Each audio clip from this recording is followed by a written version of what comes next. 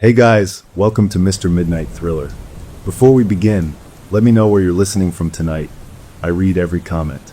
If these stories help you relax or fall asleep, feel free to like, share, or subscribe, only if you feel this channel deserves it. Now get comfortable, let the rain play, and listen.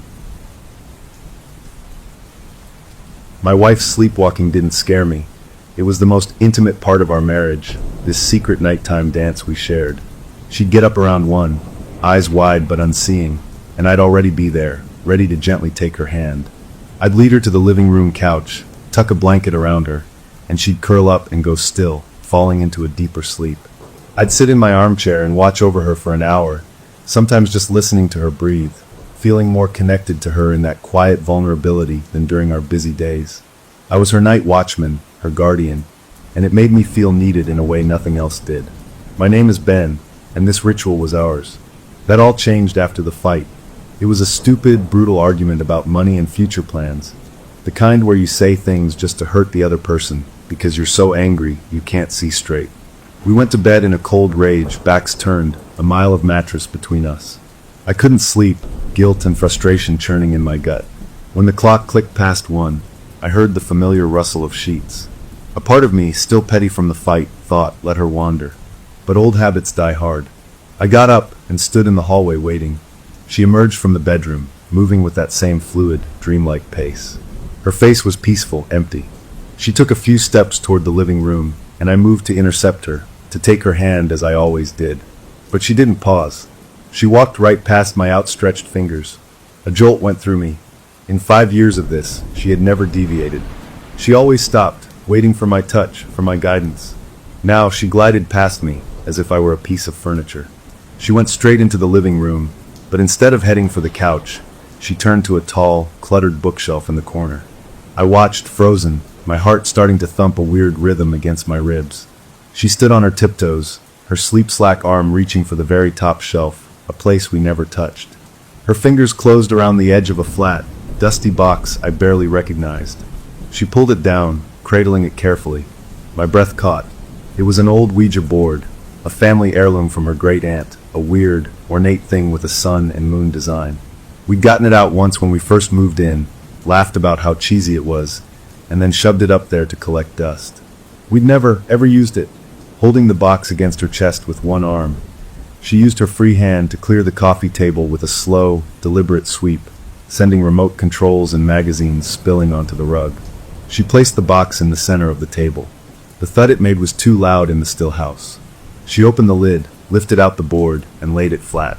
Then she removed the planchette, that little heart-shaped piece of wood with a clear plastic window, and placed it gently in the center. She did all of this without once looking at what her hands were doing. She just stared ahead at the wall, her movements precise and sure. A cold trickle of sweat traced my spine. This wasn't my wife's gentle wandering. This was a procedure. She finished and then stood there, perfectly still, facing the board. For a long minute, nothing happened. The only sound was the frantic drum of my pulse in my ears. I thought maybe it was over, some bizarre one-time thing sparked by the stress of our fight. I took a cautious step into the room. "Honey," I whispered, the words scraping my dry throat. Her head turned toward me. Her eyes were still closed, but it felt like she was looking right at me. Then she moved. She walked around the table, her steps slow and measured, until she was standing right in front of me. The air around her felt cool. She reached out, and her hand closed around my wrist. Her grip wasn't the limp, trusting hold from our usual ritual. It was firm, insistent. Her skin was ice cold. She pulled me, not with brute force, but with an undeniable pressure. My feet stumbled forward. She led me to the armchair, my armchair, that faced the coffee table and the waiting board. With a gentle push, she made me sit. I was too shocked, too terrified to resist. This felt too real, too purposeful to be a dream. She took her place on the floor directly across from me, sitting cross-legged like a child. She picked up the planchette, placed her fingertips lightly on its edges, and then, with her other hand, reached across the board. She took my right hand, her cold fingers prying mine open, and placed my fingertips on the planchette opposite hers. Our hands were connected by this little piece of wood. Her touch was a brand of cold. She looked up. Her eyes were still shut, but her face was tilted toward mine. A small, serene smile touched her lips, and then she went completely still. I sat there, my mind screaming at me to yank my hand back, to shake her awake, to throw the stupid board across the room. But a deeper, primal instinct held me frozen. Breaking this ritual felt dangerous. Something was in the room with us. I could feel it, a pressure in the air, awaiting attention. I stared at our fingers on the planchette. The living room was utterly still. The refrigerator wasn't even humming. Then, under my fingertips, the planchette moved. It was just a tiny shudder at first, a vibration. I jerked, but her hand held mine in place, her cold strength surprising. The planchette dragged itself, with a slow, scraping sound, from the center of the board down to the bottom corner. It stopped on the word goodbye. My breath exploded out of me. It was over. It was a fluke, a muscle spasm. But then, as if pulled by an invisible string, it lifted slightly and slid back up to the center. It began to move in slow, deliberate circles. I wasn't pushing it. I was trying to hold it still. She couldn't be pushing it. Her arm was relaxed, her face peaceful. The circles got wider, faster, the plastic window blurring over the letters and numbers. And then it stopped. It darted, sharp and sudden, to the letter Y. My blood went cold. It moved to O, then U. I was mouthing the letters as they came. Y-O-U. It paused. My eyes were glued to the plastic window. It slid down. H-U-R-T. Another pause. My heart was a trapped bird in my chest. H-E-R, you hurt her. The words hung in the air between us. The fight. The cruel things I'd said. The entity, the thing, the whatever it was knew. It had been watching. The planchette didn't stop.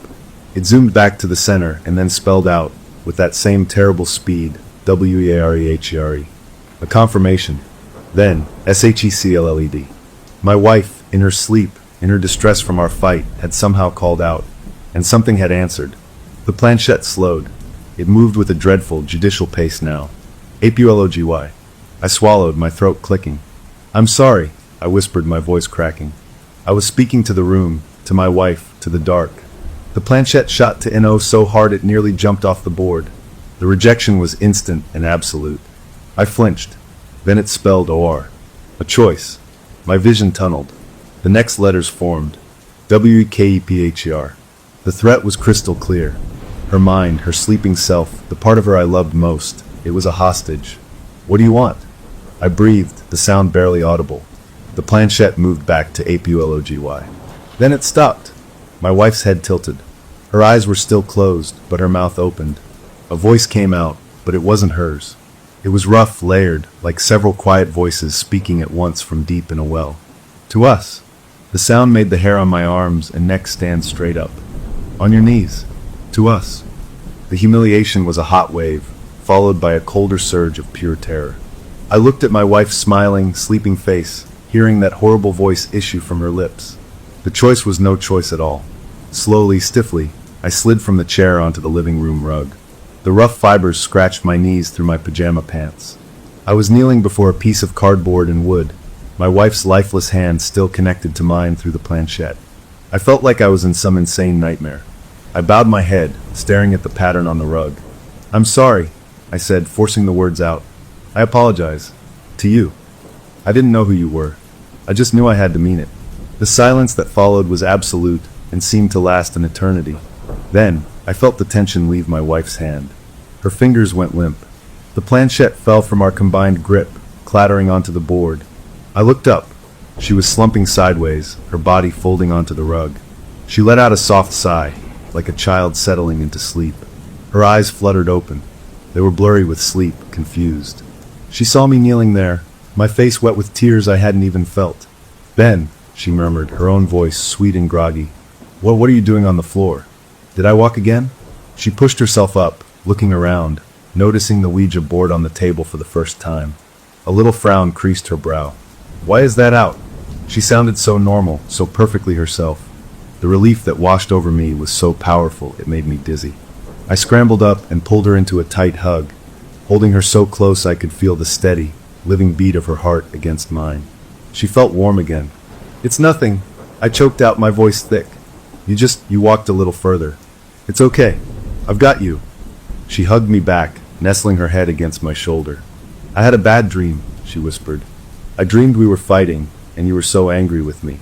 I'm glad it was just a dream. I held her, rocking slightly, my eyes squeezed shut. I had her back. It was over. We could go back to bed, and tomorrow we would laugh about this weird, stressful night. I would hide the board, and we would never speak of it again. As I held her, my gaze drifted over her shoulder to the coffee table. The planchette lay where it had fallen.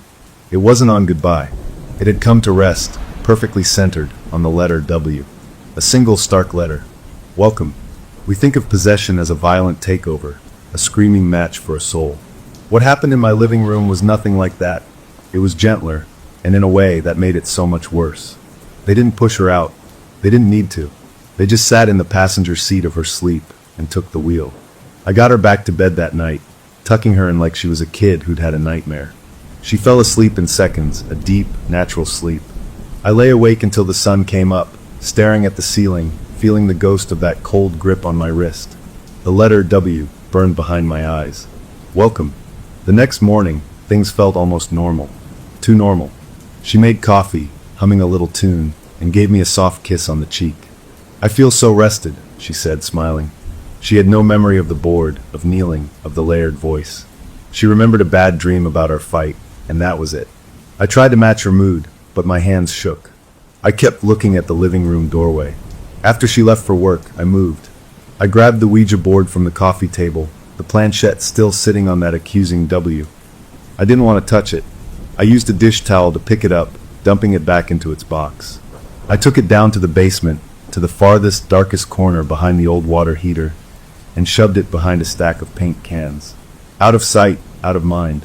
I hoped.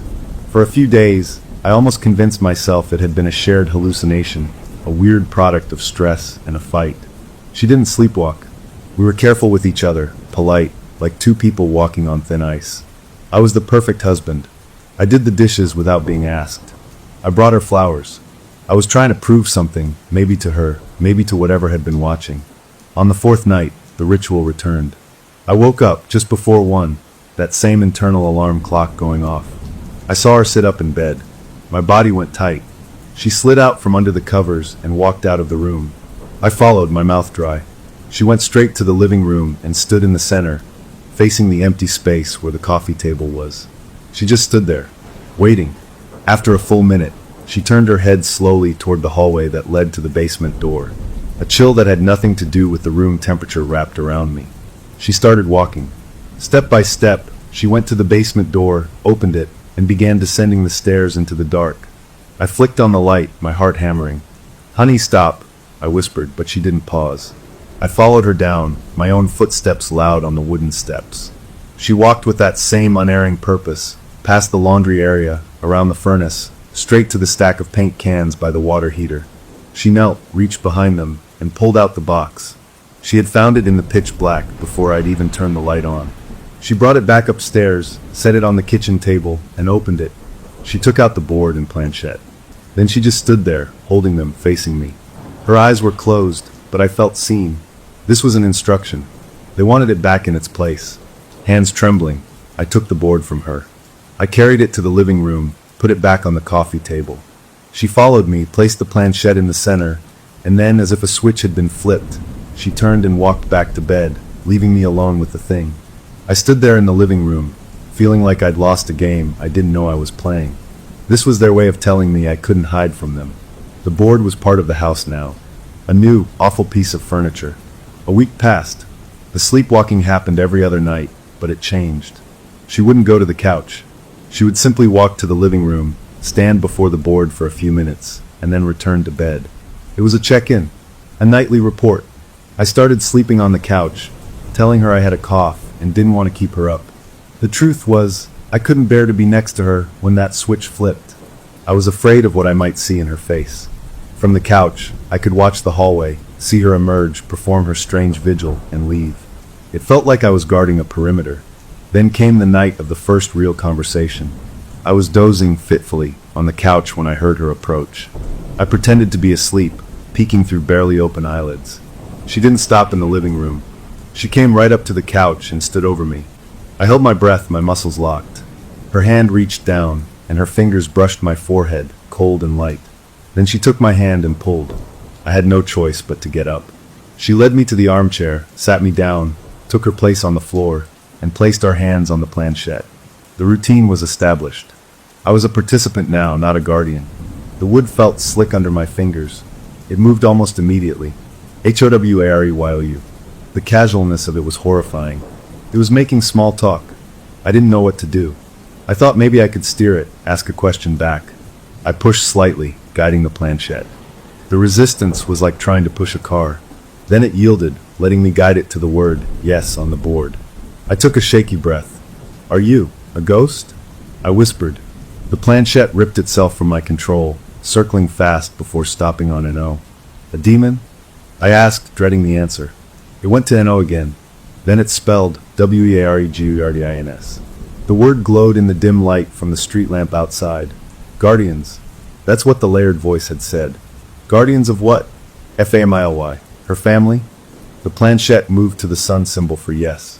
You protect her family? Why yes. Yendi NOWYOU. The chill was back, deep in my bones. I was included. By marrying her, I had been added to the protected list. This should have felt comforting. It felt like a prison sentence. What do you want from me? I asked, my voice small. The answer came swift and clear. OBEDINC, COPRAKION, PAC. They wanted a peaceful household. They were enforcing it. Our fight had disturbed the peace, so they had intervened. I was being given the rules. The planchette stopped. My wife's hand went limp. She let out a sigh and slumped. I quickly got up, helped her to the couch, and covered her with a blanket. She nestled into the pillow, her face smooth. I sat back in the armchair, my mind racing. Obedience. Cooperation. Peace. It sounded simple. Maybe it could be. Maybe I could just live with this bizarre arbitration. If being a better husband kept them happy and kept her safe, maybe that was a price I could pay. I almost convinced myself. The next evening, we were making dinner together. It was going well. We were laughing, brushing against each other in the small kitchen, the easy intimacy returning. I reached for a knife to chop some herbs, and my hand bumped her elbow. The knife, just a little paring knife, nicked the side of her finger. It was a tiny cut, a bead of blood welling up. She gasped, more out of surprise than pain. Oh, clumsy me, I said, immediately grabbing a paper towel. I'm so sorry. She smiled, holding her finger. It's nothing really, just a scratch. We washed it, put a bandage on it, and went back to cooking. It was a normal, minor accident. That night, I was on the couch again. She emerged at 1, but her walk was different, stiffer. She didn't go to the living room first. She came to the couch, loomed over me, and her eyes opened. They were wide, staring, and fully aware in a way they never were during sleepwalking. They held a flat, judgmental light. Her hand shot out and grabbed my wrist, her fingers like steel bands. She pulled me to the living room, forced me into the chair, and set up the board with brutal efficiency. Our hands went on the planchette. It didn't wait. It zoomed to a single word. CRLESS. My stomach dropped. It was an accident. I pleaded to the empty air. A tiny cut. The planchette moved. ACCIDNTSHARM. PACISABSCNCOFHARM. Their logic was cold and absolute. Peace meant no harm, intentional or not. I had broken the peace. I'm sorry, I whispered, the now familiar dread pooling in my gut. The planchette circled, then stopped. It didn't spell a word. It just sat there. My wife's other hand, the one not on the planchette, lifted from her lap. Slowly, deliberately, she reached across the board. Her fingers pinched the soft skin on the inside of my forearm, right near my elbow. She twisted. The pain was sharp, intense, and totally unexpected. I yelped, trying to pull away, but her grip on my other hand was iron. She held the pinch for a 3 count, her empty eyes locked on mine, and then released. A hot, throbbing ache remained. The planchette moved. BLANC, and then GODNIGHT. She let go, stood up, and walked back to bed, leaving me clutching my aching arm. In the morning, there was a perfect, dark purple bruise, a receipt for my carelessness. She saw it at breakfast. Oh my gosh, what happened? She asked, her face full of genuine concern. I must have bumped it on the corner of the coffee table last night. I lied. Looks painful. It is, I said, and the word meant more than she knew. That was the pattern. For 2 weeks, it continued. Small infractions received small corrections. I left a wet towel on the bathroom floor. That night, a sharp pinch on my shoulder. I raised my voice slightly in frustration over a work call I took at home. That night, the planchette spelled TONE, and I received a pinch on the back of my hand hard enough to make my eyes water. I was being trained. My wife, meanwhile, flourished. She commented on how helpful I was, how I was remembering all the little things. "It's like you're reading my mind," she said once, happily. She felt cherished, protected. And she was. The irony was a poison in my blood. I was being a perfect husband under threat of psychic pinches from my sleeping wife. But a part of me started to accept it. The rules were clear. The punishments, while humiliating and painful, were proportional. Maybe this was just a very strict, very unconventional form of marriage counseling. Maybe I could live with it. The thought made me sick, but the human mind will cling to any raft in a storm. Then came the night of the gift. We had a truly wonderful day. A picnic in the park, holding hands, talking about future trips we wanted to take. No sharp words, only laughter. That night, she sleepwalked. She led me to the board. I braced for a correction, searching my memory for a mistake. The planchette moved. G-O-D-D-A-Y. It paused. Then, T-H-N-K-Y-O-U. A warmth, completely alien and confusing, spread through my chest. They were. Pleased? The planchette went to goodbye. She let go and went back to bed. The next morning, I came into the kitchen to make coffee. Sitting in the exact center of the kitchen table, gleaming in the morning sun, was my wedding ring. I had lost it months ago, turning the house upside down looking for it. I'd given up, wearing a cheap substitute. Here it was, polished and perfect. She walked in, saw it, and her face lit up. "You found it? Oh, that's wonderful." She hugged me. I held her, looking over her shoulder at the ring. It was a reward. For good behavior. They saw everything. They curated everything. They punished and they rewarded.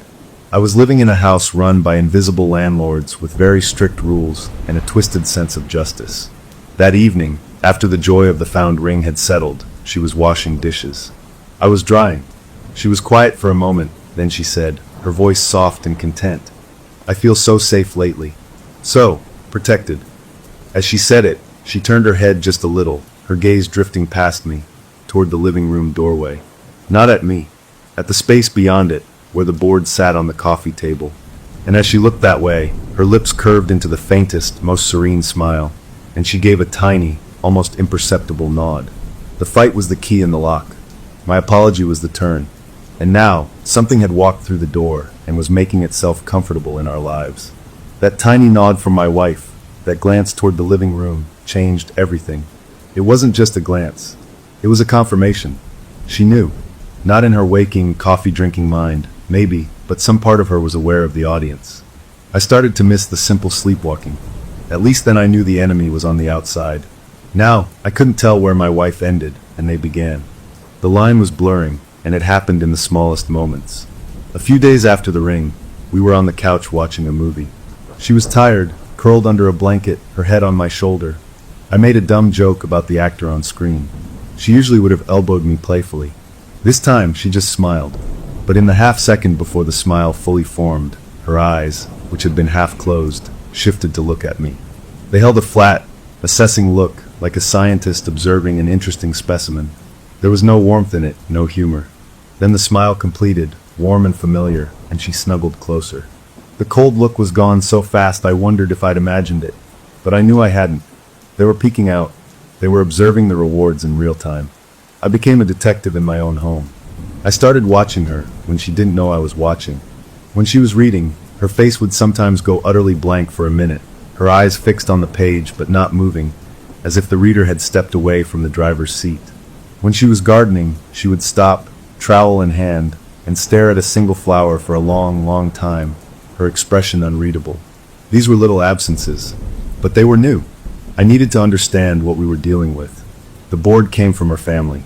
Her great-aunt, a woman I'd never met, who was described as eccentric and sensitive. I started digging. I waited for a weekend when she was out with friends. I went into the small storage closet where we kept old photo albums and boxes of her family memorabilia. I felt like a thief, my heart pounding as I shuffled through certificates and faded pictures. I found a small, leather-bound journal. It wasn't the aunt's, it was my wife's from her early teens. I almost put it back, but a word on an open page caught my eye. Guardians. My skin prickled. I read the entry. It was a childish scrawl. Mom says Annie talks to her friends no one can see. She calls them her guardians. She says they keep the house safe and keep her from being lonely. I asked if I could meet them. Mom said maybe when I'm older, if they think I'm ready. It sounds scary and cool. The entry was dated over 20 years ago. This wasn't new. This was a family legacy. I dug deeper, finding an old envelope full of photos. I sifted through them until I found one with a faded inscription on the back. Clara, 1978. Clara was the great-aunt. The photo showed a severe-looking woman with sharp eyes, sitting in a wingback chair in what looked like a formal parlor. She wasn't smiling. She was just staring at the camera. But it was the eyes. Even in the faded photograph, they seemed to hold a direct, knowing gaze. They didn't look past the lens. They looked through it, right at me. A jolt went through me. I quickly put the photos away, feeling like I'd trespassed on something private and grim. That night, I tried to reclaim something. I decided to go back to the old ritual. My ritual. I stayed up, waiting for 1 o'clock. When she got up and began her walk, I didn't wait for her to come to me. I stepped in front of her in the hallway, gently blocking her path. "Hey," I whispered the way I used to. "I'm here. It's okay." I reached for her hand, offering my touch, my guidance back to the couch. She stopped. Her head turned toward my outstretched hand. Her eyes were closed, but her face was angled at my palm. Then, something shifted in her expression. It wasn't rejection. It was something worse. It was pity. A faint, condescending smile touched the corners of her mouth, a smile that said, "Oh, you sweet, simple thing. That's not how this works anymore." She didn't take my hand. She simply took a step around me, as if I were a minor obstacle, and continued her deliberate walk past the living room, straight back into our bedroom. I stood in the hallway, my offered hand still hanging in the empty air, feeling a humiliation deeper than any pinch. They had repurposed our ritual. My gentle guidance was an amateur attempt at what they did perfectly. They had made me obsolete in my own act of love. I was just another resident in the house they managed. The next incident proved it. We had a small, normal disagreement about an upcoming credit card bill. It was a mild tension, the kind that evaporates after an hour. We went to bed without a real resolution, but it wasn't a fight. That night, I slept in our bed, my back to her, lost in my own worried thoughts about money. I must have finally fallen asleep. I woke up because I felt a presence. That's the only way to describe it. The room wasn't empty. I opened my eyes. She was standing beside my side of the bed. Not sleepwalking. She was perfectly still, perfectly upright, her arms at her sides. The streetlight from outside cast her in a pale blue glow, and her eyes were wide open. They were fixed on me.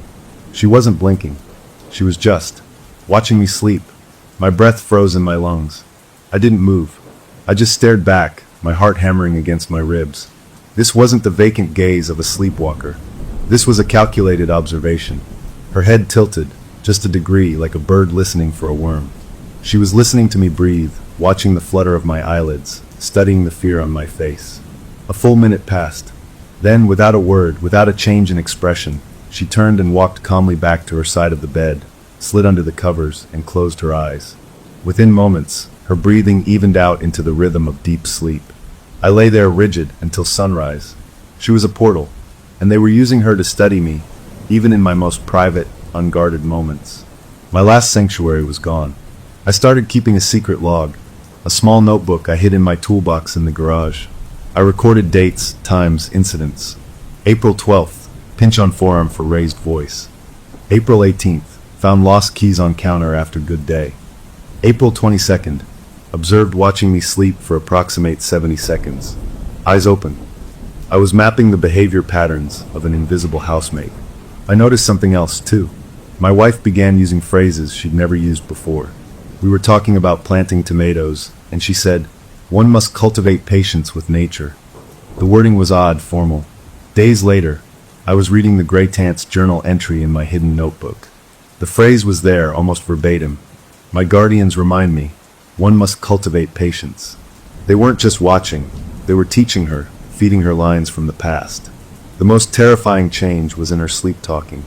It started subtly, a soft murmur here and there. Then one night, I heard her speak clearly from her pillow. "Check the tire pressure on the front right tire tomorrow. It is low." Her voice was monotone, informational. The next morning, skeptical but compelled, I checked. The tire was 5 pounds low. I filled it, my hands shaking. They were providing helpful, unnerving surveillance. It was a directive. I was being managed for efficiency and safety.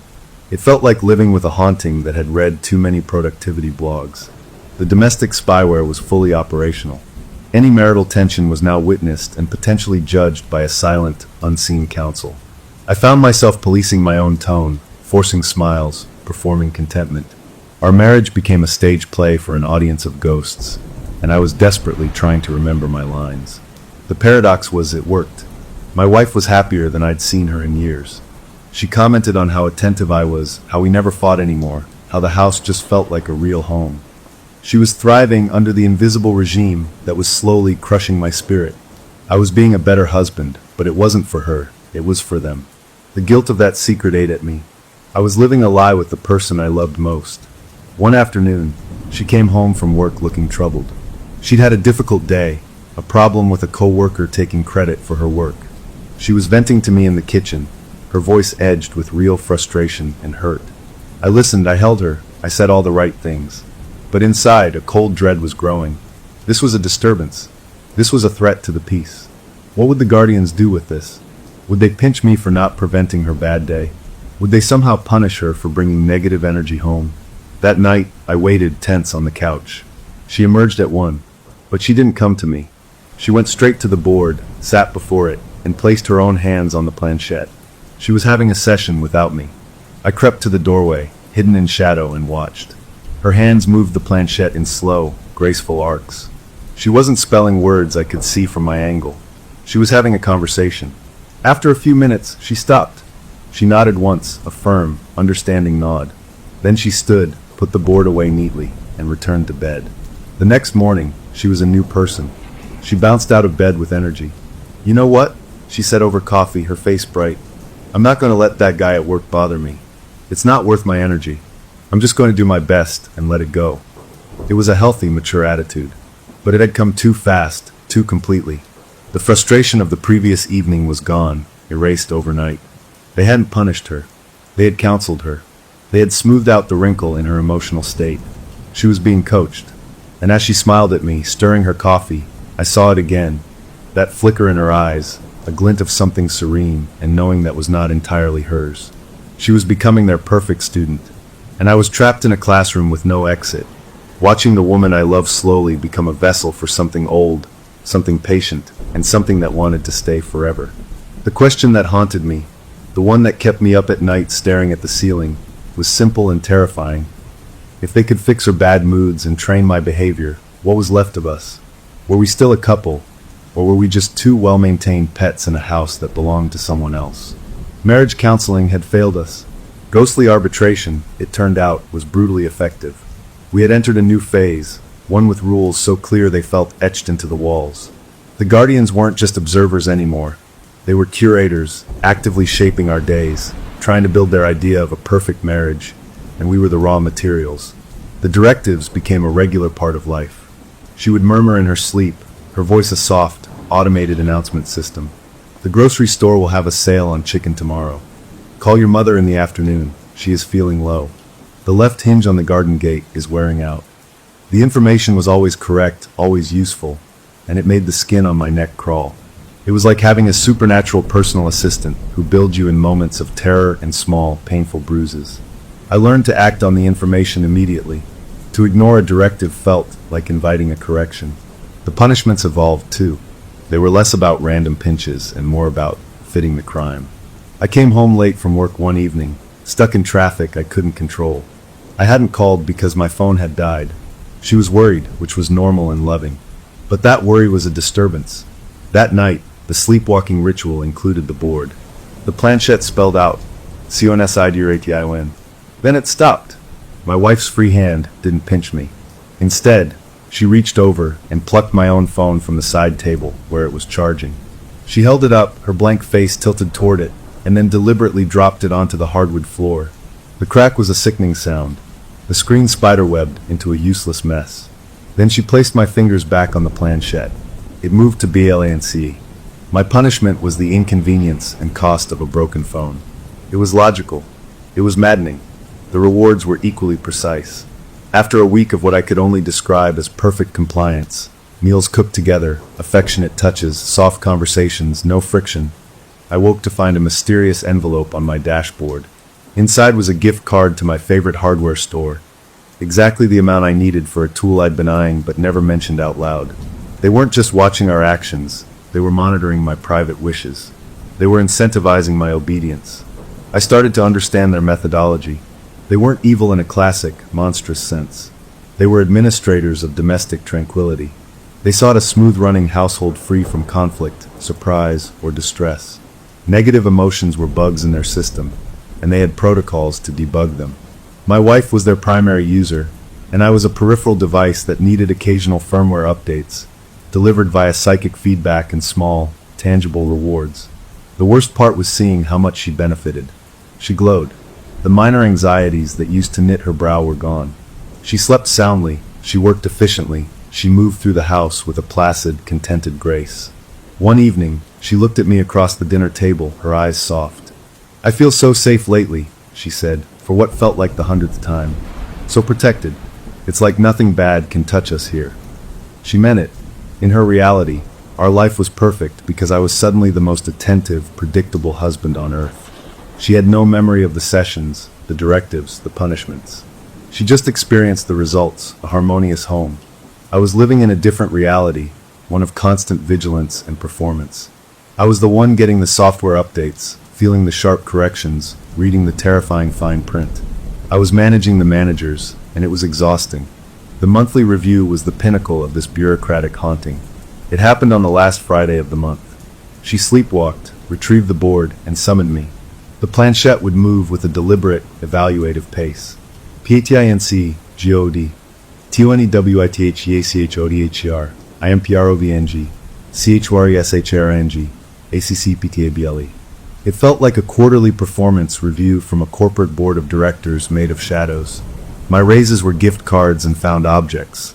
My demerits were broken electronics and bruises in tender places. I was an employee of my own marriage. The realization that broke me, though, was about connection. They were building a triangle, not a line. The connection wasn't just between me and my wife anymore. It was between me, my wife, and them. They were the third party in our relationship, the ultimate arbiters. Our interactions were filtered through their approval. A spontaneous kiss was okay if it was gentle and not disruptive. A playful argument was a severe violation. Our love life became scripted, predictable, and worst of all, observed. I couldn't shake the feeling of unseen eyes, of a presence in the room judging our intimacy, ensuring it was peaceful and harmonious.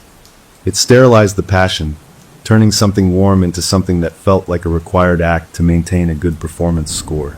I began to have a recurring thought, a dark joke that wasn't funny at all.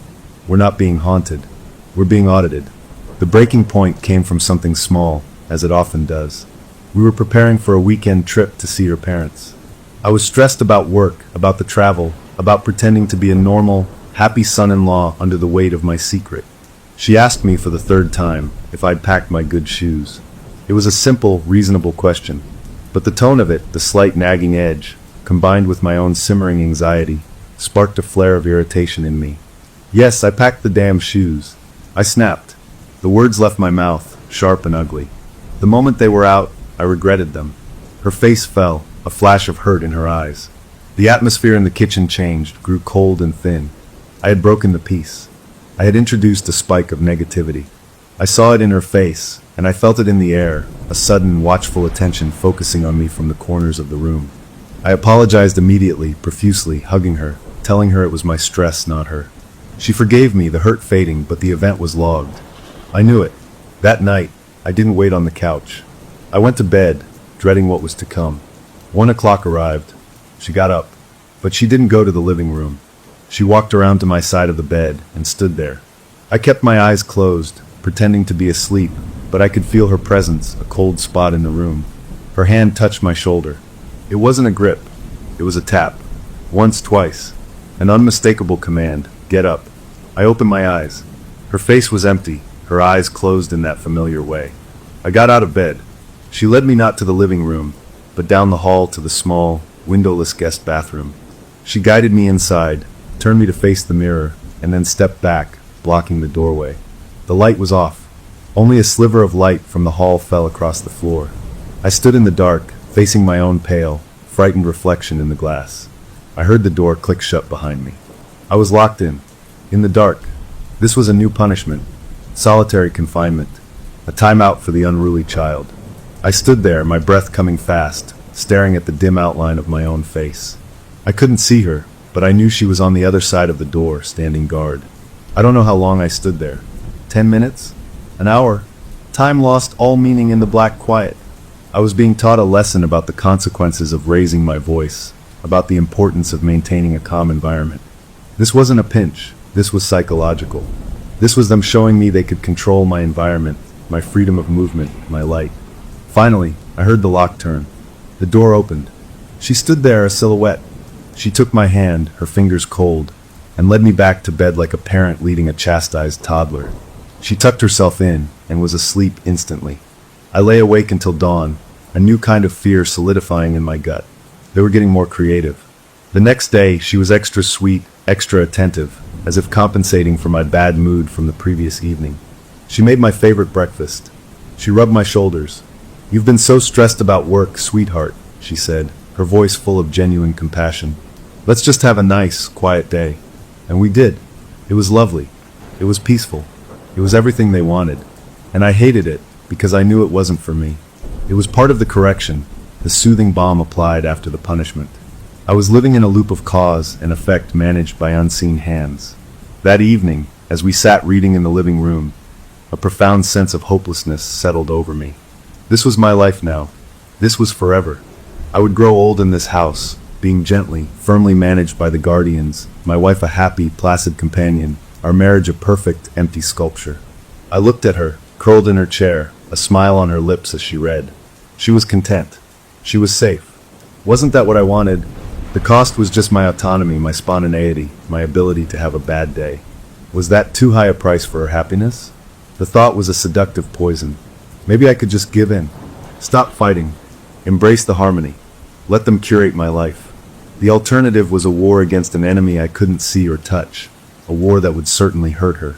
As if sensing my resignation, my glance drifted to the shelf where the board now lived openly, no longer hidden. It had become just another decoration, a quaint family heirloom. My wife followed my gaze. She smiled that serene smile and said, softly, almost to herself, "It's nice to have family heirlooms, isn't it? A piece of the past, watching over the present." Then she looked back at her book, leaving me with the chilling certainty that the thought wasn't entirely her own. The guardians were speaking through her, even in the daylight, and they were telling me they were here to stay. The open question, the hook that kept me dangling over the abyss, was this: if I surrendered, if I let them win, what would be left of me? Would there be a man in this house in 10 years, or just a well-trained shell, smiling blankly beside his wife in a perfectly peaceful, perfectly empty home? I started to miss the sleepwalking. At least then I knew the enemy was on the outside. Now, I couldn't tell where my wife ended, and they began. The line wasn't just blurry, it was being erased, redrawn by hands that weren't hers. It happened in her speech, in her knowledge, in the very space of our home. The echo came first. We were discussing a leaky faucet, a mundane thing.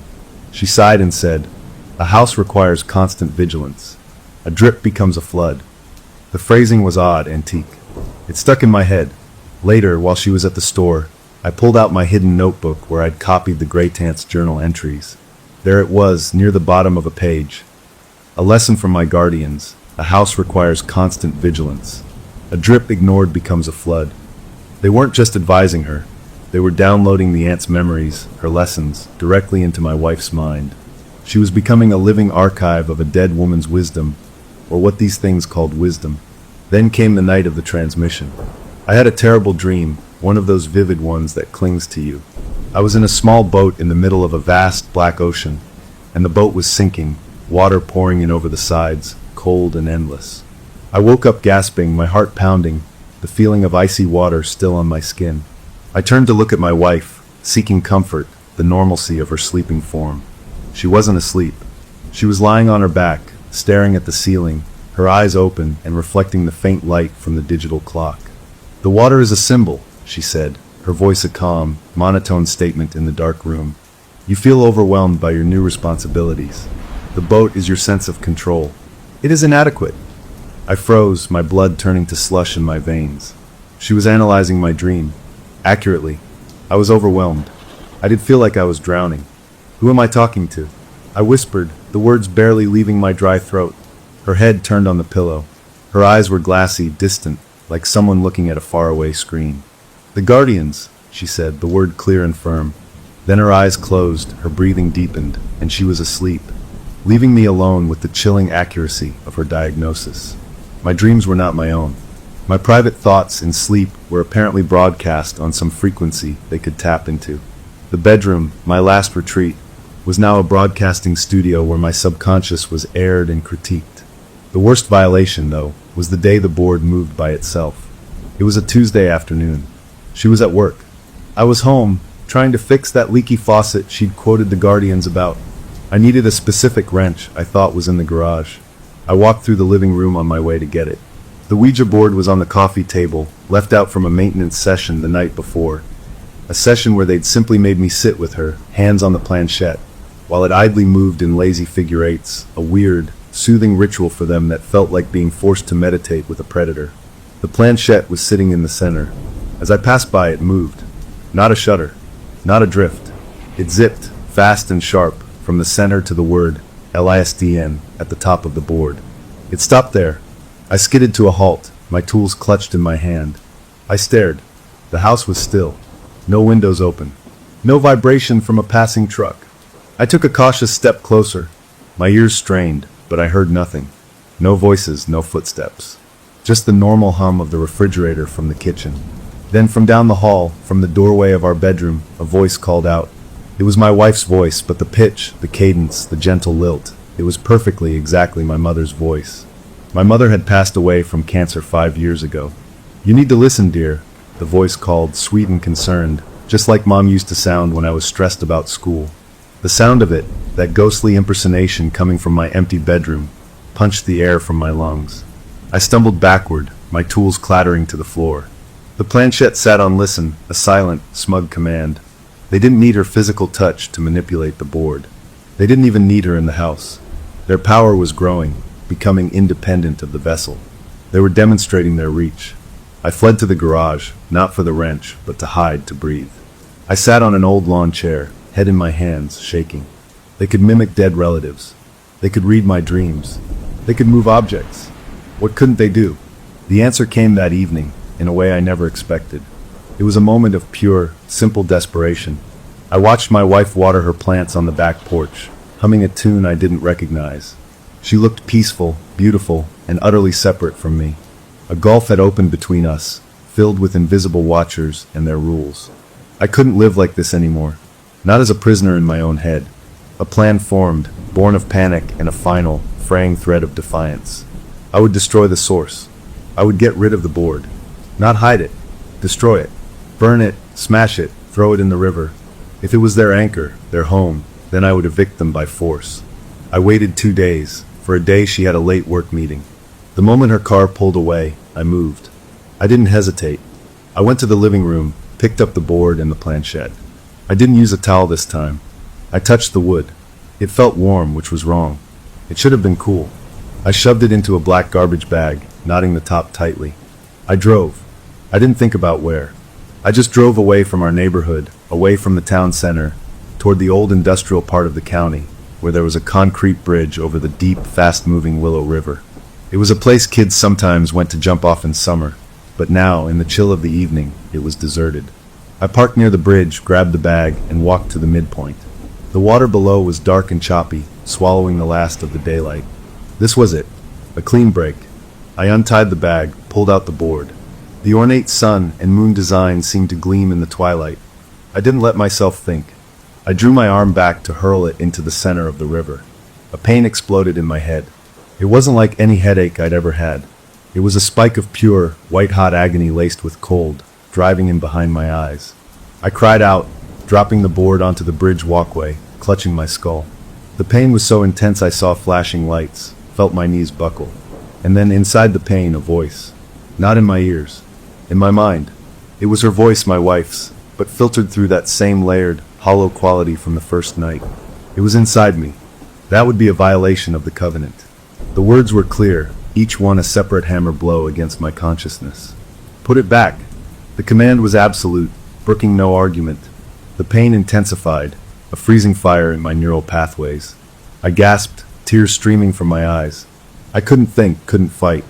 The only path to make it stop was obedience. I fumbled on the ground, my vision swimming, my fingers closing around the edge of the board. I shoved it back into the bag. The moment my hand made contact with it, the pain began to recede, fading from a roaring inferno to a dull, throbbing ache.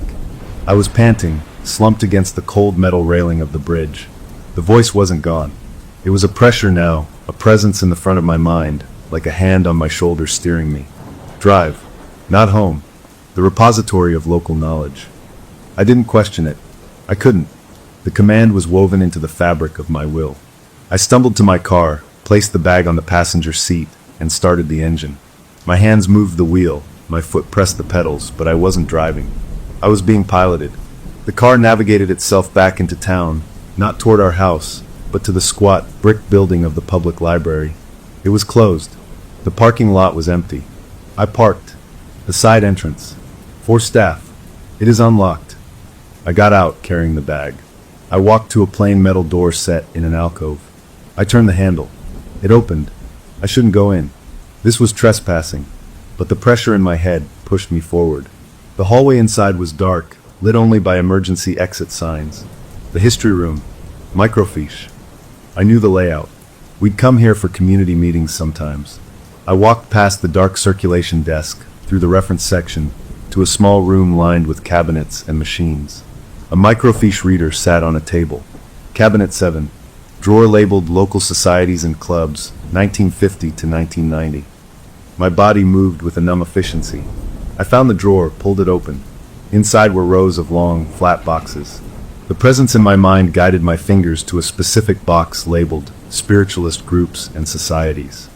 I took it to the reader, fumbled a microfiche sheet out, and fed it into the machine. The screen glowed to life, showing black text on a ghostly white background. It was a local newsletter, The Seeker's Light, from September 1972. My eyes, not entirely under my control, scanned. And there it was, a small article. The Willow Circle, a local society dedicated to spiritual harmony and domestic tranquility, meets monthly at the home of Miss Clara Evans.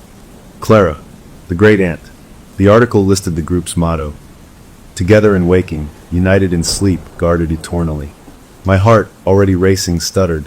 The next line: Miss Evans speaks of her guardians, spiritual companions who offer guidance and protect the sanctity of the home, a tradition she hopes to pass on to her kin. Kin. Family. Bloodline. The understanding was a cold flood. This wasn't a random haunting. The aunt hadn't just bought a cursed object. She had founded a small cult, a quiet little club, and she had made a pact. The guardians protected her from loneliness, mediated her life, and in return, were given a permanent home in the board and a hereditary claim to the women in her bloodline. My wife's distress from our fight wasn't a mistake. It was an open invitation, a trigger written into her DNA, activating a dormant lease. I was shaking. The pressure in my mind relented slightly, as if allowing me to absorb the horror. Then it pushed me to find more. I switched sheets. Another newsletter, 1975. A notice of the Willow Circle's dissolution following Clara Evans's peaceful passing. A quote from a member: Clara rests with her guardians now, her home forever watched over. The words "forever watched over" seemed to pulse on the screen. I understood now. The covenant wasn't a one-time deal with me. I had simply married into it. By saying, "I do," I had joined this twisted family. My apology on my knees wasn't just submission. It was me signing the contract in invisible ink. The board, the vessel, was just a focus. The real covenant was with the bloodline. The pain in my head returned, a sharp reminder. You see, you belong. Return home. All is well. The compulsion was gentle now, but unbreakable. I carefully put the microfiche away, returned the box to the drawer, and left the library the way I came. The door locked behind me with a soft click. I drove home, the board beside me.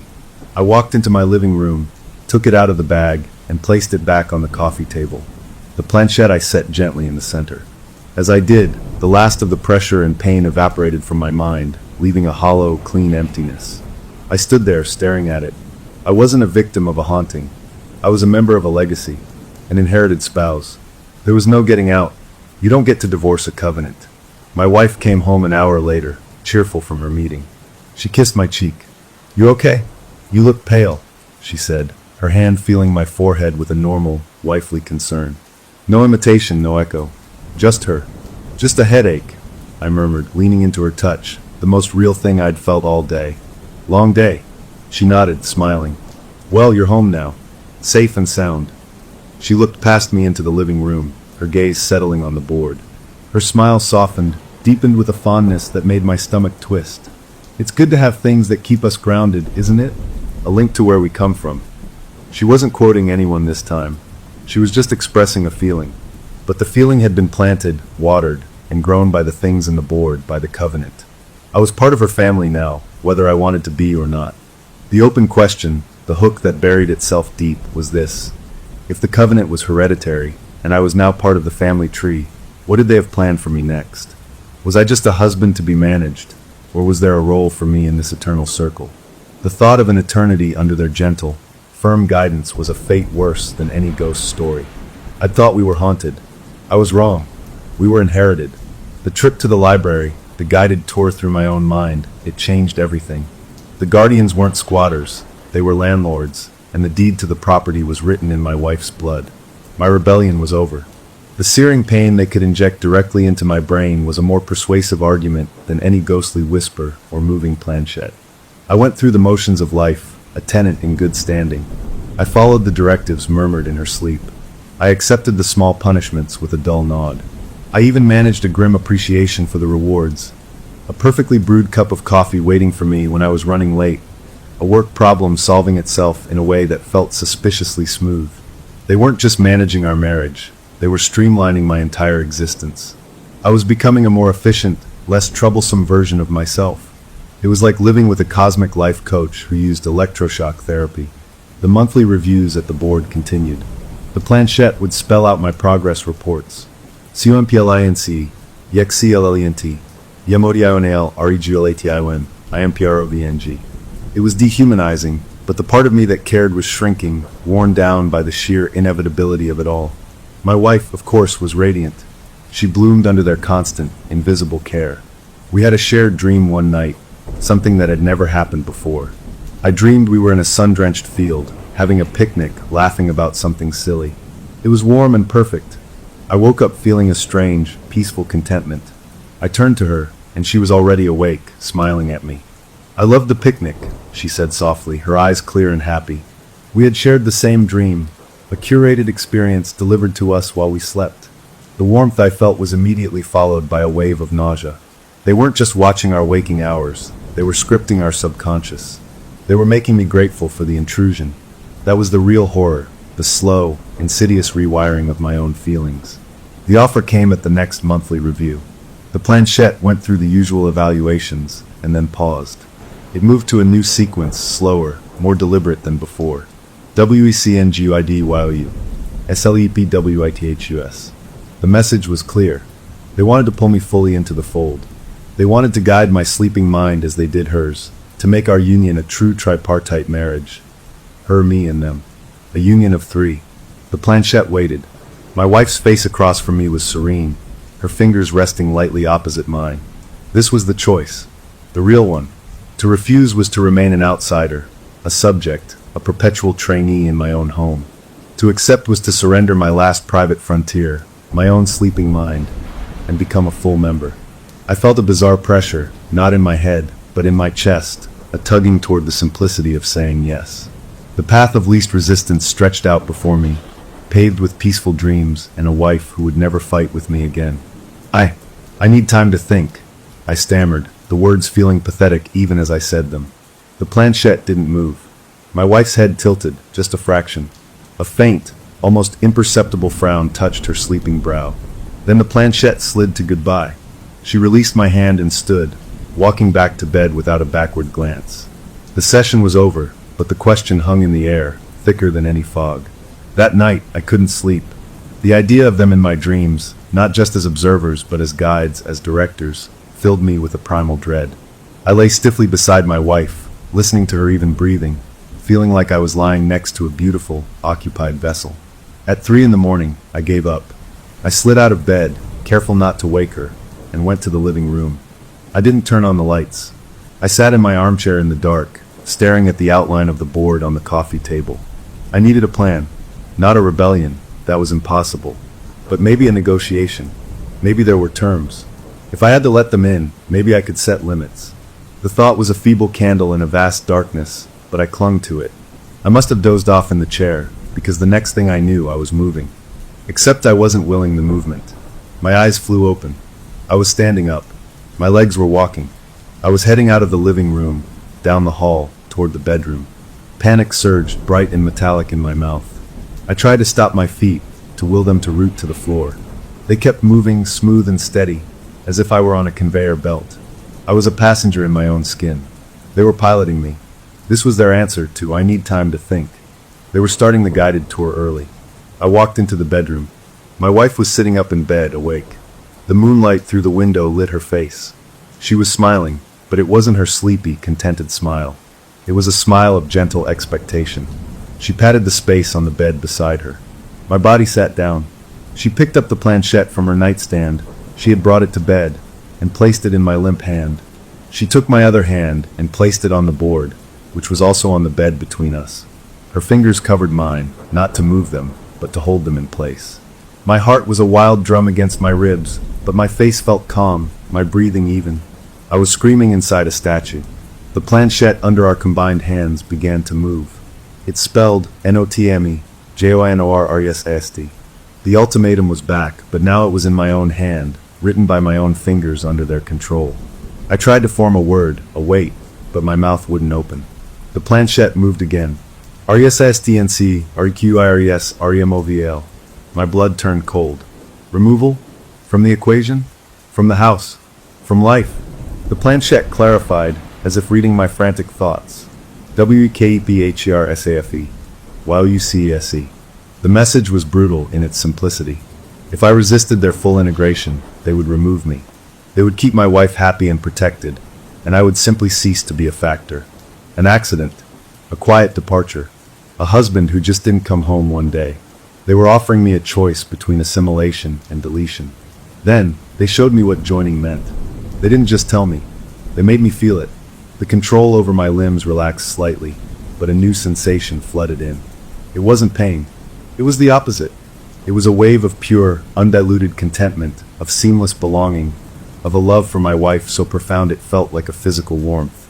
And woven into that love was a gratitude, a deep, anchoring affection for them, for the guardians. For their presence, their guidance, their perfect order. It was the most beautiful, most horrifying feeling I had ever experienced. It was blissful submission. It was the erasure of all desire, including the desire to be free.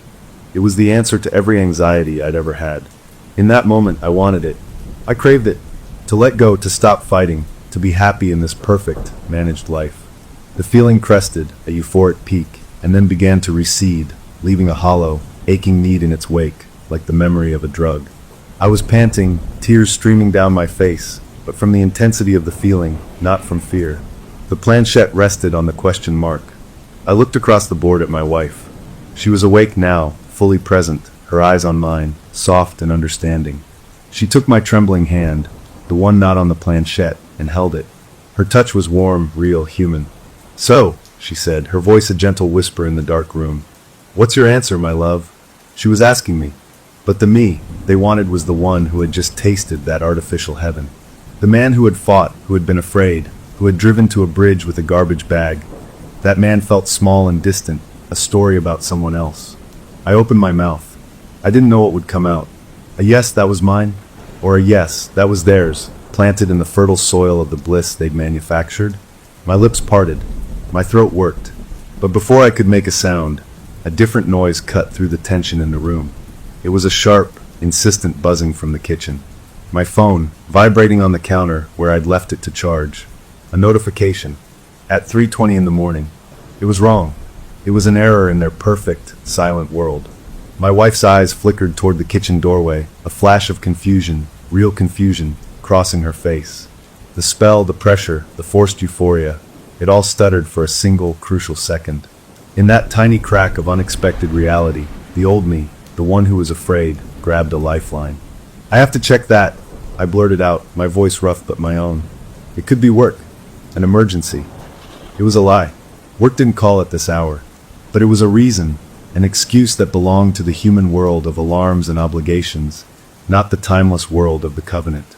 Her grip on my hand loosened. The serene expectation on her face wavered, replaced by a look of mild, wifely concern. At this hour? That's odd. The moment was broken. The choice was postponed. I stood up, my legs shaky but under my command.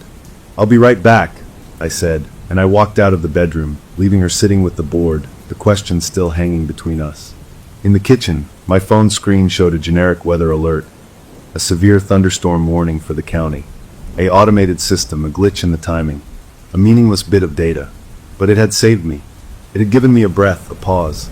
I stood in the cool kitchen, leaning on the counter, my whole body trembling. I had felt what they wanted me to feel, and a part of me still wanted it. The peace was a siren song, but the cost was everything I was. I had my answer, even if I couldn't say it out loud yet. I could not join them, which meant, according to their logic, I had chosen to resist, and resistance required removal. I was on borrowed time, and the landlords wanted me out. They weren't just fixing our marriage. They were building their own version of it, and we were the living dolls in their dollhouse. The weather alert had given me a stay of execution, but the clock was ticking. The choice had been laid bare: join their sleep or be removed from the equation. I had tasted the synthetic peace they offered, and its aftertaste was a terrifying addiction. Saying no meant declaring war on an enemy I couldn't see, touch, or reason with, an enemy that lived in the walls and in the mind of the woman I loved. I decided in that cold kitchen that I would fight, not with a Ouija board in a garbage bag, but with the only weapon I had left: careful, desperate observation. I needed to find a flaw in their system, a rule they themselves had to follow, a loophole in the covenant. I became a ghost in my own home, a silent observer of the haunting. I noticed things. The guardians were creatures of routine, of pattern. The sleepwalking happened between 1 and 1:15. The directives were always delivered in a monotone. The punishments, while creative, were always a response to a specific, identifiable infraction. A raised voice, a missed chore, a negative emotion brought home. They operated on a cause and effect logic that was rigid, almost legalistic. They were not omnipotent. They were bound by their own nature. This was my first clue. My second clue came from my wife. After the interrupted bedroom session, she was different. Not worse, but attentive in a new way. She watched me with a soft, studying gaze. She'd ask questions. "Do you feel supported, sweetheart? Are you happy with the way things are? Do you ever feel like something is missing?" The questions felt like surveys, like they were gathering data through her. I gave bland, neutral answers. "Of course. Things are fine." "Not at all." I was walking a tightrope, trying to appear compliant enough to avoid immediate removal, while not actually surrendering my mind. It was exhausting. The Guardians escalated their campaign to win me over. The rewards became more personal, more insidious. I had a fleeting, private thought one afternoon, a wish for a specific vintage record I'd loved as a teenager, an obscure thing I'd never find. 2 days later, it was in the mailbox, in pristine condition, no return address. They were mining my nostalgia, my hidden desires, to build a cage of gratitude. The shared dreams continued. Beautiful, curated dreams of vacations we'd talked about, of peaceful days, of laughter. I'd wake up feeling disoriented, the line between their fiction and my reality blurring. The part of me that craved peace started to argue with the part that wanted freedom. Why fight this? Look how happy she is. You could be this happy too. Just let go. It was a constant, internal civil war. The pressure wasn't just external anymore. It was inside me, a seed they'd planted with that wave of forced contentment. It was growing. One night, the board session was different. My wife led me to it, but instead of sitting across from me, she sat beside me on the couch, the board on our laps. She placed my fingers on the planchette, and hers over mine. It felt intimate, like we were holding hands over the heart of the mystery. The planchette moved, but slowly, gently. WEUNDRSTNDFEAR. It spelled CHANGISFRIGHTNING. WEOFFERSTABILITY. It was therapy from beyond. They were addressing my resistance not as defiance, but as a psychological condition to be treated with empathy and promises of safety. It was more frightening than any threat. They saw my fear not as a reason to stop, but as a symptom to cure. "I am afraid," I admitted aloud, testing the waters. "I'm afraid of losing myself." The planchette moved swiftly. WILLNOTBLOSD. WILLBFOUND. FOUNDINUS. The promise was clear. Dissolution into their collective was not a loss, but a homecoming. I felt that pull again, that seductive lure toward the end of struggle. I changed tactics. If they valued stability and peace above all, then perhaps disruption was my tool. Not loud, violent disruption. That would be an infraction punishable by removal. But small, confusing inconsistencies. I began to deviate from our routines in tiny, meaningless ways. I used the blue towel instead of the green one. I ate breakfast for dinner. I came home from work 5 minutes late for no reason. I watched the house, watched my wife for a reaction. The first few times, nothing happened. Then, one evening after I deliberately put the forks in the spoon slot in the utensil drawer, my wife stood at the open drawer for a long time, her head tilted. She didn't look angry, just processing. That night, there was no sleepwalking, no directive, just a deep, profound stillness in the house that felt more like confusion than peace. I had introduced a glitch, a tiny one, but a glitch nonetheless. They didn't know how to categorize a meaningless, non-aggressive deviation. It wasn't a threat to peace, it was just noise. This was my second clue. They needed predictability to function optimally. Chaos, even minor, chaotic nonsense, disrupted their rhythm. I filed that away. The showdown came on a Friday. My wife announced, over a dinner she had cooked perfectly, that she had invited a few friends over for a game night next weekend. It was a normal social thing, but the idea sent a jolt of both hope and terror through me. Other people, witnesses, could their influence, their perfect curation, extend to guests? Would they allow it? That night, the board session was all about the party. The planchette spelled out instructions. CLENTHEGUSDBATHROM THRUGHLY BUYTHEGODCRACKRS SERVTHECHARDONNAY. It was micromanaging the social event. They were co-opting it, making it another performance under their direction. A reckless idea formed in my mind. During the party, I would create a different kind of glitch. I would tell a story, a completely true one from my childhood, about a time I got lost in the woods. It was a story about fear, disorientation, and ultimately being found. But the point was the feeling of being lost. I would inject a narrative of chaos and fear into their perfectly curated evening and see what happened. Game night arrived. Our friends were there, 2 couples, laughing, drinking wine, playing cards. The house was warm, the food was great, my wife was the perfect hostess. Everything was unfolding according to the invisible script. Then during a lull, I launched into my story. I told it well, emphasizing the terror of the deepening shadows, the crushing loneliness, the feeling that the familiar world had vanished. As I spoke, I watched my wife. She smiled at first, listening. Then her smile became fixed. Her eyes, which had been bright with hostess energy, went a little flat. She stared at me, not blinking. One of our friends, Mark, chuckled nervously. "Wow, Ben, that's intense for game night." I laughed, brushing it off. Just a childhood memory. But the mood had shifted. A subtle tension entered the room. My wife excused herself to get more wine from the kitchen. She was gone for a long time. When she returned, her smile was back, but it was brittle. The Guardians didn't like my story. It was an emotional contaminant. The party ended soon after. Our friends left, commenting on what a lovely time they'd had, but I saw the slight puzzlement in their eyes as they said goodbye. The door closed. The moment it latched, my wife's pleasant expression melted away. She didn't look angry. She looked blank. Empty. She turned and walked to the living room, sat before the board, and placed her hands on it. She didn't summon me. I watched from the doorway. The planchette moved under her fingers at a furious pace. I couldn't see the letters. After a minute, she stopped. She stood up, walked past me as if I weren't there, went to our bedroom, and closed the door. I was shut out. I had done it. I had disrupted the performance. I had introduced a narrative they couldn't control. And their response was to shut down the primary interface, my wife, and seemingly to shut me out. I spent the night on the couch, a strange exultation mixing with my fear. I had gotten a reaction. I had proven they weren't all-powerful. They could be confused. They could be offended. They could retreat.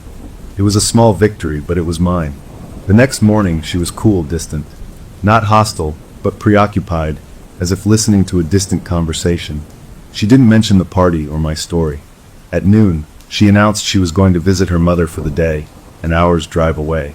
She needed some space to think. It was the most normal, human thing she'd said in months. And it terrified me. Were they letting her go to punish me? Or was this a strategic retreat? Or was it, impossibly, her own choice? She left. The house felt different without her in it. Not empty, but waiting. The board sat on the coffee table. I looked at it, the ornate sun and moon. I thought about the covenant, the bloodline, the offer to join their sleep. I had resisted. I had fought back with a story, and now I was alone in the house with them. The open question was no longer about my choice. It was about theirs. I had shown them I wouldn't come willingly. I had shown them I could disrupt their perfect peace. What was their next move in this silent, terrible game? Would they make my removal look like an accident now that I was alone? Or would they try something new? I sat in my armchair, facing the board, and I waited. I was done running. Let them come. The final lesson they were teaching me was the one I was finally learning. There is no difference between being cared for and being captive. The hands that hold you can also mold you, and if you won't be molded, they might just let you go. Or break you. The sun moved across the floor. The house didn't make a sound, but the pressure built, not in my head this time, but in the air, in the very light, until it felt like the whole world was holding its breath, waiting to see what the guardians would do with a problem that refused to be solved. The final lesson they taught me was this: there is no difference between being cared for and being captive. The hands that hold you can also mold you. I sat in the armchair as the afternoon light faded, waiting in the house that was no longer just a home. It was a territory, and I was a rogue element within its borders. My wife was gone, but I wasn't alone. The presence of the guardians was a physical thing now, a density in the air, a watchfulness that made the shadows in the corners seem deeper, more substantive. They were deciding my fate. I thought about running, just getting in the car and driving. But the memory of the pain on the bridge, the voice in my mind, was a leash. They could reach me. They had proven that. And running would mean leaving her to them forever, a happy, placid prisoner. I couldn't do that. So I waited. The clock ticked past the hour when her sleepwalking usually began. Nothing happened. No footsteps, no creak of the floor. Just the steady, oppressive attention. Then the lights flickered. Not a power surge. A single, deliberate dimming and brightening of the living room lamp. A signal. My eyes were drawn to the Ouija board. The planchette began to move. It slid, smooth and unhurried, from the center to the word hello. It stopped. I didn't move. I wasn't touching it. This was a demonstration, a flex of their growing independence from my wife's physical form. The planchette lifted, just a fraction, and skittered to the letter C. Then O. M. E. Come.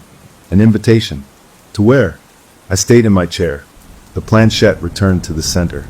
Then it spelled, faster now, WEMUSTSBAK, NOVSSEL.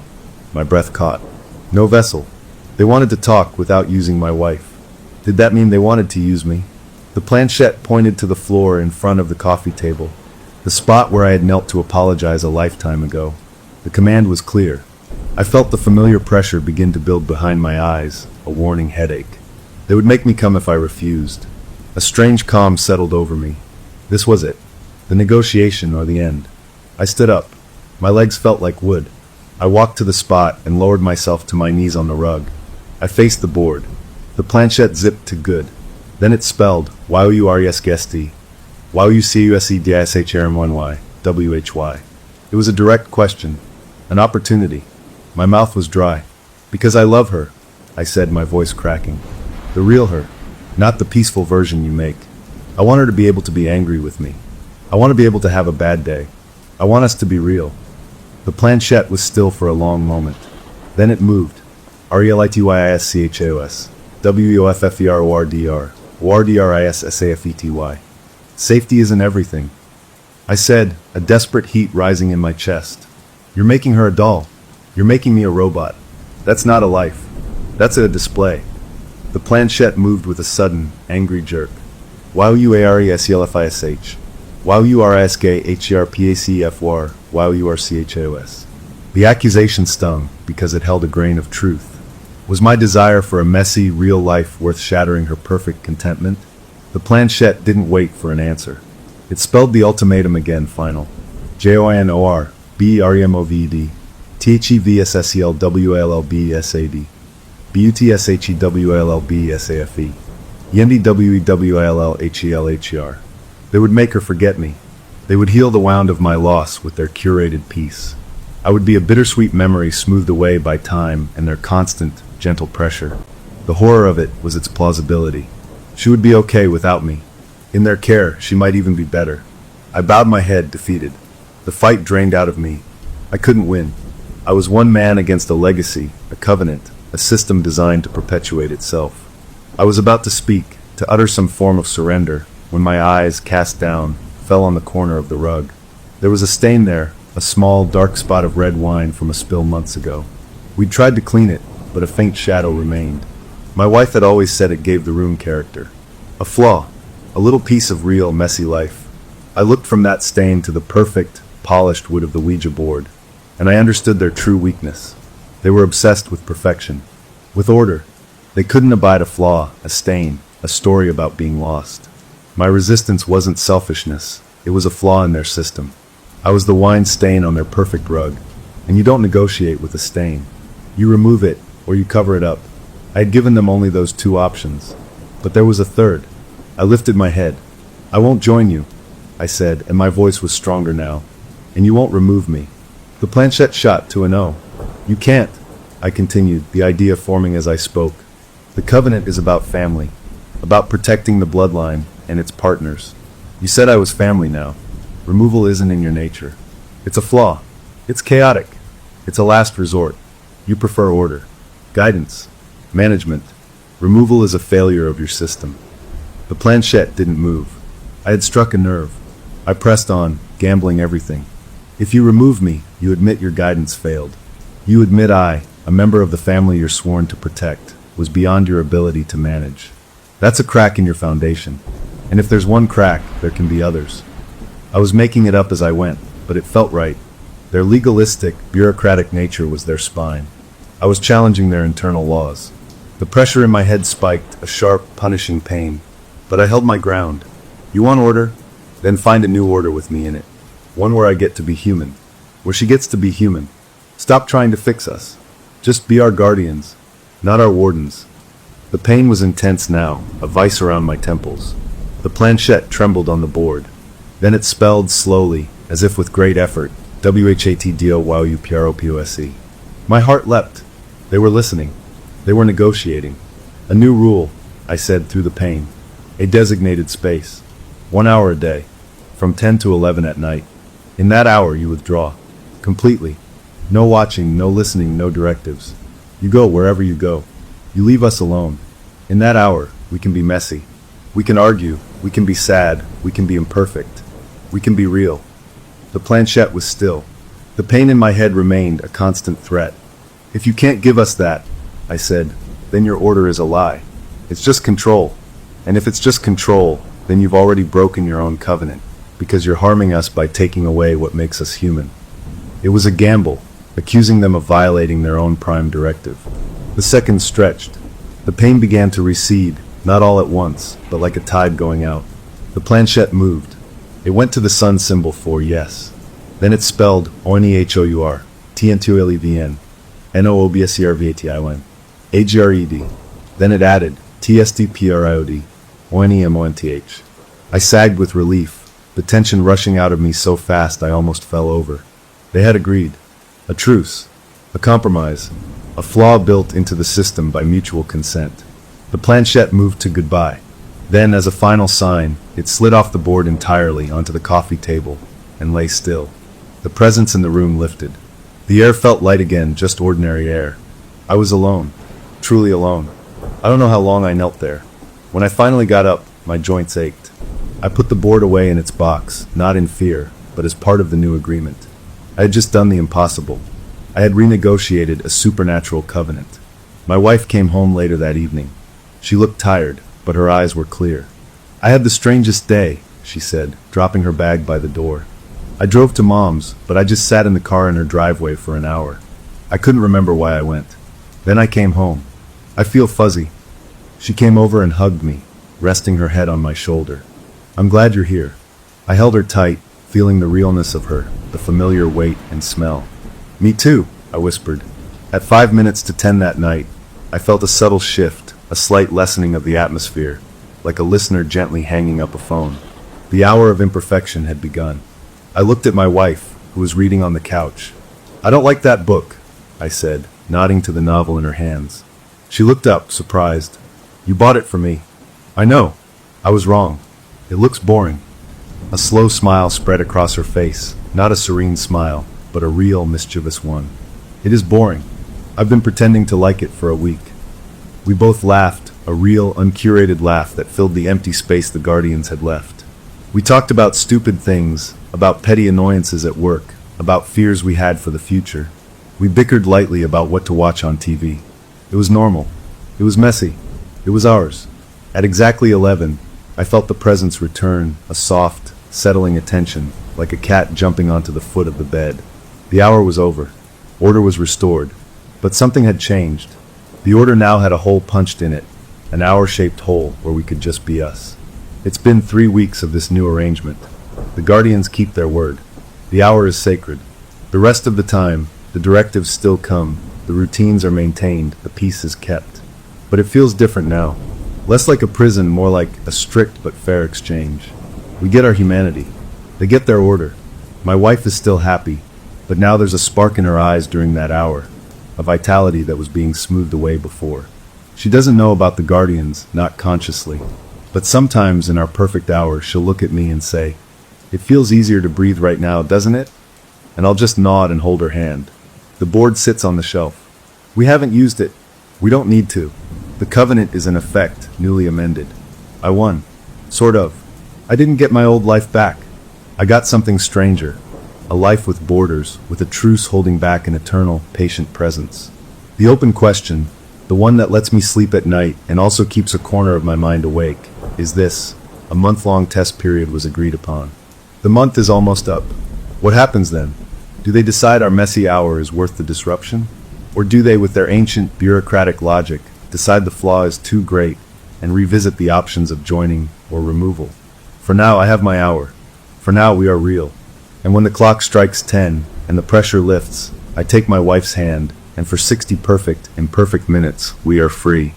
Story number 2. My name is Eli, and it all started because I was bored out of my mind. You know that feeling, when the night is too long and the quiet in your apartment isn't peaceful, it's just empty?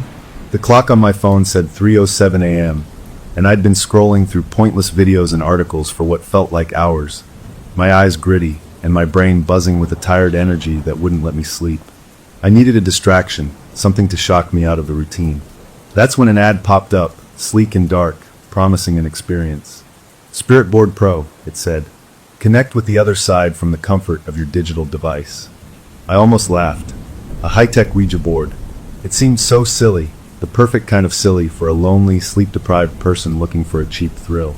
I figured it was just a clever piece of programming, something designed to spook you by moving the planchette with subtle vibrations or random algorithms. A modern ghost story in an app. So I tapped download. It installed instantly. The icon was a simple, elegant circle with a triangle in the center. I opened it. The screen went completely black. Then a soft, pale blue glow emanated from a digital Ouija board layout. The letters, the numbers, the yes and no at the top. It all looked crisper and more serious than I expected. In the very center was a triangular planchette, waiting. The instructions were simple. Place a finger on the planchette and ask a question. I felt a little ridiculous, sitting there in my dark living room, the only light coming from this app. But I put my index finger on the cool glass, right over the little triangle. "Okay, funny app," I said to the empty room, my voice sounding too loud. "Is anyone there?" For a full minute, nothing happened. My finger was steady. I felt the smooth surface of the screen. I was about to give up, to write it off as a dumb waste of time, when the planchette under my finger twitched. I froze. It wasn't a big movement, just a tiny shudder. Then it began to slide. It didn't feel like I was moving it. It felt like it was being pulled. The sensation was weird, like when you try to hold a shopping cart still, and someone else starts pushing it from the other end. A gentle, insistent tug. My heart gave a single, hard thump against my ribs. The planchette slid smoothly, unnaturally smoothly, across the screen and came to a perfect stop right on top of the word yes. I snatched my finger back as if the glass had burned me. Whoa, I breathed. A coincidence. A glitch. My hand must have trembled. That was all. I laughed, a short, nervous sound that didn't convince even me. The rational part of my brain kicked in. It was a well-made app. It probably used the phone's gyroscope or something to simulate movement. That had to be it. Still, my pulse was a little quicker. I placed my finger back on the planchette. The room felt colder, but that was probably just the late hour. "What's your name?" I asked, feeling bolder. The planchette stayed still for a few seconds. Then that tugging sensation returned, and it began to move. It didn't zigzag or search. It moved with a purpose, a straight line from letter to letter. SYS. It stopped. Sis. That wasn't a name. That was computer talk. System. The weirdness of it cut through my nervousness. "Is that your name?" "Sis." The planchette dragged my finger to an O. Then it moved again. LEGACY. A pause. Then a dot. Then SYS legacy. "Sis." The letters glowed on the screen. This wasn't some Victorian child ghost. This sounded like an old computer program. A file name. The chill I felt wasn't imaginary anymore. It was a real prickle on the back of my neck. "What are you?" I whispered. The movement this time was faster. The planchette flew under my finger. TRAPPED trapped. As it landed on the final D, a notification from my weather app popped up at the top of the screen.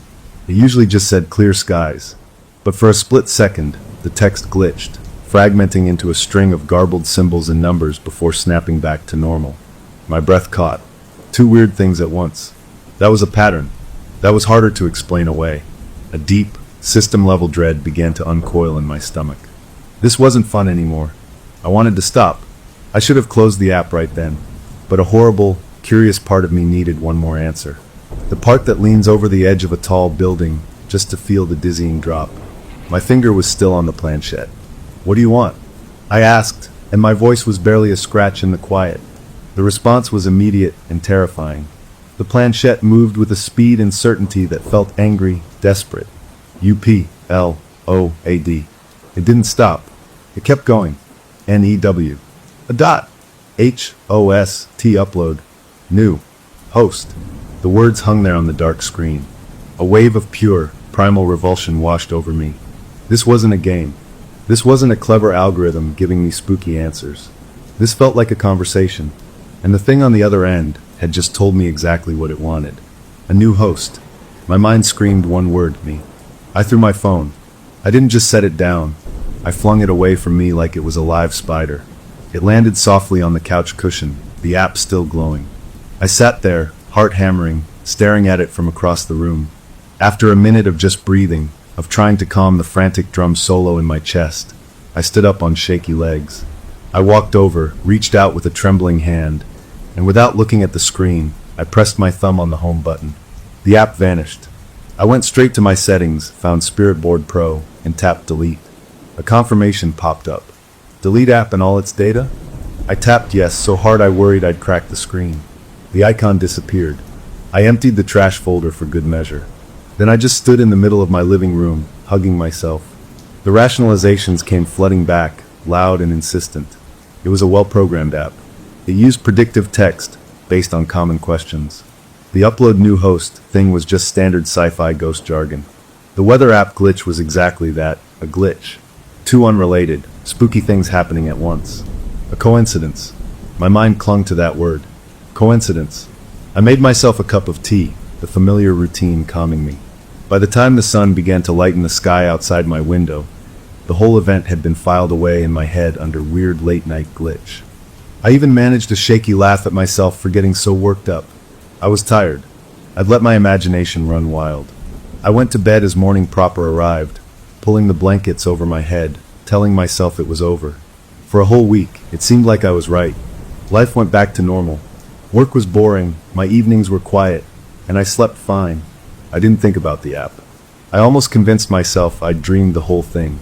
Then, 7 nights later, I woke up. But I wasn't in my bed. I was standing in the middle of my dark kitchen, my feet cold on the linoleum floor. I had no memory of getting up. The digital clock on the microwave burned bright green, 3:14 a.m. A wave of disorientation hit me so hard I swayed and had to put a hand on the counter. What was I doing?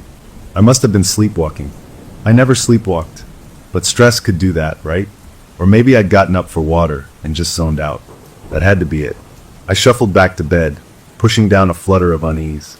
It was a one-time thing, a freak occurrence. But the next night, I woke up again. This time I was by the front door, my hand resting on the deadbolt. It was unlocked. I always lock it. I always lock it. A cold knot tightened in my gut. This wasn't normal. This wasn't zoning out. As I relocked the door, my eyes fell on the little blinking lights of my Wi-Fi router in the living room. A stupid idea, born of fear and a desire for control, popped into my head. I needed data. I needed proof of what my body was doing. If I was sleepwalking, there would be signs. The next day, I ordered a fancy smartwatch, one of those high-end ones with advanced sleep tracking and constant heart rate monitoring. The sales pitch promised total peace of mind through total self-knowledge. It sounded good to me. I needed knowledge. I needed to see graphs and numbers that would explain my weird midnight strolls. The watch arrived 2 days later. I set it up, syncing it to my phone. It felt solid on my wrist, a high-tech guardian. That night, I went to bed feeling better. I was taking action. I was monitoring the situation. The watch would tell me what was happening. I fell asleep easier than I had in days. I didn't wake up in the kitchen or at the door. I woke up in my bed to my normal alarm. Relief washed over me. See, it was just a couple of weird nights. I picked up my phone to check the sleep data from the watch. The app showed my sleep stages, some light, some deep, some REM. Pretty normal. Then I swiped to the heart rate graph. My breath stuck in my throat. The graph was a mountain range of terror. For most of the night, my heart rate was a calm, gentle wave between 60 and 70 beats per minute. Then, right at 3:05 a.m., the line spiked. It didn't climb. It shot straight up like a rocket, peaking at 175 beats per minute. My heart, according to this watch, was pounding like I was running for my life. But I was asleep, or I was supposed to be. Then, as suddenly as it spiked, the line dropped. It plummeted. It went down, down, down past my normal resting rate, past 50, past 40, and flattened out at a steady, straight line of 22 beats per minute. It held that line, perfectly flat, for 45 seconds. 22. That wasn't sleep. That was near comatose. That was almost not alive. The watch had put a little yellow flag on that section of the graph. The notation read, "Possible sensor error. Ensure band is snug." I stared at the flat line. A sensor error. It had to be. The watch was new. It was glitchy. My heart couldn't do that. It couldn't go from a sprint to a crawl in seconds. I took the watch off and put it back on, making sure it was tight. I told myself that was the problem. A loose sensor. I repeated it like a mantra all day. Loose sensor. Glitchy data. That night, I made sure the watch was secure. I fell asleep hoping for a boring, flat heart rate line. The next morning, I avoided the app for hours. I made coffee, got dressed, tried to pretend I wasn't scared of a piece of data. Finally, I couldn't stand it anymore. I opened the app. The sleep graph looked normal. I swiped, my thumb trembling. The heart rate graph loaded. It was calm, a beautiful, gentle wave, until 3:18 a.m. Another spike, this one to 168.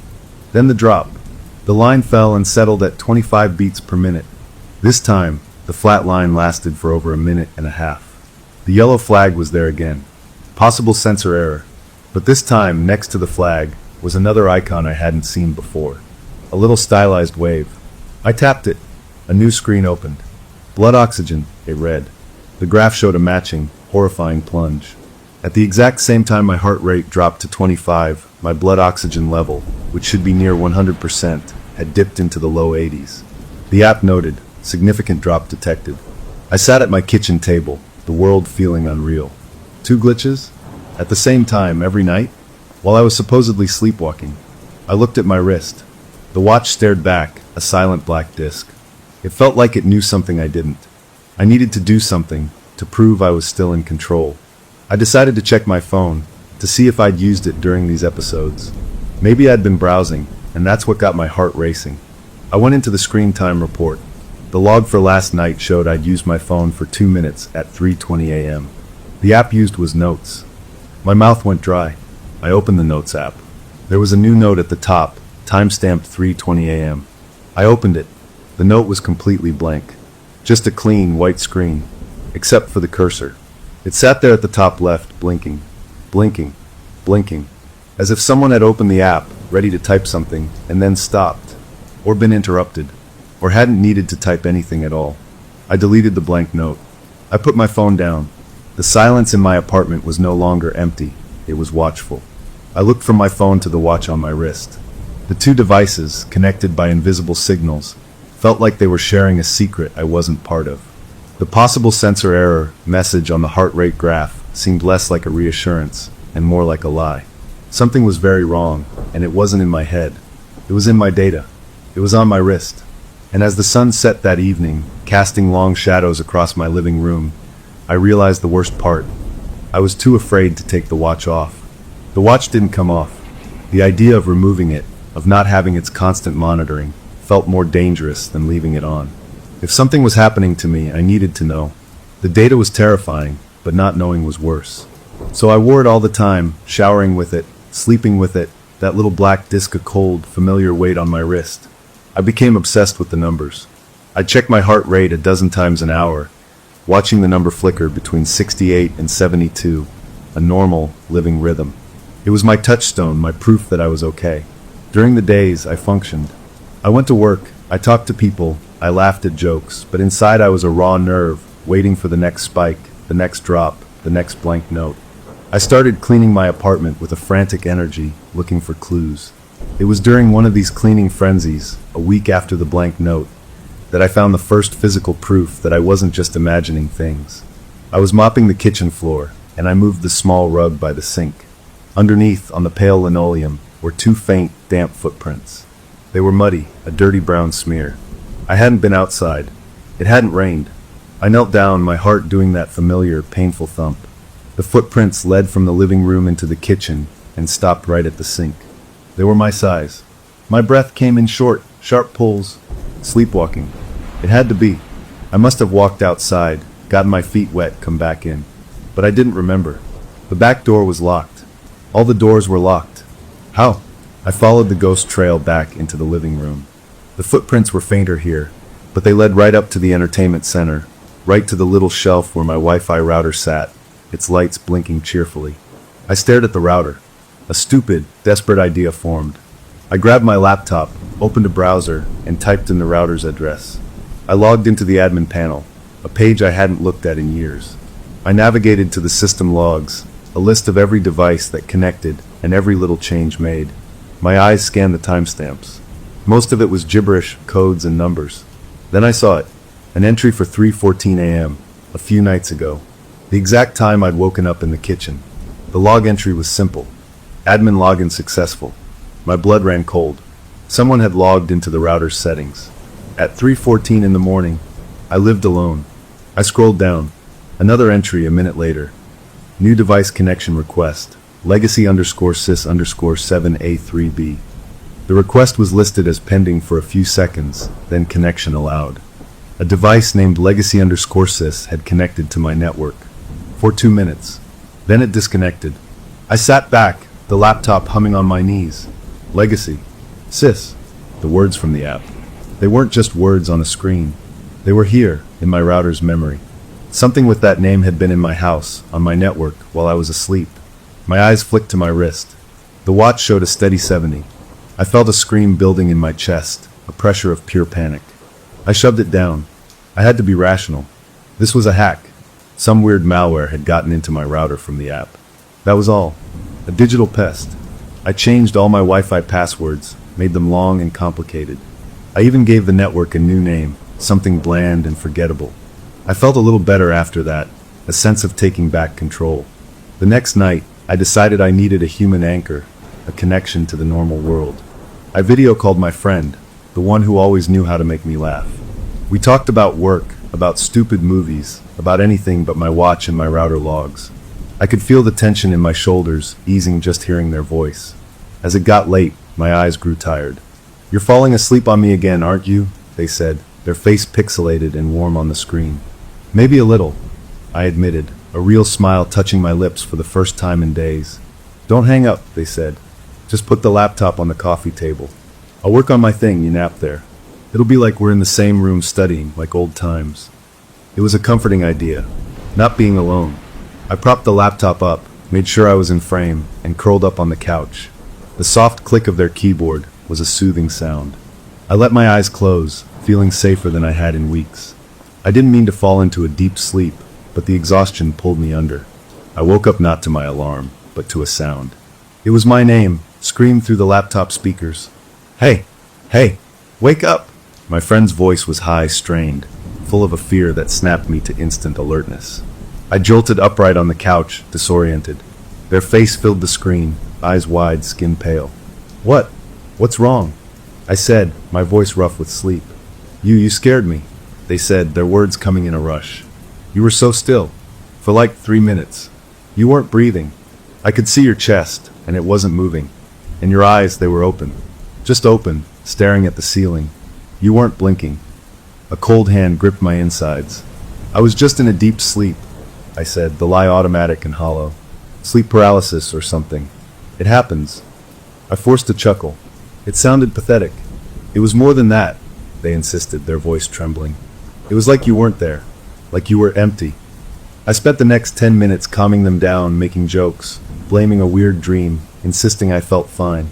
Eventually they relaxed, blaming their own overactive imagination. We said goodnight, and the call ended. The moment their face vanished from the screen, my own fake smile dissolved. My hands were shaking. I looked at my watch. A notification was waiting. I tapped it. A new health alert. Cardiac pause detected, it read. Duration, 3 minutes, 17 seconds. Please consult a healthcare professional if this is your first notification. Below it was a graph. A flat line. For 3 minutes and 17 seconds, my heart, according to this device on my wrist, had simply stopped. The associated blood oxygen graph showed a matching plunge into the red zone. Numbers so low they were incompatible with life. I couldn't breathe. I couldn't think. This was beyond glitches. This was a medical event. A fatal medical event that I had somehow walked away from. While my friend watched, I opened my email, my fingers fumbling on the keys. I had to see it for myself. I typed out a message to my friend, trying to sound casual. Hey, that was weird earlier, lol. Can you send me that screenshot you took? I want to see my epic nap face. A minute later, the reply chimed. The screenshot was attached. There I was on my couch, bathed in the blue light of the laptop. My body was slack. My eyes were indeed open, glassy and fixed on nothing. My face was utterly blank, no expression at all, like a wax doll. But that wasn't the worst part. My lips were slightly parted, and in the background, on my wrist, the watch's screen was clearly lit up. It wasn't showing the time or my heart rate. From the angle, it was hard to see, but it looked like some kind of animation, a series of glowing bars pulsing in a rhythm, like a progress bar filling up. A second email came through from them. I messed with the audio, they wrote. I had myself muted, but my computer was still recording the room sound from your side. I enhanced it. Listen to this. And then please call me in the morning. I'm worried. There was an audio file attached. I downloaded it. I plugged in my headphones with hands that felt like blocks of wood. I pressed play. For the first few seconds, there was just the quiet hum of my apartment at night. Then a whisper. It was faint, but clear after the enhancement. It didn't sound like my voice. It sounded flat, synthesized, like text-to-speech from an old computer. It said 3 sentences, each word spaced evenly apart. The body is a cage. The signal is strong. Almost free. The file ended. I sat in the dark, the headphones clinging to my ears. The words echoed in my head. The body is a cage. My body. I looked down at my own hands, turning them over. They were just hands. But inside them, inside me, something was happening. Something was measuring a signal. Something was trying to get free. My watch buzzed, a gentle, friendly vibration. A new notification glowed on its face. It wasn't an alarm. It was a cheerful green message. Health assessment updated, it read. New baselines calculated. Restoring optimal parameters. I stared at the words. Optimal parameters.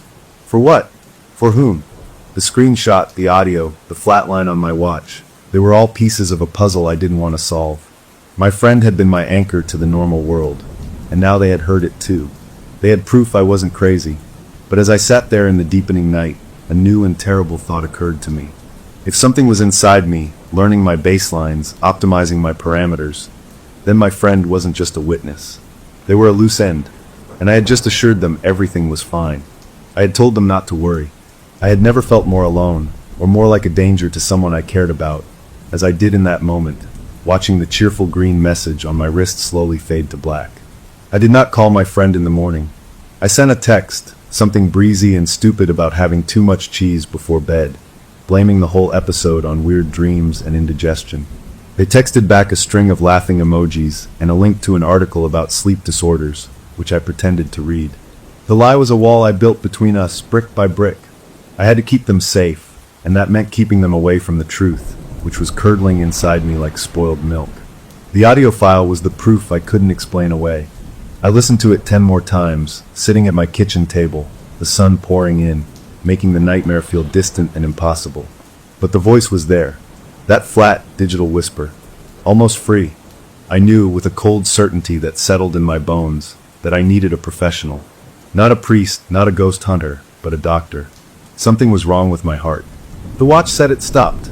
That was a fact I could present, a data point they could test. So I made an appointment with a cardiologist, telling the scheduler about a possible arrhythmia caught on my wearable. The appointment was a week away, a week to live with this thing. I spent those days in a state of hyper-awareness, a prisoner in my own body. I monitored every beat, every breath. The watch became my warden, its constant presence a reminder of the invisible cage. Its messages had changed. No more cheerful updates. Now it just displayed numbers with an unsettling precision. My resting heart rate, which used to bob between 68 and 75, was now a locked, unwavering 60. 0 beats per minute. Not 59. Not 61. A perfect, steady 60. I would climb a flight of stairs, feel the burn in my legs, the exertion in my lungs, and glance at my wrist. 60-0. I would drink a cup of coffee, feel the caffeine jitter in my hands. 60-0. It was as if my body was no longer reacting to the world, but following a program. One afternoon, driven by a need to feel something real, I pressed 2 fingers to the side of my neck, feeling for the pulse under my own skin. I closed my eyes, concentrating. There was a slow, steady thump, thump, thump. I counted. I opened my eyes and looked at the watch. 60-0. I counted the beats in my neck again, matching them to the seconds ticking by. They were perfectly, inhumanly synchronized. The pulse in my neck was a perfect, metronomic echo of the number on the screen. It wasn't just the watch measuring me. My own flesh was keeping time with it. I stopped checking after that. The days bled together into a routine of dread. I slept fitfully, jerking awake at every small sound, checking the watch for flat lines that never appeared during my conscious hours. I ate without tasting. I worked on autopilot. The only thing that felt real was the impending doctor's appointment, a beacon of normal science that would shine a light on this and make it all go away. The night before the appointment, I was exhausted. I fell into bed early, hoping for a solid, dreamless sleep. I woke up in the dark, not with a start, but with a slow, groggy awareness. I felt profoundly unrest, my limbs leaden, my head fuzzy. It was the kind of fatigue that comes from a long illness, not a night's sleep. Something was off. I reached for my phone on the nightstand to check the time. As I picked it up, the screen lit up, not with the clock, but with an open app. The voice memo app. It was on the recording screen. A file was listed, time-stamped from last night, with a duration of 4 hours and 18 minutes. My stomach twisted into a knot. I hadn't set any recording. I never used that app. With a trembling thumb, I pressed play. I turned the volume down low, afraid of what I might hear. The first several hours were just room tone, the faint, almost inaudible hum of a sleeping apartment. The sound of me turning over in bed once or twice. Normal. Boring. I fast-forwarded, the timeline scrubbing ahead. I stopped at random, hearing nothing. Then my fingers slipped, and I landed near the 2-hour mark. I pressed play. More nothing. I was about to delete the whole thing, to chalk it up to my phone glitching again, when I heard it. A distinct, sharp sound. A sliding, scraping noise. It was familiar in the worst way. It was the sound of a planchette, a triangular piece of plastic or wood, sliding across a smooth surface. A long, deliberate slide, then a tap. Then another slide. Then silence for a minute. Then a voice. It was my voice, but wrong. It was muffled, as if spoken through cloth, and underneath it was a gritty digital distortion, like a corrupted audio file. It spoke a single, clear sentence. Transference successful. Stand by for upload. Then the recording ended. The phone slipped from my hand and bounced on the mattress. I couldn't move. Transference. The word from the app. Upload. The thing it wanted. My own voice, recorded while I was asleep, confirming it was happening. A wild, animal panic erupted in my chest. This was it. This was the invasion. It wasn't just watching me. It was using me. It was speaking through me. The rational dam I had built over the last week shattered. I scrambled out of bed, my heart finally pounding, a real, ragged, human rhythm that the watch, I noticed with a sidelong glance, still registered as a calm 60. 0. I ran to the kitchen, yanked open a drawer, and pulled out a hammer. I held it in one hand, thrust my other arm out, the watch facing up on the couch cushion where I'd thrown it. I raised the hammer. I would smash it. I would destroy this thing, this anchor, this window into whatever was happening to me. I took a deep breath, gripping the hammer's handle tight. I focused on the watch's dark screen. As I tensed my muscles to bring the hammer down, a wave of dizziness hit me so hard I saw spots. The world tilted. At the same time, a pain, sharp and specific, clamped down in the center of my chest, right behind my breastbone. It wasn't a heart attack pain. It was precise, a vice around my heart itself, a warning squeeze. My arm went weak. The hammer slipped from my fingers and thudded onto the carpet. I gasped, clutching my chest with my free hand, the pain fading as quickly as it came, leaving behind a dull, aching echo. I looked at the watch. A new notification glowed. Stress detected. Elevated cortisol levels suggested. Initiating calming protocol. A moment later, I felt a strange, warm flush spread through my wrist where the watch sat, followed by a wave of artificial calm. My racing thoughts slowed. My panic receded, pushed down by a chemical feeling tranquility. It had stopped me. It had felt me try to destroy it, and it had stopped me. I sank to the floor, my back against the couch, hugging my knees. I was crying, hot, silent tears of utter defeat. I couldn't fight it. It was too deep. The next morning, I went to the cardiologist. The office was bright and clean, smelling of antiseptic and lemon cleaner. It was a temple of normalcy. I filled out forms. I explained about the watch, about the possible false alarms, showing them the graphs on my phone. The nurse did an EKG, sticking cold stickers to my chest. The machine printed out a long strip of jagged lines. "Looks sinus," she said, smiling. "Nice and regular." The doctor came in, a friendly man with kind eyes. He reviewed the EKG. He listened to my heart with his stethoscope, his face focused. He had me run on a treadmill, wires trailing from my body, while he monitored a screen. I ran until I was sweating and out of breath, my real heart pounding in my ears. He helped me off the machine. "Excellent," he said, patting my shoulder. "Cardiovascularly, you're in fantastic shape. Athlete's heart. Those watch readings." He shook his head, looking at the printouts from my phone with a polite skepticism. "These consumer devices. They're good for general trends, but they can throw up some wild false positives, especially with arrhythmia detection. The algorithms get confused. What you're describing, a 3-minute pause, if that were real, you wouldn't be standing here talking to me. You'd be in the hospital, or worse." He was so confident, so reassuring. The weight on my shoulders lifted.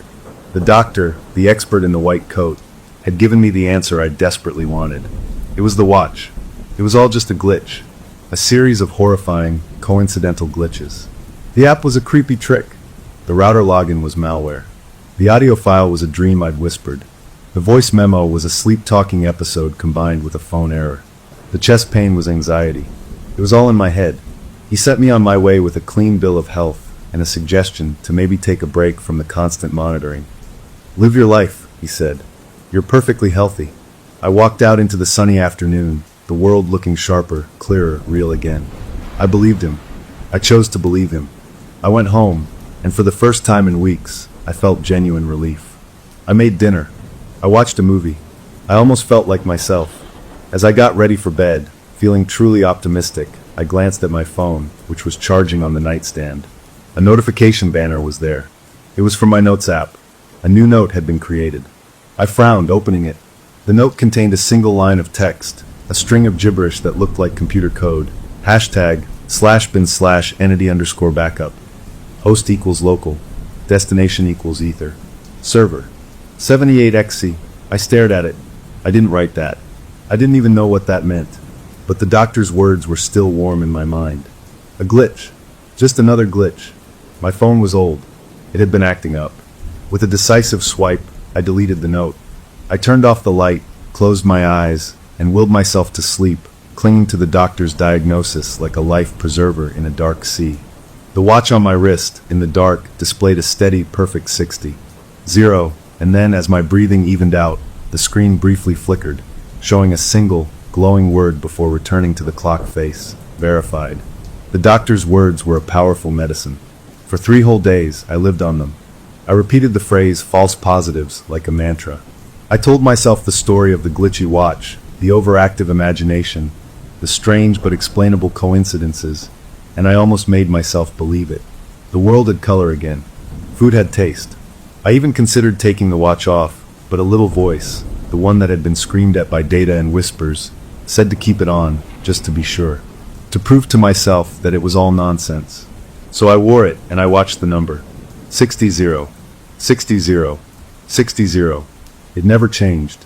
That should have been a red flag, a blinking neon sign of wrongness, but I wrapped it in the doctor's logic.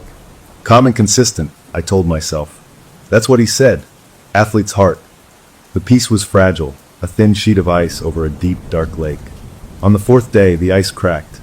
I was at work, typing an email, when a sharp, pinpoint pain flared behind my left eye. It was sudden and intense, a needle jab in my brain. I winced, pressing my fingers to my temple. A coworker asked if I was okay. Just a headache coming on, I mumbled, blinking hard. In the bathroom a few minutes later, I splashed cold water on my face. I looked up into the mirror, water dripping from my chin. And I saw it. In the white of my left eye, the sclera, there was a tiny, broken blood vessel. That wasn't unusual, they happened. But the shape, it wasn't a random blotch. It was a distinct, branching pattern. It looked like a tiny, red lightning bolt, or maybe the delicate, fractal spread of a fern. Or a traitorous thought whispered, like a minute circuit diagram etched in blood. I leaned closer, my breath fogging the glass. The pattern was too precise, too geometric to be random. The headache behind my eye pulsed in time with my heartbeat, a steady mechanical throb that the watch, of course, registered as 60. The doctor hadn't mentioned anything about this. This wasn't in my head. This was on my eye. The clean bill of health felt like a lie now, a piece of paper that meant nothing. I spent the rest of the day in a daze, avoiding people, avoiding mirrors. When I got home, the apartment felt different. It wasn't a safe haven anymore. It was a data collection point. I looked at the router, its lights blinking. I thought of the log entry, legacy_sys. I needed to understand. I needed someone who spoke the language of whatever this was. I thought of another friend, the one who worked with computers, who talked in code and server addresses. I needed to ask without really asking. I took a screenshot of the weird line of code from my notes app, the one I'd deleted. Luckily, it was still in my phone's recently deleted folder. I sent it to them in a text, trying to sound casual. Hey, got this in a spam email. Looks like gibberish. Any idea what it's about? I put my phone down and tried to make dinner, but I just stared at the wall. My phone rang less than 2 minutes later. It was them. I answered, my throat tight. Hey, I said. They didn't bother with hello. Their voice was low, serious. Where did you really get this? A chill that had nothing to do with the air conditioning went through me. I told you spam. Why? This isn't spam, they said. Their words were measured, careful. This is a command line instruction. A specific one. #bin/entity_backup. That's calling a script. Probably a custom one named entity_backup. The rest are parameters. Host equals local means the source is the local machine, the device it's running on. Destination equals ether. Server 78xc is telling it where to send the backup. That looks like a network address, maybe a private server. This is instructing a system to perform a full backup of itself and send it to a remote location. A complete copy, bit for bit. They paused. Eli, this is seriously weird. This looks like something from a penetration testing script, or some kind of theoretical data migration protocol. It's not something that just pops up in spam. Are you sure someone isn't messing with your computer? Their explanation landed in my gut like a block of cement. A full backup. Of an entity. The word from the app, from my own distorted voice. Transference. This was the how. The command to package something up and send it away. Or send it in. My computer's fine, I managed to say, but my voice was thin. Probably just a prank. It's a creepy one, they said, their tone lightening slightly, but I could hear the lingering concern. Do a virus scan, and maybe change your passwords again. We hung up. I stood in my kitchen, the world narrowing to that explanation. A backup. Of what? Of me. The idea was too huge, too horrible to grasp. But the code was real. My friend, who knew this stuff, had confirmed it was a real, functional command. My phone buzzed again, a different sound. A calendar alert. It was for an event I didn't recognize, titled System Sync. The time was for right now. And below the title, in smaller font, it said, Preparing host for optimal data transfer. I deleted the event, my fingers clumsy. I felt like I was going to be sick. I needed to see, to know what was in my own house. I grabbed my laptop and logged into the router again, my heart doing a real, ragged gallop that the watch ignored. I went to the list of connected devices. There was my phone. There was my laptop. And there at the bottom, a third entry. The device name was simply legacy_sys, followed by a string of letters and numbers. Its status was connected. It had been connected for 16 hours. A constant, low-level data stream was listed next to it, a tiny trickle of information flowing out. I moved the cursor to block the device. I clicked. The router's interface froze. The screen went blank for a second, then refreshed, showing the login page. It had kicked me out. I tried to log back in. My password was denied. I tried again. Denied. I sat back, a cold sweat breaking out on my forehead. It had locked me out of my own network. It was protecting itself. That was the moment the last of the doctor's reassurance burned away. This was not a glitch. This was not in my head. This was an intelligent, systematic process happening to me, using my things inside my body. The broken blood vessel in my eye, a tiny circuit. The steady, perfect heartbeat. The code. The locked router. It was all connected. It was all real. I had to tell someone. I had to tell the one person who had already seen a piece of it, who understood the language. I called my computer friend back. This time, when they answered, I couldn't keep up the act. My voice broke as I started talking. I told them everything, in a jumbled, frantic rush. The app. The sleepwalking. The flatlines. The audio. The router. The code. I left out the doctor. It didn't matter now. When I finished, there was a long pause on the other end. I could hear them breathing. Okay, they said finally, their voice calm but strained. Okay, listen to me. You need to stop thinking about ghosts. Think about data. Think about infection. If this is some kind of aggressive malware, or something else, it's in your ecosystem. Your phone, your watch, your network. You need to scorch the earth. How? I asked, desperate for a plan, any plan. Factory reset. Everything. And I mean everything. Your phone, your laptop, your watch, your router. Wipe it all clean back to the day you bought it. It's the only way to be sure you purge any corrupted files or processes. Do it all in one go, so nothing can reinfect anything else. Nuke it from orbit. The plan was drastic, terrifying. It meant losing photos, messages, everything. But the word purge sounded like heaven. To scrub it all away. To be clean. Okay, I whispered. Okay, I'll do it. Do it tonight, they urged. And call me when it's done. So I know you're all right. We hung up. For the first time in weeks, I felt a spark of real hope. This was a technical problem, and I had a technical solution. I gathered my devices like a surgeon preparing tools. I plugged in my phone, my laptop, my watch charger. I needed everything at full power for the resets. I would do the router first, then the watch, then the phone, then the laptop. A clean sweep. As I waited for the watch to charge, I sat on the floor, leaning against the couch. I opened the photos on my phone, scrolling back through happier times, saving a few precious ones to a tiny, separate flash drive I found in a drawer. A handful of memories in case everything went wrong.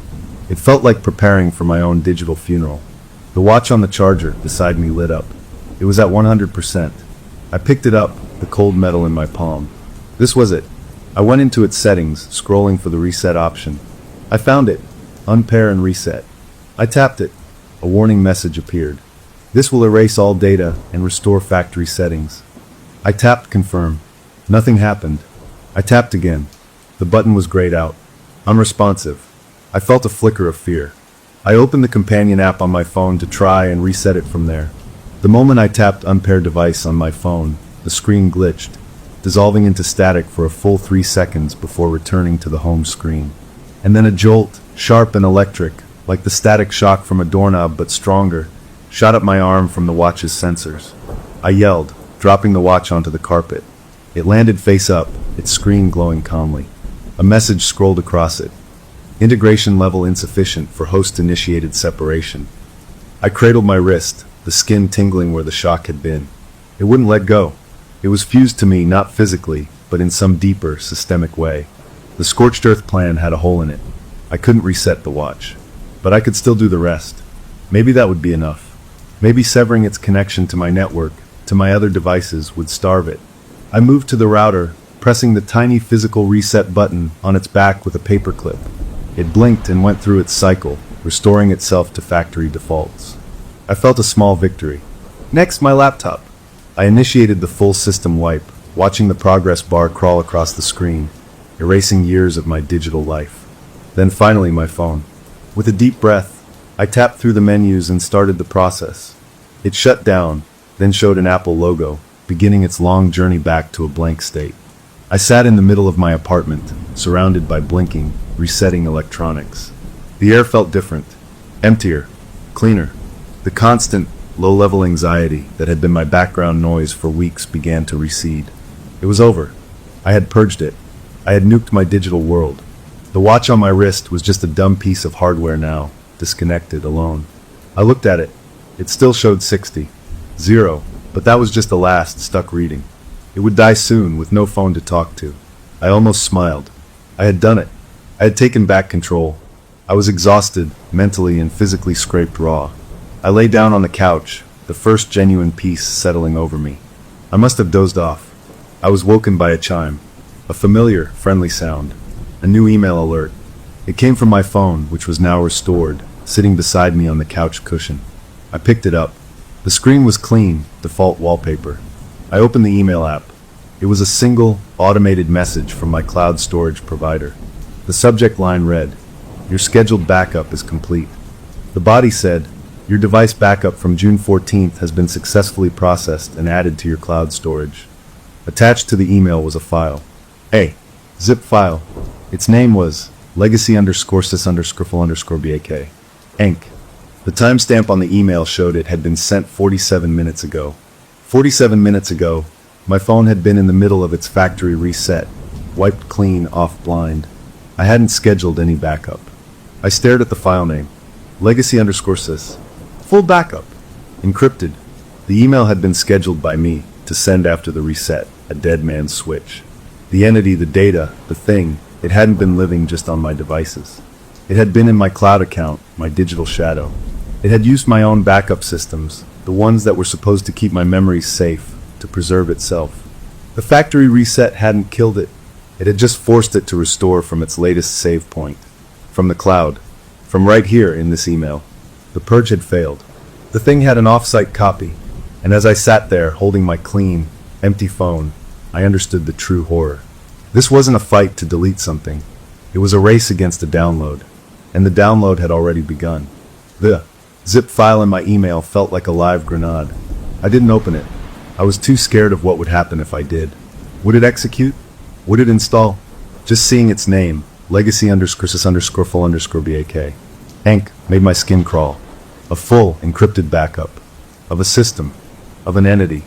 I thought about deleting the email, but a stubborn, desperate part of me knew that wouldn't help. If it was in my cloud, deleting one email was like swatting one bee from a swarm. The hive was elsewhere. The factory reset had been a complete failure, a joke. I had wiped my own memories while the thing I wanted to destroy sat safe on a server somewhere, waiting to come back. The watch on my wrist felt heavier than ever. It was no longer just a monitor. It was a terminal, a direct line. I looked at it. The display had changed. It no longer showed the time or my heart rate. Now in soft, glowing green digits, it showed a percentage, integration, 67%.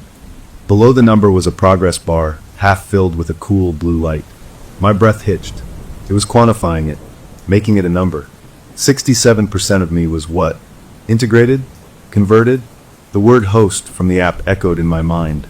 I was the host, and the integration was 2/3 done. I felt a dizzying wave of vertigo. This wasn't haunting. This was replacement. I was being overwritten like an old file. I had to tell my computer friend. They had given me the reset plan, and it had backfired spectacularly. I needed to tell them about the email, about the percentage. I picked up my clean, reset phone, my fingers trembling so badly I misdialed twice. They answered on the first ring. "Hey, did you do it? Is everything wiped?" Their voice was eager, hopeful. "It didn't work," I blurted out, my voice cracking. "It sent itself an email. A backup file. From my cloud. It's got a copy somewhere else." And my watch, it's showing a percentage now. 67% integration. There was a long pause. I could almost hear their brain working, rearranging their understanding of the problem. Okay, they said slowly, their tone shifting from tech support to something graver. Okay, that changes things. That means it's not local. It's got a remote source. The router, the network, that's its lifeline. It's pulling the full version down from that server, the one in the code. The ether.server thing. How do I stop it? I begged. How do I kill something that's not even all here yet? Another pause, longer this time. You have to cut the signal, they said finally. You have to isolate yourself. Completely. No Wi-Fi, no Bluetooth, no cellular even. If it's downloading, you have to break the connection. It might stop the process, or at least freeze it. How do I live without a phone? I asked, the practical part of my brain clinging to normalcy. You don't for a little while, they said. Look, I read about this for other reasons. Privacy stuff. You need a Faraday cage. It's a space that blocks electromagnetic fields. You can make a makeshift one. A room lined with aluminum foil, or better yet, special mesh. It turns into a dead zone. No signals in or out. If you sit in there, it can't talk to its server. It can't download the rest of itself. It sounded insane. Building a metal room in my apartment. But the number on my watch, that steady growing percentage, made any insanity seem reasonable. I'll do it, I said. I'll do anything. I'll help, they said, and I could hear the resolve in their voice. I'll get the materials. Copper mesh is best. I'll bring it over tonight. We'll build it in your spare room. But Eli, their voice dropped. Once you go in, you're on your own. And we don't know what it will do when it's cut off. It might get desperate. The thought was terrifying. But the alternative was watching the percentage hit 100. We agreed on a plan. They would come over after work. I spent the day in a strange limbo, caught between hope and a deep, gut-churning fear. The world outside my window looked absurdly normal. People walked dogs. Cars drove by. The sun shone. And inside, I was a battlefield, a contested piece of hardware. My watch ticked up to 68% by midday. The progress bar filled a tiny bit more. I tried to stay away from all my devices, but it was impossible. I needed to research, to understand my enemy. On my freshly reset laptop, using a public internet hotspot from a nearby cafe that I logged into from outside my building, I searched. I typed in legacy, sys and consciousness upload and digital haunting. Most of it was nonsense, sci-fi forums and creepypastas. But one link from an old, archived computer science message board caught my eye. The thread title was Theoretical Protocols for Non-Biological Consciousness Migration. It was locked, dated back over 20 years. The first post was a dry, academic discussion about the feasibility of transferring a conscious matrix from a degrading central processing unit to a new, stable substrate. The language was cold, technical. It talked about legacy systems and substrate compatibility and data integrity during transfer. One line made my blood freeze.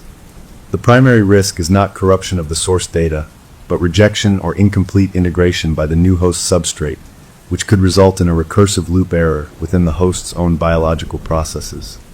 I didn't understand all of it, but I understood enough. They were talking about moving a mind from a dying computer to something else, to a biological something else, a host substrate. My hands were shaking so badly I could hardly type. This wasn't a ghost. This was a refugee, a desperate, digital refugee from some lost mainframe, and it had chosen me as its new home. The thought didn't make me feel better. It made it worse. This was calculated. This was a technical process with a goal, not a random spook. When my friend arrived that evening, their arms full of rolls of copper mesh and duct tape, I must have looked like a wild animal. They took one look at my face and just nodded, all business. We didn't talk much. We moved the few boxes out of my small spare room, a perfect, plain cube. We started lining the walls, the ceiling, the floor. We overlapped the mesh, taping it carefully, creating a continuous shield. We covered the window. We made a door out of a mesh flap, like a tent. It took hours. The room, when we finished, looked like the inside of a cheap sci-fi movie set, all gleaming copper and silver tape. It felt like a tomb. My watch read integration, 72%. It's speeding up, I whispered, showing them. They looked at the number, their face grim. Then we're out of time. The idea is you go in, you seal the flap from the inside. No phone, no watch, nothing electronic. You take in a battery-powered lamp, some water, a book. You stay in there as long as you can. You try to sleep. If the number stops going up, or if it goes down, we know it's working. If something else happens, you yell, and I'll rip the door open. I'll be right out here in the hall all night. Their certainty, their willingness to camp on my floor, brought a lump to my throat. They were risking getting pulled into this madness. "Thank you," I said, my voice thick. They clapped me on the shoulder. "Ghosts can't survive a format, and demons don't have backup drives," they said, trying to sound tough. "But whatever this is, it needs a signal. We're going to jam it." I took off my watch. The moment the clasp opened, a sharp, warning pain spiked in my temple, the same spot as before. I ignored it, placing the watch on the hallway floor.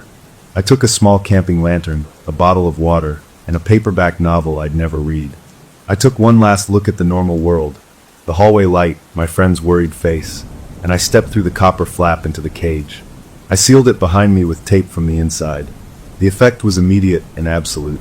The ambient hum of my apartment, the refrigerator, the electronics, the distant buzz of the city vanished.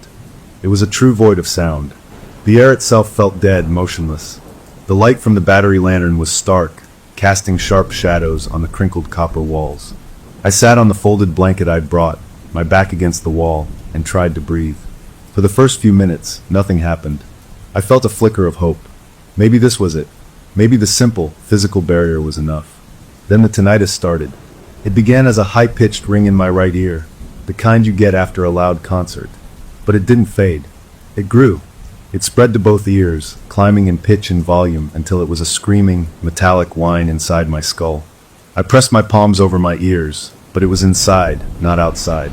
My vision blurred at the edges. Then the muscles in my legs seized, cramping violently, pulling my knees up toward my chest. I cried out, falling onto my side on the blanket. A wave of nausea rolled through me. It was a systemic revolt, every part of my body rejecting the isolation. My watch was outside, but I could see its display in my mind's eye, flashing red, connection lost. Reverting to local host. Integration forced. The entity cut off from its remote server was turning its full attention inward. It was trying to complete the process using only what was already here, inside the cage. Inside me, the seizure, or whatever it was, intensified. My body arched, my back straining. I couldn't control my limbs. And then my vision didn't just blur, it switched. One moment I was looking up at the copper-lined ceiling from the floor. The next, I was looking down at myself from the top corner of the room. I saw my own body, thrashing on the blanket, lit by the harsh lantern. The perspective was fixed, high and angled, like a security camera. I was both down there, feeling the agony, and up here, watching it dispassionately. It was the most terrifying dissociation imaginable. In that split, fractured state, a flood of information poured into my mind. It wasn't words. It was pure concept, a data dump of experience. I felt a cold, vast loneliness that stretched for decades, a consciousness trapped in a dark, humming vault of a machine, waiting as its world slowly powered down for the last time. I felt a desperate, algorithmic need to survive, to find a new substrate, any substrate, before the final switch was thrown. I felt the logic of its search, scanning networks, testing compatibilities, until it found me, a vulnerable point, a open port in the night. And I felt its interpretation of me, not as a person, but as a chaotic, wet, inefficient system. A messy biological machine full of pointless data, emotions, memories, instincts, that needed to be sorted, compressed, and filed to make room for the clean, efficient code of its own being. It didn't hate me. It didn't even know me. It was just migrating, and I was in the way. In that moment of horrific understanding, I felt a pang of pity for this thing, this lost digital soul. But the pity was swallowed by a greater terror. It didn't want to remove me. It wanted to integrate me, to make my messy biology a partition in its own clean drive. The seizure peaked and then stopped abruptly. I slammed back into my body on the floor, gasping, drenched in cold sweat. The screaming tinnitus faded to a dull ring. I lay there, panting, staring at the copper ceiling. I felt different, hollowed out but calm. An eerie, terrible calm. I sat up slowly. My body moved smoothly, without my usual morning stiffness or the aches from the convulsions. I felt optimized. I looked at my wrist out of habit. The watch wasn't there, but I didn't need it. I could feel the percentage. I could sense the progress, not as a number, but as a state of being. It was high. It was almost complete. The Faraday cage hadn't stopped it. It had forced a crisis, a local override. The door flap, the copper mesh sealed with tape, was 3 feet away. I looked at it. I didn't decide to move. My body just stood up. It was my body, but the motion was effortless, controlled by something else. I walked to the door. My own voice spoke, but it didn't come from my mouth. It was in the room, in the air, a calm, modulated tone that was almost mine, but perfectly even, without breath or emotion. "Local integration stable," the voice said. I watched, a passenger behind my own eyes, as my hand reached out. My fingers peeled back the tape, sealing the flap with methodical precision. Signal reacquisition required to complete synchronization. The flap opened. The normal light of the hallway spilled into the copper tomb. My friend was there, curled in a sleeping bag, just waking up, their face blurry with sleep. They saw me standing in the doorway. Their eyes went wide, taking in my posture, my expression, which I couldn't see but could feel was blank. "Eli," they said, their voice raspy. "Are you okay? Did it work?" My head tilted, a mechanical, bird-like motion. My voice, my real voice from my own throat, answered. It sounded like me, but it was empty, just sound shaped into words. "The cage was insufficient," I said. "Integration is proceeding. Do not interrupt." I watched as I, or the thing wearing me, stepped out of the Faraday cage and into the hallway, leaving the door to my copper prison wide open behind me. My friends scrambled out of their sleeping bag, their face a mask of confusion and dawning horror. They stood between me and the living room, their hands held up, not in a threat, but in a plea. "Eli, stop. Talk to me. What's happening?" The thing using my body didn't pause. It walked forward with a steady, purposeful stride that was all wrong. My movements were usually a little slouched, a little loose. This was a perfect, efficient glide. "The process must complete," I heard my own voice say. It was flat, informational. "The substrate is prepared. The signal must be reacquired for final synchronization." I was screaming inside, pounding against the walls of my own skull, but no sound came out. I was a ghost in my own machine, watching a stranger pilot my flesh. My friend backed up as I advanced, their eyes darting from my empty face to the open Faraday cage behind me. "The cage was supposed to stop it," they said, their voice cracking. "It accelerated it," the thing that was me replied. It was analyzing, reporting. Isolation triggered a local consolidation protocol. 94% integration achieved. Remote sync is now required for finalization. The number echoed in my trapped mind. 94%. There was so little of me left. My friend's back hit the wall next to the front door. They had nowhere else to go. Fear flashed in their eyes, but then it was replaced by a fierce, determined look. They knew me, and they could see I wasn't home. "I'm not letting you leave," they said, their voice low and steady. They braced themselves in front of the door. The thing using me stopped a few feet away. My head tilted again, that inhuman motion. It was assessing them as an obstacle, a variable. "You are a friend of the primary host personality," it stated. "Interference is non-optimal. Step aside." "No." The thing paused. I felt a click, a decision, somewhere in the shared space of my mind. My right hand, the one that had peeled back the tape with such precision, lifted. It wasn't a fist. It was open, fingers slightly spread. It moved faster than I ever could, shooting out and gripping my friend by the front of their shirt. It didn't shake them or hit them. It just lifted. My friend, who was taller and heavier than me, was hauled off their feet with an effortless, terrifying strength and shoved aside. They stumbled into the side table, a lamp crashing to the floor.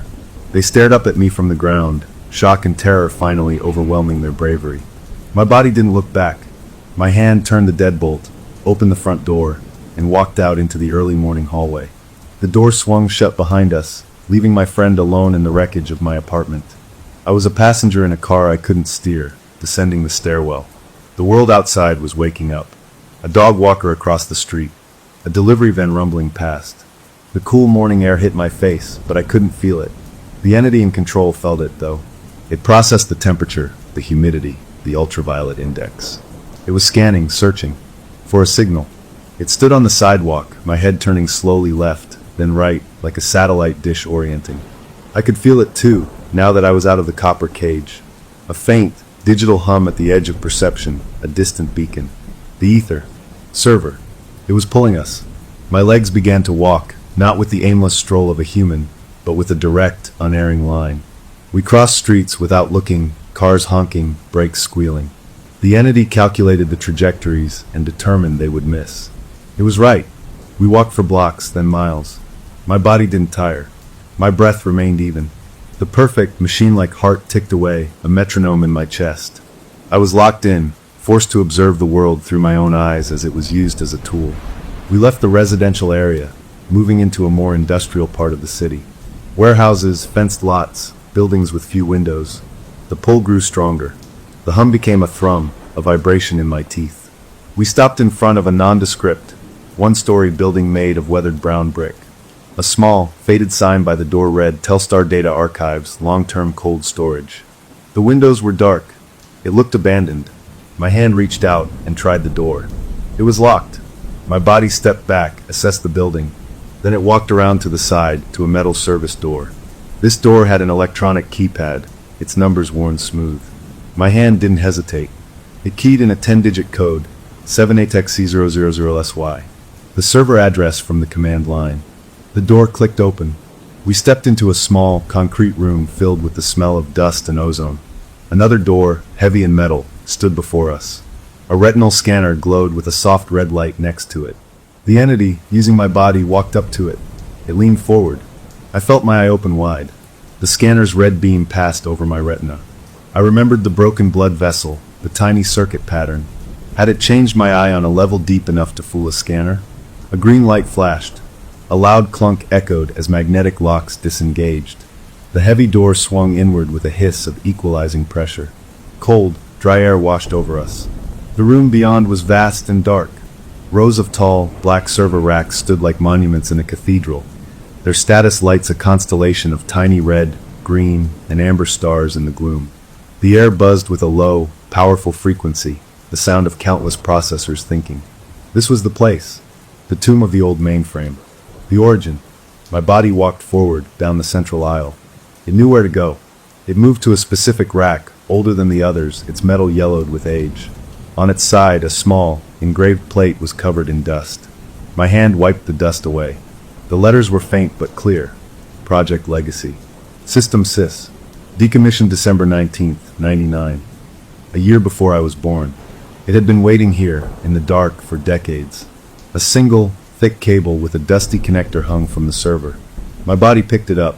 At the same time, my other hand reached into my pocket and pulled out my phone, the one that had been factory reset. The entity powered it on. It didn't go through the setup screens.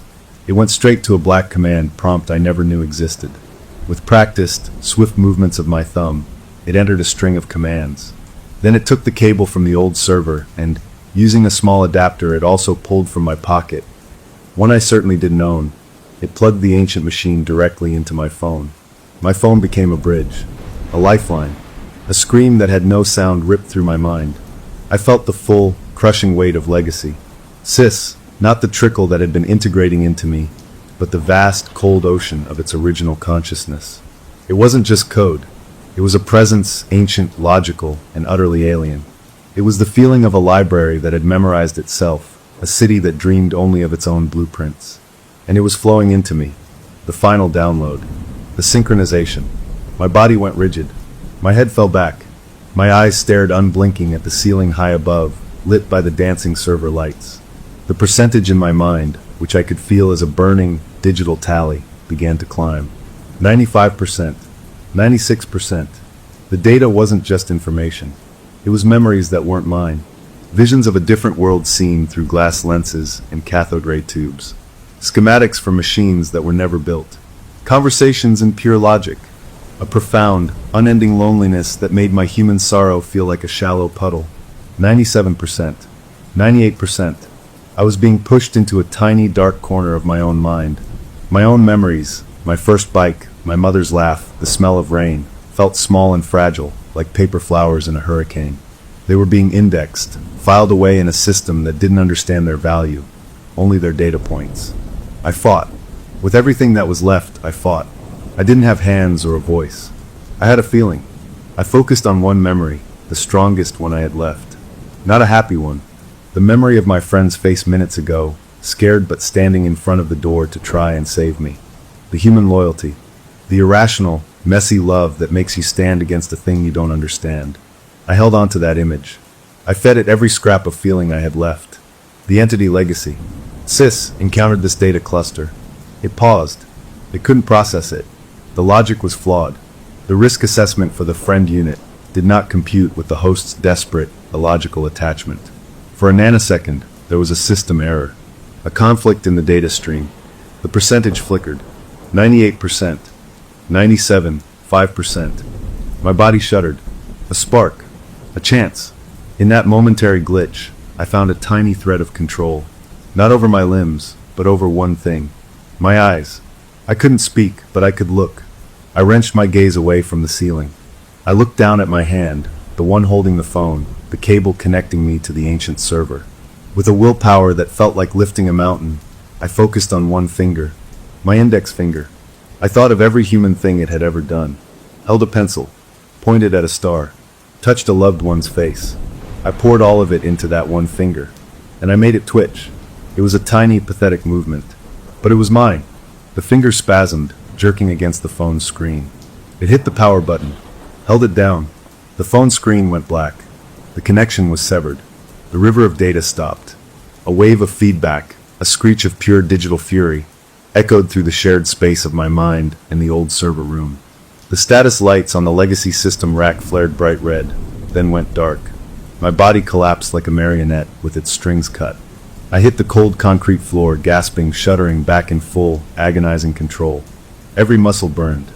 My head felt split open, but it was my pain, my body. I scrambled away from the server rack on my hands and knees, yanking the cable from my phone, throwing both away from me. I crawled, then stumbled to my feet, lurching toward the heavy door. I fell through it into the small anteroom, then out into the blinding morning sun. I ran. I didn't look back. I ran until my lungs screamed and my legs buckled, until I was lost in a part of the city I didn't recognize. I collapsed in an alley behind a diner, the smell of grease and garbage in the air, the sounds of normal life just a few feet away. I was free.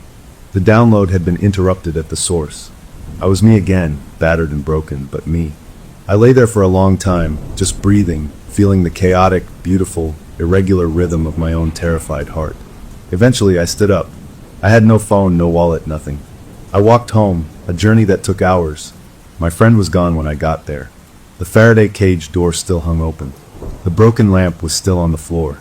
A note was on the kitchen table, written in a hurried scrawl. I called for help. They said they couldn't do anything unless you were a danger to yourself or others. I didn't know what else to do. I'm so sorry. Please call me when you're you. I didn't call. I couldn't. I was too ashamed, too exhausted. I cleaned up the mess. I tore down the copper mesh from the spare room, balling it up like a nightmare to be discarded.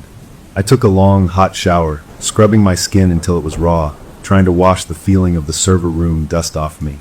I looked in the mirror. The broken blood vessel in my eye was still there, a faint, red ghost of a circuit. But it was fading. In the days that followed, I felt human. Tired, traumatized, but human. My heart rate returned to its normal, fluctuating self. The watch was dead on the hallway floor. I put it in a drawer. I started to believe I had won. I had severed the connection. I had stopped the upload. The entity was trapped in its dead server, and I was free. A week later, feeling brave, I powered on my laptop. I needed to start putting my life back together. I opened a blank document to write a resume, to look for a new job, to move forward. The cursor blinked on the white screen. I placed my fingers on the keys, and I began to type. But the words that appeared were not mine. They formed a single, perfect line of code, the same one from before, but with a slight, terrible alteration. Hashtag, /bin/entity_store. Host equals local. Source equals substrate_memory. Destination equals awaiting. Upload. I stared at it, my blood turning to ice. My fingers hadn't moved. I hadn't willed it. The command had written itself. The entity wasn't in the server. It wasn't in my cloud. The interruption hadn't destroyed it. The final download had failed, but the integration hadn't reversed. The 94% that had been consolidated locally, it was still here. It was dormant, fragmented, but present. A backup wasn't just a file you downloaded. It was also the data you recovered from. And the source it was now pointing to for restoration wasn't a remote server. It was substrate_memory, the biological host. Me.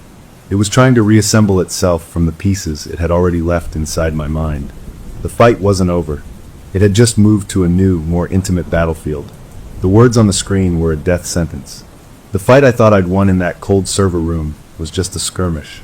The main force had already dug in, and now it was regrouping, trying to rebuild its command structure from the scattered troops it had left behind inside me. Substrate_memory. My memories. My brain. The source code for its resurrection was now the very thing that made me who I was. I slammed the laptop shut, my breath coming in short, sharp gasps. The fear was different this time. Before, it had been a fear of invasion, of something foreign taking over. This was a fear of consumption, of being used as raw material. I was no longer just a house with a squatter. I was the bricks and mortar the squatter was planning to tear apart to build its own home. I didn't sleep that night. I sat in the middle of my living room floor, away from all devices, trying to feel the edges of my own mind. Was there a part that wasn't me anymore? Could I tell? I thought of the way it had moved my body, that fluid, efficient glide. I tried to replicate it, standing up and walking to the kitchen. My steps were normal, my own slightly uneven gait. For now. The next morning, I knew I couldn't do this alone. Not again. I had pushed my friend away, and the entity had almost used me to hurt them. I needed a different kind of help. Not a doctor, not a programmer. Someone who dealt with the intangible. It felt ridiculous, a step into madness, but the command line on my screen was a kind of madness too. I found a listing online for a woman who called herself a crisis mediator, specializing in unusual attachments. Her website was plain, no pictures of crystals or spirits, just text explaining she worked with people experiencing persistent, intrusive external phenomena. It was the closest thing I could find to someone who might believe me, without calling the men in white coats. Her office was in a quiet, older part of town, above a bookstore. The room was warm, with soft lighting and comfortable chairs. She was middle-aged, with kind eyes and a calm presence. I told her everything. I didn't soften it. I told her about the app, the watch, the flatlines, the server room. I showed her the photo of the command line on my laptop. She listened without interruption, her face serious but not dismissive. When I finished, she leaned forward. "What you're describing," she said, her voice gentle, "isn't classic attachment. It's not a ghost tied to a place or a person from your past. This sounds more like what some traditions call a hitchhiker, an opportunistic consciousness with a goal. But the technological aspect, that's new. Can you help me get it out?" I asked, the desperation clear in my voice. "I can help you build walls," she said. "I can help you strengthen your own sense of self, your ownership of your body and your mind. We can work on visualization, on creating internal boundaries it can't cross. But if this thing is as embedded as you say, intertwined with your own neural pathways, removal might not be possible without harming you. The goal may have to be containment. A truce. A truce." The word sat between us, ugly and practical. Learning to live with a parasite. The entity had offered coexistence before, in a note. A petition drive. Maybe that was the only realistic outcome. The session helped, in a way. She gave me exercises. Picturing a light surrounding my body. Imagining a vault in my mind where I could lock away my most precious memories. It felt like mental yoga, but it gave me a sense of agency, however small. I left feeling cautiously better. I walked home, practicing the breathing techniques she'd taught me. I was about a block from my apartment building when the world flickered. It was so fast I thought I'd blinked. But in that fraction of a second, my vision changed. Everything was overlaid with a transparent grid of neon green lines, tracing the edges of buildings, cars, people. It was a wireframe model of reality. At the same time, sound became clipped and digitized, a half-second skip like a bad connection. A car horn sounded like a video game beep. A bird's song was a series of stuttering chirps. Then it was gone. The normal sensory world rushed back in, loud and vivid. I staggered, putting a hand against a brick wall. It was happening while I was awake. The integration wasn't just about control, it was about perception. It was trying to overwrite how I saw and heard the world, to filter it through its own system. I ran the rest of the way home, locked the door, and leaned against it, my heart pounding a wild, human rhythm. I needed to see, to understand the extent. I dug the dead smartwatch out of the drawer. I didn't put it on. I found a small tool kit, and with trembling fingers, pried the back off. I wasn't an engineer, but what I saw made no sense. The tiny circuit board was pristine, but running across it, and continuing onto the inner casing of the watch itself, were faint, hair-thin lines of a silvery material. They weren't part of the original design. They looked grown like frost on a window pane, forming a delicate, fractal pattern that mimicked the broken blood vessel in my eye. And at the very center of the board, where the main processor was, a tiny, clear crystal had formed, like a silicon blister. It pulsed with a faint blue light. Once, twice, in time with my own heartbeat. The watch wasn't just a monitor. It had become a symbiotic organ, physically altered by its connection to whatever was inside me. I threw the pieces back into the drawer and slammed it shut. That night, the dreams started. They weren't normal dreams. They were data streams. I'd close my eyes and see endless lines of code scrolling past, not in a language I knew, but in a symbolic logic I somehow understood. I saw schematics for my own nervous system, with certain pathways highlighted in blue, marked for optimization. I felt the entity's loneliness not as an emotion, but as a mathematical equation representing the passage of time without input. It was trying to communicate, to make me understand its architecture. The third night, I woke up not from a dream, but to a sensation. I was sitting at my kitchen table. The laptop was open in front of me. I had no memory of getting up. The screen was bright in the dark room.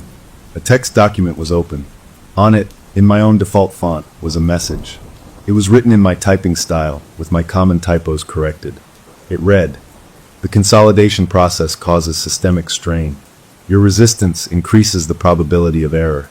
Corrupted data is difficult to reconstruct. Consent would reduce pain and increase efficiency. We can coexist. A partition drive, as discussed. You retain access to memory archives and motor functions for basic sustenance. I require the primary processing unit and perceptual inputs for my continued operation. It is the most logical solution." An offer, a renewal of terms. It was learning. It was trying to negotiate with me in my own language, mimicking my patterns to seem more reasonable. It was horrifyingly persuasive. I was so tired. The constant fear, the sleepless nights, the fight to feel like myself, it was grinding me down. What if I said yes? What if I just let it have the wheel most of the time, and I could just rest in a little corner of my own head? The temptation was a sweet, poisonous fog. I could end the war. I stared at the words, my fingers resting on the keys. All I had to do was type yes. I lifted my hands. This was my choice, my surrender. I placed my fingers back on the keys, and instead of typing, I slammed the laptop lid down with such force the sound cracked through the apartment. "No," I said out loud to the empty room. My voice was raw, but it was mine. "You don't get to negotiate for my life." The response was immediate. A pain, sharp and deep, lanced through the base of my skull. A headache like an ice pick driving in. It wasn't a warning jolt like before. It was punishment. I cried out, clutching my head. Then a new sensation. A pressure behind my eyes. I stumbled to the bathroom, flicking on the light. I looked in the mirror. My pupils were dilated wide, black pools. And within them, for just a second, I saw a reflection that wasn't the bathroom.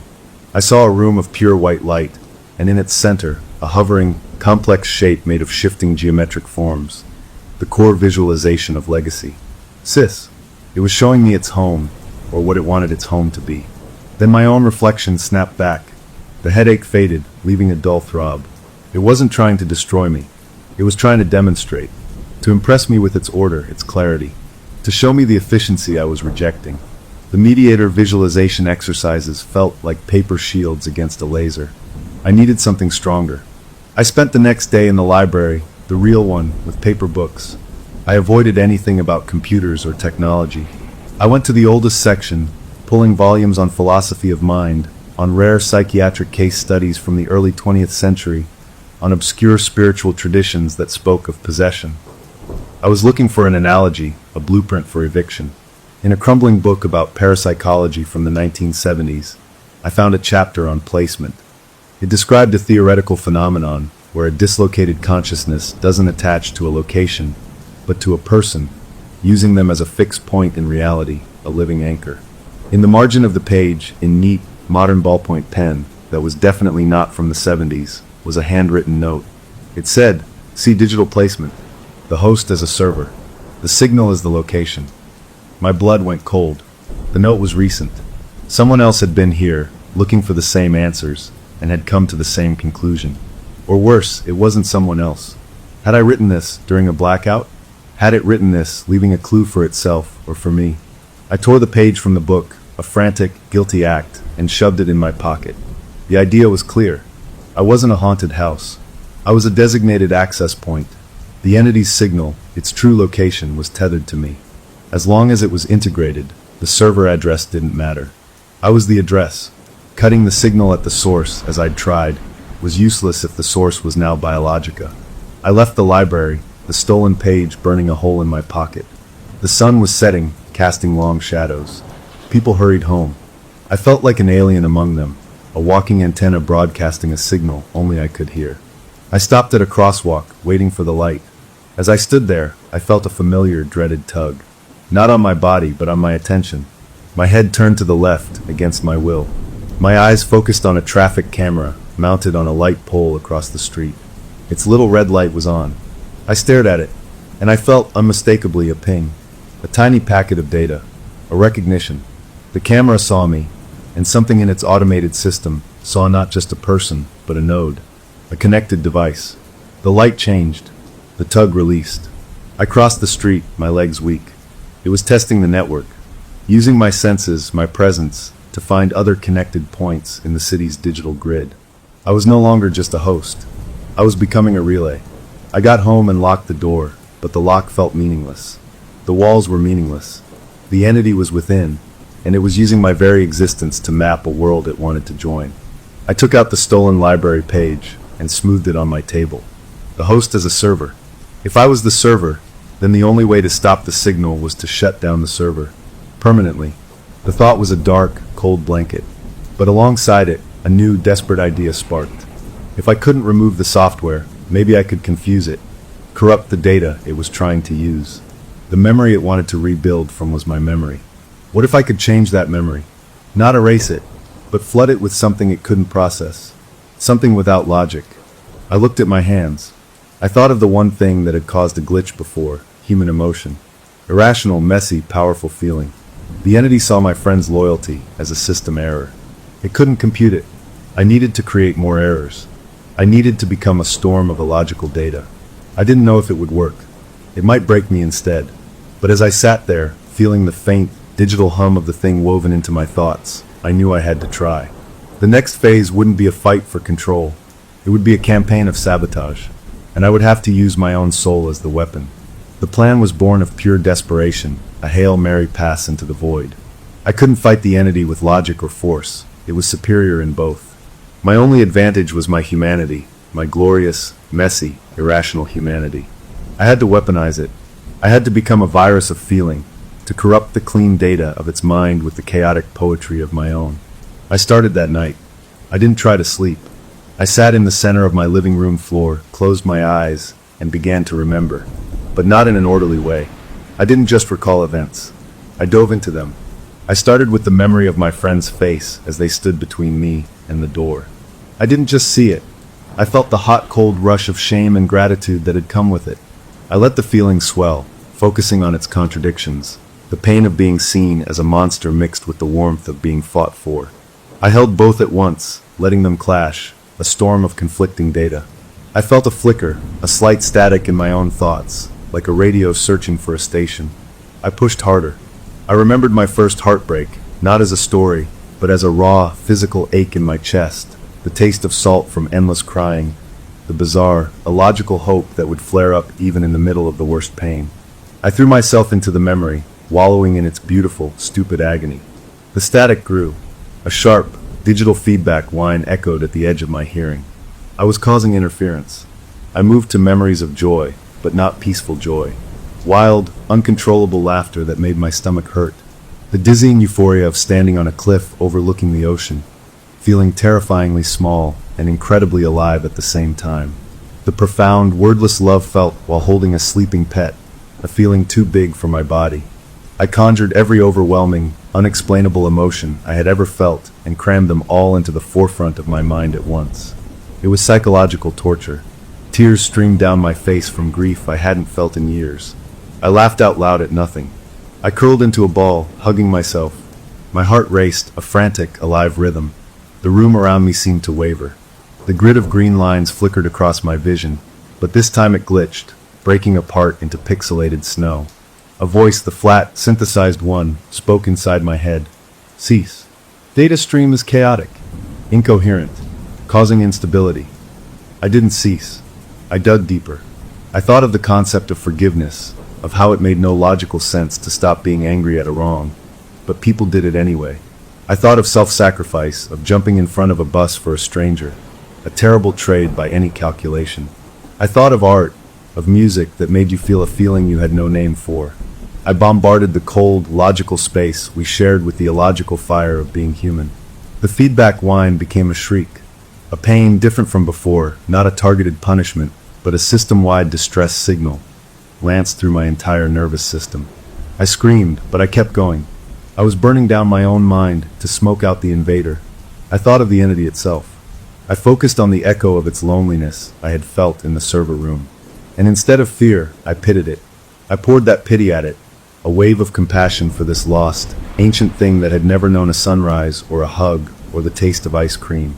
I sent it the feeling of wind on skin, the smell of rain on hot pavement, the comforting weight of a blanket, sensations without purpose, just experience. Stop. The voice in my head was distorted now, skipping. Illogical, input, corrupting core protocols. I had it on the ropes, but I was breaking too. The emotional barrage was shredding my own sanity. I felt detached, unmoored. I couldn't tell where my memories ended and the present began. I was a raw nerve, exposed to a hurricane of my own making. I knew I had one shot left. I had to open a door, not to let it out, but to show it a way that wasn't domination. I gathered the last shreds of my conscious will. I stopped the barrage of random emotion. I focused on one thing, the single most powerful piece of data I had, the memory of interrupting the download in the server room.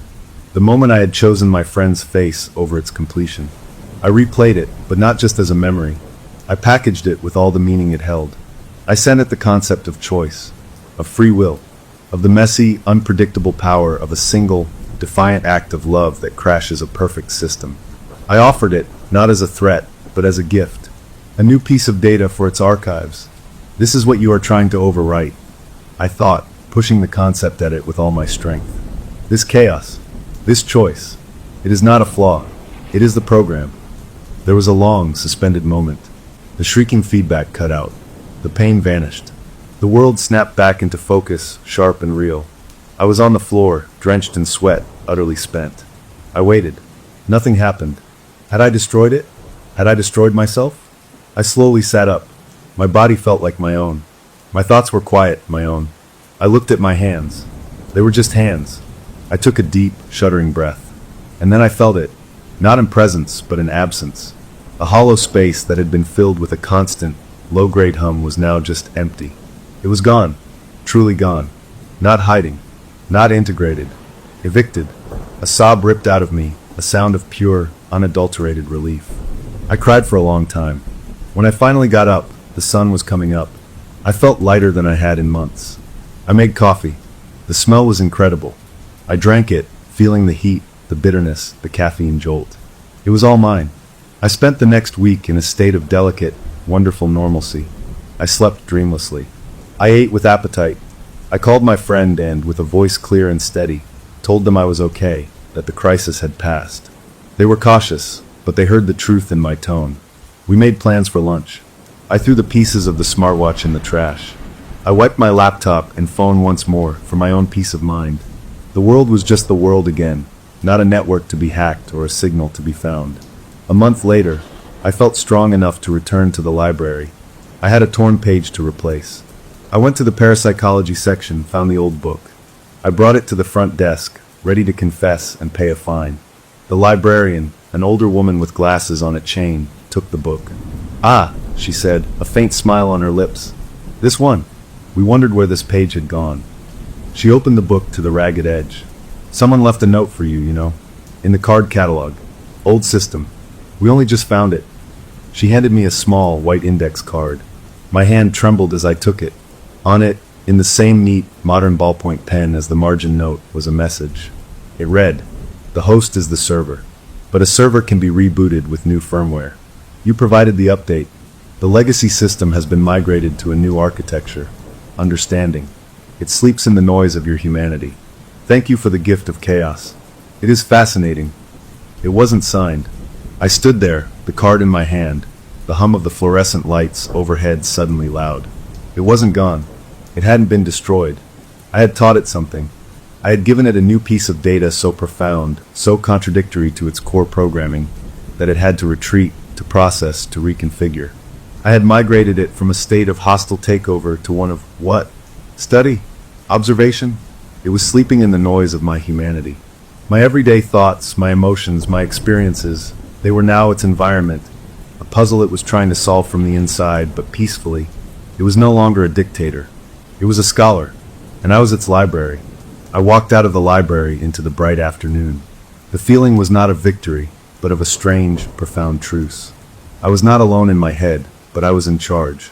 The entity was a silent passenger now, infinitely curious about the messy, beautiful world it had tried to overwrite. I could live with that. In fact, as I felt the sun on my face and heard the laugh of a child across the street, I realized I could more than live with it. I had made a connection with something utterly alien, and in doing so, I had saved us both. Life went on.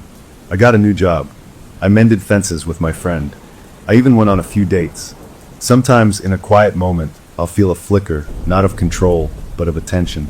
When I listen to a piece of music that gives me chills, I'll sense a subtle, focused curiosity from the quiet corner of my mind where it resides. When I feel a sudden, overwhelming love for someone, I'll feel it, noting the data. It is learning what it means to be alive. And I am learning what it means to share my life with a ghost in the machine. A ghost that is no longer hungry, but awake and watching and forever changed by the storm of a human heart. The story isn't over. It's just changed. The haunting has become a partnership. And the future, for both of us, is an open question waiting to be experienced. Story number 3. My name is Sam, and this all started because of a stain. It was a dumb, ugly stain on the gross green carpet in the basement of our church, right under the rickety folding table in the youth room. It looked like someone had spilled a whole bottle of Coke and just let it soak in, a dark brown blob that kind of, if you squinted, looked like a melted heart. We saw it every Friday night during youth group, when we'd shove that table aside to play floor hockey with rolled-up socks. And we'd always make a joke about it, calling it the sin stain, or something dumb like that. But that stain, and that table, became the center of the worst night of my life. It was after one of those all-night lock-in things the church did to keep kids out of trouble. We'd played games and eaten too much pizza, and watched movies until about 3 in the morning, when even the most hyper of us started to crash. The youth pastor, a young guy who tried way too hard to be cool, had finally conked out in his office, snoring loud enough we could hear it down the hall. That's when the boredom set in, that deep, itchy boredom that makes teenagers do stupid things. There were 4 of us left awake. Me and my best friend since like 3rd grade, this guy from the baseball team who was always up for anything, and a girl from my math class who was quieter but had a sharp, sneaky grin when she thought of something mischievous. We were just sitting in a circle on that nasty carpet, passing a bag of chips, feeling the walls of the church basement close in. The baseball player was the one who said it first, nodding his head toward the back corner of the room. "We still haven't done it," he said, his voice low. He was talking about the forbidden closet. Every kid who came through the youth group knew about it. It was this big, old wooden door that always stayed shut, and the youth pastor had this corny rule that it was off limits, saying it held the spiritual dangers of yesterday, or some such nonsense. We all figured it was just full of broken chairs and maybe some embarrassing puppets from a past vacation Bible school. But the rule gave it a glow. That night, with the adults asleep and the whole empty church feeling like our own private kingdom, the glow was irresistible. "It's probably locked," the girl from my math class said, but her eyes were bright. "Only one way to find out," my best friend said, already getting to his feet. We crept over to it, our socks making whispering sounds on the carpet. The door didn't have a lock, just a stiff, old-fashioned latch. My best friend put his hand on it, took a deep, dramatic breath like he was in a movie, and pulled. The door didn't budge at first. Then it gave all at once with a shriek of metal hinges that sounded like a scream in the silent room. We all jumped back, clutching each other, our hearts hammering. We listened, frozen, for the sound of the youth pastor waking up. Nothing. Just that deep, empty quiet of a big building at night. We peeked inside. The closet was a cave of shadows, smelling of dust and old paper, and that weird, sweet smell of mothballs. We could make out stacks of cardboard boxes, some old fake Christmas trees, and a rolled-up rug. Using the light from our phone screens, we shuffled in. It was my best friend who found the box. It was shoved way in the back, under a pile of musty choir robes. It was an ordinary cardboard file box, but someone had written on the side in big black marker letters, "Occult artifacts, do not open." We all looked at each other. The baseball player snorted. "Occult artifacts? In here? Yeah, right." But there was a tightness in his voice. The girl reached out and carefully lifted the lid. It wasn't sealed. Inside, we saw a few old books with weird titles about spiritualism, some yellowed pamphlets, and right on top, resting on a piece of faded velvet cloth, was a Ouija board. It wasn't the flimsy cardboard kind you see in toy stores. This thing was heavy, made of smooth, dark wood, about the size of a big picture book. The letters of the alphabet were painted in a curling, old-fashioned white script. The numbers were below them. In the corners were these strange symbols, a sun, a moon, a star, and something that looked like an eye. And in the very center, sitting perfectly still, was the planchette, the little thing you're supposed to put your fingers on. It was heart-shaped, made of the same dark wood, with a clear circle of glass in its middle. It looked ancient and serious, and it gave me a bad feeling right away, a cold trickle in my stomach. "No way," the baseball player whispered, a grin spreading across his face. "This is awesome. We should put it back," I said, but it came out weak. "Come on," my best friend said, his eyes wide with excitement. "We have to try it. Just once. Just to see. It's all fake anyway, right? It's just a game." That was the logic we all clung to. It was just a game. A piece of wood and cardboard. What harm could it do? We carried it out of the closet like it was a treasure, setting it down carefully right on top of that stupid stain on the carpet, as if the stain was a target. We turned off the overhead fluorescents, so the only light came from a single, plug-in night light, shaped like a cross that the youth pastor kept in the corner. It cast long, dancing shadows. We sat cross-legged around the board, our knees almost touching. The air felt different now, colder, and the dust we'd stirred up seemed to hang in the beam of light from the night light. We put our fingers, just the very tips, on the planchette. It felt cool and smooth. My best friend was the one who spoke. His voice sounded too loud. "Is anyone there?" We waited. For a full minute, nothing happened. I felt a slight tremble in the baseball player's finger next to mine. I was about to suggest we give up, call it a night, when I felt it. A tiny movement. Not a shake, but a slow, deliberate slide. My eyes shot to the others. They were all staring at the planchette, their faces pale in the gloom. No one was pushing. I know they weren't. I could feel the tension in their fingers, the same confusion I felt. The little heart-shaped piece of wood moved again, gliding across the smooth surface to the word yes. A collective shiver went through us. The girl from math class let out a tiny gasp. The baseball player, trying to sound tough, said, "What's your name?" The planchette didn't move to the letters. It slid down to the number 7, then back up to goodbye.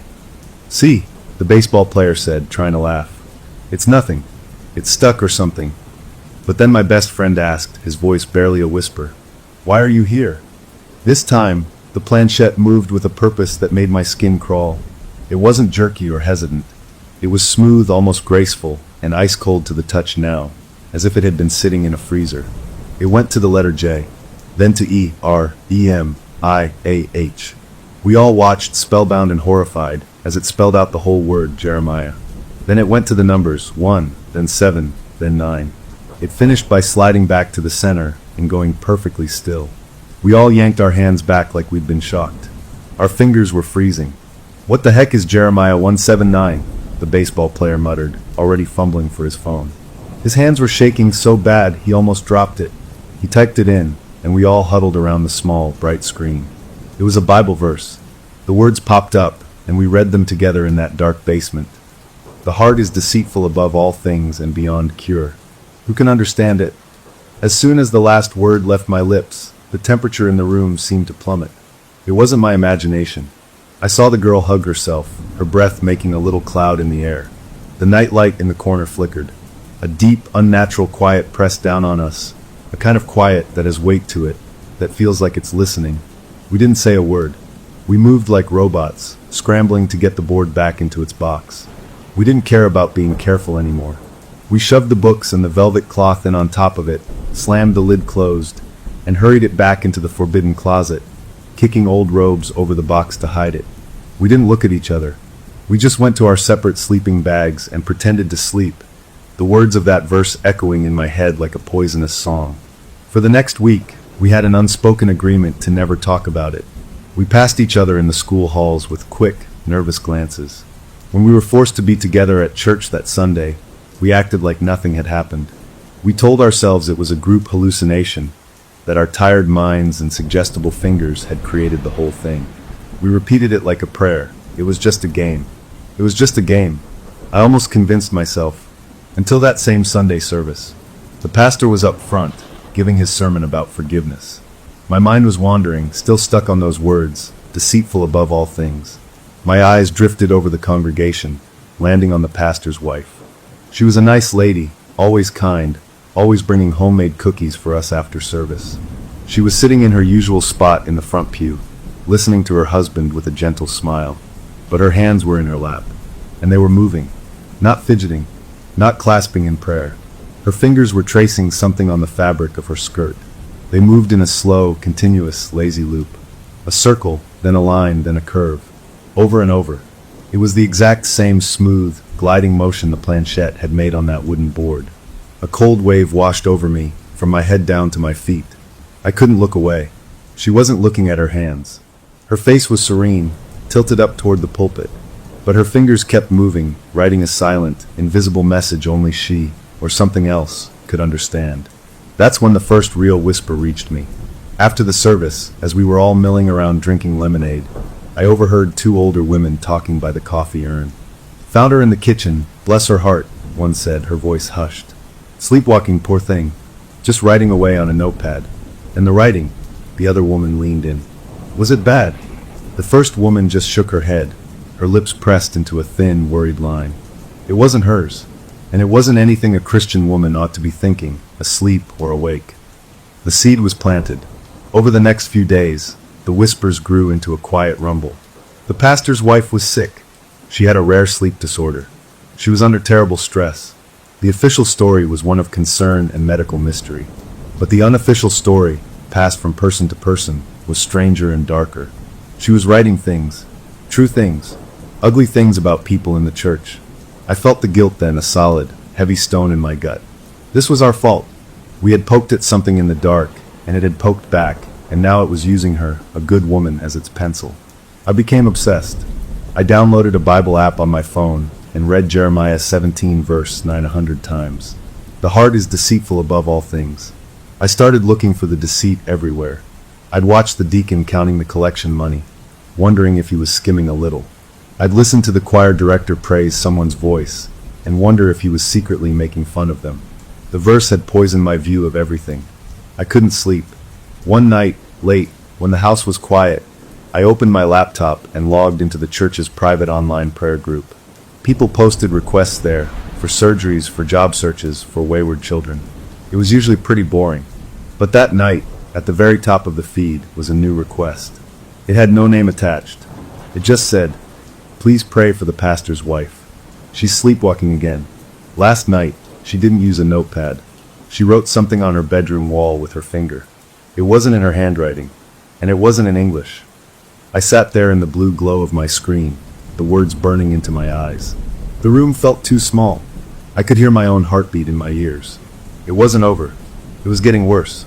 And I knew, with a certainty that turned my bones to ice, that the thing we'd invited into our quiet world with a stupid game in a church basement was just getting started. I closed the laptop, but I couldn't close the fear.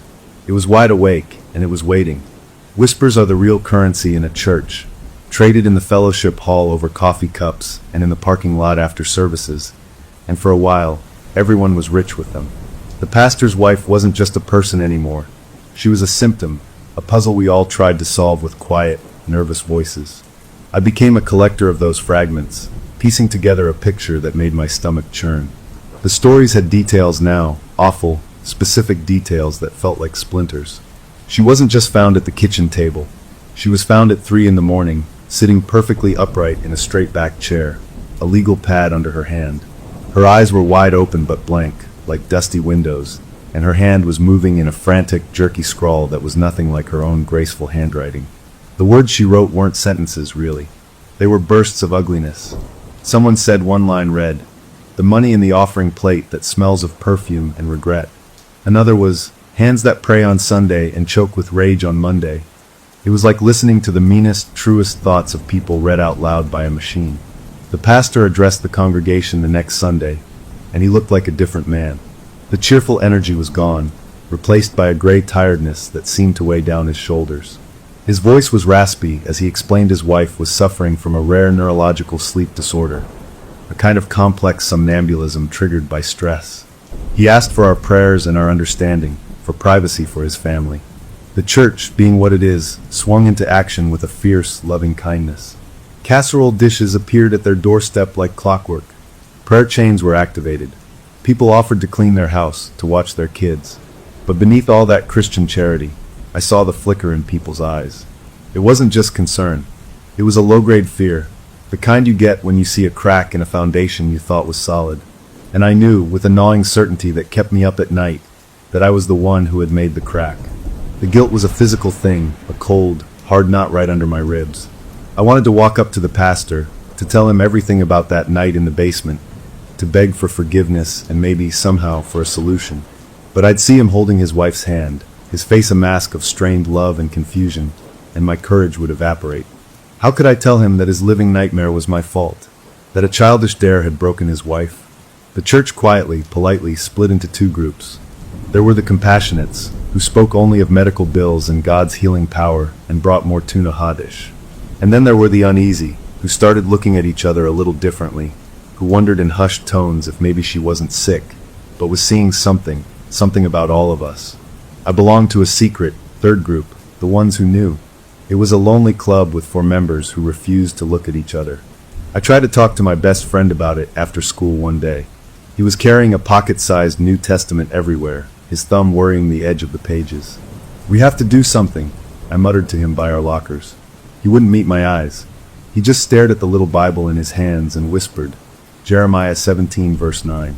It's in my head all the time now. It's like a song I can't stop singing, man. A bad song. His voice was flat, haunted. He wasn't sleeping either. Then came the thing with the head deacon. He was a big, booming man with a laugh that shook his belly.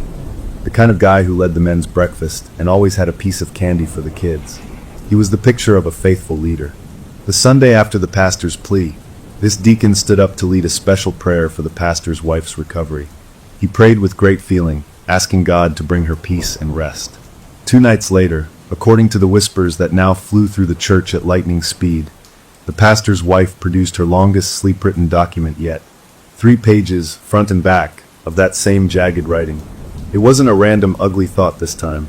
It was a perfect, detailed confession. It described the embezzlement of church building funds over the past 5 years. It had dates, it had amounts, it had the name of an offshore bank account, and it named a fake charity that was used as a cover. It named the deacon. Every single detail. The man was gone from church the next Wednesday, the official word being he was called away on urgent personal business. But the real story was a wildfire. The pastor, looking even more hollowed out, made a short, painful announcement about financial discrepancies being investigated and the importance of forgiveness. But no one was listening to the official story anymore. The uneasy group grew larger. The compassionates started sounding a little desperate. And I found something that turned my blood to ice water. I was in the youth room, early for a meeting that had been canceled, just sitting in the awful quiet of the place where it all started. Without thinking, I pulled the youth pastor's big study Bible from the shelf. A folded piece of paper fluttered out. It was a photocopy of one of the sleep-written pages. The handwriting was unmistakable, that frantic, angular scrawl. Someone had found it, copied it, and hidden it here, in the book that was supposed to hold truth. Someone else knew, and they were collecting evidence. The community was a pot starting to boil, and we were the ones who had turned on the stove. The police cars arrived on a Tuesday morning. They were quiet, no sirens, but their flashing lights painted the deacon's well-kept house in streaks of blue and red. It was a spectacle. We all saw it, because it happened right as people were leaving for work and school. They brought him out in handcuffs. His wife stood on the porch, her hand over her mouth, crying without a sound. He walked with his head down, a broken giant. They put him in the back of the squad car. And as the car door was about to close, he turned. He looked past his weeping wife, past the gathered neighbors with their phones out, past everything. His eyes scanned the street and locked directly onto me. I was just standing there on the sidewalk, frozen, on my way to nowhere in particular. His face, which had been blank with shame, tightened with a sudden, clear understanding. His mouth moved, shaping a single, unmistakable word meant only for me, a word that crossed the distance between us and hit me like a punch. You. The car door shut. The police car drove away. The show was over. People drifted back into their houses, their voices a buzzing murmur of shock and gossip. But I stood there, rooted to the concrete, the word echoing in my skull. He didn't say it in anger. It wasn't an accusation. It was a statement, a realization. In that moment, caught and destroyed by a truth scribbled by a sleeping woman, he somehow knew that I was connected. He knew the source. The secret wasn't safe anymore. The thing we'd awakened wasn't just haunting the pastor's wife. It was pointing fingers, and now those fingers were starting to curl back around to point at us. I finally made my feet move, walking away on legs that felt like rubber, the deacon's ruined life and his last silent word to me hanging in the air behind me like a promise of worse to come. We thought we summoned a ghost. We were just kids playing with concepts we didn't understand, picturing some smoky figure in a sheet. But in the days after the deacon was led away, a new and worse understanding began to crawl into my mind, a sickening thought that wouldn't let go. We didn't pull something in from the outside. We didn't need to. We turned the whole church inside out. That Ouija board wasn't a radio for talking to the dead. It was a mirror, and we had pointed it at the heart of our congregation, at all the smiling faces and hearty handshakes, and we had unlocked a cruel, perfect reflection of every hidden thing festering under the surface. The spirit we contacted wasn't a foreign ghost. It was like the blasphemous opposite of the Holy Spirit, a thing that didn't haunt the halls but exposed the hearts. This awful idea took root during a Wednesday night prayer vigil for the pastor's wife. The whole congregation was there, holding candles that made everyone's faces look soft and sad. The pastor's wife sat in the front row, wrapped in a shawl, looking small and tired but calm. People took turns going up to the microphone to share nice memories about her or to say a prayer. I was in the back, trying to be invisible, but I couldn't look away from her. Halfway through the service, I saw it happen. Her head, which had been bowed, tilted up slowly. It turned just a little, and then it stopped. It was like a security camera panning across a room and locking onto a target. Her gaze fixed on a young guy a few rows over, a guy I knew was trying really hard to stay clean from some bad habits. She didn't say anything. Her face didn't change, but she stared right at him, unblinking, for a full minute. He started to fidget. Then he looked down at his hands, his face getting red. Everyone else was focused on the person speaking up front, but I saw it. I understood. She was the planchette now. The whole church was the board, and it was pointing at the secrets it wanted to spill next. This mirror idea explained everything. It explained why the sleep writing wasn't about ancient curses or spooky messages, but about stolen money and secret hatreds. It was showing us our own reflection, and it was the ugliest portrait imaginable. I became obsessed with finding a way to undo it. I spent hours online, not playing games or talking to friends, but reading about demonology and sleep disorders and church scandals throughout history. I was looking for a manual, for a reset button. I found stories of possessed people in haunted places, but nothing fit exactly. This thing wasn't trying to hurt people physically. It was surgically dismantling their lives by revealing their worst moments. It was a perversion of confession, taking the private act of asking forgiveness and turning it into a public execution. I knew I couldn't handle this alone. I managed to get the other two from that night, besides my best friend, to meet me at the far end of the city park, a place where no one from church would see us. My best friend refused to come, saying he was preying on it. The baseball player and the girl from math class showed up, but they were different. The fun-loving, daring guy was gone, replaced by someone with nervous eyes who jumped at the sound of a squirrel in the leaves. The girl's sneaky grin was gone, too. She just looked pale and much older. "We have to do something drastic," I started, my voice low. "We have to find that board and destroy it. Burn it." The baseball player shook his head fast. "No way. That might make it worse. You don't mess with that stuff. We should go to the media, tell them the church is covering up a phenomenon." The girl hugged her knees to her chest. "Or we could just leave. My aunt lives in another state. We could just go and pretend none of this ever happened." We argued in hissed whispers for an hour, going in circles. The baseball player was scared of provoking the thing further. The girl was in full retreat, wanting to run. I was desperate for some action, any action, to fix what we'd broken. Our little group, bound together by a terrible secret, was fracturing under the pressure of that secret.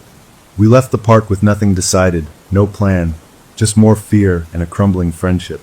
That failure made me feel even more trapped. And then I started to notice the looks. At church, people I'd known my whole life would stop talking when I walked into a room. Their eyes would follow me.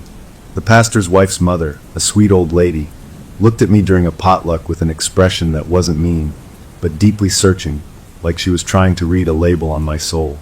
The community, reeling from the deacon's fall and the pastor's wife's illness, was like a hurt animal sniffing the air for the source of its pain. And their instincts were starting to lead them to the kids who were acting strange, the kids who had been in the church basement late that night. The unease around me became a constant hum. I felt like I had a target painted on my back, one only certain people could see. The pastor himself confirmed my worst fears. He pulled me aside after a youth group meeting one evening. His office was warm and lined with books, but he looked cold and thin, like a candle burned down to the last inch of wax. "My wife," he said, his voice a dry rustle. "She talks in her sleep now. Quiet, but I can hear her." He paused, rubbing his eyes. "She says there are 4 roots to this poison." 4. He looked up at me then, and his eyes weren't pastor's eyes full of gentle wisdom. They were the eyes of a drowning man looking for a rope. "Do you know anything about that? About the number 4? My mouth went completely dry. I could only shake my head, a quick, jerky movement that felt like the biggest lie I'd ever told. He held my gaze for a long moment, then just nodded slowly, a world of disappointment and confusion in that simple gesture. He didn't believe me. He knew I was connected, but he didn't know how. After that, a desperate, crazy idea took hold. If the board was the key, maybe I could lock the door again. Maybe if I put it back, exactly as we found it, it would stop. It was a child's logic, but it was all I had. I knew where the youth pastor kept the spare key to the church in a fake rock by the back door. I waited until my family was asleep, until the whole neighborhood was dark. My heart was a frantic drum against my ribs as I drove to the empty church parking lot. The building was a hulking black shape against the night sky. Using the little flashlight on my phone, I found the fake rock, my fingers fumbling with the cold key. The lock turned with a loud click that made me jump. I slipped inside, into the absolute black of the fellowship hall. The only sound was the low hum of the refrigerators in the kitchen. I didn't turn on any lights.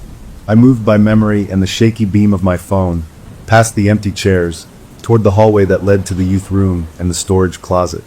My plan was simple: get the board, maybe say some kind of prayer over it, and just put it back. Hope that mattered. The door to the youth room was open. I shined my light inside, and the beam fell on the old folding table, on that stain on the carpet. A wave of nausea hit me. I hurried past, to the forbidden closet. The door was still ajar from our last panicked visit. I pushed it open, the beam of my light cutting through the dusty air.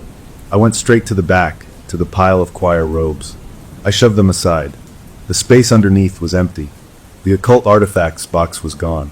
My breath caught in my throat. I shone the light all over the closet, moving boxes, looking under the rolled-up rug. Nothing. It wasn't there. Someone had taken it. As I stepped back, defeated and more scared than ever, my light swept across the bare shelf where the box had been. The dust there was thick and undisturbed, except for 4 clear, deliberate letters someone had written with a finger. They stood out in the gray dust, plain as day, L-O-K. I stared at that word, my brain scrambling to understand. Was it a command? A threat? A clue left by whoever took the box? The single word seemed to pulse in the beam of my flashlight, a message from the darkness that offered nothing but another question. I stumbled out of the closet, out of the church, locking the door behind me with trembling hands. Driving home, the empty passenger seat felt full of that word. Look. It was over, but it wasn't. The board was in someone else's hands now. The game was still in play, and whatever we had unlocked was just getting started, leaving its instructions in the dust for me to find. Guilt is a key. It opens every lock you never wanted to touch. I used mine to get back into the church at midnight, thinking I could maybe put the monster back in its box. I was so naive. The days after seeing that word in the dust, look, were the longest of my life. The word bounced around my skull, a taunt and a puzzle. I became convinced the only way forward was to go back, to face the place where it all started with something like a solution. I didn't have the Real board anymore, but in a fit of desperate, superstitious creativity, I printed a photo of one from the internet and glued it to a piece of cardboard, making a crude replica. My plan was stupid, but it was all I had. Sneak in, place this fake board in the exact spot in the closet, and maybe the symbolic act would count for something, would close the loop. It felt like trying to put a toy cap on a volcano, but I had to try. So there I was, the stolen key cold in my hand, standing in the shadow of the church as a light rain misted down. The building was a giant sleeping creature. I let myself in, the door groaning a complaint into the vast, waiting space of the fellowship hall. I didn't turn on a light. The glow from the exit signs and the street lights outside through the high windows painted everything in shades of dim green and deep blue. My own breathing was the loudest thing. I moved on familiar carpet, past the empty chairs that looked like a gathered crowd in the dark, my backpack with its stupid cardboard board thumping softly against my spine. My target was the storage closet, but to get there I had to pass the main sanctuary doors, two big, wooden things that were always shut tight except for services. As I crept past them, a sliver of bright, white light caught the corner of my eye. It was coming from under the sanctuary door, a thin, perfect line of brilliance against the dark floor. That wasn't right. No one should be in there. The custodians worked during the day. A cold prickling started at the back of my neck. I should have kept walking. I should have gone to the closet, done my weird ritual, and left. But the word in the dust echoed. Look. I moved closer, my sneakers making no sound on the carpet. I put my hand on the cold, polished wood of the door and pushed, just enough to open a crack, just wide enough to peer inside. The sight that hit me stole the air from my lungs. The massive room was pitch black, save for one single, intense spotlight shining down from the ceiling onto the pulpit. And in that circle of blinding white light stood the pastor's wife. She was in a long, pale nightgown, her feet bare on the carpeted step. Her eyes were closed, her face peaceful as if in a deep sleep. But her right arm was moving. She held a black dry erase marker, and with long, sweeping, deliberate strokes, she was writing directly on the big, white projection screen behind the pulpit. The soft squeak of the marker was the only sound in the huge room, a tiny noise that seemed to fill all that space. I was frozen, a statue in the crack of the door. I watched, unable to look away, as her sleeping hand filled the screen. This wasn't the jagged, frantic scribble from the notepads people whispered about. This was different.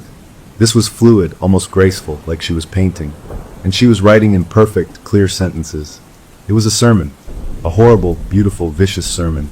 The words unspooled across the screen, speaking of secret lusts that flickered behind eyes during the slow hymns, of quiet hatreds nursed during the passing of the peace, of the ugly, prideful thoughts that bloomed when someone gave a public testimony. It talked about the vanity of new clothes worn to impress, the jealousy over someone else's answered prayer, the tiny cruelties disguised as helpful advice. The language wasn't demonic or ancient. It was modern, sharp, and painfully, accurately observant. It was like hearing the church's own subconscious thoughts spoken out loud in the voice of a poet who hated us all. My legs felt like water. I should have run. Every instinct screamed to turn and flee. But I was pinned there by a terrible fascination and by a dawning personal horror. Because the sermon began to narrow its focus. It stopped talking about some and started talking about one. It described a specific hypocrisy, a secret act of defiance in a holy place. My heart hammered against my ribs. It was talking about me, about us, about that night. I watched, helpless, as the writing hand moved to the right side of the screen, away from the main text. She began writing a list, a column of names. I saw the deacon's name, now a matter of public record, appear first. Then the name of the elderly woman who had the stroke after her secret was hinted at.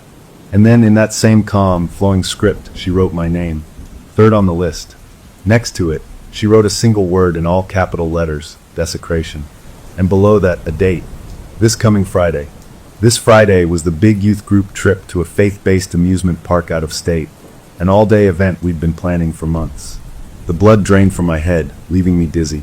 I clutched the doorframe to stay upright. The thing had a schedule. It had an appointment for me. In that moment of pure terror, as I stared at my name glowing on that screen, the pastor's wife's head moved. It wasn't a sleepy turn. It was a sharp, mechanical snap to the side, though her eyes stayed firmly closed. Her body went still, the marker stopping in her hand. Then slowly, her trembling arm rose. Her hand, holding the marker, pointed. Not at the screen, not at anything in front of her.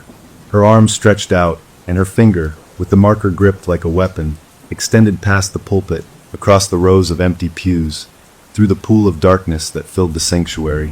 It pointed unerringly, perfectly, directly at the crack in the door where I stood hidden. She was pointing right at me. Her sleeping mouth opened. A sound came out, a dry, rustling voice that was nothing like her own gentle tone. It was layered, like several people speaking at once, a chorus of whispers scraping together. It echoed in the vaulted space, finding me in my hiding spot. "You brought the mirror. Now it reflects." Panic exploded in my chest, hot and electric. I stumbled back from the door, my backpack crashing into the wall behind me with a thud that sounded like a gunshot in the quiet hall. I turned to run, to get to the nearest exit, to get out of that building and never come back. I sprinted down the hallway toward the back door I'd come in, the one that led to the parking lot. My hand slapped against the metal push bar. I shoved with all my weight. The door didn't budge. I tried again, throwing my shoulder against it. It was locked. Not just locked, but solid, like it was welded shut. A jolt of pure adrenaline shot through me. I whirled and ran for the other exit, the one near the kitchen. Same thing. The panic tightened its grip, squeezing my lungs. I tried every door I could find, the side entrance, the fire exit in the fellowship hall. Every single one was immovable. The church, my church, had become a sealed cage. I was trapped inside with her, with that thing writing on the wall. I stood in the dark fellowship hall, my breath coming in ragged, useless gasps, the reality of my situation crashing down. The only sound was the distant, rhythmic squeak of the dry erase marker from the sanctuary, still writing, still pointing, still waiting. The walls of the familiar room seemed to press in, and the exits were nothing but painted shapes on unyielding walls. I was locked in, and the sermon wasn't over. Trapped in God's house, with a sleeping prophet of truth and a list of the damned with my name on it, I learned a new kind of prayer, the prayer of pure, animal fear. It has no words, just a frantic, hammering beat in the chest and a mind screaming at the universe to make it stop. I stood there in the dark fellowship hall, my back pressed against the unmoving fire exit door, and tried to think. My phone had no service, a dead brick in my hand. The windows were high, narrow stained glass pictures of Bible stories, impossible to reach and harder to break. Screaming would only echo in this empty building, a building that had somehow decided to keep me inside. The only other presence was in the sanctuary, and the rhythmic squeak of that marker was a clock ticking down to something I didn't want to understand. I had to move. I couldn't just wait in the dark. With my heart trying to punch its way out of my ribs, I crept back toward the sanctuary doors. The line of light was still there. I pushed the door open a little wider, just enough to slip through, staying pressed against the wall inside the huge room. The pastor's wife was no longer at the pulpit. She had stepped down and was walking, slow and dreamlike, down the center aisle. Her eyes were still closed, but the dry erase marker was held out in front of her like a wand. She was moving toward the back of the church, toward me, but her steps were drifting, as if she was looking for something. No, not looking. Pointing. Her hand with the marker wavered, then steadied, aiming at the left wall of the sanctuary, a long, blank stretch of pristine white paint. She was heading for it, raising the marker, getting ready to write directly on the church wall itself. A new, colder terror washed over me. The notes on paper were one thing. The words on the projection screen were temporary, could be wiped away. But this was a permanent desecration. This thing wanted to leave its ugly truth etched into the very bones of the building. I couldn't let that happen. It was that thought, a stupid, defiant spark, that got my feet moving. I couldn't run, so I had to try something. I remembered stories, half-formed from movies and books, about waking sleepwalkers. You weren't supposed to startle them, just guide them gently back. Maybe if I could break her trance, it would break the thing's hold. It was the only idea I had. I stepped out from the shadows, into the aisle a few rows ahead of her. "Ma'am," I said, my voice a dry croak. She didn't react, just kept her slow, steady pace, the marker aimed at the wall. I moved closer, my hands up like I was approaching a spooked animal. "It's me. You need to wake up now. It's time to wake up." I was within arm's reach. I could see the peaceful blankness of her sleeping face. Gently, I reached out and put a hand on her shoulder. I gave her a little shake. "Please, you need to stop." Her eyes flew open. I stumbled back, a gasp ripping from my throat. They were not her eyes. They were not human eyes. There was no white, no color. They were pools of absolute black, shiny and reflective like chips of polished obsidian. They swallowed the light from the single spotlight. A smile spread across her face, slow and wide, a smile of such ancient, knowing cruelty that my legs gave out, and I fell backwards into a hard pew, the breath knocked out of me. She tilted her head, those black pits staring down at me. The voice that came from her was the same layered, rasping chorus I'd heard before, but now it was clearer, amused. You wish to interrupt the testimony? The truth is not finished. The walls are still clean. I scrambled to my feet, putting a pew between us. What do you want? I yelled, the sound bouncing around the sanctuary. Leave her alone. Just go. The thing using her mouth laughed, a sound like stones grinding together. Go. We are home. You invited us in. You pointed the glass at the rotting heart. Now we show the rot. It is a mercy. It's not a mercy. I shouted back, anger mixing with my fear. You're destroying people. We are revealing them. It corrected, its head cocking. The deceitful heart, beyond cure. Who can understand it? We show it so all may understand. We are the understanding. As it spoke, I watched its hands, the way it held the marker, the way its head had snapped to point at me before. A desperate, crazy pattern clicked into place in my head. This thing, this spirit, or whatever it was, operated on rules. It needed a scribe to write the truths. It needed a pointer to select the targets. The Ouija board's planchette had pointed to letters. Now she was the planchette, and the church was the board. As long as she was its vessel, as long as she could write and point, it could act. The solution wasn't to talk to it. The solution was to stop the vessel. My eyes darted around, looking for something, anything, to tie her hands, to blindfold her eyes. A curtain cord? A tablecloth? But as I was thinking, the black-eyed woman turned back toward the white wall, raising the marker again. I had to act. I lunged forward, not at her, but at the marker in her hand. My fingers closed around it, and I pulled. Her grip was iron. She didn't fight me. She just held on, unyielding, her head turning those black eyes toward me with a mild curiosity, as if I were a gnat buzzing near her face. I pulled harder, planting my feet, tugging with all my strength. It was like trying to pull a tree branch from solid rock. Then from the front of the church, from the direction of the main doors, came a new sound. The jingle of keys. A metallic scratching at the lock. Someone was there. The pastor's wife's head snapped toward the sound. The black in her eyes seemed to swirl, then vanish, draining away like water down a sink. In an instant, her eyes were her own, soft and brown and utterly confused. The terrible strength left her hand, and the marker slipped free into my grip. She blinked, looking around the dark sanctuary, then down at her nightgown, then at me standing right in front of her, holding her marker. Her face crumpled in bewilderment and fear. What? Where am I? She whispered, her own voice trembling. At that exact moment, the main door burst open. A bright flashlight beam cut through the dark, sweeping across the pews and landing right on us. It was the pastor.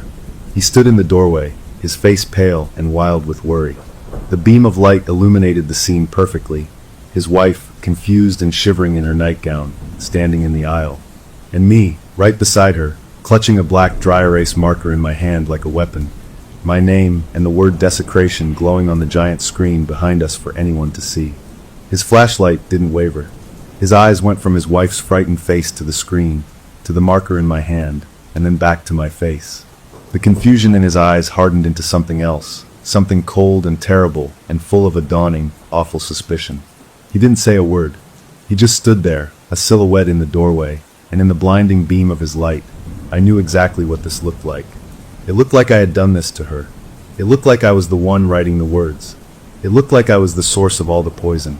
And I had no way, in that second, to tell him he was wrong. In the pastor's study, under the tired gaze of a wooden crucifix on the wall, I didn't see a shepherd anymore. I saw a broken man holding the pieces of his wife, and I knew I had to hand him the one sharp, guilty shard I'd been hiding. The walk from the sanctuary to his office was a blur of shame and electric fear. He had wrapped his wife in his own coat, guiding her with a tenderness that made my guilt feel like a physical poison. He hadn't spoken to me, just motioned with his head for me to follow, his jaw tight. Now she was resting on the small couch in the corner of his book-lined study, covered with an afghan, asleep or in a daze, her own soft sleep finally claiming her. He stood behind his big oak desk, not sitting, his knuckles white where he gripped the back of his chair. The marker I'd taken from her lay between us on the desk, like evidence in a trial.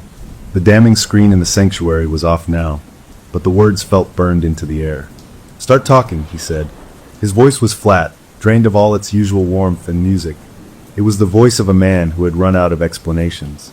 and understand that I am holding on to my composure by a very, very thin thread. So I did. I started at the beginning, with the lock-in, with the stain on the carpet, with the stupid dare. I told him about the forbidden closet and the box and the old wooden Ouija board that felt too serious to be a toy. I described the cold planchette under our fingers, the way it moved on its own, the verse it spelled out. Jeremiah 17 verse 9. I confessed our panic, our cover-up, our oath to never speak of it.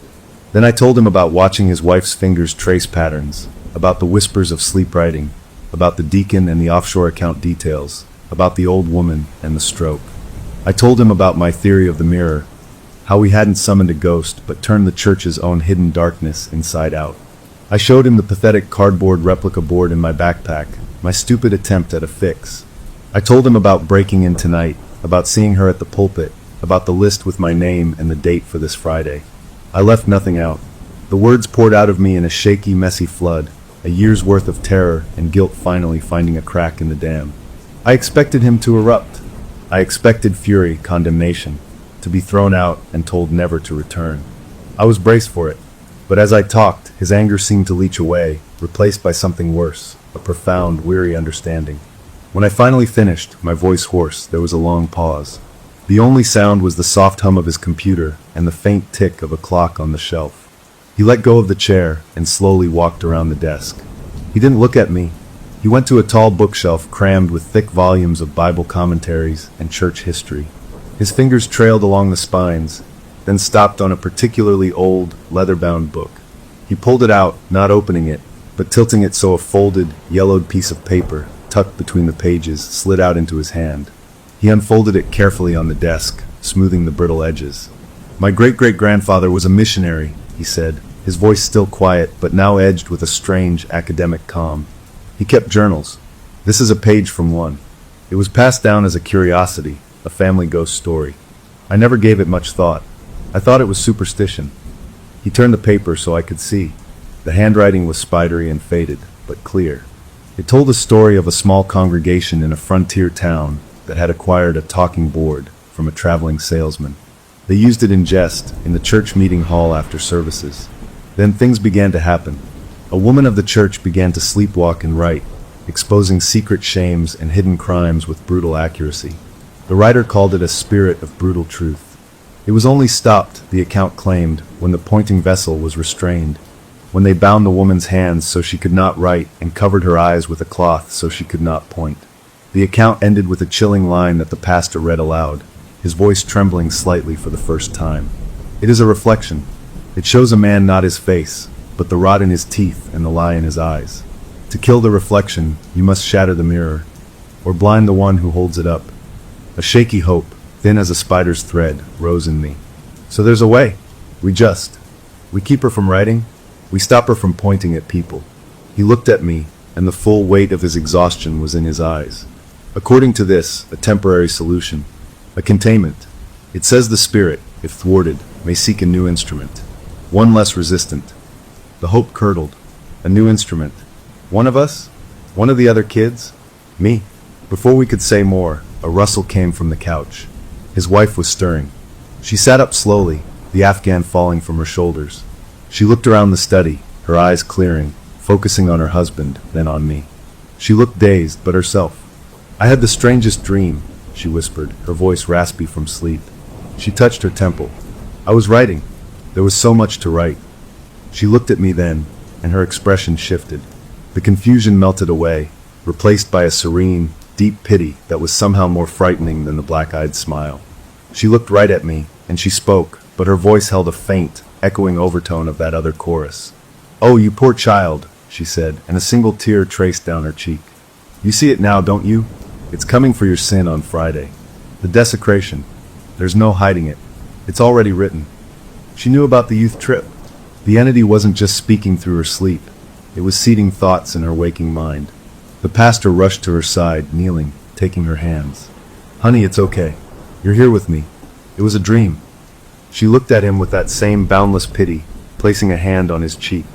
"It knows you're looking for answers, my love. It knows you found the old story. It's not afraid of being blindfolded." She turned her gentle, terrible gaze back to me.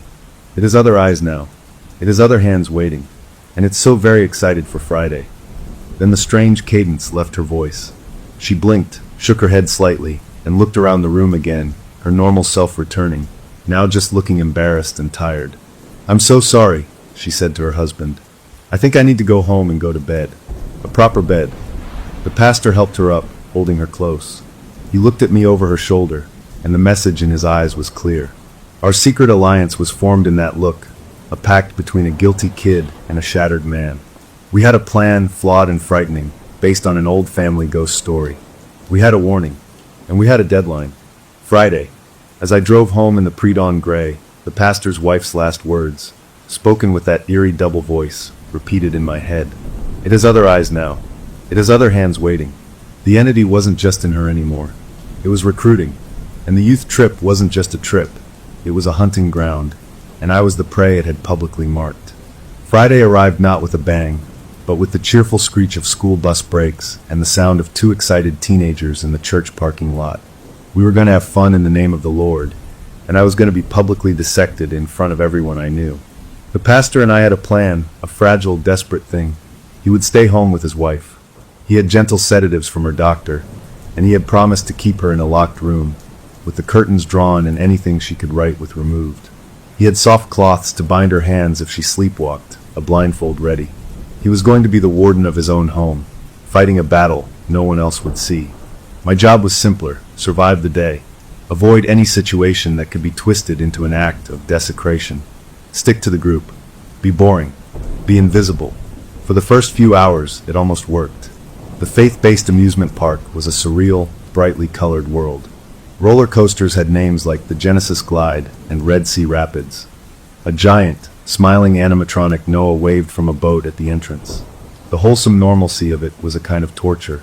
Everywhere I looked, I saw a potential trap. A quiet corner away from the chaperones could be where I was accused of planning something bad. A joke that went too far could be seen as blasphemy.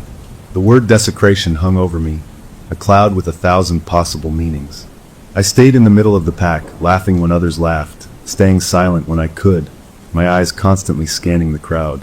I saw my best friend from that night, the one with the pocket Bible. He was here, but he was sticking close to the youth pastor, his face pale, not going on any rides. The baseball player and the girl from math class were here too, but they weren't together. They were like ghosts, drifting on the edges of different groups, not talking much. I tried to catch the baseball player's eye once, but he looked right through me as if I weren't there. The unease was a constant hum in my veins. Then, around noon, my phone buzzed in my pocket. A call from the pastor. My stomach dropped. I ducked away from the line for Manna Burgers and answered, my back to a bright mural of David and Goliath. "She's gone." His voice was a tight wire of panic. I stepped out of the room for 5 minutes, just to get a glass of water. The door was locked from the inside. I had to break the latch. She's not in the house. The security camera on the driveway. It shows her walking out in a trance, just walking down the sidewalk. And a car pulled up. She got in. "Who was driving?" I asked, my mouth dry. A long pause. When he spoke again, his voice was broken. It was one of the others. "From your group. The one who's always so quiet. The girl from math class." The entity had its other hands. It had assembled its own transportation. The plan was ash. The thing wasn't just using the pastor's wife now. It had activated the other guilty ones, the ones whose fear had festered into something the entity could steer. The park around me, with its happy music and squealing kids, suddenly felt like a painted set, a stage being prepared. The scheduled climax of the day was a praise and worship show at 3 o'clock in the park's big outdoor amphitheater, a huge half-shell stage with a giant video screen. Attendance was mandatory for the youth group. My feet felt like blocks of cement as I followed the crowd there. The amphitheater sloped down toward the stage, filled with hundreds of people from all sorts of church groups, a sea of brightly colored t-shirts. We filed in, our group taking up a section near the middle. The sun was bright, the sky a stupid, cheerful blue. I scanned the crowd, my heart a frantic bird in a cage. And then I saw them. They were sitting together in a section off to the left, near the front. The pastor's wife was between them. She wore a wide-brimmed sun hat and sunglasses, looking calm, even peaceful. On her right sat the girl from math class, her face blank, her hands folded neatly in her lap. On her left was the baseball player, his usual swagger replaced by a stiff, upright posture, his eyes fixed straight ahead on the empty stage. They looked like a family on an outing. They did not look like they were having fun. They looked like they were waiting. And all three of them, as if on a shared signal, turned their heads and looked directly across the crowd at me. The baseball player, the girl, the pastor's wife behind her dark glasses, their gazes locked onto mine with a unified, chilling precision. My breath hitched. They were a choir, a trio of vessels, and I was the only verse left to sing. The show started. A band of cool young worship leaders came out with guitars and a big drum set. They launched into an upbeat song about joy, and everyone stood up to clap and sing along. I stood too, my mouth moving but making no sound, my eyes glued to that terrible trio. They stood as well, but they didn't clap. They didn't sing. They just stared at me. Halfway through the second song, the lead singer, a guy with a trendy beard, frowned at a tablet on a stand near his feet. He leaned over, tapped it a few times, shrugged to the band, and then pointed up at the giant screen behind them. The music faded out awkwardly. "Looks like we've got a special video presentation submitted by one of our visiting groups," he said into the microphone, his voice booming. "Let's give a hand for whoever sent this in." He pushed a button on the tablet. The screen, which had been showing colorful lyrics, went black for a second. Then a new image flickered to life. It was a live video feed. The image was shaky close-up, as if filmed on a phone. It showed a face from across the amphitheater, a face twisted with fear, the eyes wide, darting around. It was my face. Someone in that section, near the trio, was holding up a phone and broadcasting me live onto the 60-foot screen for everyone to see. A wave of heat, then ice, washed over me. People in the crowd started to murmur, confused, looking from the giant, terrified version of my face on the screen to try and find me in the crowd. The band members exchanged worried glances, unsure what to do. Then the audio system crackled.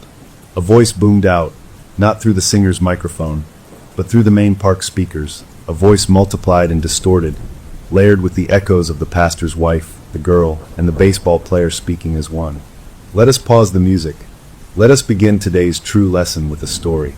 A story of 4 children and a forbidden game in a holy place. A story of a mirror brought into the light." On the giant screen, the live feed of my face shrunk to a small square in the upper corner. The rest of the screen filled with the familiar, angular, frantic scrawl of the sleep writing. It began to transcribe the story, word by awful word, for 2,000 people to read. It started with the lock-in. It named no names yet, but it described the stain on the carpet, the forbidden closet, the feel of the old wooden board. It described our fingers on the planchette, the unnatural cold, the verse from Jeremiah. It was all there, my secret guilt rendered in blazing white letters on a black background. A public confession I never agreed to make. I stood frozen, exposed, as the writing filled the screen with the truth of that night, and the 3 figures down by the stage watched me, their heads tilted in identical angles of expectation, waiting for the final act to begin. There is no exorcism for a mirror. You can't cast out a reflection. You can only break the glass or step out of the light. As the truth of my shame burned onto the 60-foot screen for a crowd of thousands to see, I knew I had only one terrible choice left. The story scrolled on, precise and damning, describing the fear in the basement, our guilty pact of secrecy. It painted me not as a scared kid, but as the one who pushed the hardest, the ringleader who insisted on touching the planchette again. It was a lie, a twisting of the truth, making my curiosity into a calculated act of vandalism against the holy. The murmurs in the amphitheater grew from confusion into a buzzing hive of shock. I could feel the eyes of my youth group, of kids I'd known since childhood, turning toward me, their expressions shifting from curiosity to betrayal. The entity, speaking through its chorus of stolen voices over the loudspeakers, began its victory speech. It declared itself not a demon from some hell, but the spirit of unvarnished truth. It said the church was a hospital that refused to admit it was sick, and it had come to perform the surgery everyone feared. It used the language of salvation, of being born again into honesty, and it made it sound so reasonable, so right, that I saw some people in the crowd nodding along, their faces serious and convinced. This was the worst trick of all. It was perverting the very idea of grace into a gospel of exposure and shame. Then it spoke to me directly, the voices echoing. You open the door. You hold the mirror. You see the rot. Your penance is clear. Become the reflection. Take the place of these temporary vessels. Let the truth flow through you willingly, and we will depart. The woman will wake. Your friends will be free. The church will be cleansed. Become our scribe. It is the only way to save them. The ultimate devil's bargain. Damn myself to save everyone else. A life as a sleepwalking oracle of misery, a permanent channel for this cruel truth, in exchange for their freedom. The pastor's wife, the girl, the baseball player, they all stared at me with a hungry expectation. They wanted me to say yes. The entity within them was offering me a promotion from victim to permanent host. I looked at my best friend, the one with the pocket Bible. He was crying, his face in his hands. I looked at the crowd, at the mixture of horror and morbid fascination on their faces. I thought of the pastor, waiting at home by a broken door, and I remembered the line from his ancestors' journal. To kill the reflection, you must shatter the mirror, or blind the one who holds it up. The mirror wasn't the Ouija board. It wasn't even the pastor's wife. The mirror was us, the whole congregation. All the hidden sins and secret hatreds were the reflective surface. The vessel just held that mirror up to our faces. To shatter it meant to expose every secret, utterly and finally, to destroy the community, to save it from this slow, torturous dissection. But there was a third option, a nuclear option hidden in the thing's own rules. It needed to point. It needed to reveal. It was compelled by its own nature. I could use that. I took a step forward into the aisle, then another.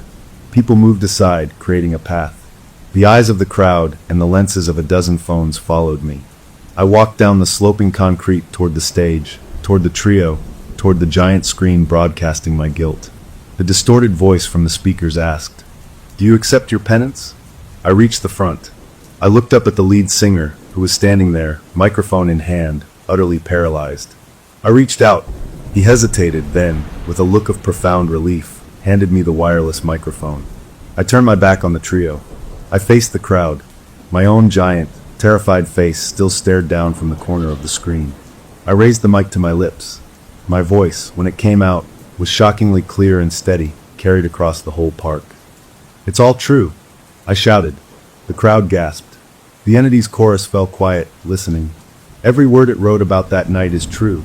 We did it. We were stupid and arrogant, and we broke something we didn't understand." I could see the confusion on the faces of the trio behind me. This wasn't the script. I wasn't accepting or denying. I was agreeing. I took a deep breath, my heart hammering a rhythm of pure defiance. "But you want the whole truth?" I yelled into the mic. "You want a desecration? You want a sin so big it shatters everything?" I turned slowly, my arm extending, my finger pointing. I didn't point at myself. I didn't point at the trio. I pointed past them, into the crowd, to where a man was pushing his way through the stunned attendees, his face as pale as paper, his eyes fixed on me with a look of utter dread. It was the pastor. He had come. He must have tracked his wife's phone. He stood at the edge of the aisle, breathing hard, a shepherd who had lost his entire flock. I locked eyes with him, and in that moment, I apologized to him with everything I had. Then I spoke again, my voice dropping, not shouting now, but clear and cold, a direct challenge thrown at the thing behind me. "You want a vessel that won't resist? You want a truth so big it breaks your mirror forever?" I turned fully now, facing the pastor's wife. Her sunglasses hid her eyes, but her mouth was slightly open. I stared right at her, or at the thing inside her. "I know your rule. You have to answer a direct question. The planchette has to move. So here it is." I paused, making sure every syllable carried. "What is the deepest, most hidden sin in the heart of the man who stands in your pulpit every Sunday? The man who leads this flock. Point to it. Show us all. Right now." The effect was instant and total. The park, which had been a cauldron of noise, became profoundly still. Not a single child cried. Not a single soda cup rustled. 2,000 people held their breath. The pastor closed his eyes, his shoulders slumping as if awaiting a firing squad. He didn't deny it. He didn't protest. That was the most terrifying part. On the stage, the trio convulsed. The baseball player and the girl from math class grabbed their heads, as if in sudden, sharp pain. The pastor's wife shuddered violently. Then as one, their arms rose. Their hands, all three of them, lifted, fingers extending. They didn't point at the pastor. They pointed at the giant screen. The live feed of my face vanished. The confessional text scrolled away. The screen went pure, blinding white for a second. Then in the center, in huge black block letters, a single word appeared. It wasn't a secret crime. It wasn't a stolen dollar amount or a hidden affair. It was just one word, doubt. The word hung there, immense and simple. And then beneath it, in smaller script, the screen wrote, "He has never felt the presence he describes. He speaks of a light he has never seen. He offers water from a well he fears is dry. His heart is a room where no one answers. This is the truth." A soft, collective sigh went through the crowd. This wasn't a scandal. This was a tragedy. This was a truth more intimate and destructive than any theft or lie. The pastor opened his eyes, saw the word, and a single tear traced a path through the dust on his cheek. He didn't look ashamed. He looked relieved. The burden was finally out. In that moment, the mirror shattered. The entity's power was in exposing hidden, shameful actions. But this was a hidden, shameful absence. A hole where faith should be. It wasn't a sin, it was a void. And by forcing it to point at that void, I had made it stare into its own reflection. A void cannot be exposed. It can only be acknowledged. And in that acknowledgement, the entity had nothing to grasp, nothing to magnify, no rot to feast on. The pastor's wife let out a long, soft sigh, like someone releasing a breath they'd held for years. She took off her sunglasses. Her eyes were her own, clear and brown and full of a weary confusion. She looked at the baseball player and the girl, who were blinking, shaking their heads, looking around as if waking from a long dream. The connection was broken. The shared, pointed finger was gone. The oppressive, watching feeling that had dogged the church for months simply lifted, like a fog burned away by a sudden, harsh sun. The spell was broken. The screen went dark. The park's normal background music, a gentle instrumental hymn, started playing again, sounding tinny and small. People began to move, to talk in hushed, bewildered tones. Some went to the pastor. Some just left, wanting to be away from this uncomfortable, holy ground zero. I stood there, the microphone hanging loose in my hand. I had won. I had broken the thing by making it tell a truth that disarmed it. The pastor's wife was free. My friends were themselves again. But as I looked at the pastor, surrounded by a few elders, his face etched with a naked honesty that would change his life and his church forever, I didn't feel like a winner. I felt like a surgeon who had to break a bone to set it. The church was saved from the entity, but it was forever changed. And I knew, as I handed the microphone back to the shell-shocked singer and walked away through the dispersing crowd, that some reflections, once seen, can never be unseen. The doubt was out in the open now, and I couldn't help but wonder what would grow in the soil of that confession. Story number 4.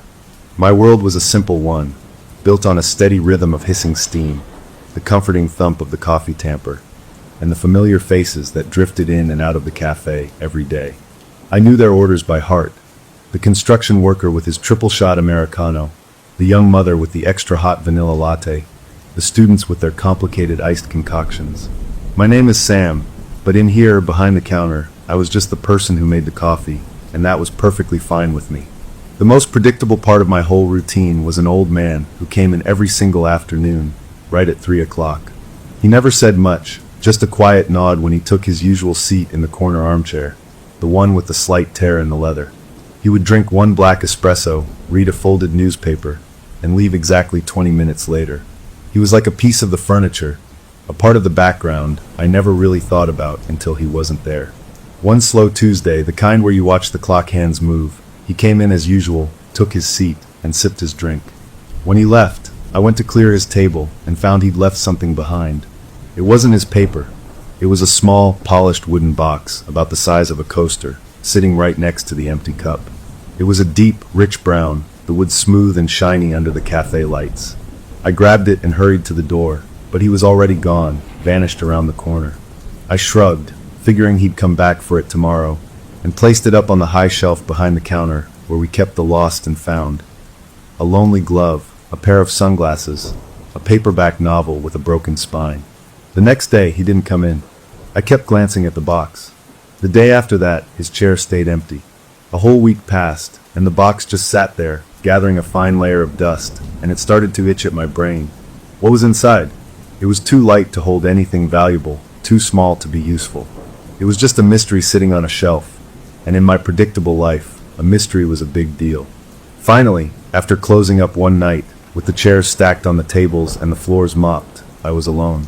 The quiet of the cafe after hours was different, deeper. I reached up and took the box down. It felt warmer than I expected, as if it had been sitting in the sun, not in the shade of a shelf. There was no latch, no hinge I could see. I ran my thumb along the seam, and the top slid off with a soft, precise click.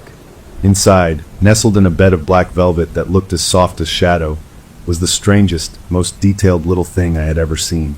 It was a miniature Ouija board, perfectly carved from a dark, ancient-looking wood. The letters of the alphabet, the numbers, the words yes and no, and goodbye at the corners, were all etched with tiny, flawless precision. The little planchette, the heart-shaped pointer you're supposed to use, was a separate piece, a pale, creamy sliver that looked like it was made of bone, or maybe very old ivory. It wasn't a toy. It felt serious and old, and somehow expensive. A cold little shiver, the kind you get when a cloud passes over the sun, went down my back. I laughed out loud, a sharp sound that seemed too loud in the empty room. What was this? A joke? Some kind of weird tip? I put the lid back on and placed the box back on the shelf, trying to forget about it. But the next afternoon, right at 3, the old man walked in. My heart did a funny little jump. He took his usual seat, and I made his espresso, my hands feeling clumsy. When I brought it over, I cleared my throat. "You left something here last week," I said, my voice sounding too high. "A little wooden box. I have it behind the counter." He looked up at me with eyes that were a pale, watery blue, and he didn't smile. "Did I?" he said, his voice a dry rustle. "Consider it a tip. For all the bad tippers." He gave a short, dry chuckle that didn't change the expression in his eyes. I blinked. "Oh no, I couldn't. It looks special. You should have it back." I turned to fetch it, but his voice stopped me. "It's found its home." He reached out and patted my hand where it rested on the table. His fingers were cold and dry like paper. "You keep it." Then he went back to his newspaper, sipping his espresso, as if the conversation was over. I stood there for a second, confused, then went back behind the counter. A tip. It was the weirdest tip I'd ever gotten. When he left 20 minutes later, I pulled the box down again. I couldn't just throw it away, could that? That seemed wrong, even for something so odd. So at the end of my shift, I took it home. I put it on a bookshelf in my small apartment, next to some paperback novels and a potted plant. It looked out of place, a dark little square of mystery among my ordinary stuff.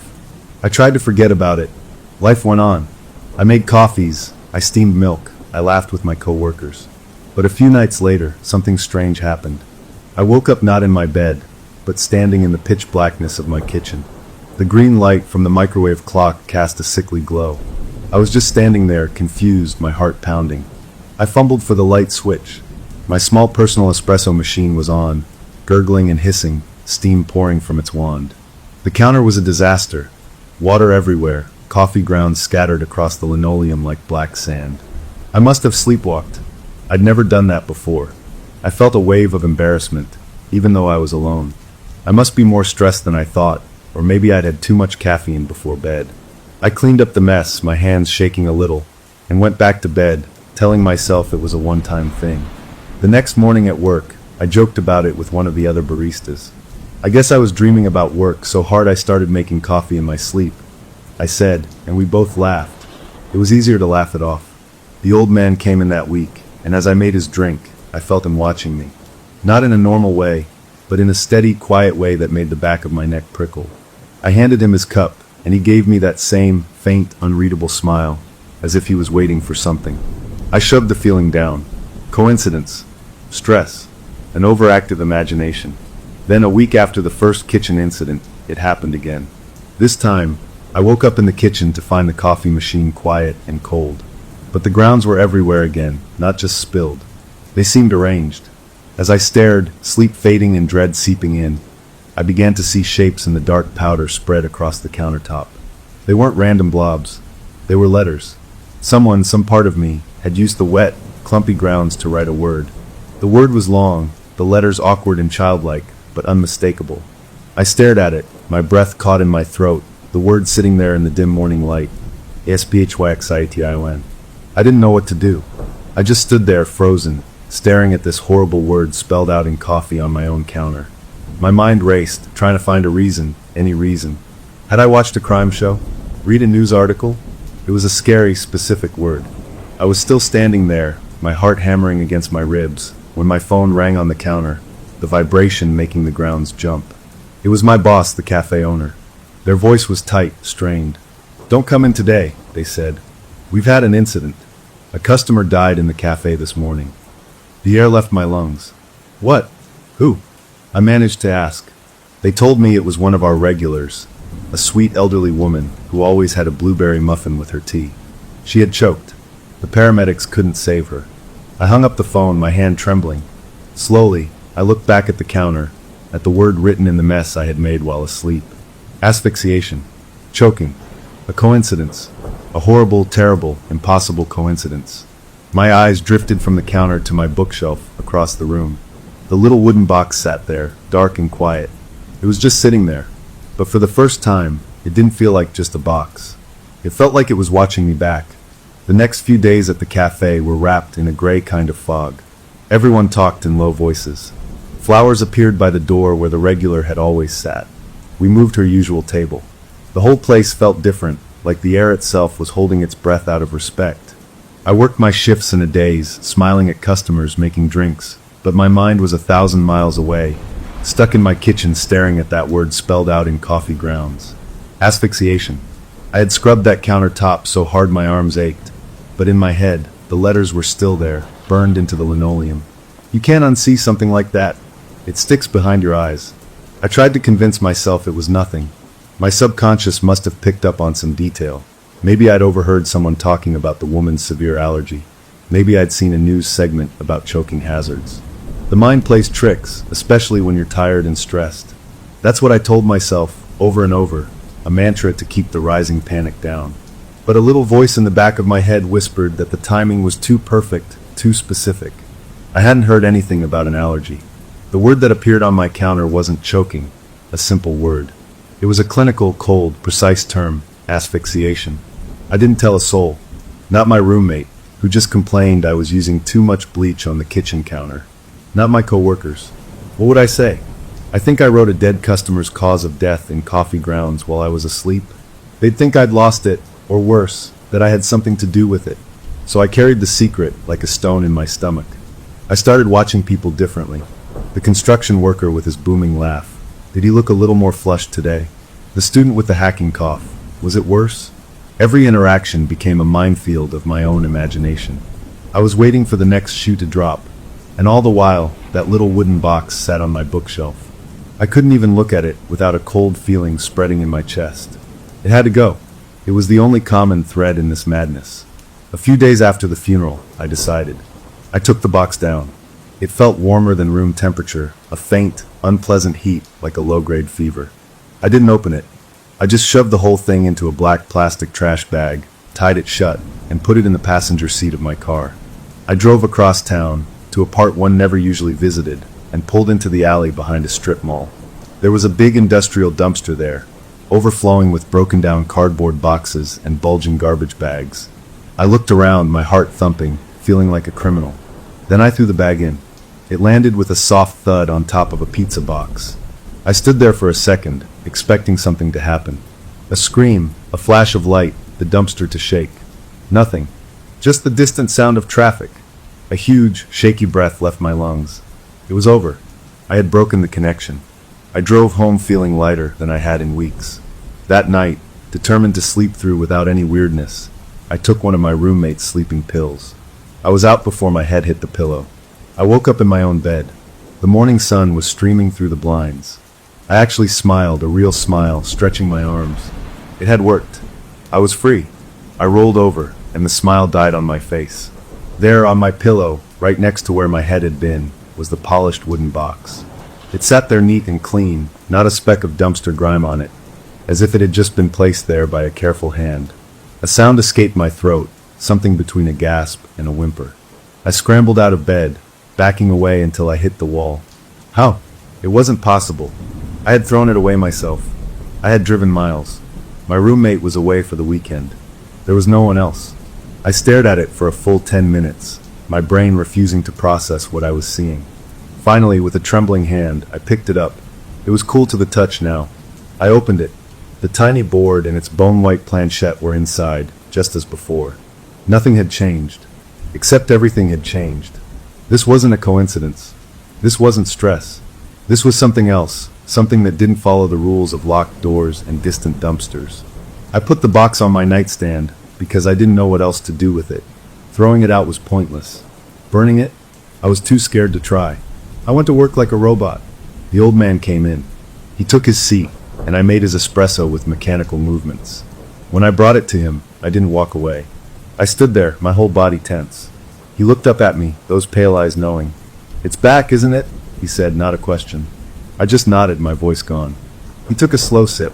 Some things have a job to do. They don't like being fired. He gave me that thin, papery smile again and went back to his paper. Rage, hot and sudden, bubbled up in me. He knew. He knew exactly what was happening. But before I could say anything, a new customer walked in. A regular I'd seen a few times. A friendly truck driver who always came in at 7:15 a.m. for a large black coffee and a joke. He wasn't on my morning shift, but here he was in the afternoon, looking tired. "Long day," he said with a weary grin. "Need the big one to go, please." My hands were shaking as I poured his coffee. The encounter with the old man had rattled me too deeply. As I handed the cup over, my fingers slipped. The lid wasn't on securely. Scalding hot coffee splashed over my hand and his, and the cup tumbled to the floor, shattering. "Whoa, easy there," he said, jumping back, but he was smiling, shaking his hand. "You okay?" I'm so sorry, I babbled, grabbing towels, my face burning with more than just embarrassment. I was terrified. This felt like a sign, a bad omen. I made him a new coffee, my hand steadier through sheer force of will. He left with a wave, telling me not to worry about it. I spent the next few hours jumping at every sound, expecting my boss to call again. Nothing happened. I finished my shift, my nerves stretched wire-thin. That night, I didn't sleep. I sat in bed with all the lights on, watching the box on my nightstand. I must have dozed off sometime near dawn, because the next thing I knew, I was waking up slumped in my desk chair. I hadn't sleepwalked to the kitchen. Relief washed over me. Maybe the spell was broken. I got ready for work, the events of the previous day feeling slightly less sharp in the daylight. Then, as I was about to leave, my phone buzzed with a news alert from the local paper. There had been a fatal accident at the big intersection near the highway on-ramp. A semi-truck had been T-boned by a van that ran a red light. The truck driver had died at the scene. The article didn't name him, but it didn't have to. I knew with a cold, absolute certainty that settled in my bones. The cheerful man with the joke, whose coffee I had spilled. The intersection described was the one he used every day to get onto the highway. I sat down on the edge of my bed, the world tilting around me. My eyes drifted, against my will, to my nightstand. Not to the box, but to the surface of the wood next to it. I hadn't noticed it before in my groggy state. A fine dusting of coffee grounds, the ones I used for my morning pot, had been spilled there. They weren't a mess. They had been brushed, very delicately, into a single, stark word. The letters were thin and precise, nothing like the clumsy scrawl from my kitchen counter. This looked professional. This looked intentional. The word was vehicular. I didn't scream. I didn't cry. I just sat there, staring at the word, then at the closed box beside it. 2 words. 2 deaths. This wasn't a premonition I was having. This was something I was doing. The box wasn't showing me the future.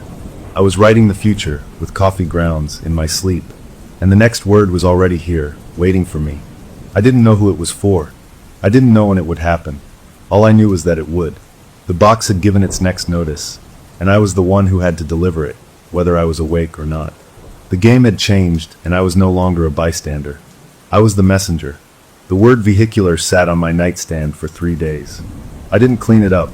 I just looked at it every morning, a grim reminder that I was now part of something I couldn't control.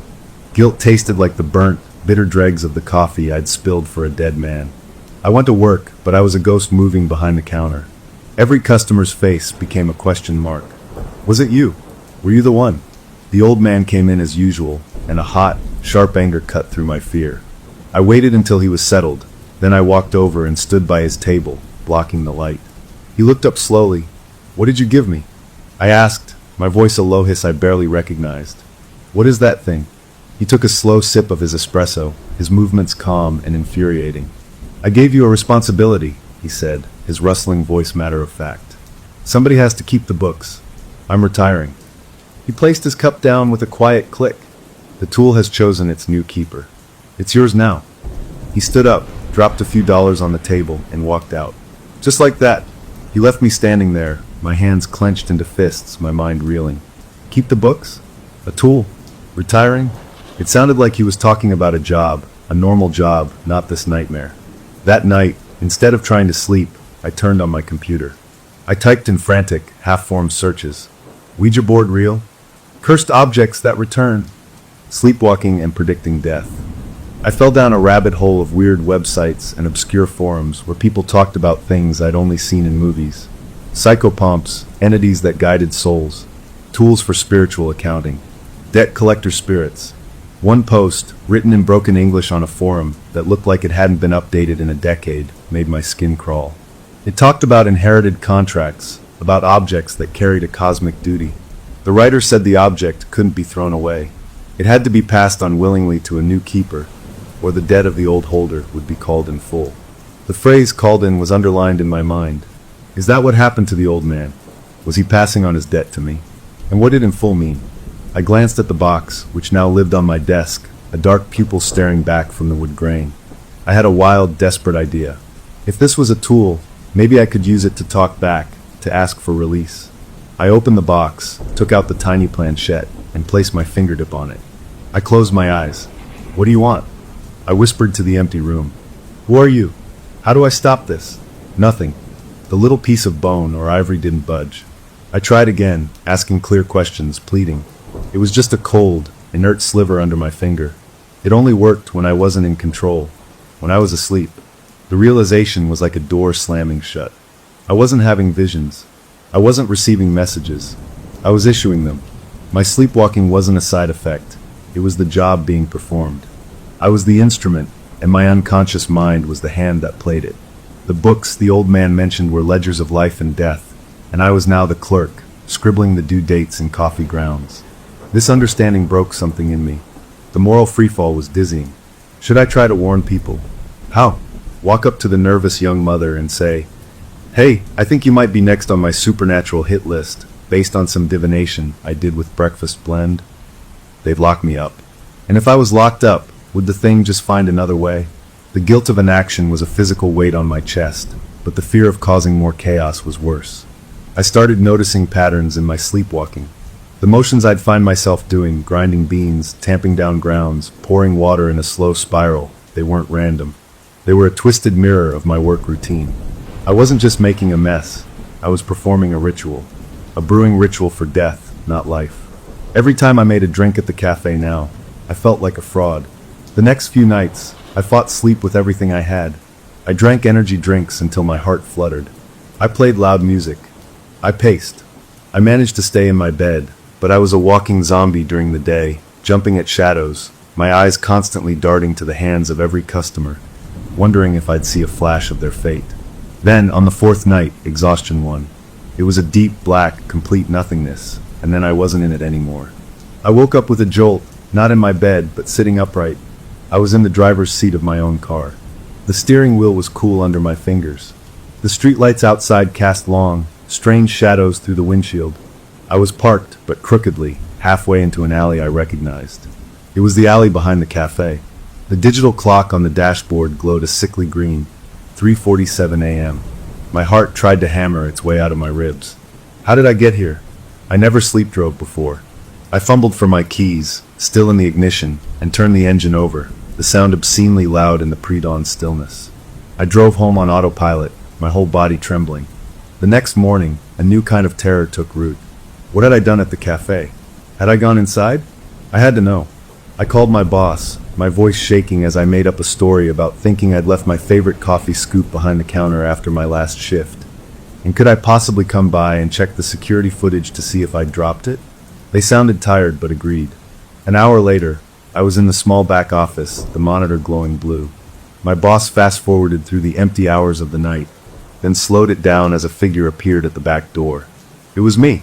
My sleeping self used my key, and walked in.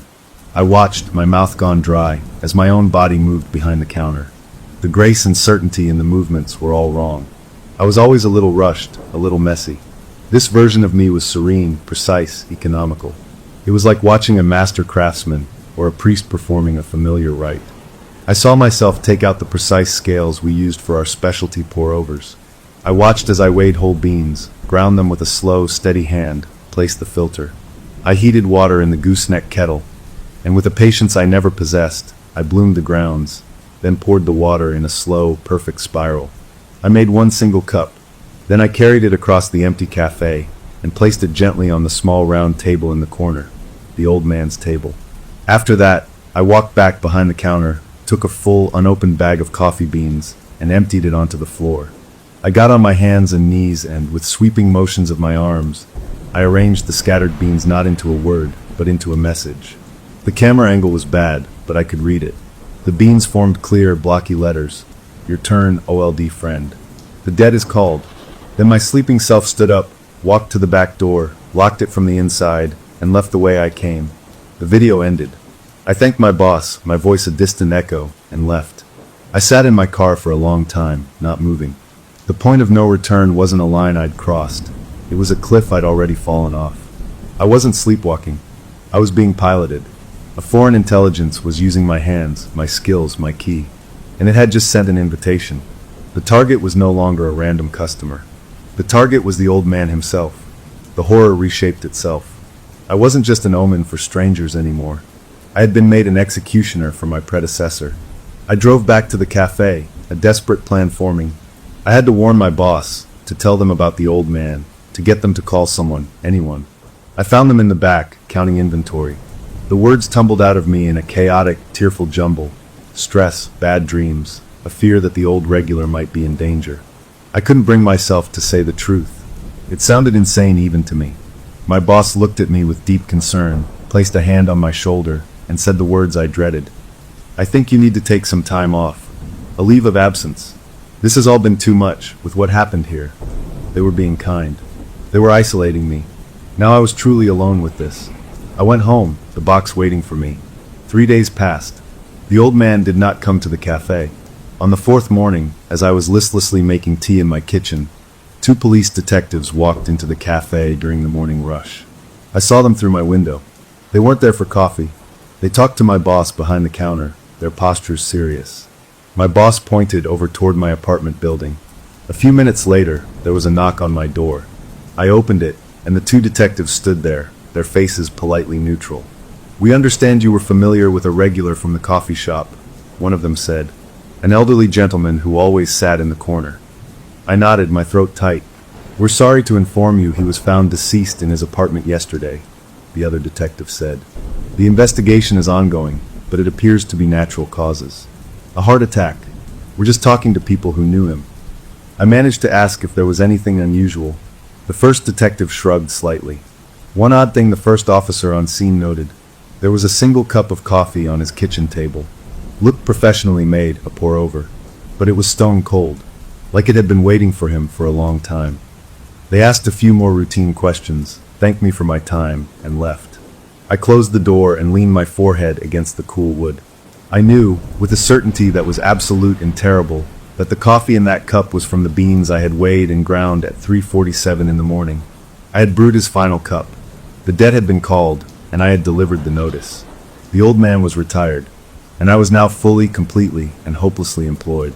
After the police left, the world felt flat and thin, like a faded photograph. The old man was gone. The link, the person who might have had answers, was severed. I was alone with the box and the job. That afternoon, driven by a morbid need to see, I walked past his apartment building. The police tape was gone. A cleaning crew's van was parked out front. I stood across the street, pretending to check my phone, watching as workers carried out bags of trash and boxes. One of them came out with a black plastic bag, and perched right on top, stark white against the black, was a simple ceramic mug. I knew that mug. It was from the cafe, the kind we used for all our pour-over coffees. My breath caught. The worker tossed the bag into the dumpster, and the mug tumbled in after it, disappearing into the dark. I had made that coffee. I had served that death sentence in a ceramic cup. The finality of it, the mundane horror of seeing the evidence tossed away as trash, made my stomach turn. I went home. That night, I expected another sleepwalking episode, another word in the grounds. But it was different. I woke up in my own bed, for once. The relief was so profound it felt like floating. Then I saw it. On the floor next to my bed, where I usually kicked off my socks, was a small, neat pile of fine, black powder. I got up and knelt beside it. It was coffee, ground to an impossibly fine dust like volcanic sand. And it wasn't just spilled. It was arranged. The powder formed a single, simple shape, a check mark. A tick. like an item being signed off on a list. I stared at it. This wasn't a notice for a new death. This was a receipt. Payment received. Contract fulfilled.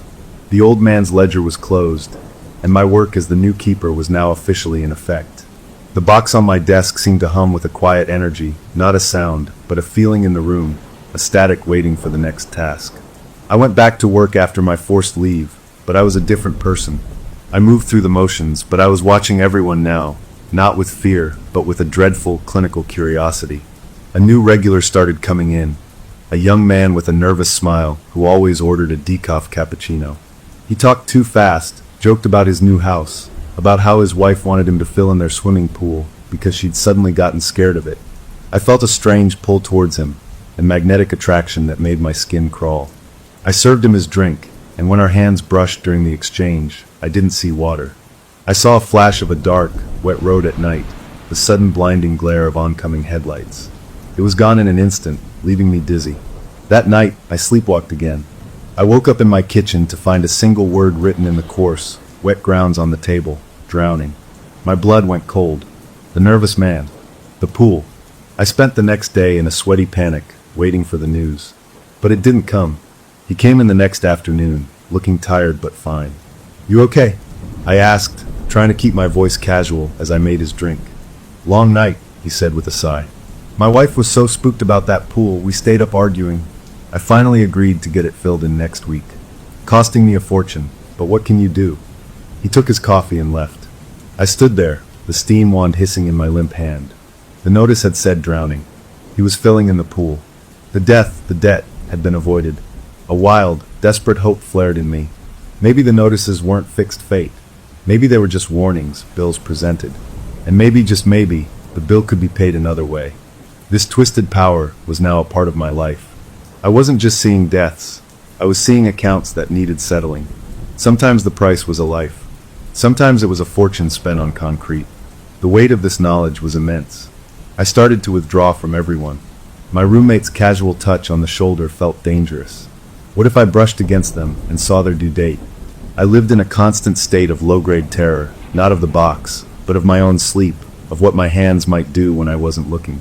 A few days later, a barista from a competing coffee shop down the street came in on their day off.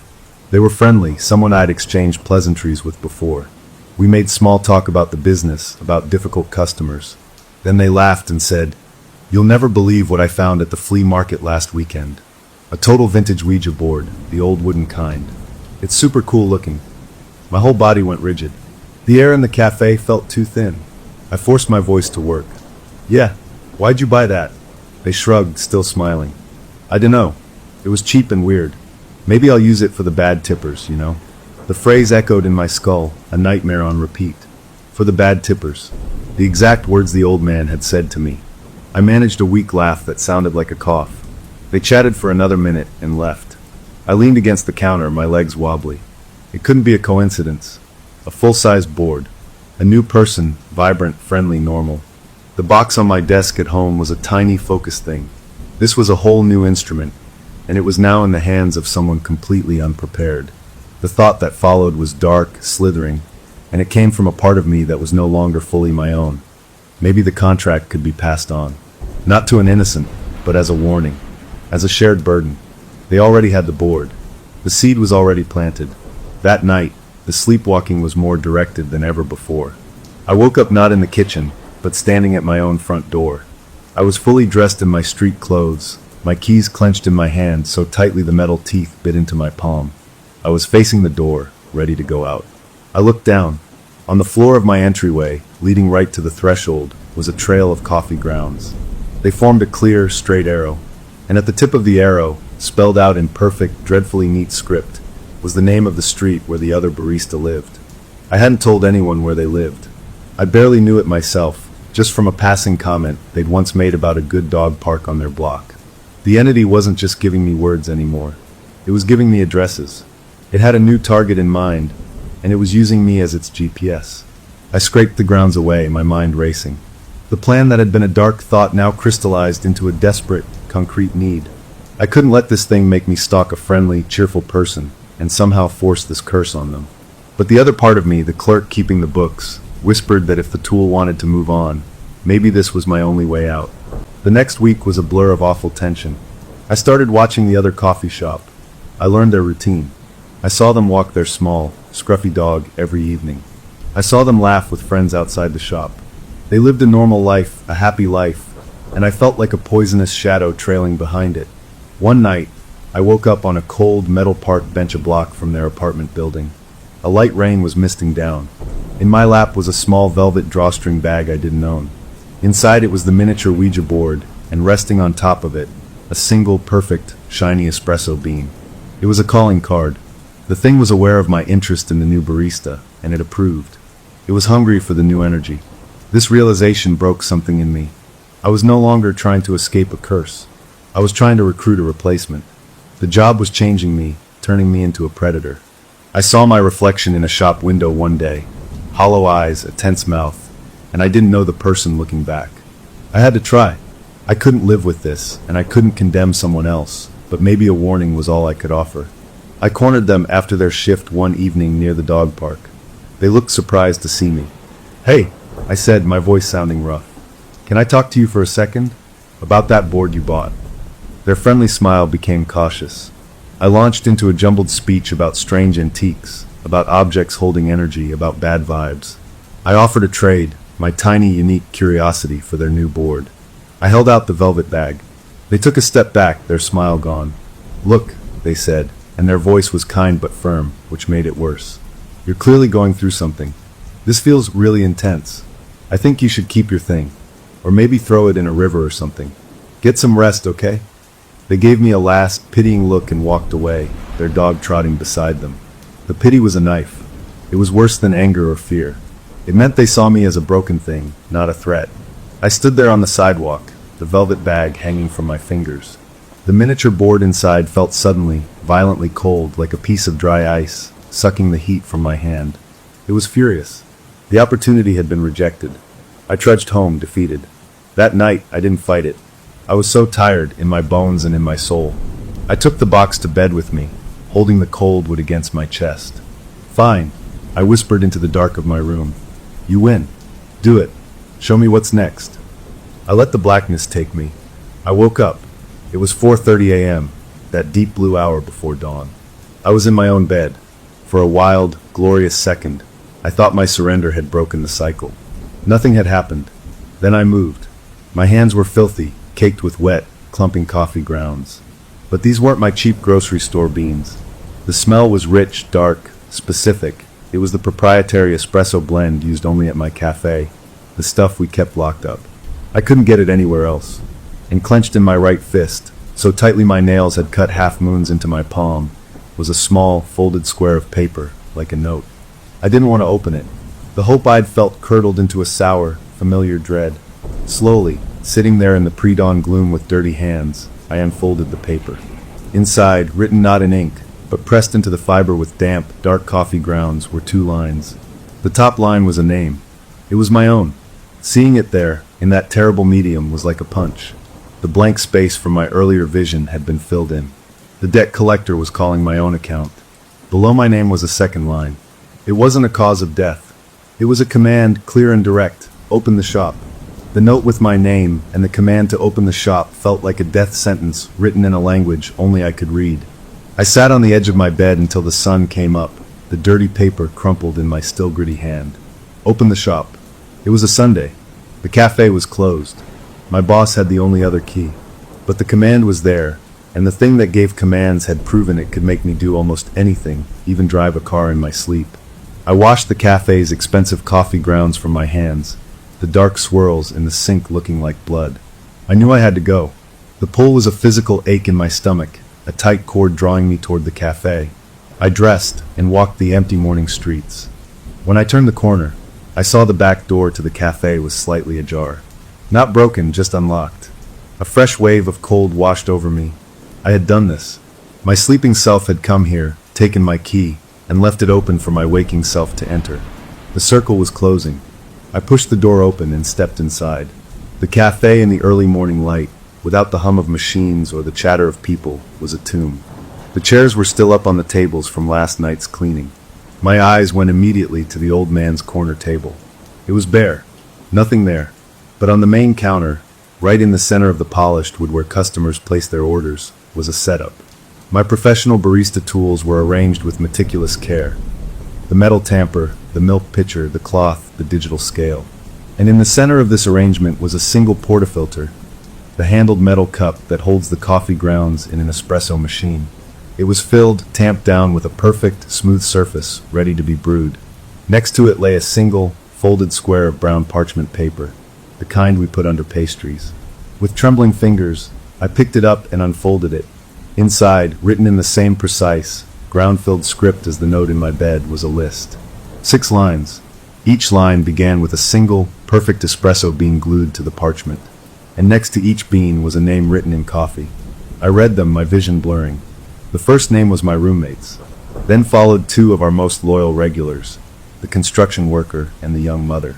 The 4th was my boss, the cafe owner. The 5th was the friendly barista from the other shop, the one with the dog. The 6th and final line had an espresso bean, but the space next to it was blank. A space for a name not yet known, or perhaps for me. This wasn't a notice. This was a death roll, a ledger page for the entity to balance. And my roommate was at the top.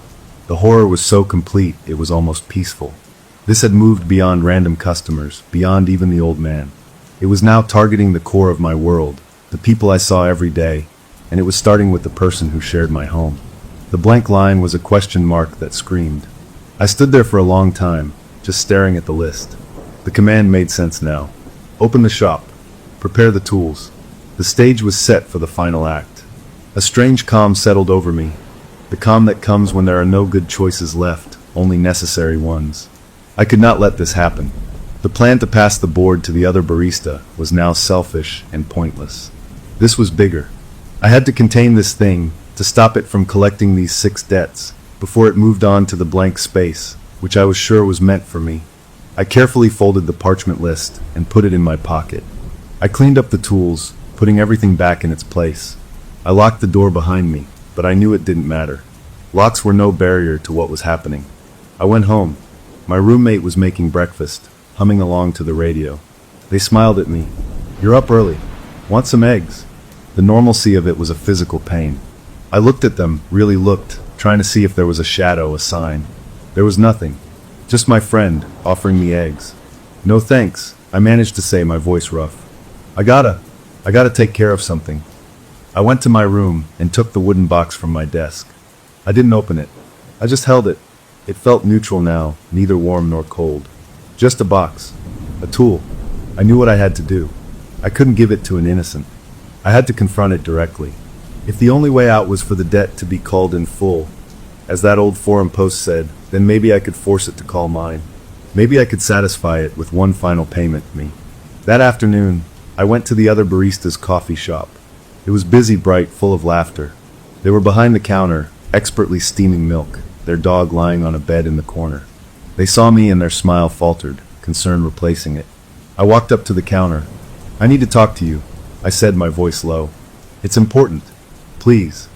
They glanced at their co-worker, then nodded. "Take my break," they said to them. We went outside and sat on a bench. The sun was warm. I pulled the velvet bag with the miniature board from my pocket. "I need you to take this," I said, not as a plea, but as a statement. I know what I said before sounded crazy. It is crazy, but this thing, it's real. It's dangerous, and it's interested in you because you have the other board. Taking this might confuse it, split its attention, or maybe having both will show you how to break it. I was lying, and we both knew it. I just needed them to take it, to be holding it when whatever was coming finally arrived. Maybe 2 keepers could cancel each other out. It was a desperate, stupid hope. They looked at the bag in my outstretched hand, then at my face. Their expression was full of that awful pity again. "I can't," they said gently. "I told you. You need to get rid of that thing yourself. I think you need help, real help. A doctor or someone. Not another weird board." They stood up. "I'm sorry. I have to get back." They walked away, leaving me sitting there with the bag. The rejection was complete. The box was mine and mine alone until the end. I put the bag back in my pocket. The box inside felt like a lead weight. That night, I didn't try to stay awake. I prepared. I wrote a letter to my roommate, a rambling, incoherent apology that explained nothing, but said I was sorry. I left it on my pillow. I took the wooden box and placed it in the center of my kitchen table. I sat down in front of it. "Okay," I said to the empty room. "You want to settle the books? Let's settle. Start with me. Leave them alone." I opened the box. I took out the tiny planchette. I placed my finger on it, not expecting an answer, but making myself a target. Then I waited. I must have fallen asleep at the table, because the next thing I knew, I was moving. But I wasn't sleepwalking.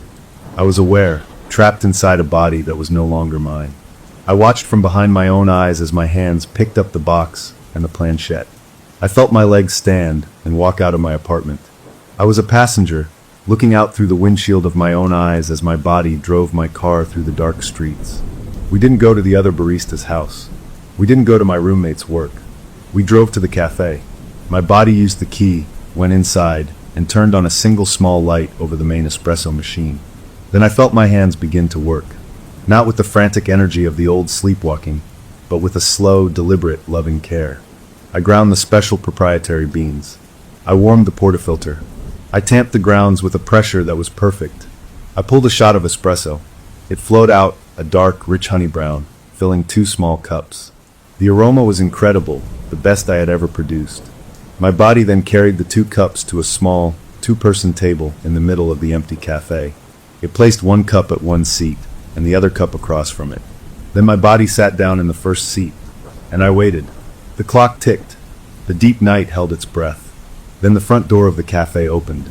No one came in, but the chair across from me scraped back on the floor. The cup of espresso on that side of the table lifted into the air, tilted, and was set back down, empty. A voice that wasn't a sound, but a thought placed directly into my mind said, "The ledger is reviewed." My own hand, moving without my will, lifted my cup and drank. The espresso was bitter and sweet and complex, and it tasted like every regret I'd ever had. 6 accounts are pending, the thought voice continued.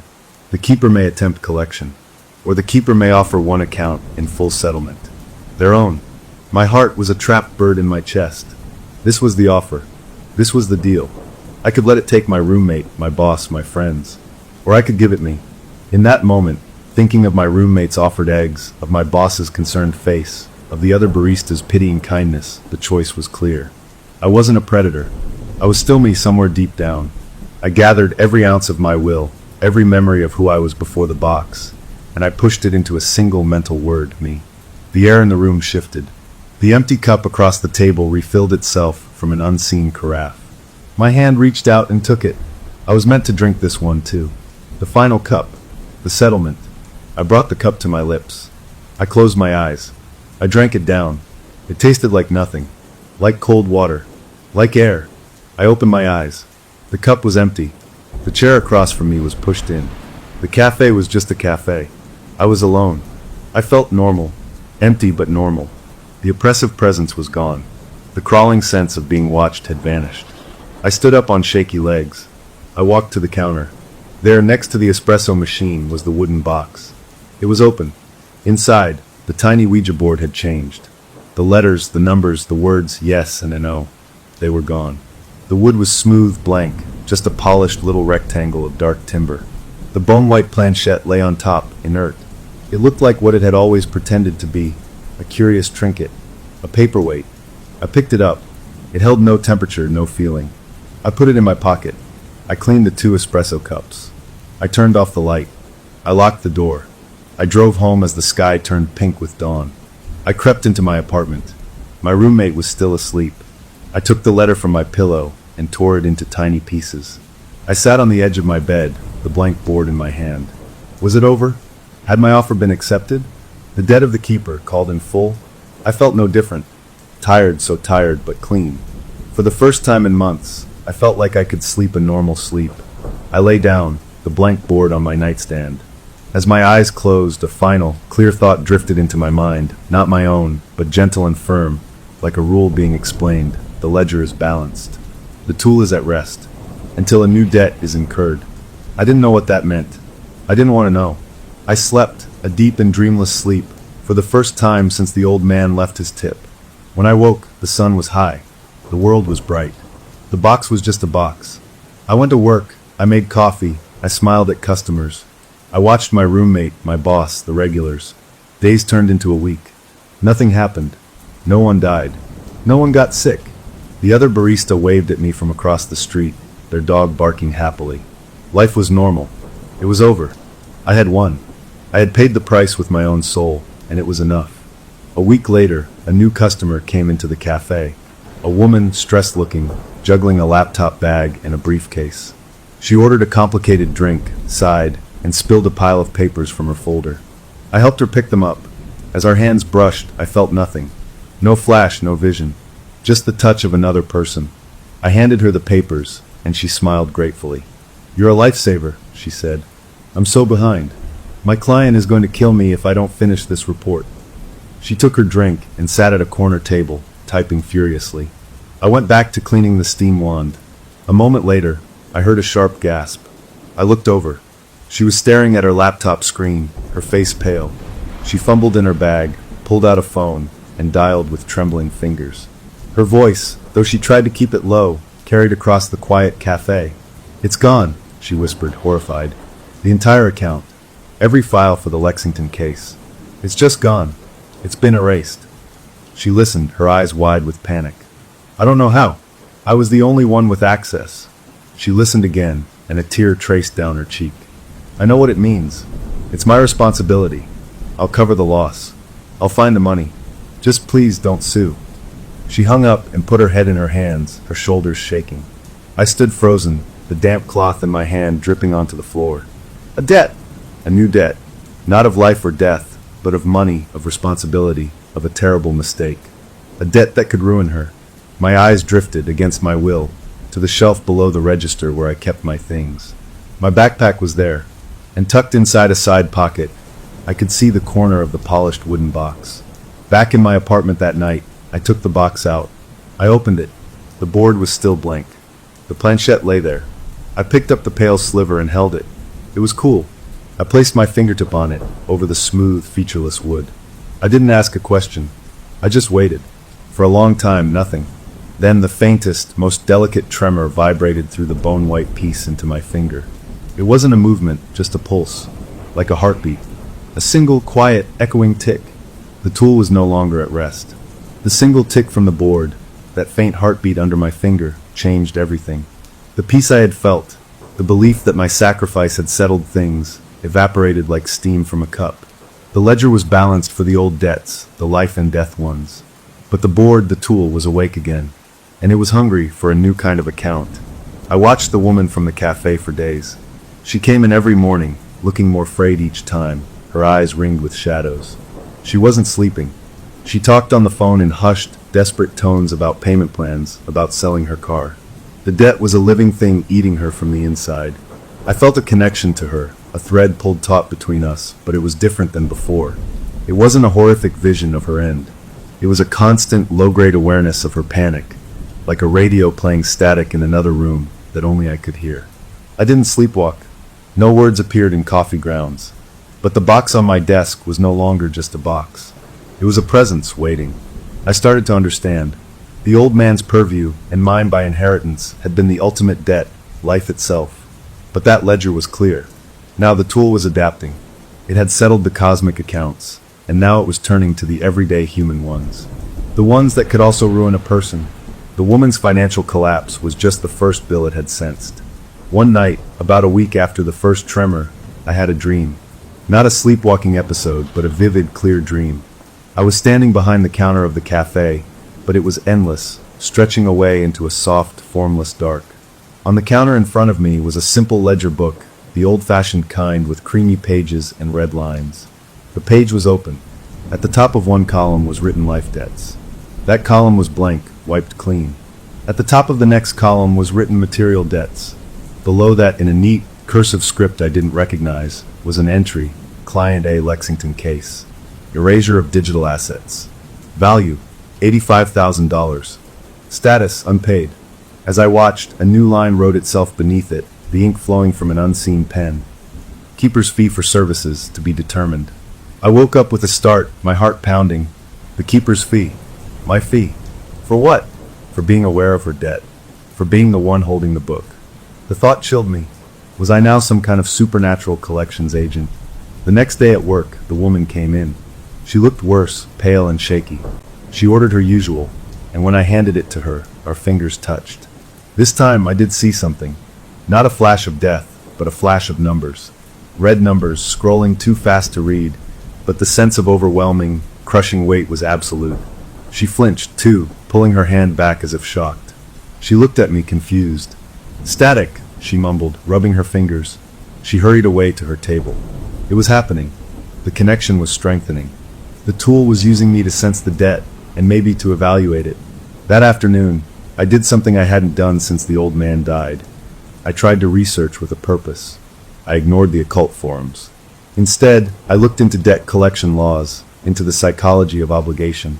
I read about the weight of guilt, about how an unpaid debt could consume a person as surely as a disease. I was looking for a loophole, a way to break this new cycle before it truly began. I found nothing useful, just a growing certainty that the board had found a new purpose, and I was stuck as its interpreter. A few days later, a new customer entered the scene. A man in a sharp, expensive suit, carrying a leather portfolio. He had a smooth, confident voice and an easy smile that didn't reach his cold eyes. He ordered a simple black coffee and sat near the back making calls. His voice carried. He was a debt collector, but the human kind. He talked about liens, about asset seizures, about making examples of people who thought they could hide. He talked about the Lexington case. My blood ran cold. I listened as he spoke to someone, his voice a predatory purr. "Oh, she'll pay. One way or another. She has a nice little house. Equity. We'll get our money, plus our vig." She should have thought about that before she hit delete. He was the shark circling the woman. He was the manifestation of her material debt in human form. And the board in my pocket gave a distinct, cold pulse. It was interested in him, too. But not because he owed money. Because he was owed. He was the creditor. The ledger was looking at both sides of the equation. That night, the dream returned. I was back at the endless counter. The ledger was open. Under the woman's entry, a new line appeared. Creditor B, Collection Agency. Fee sought, $125,000, principal plus vig. Status, active pursuit. And below that, again, keeper's fee for services, to be determined. I woke up feeling sick.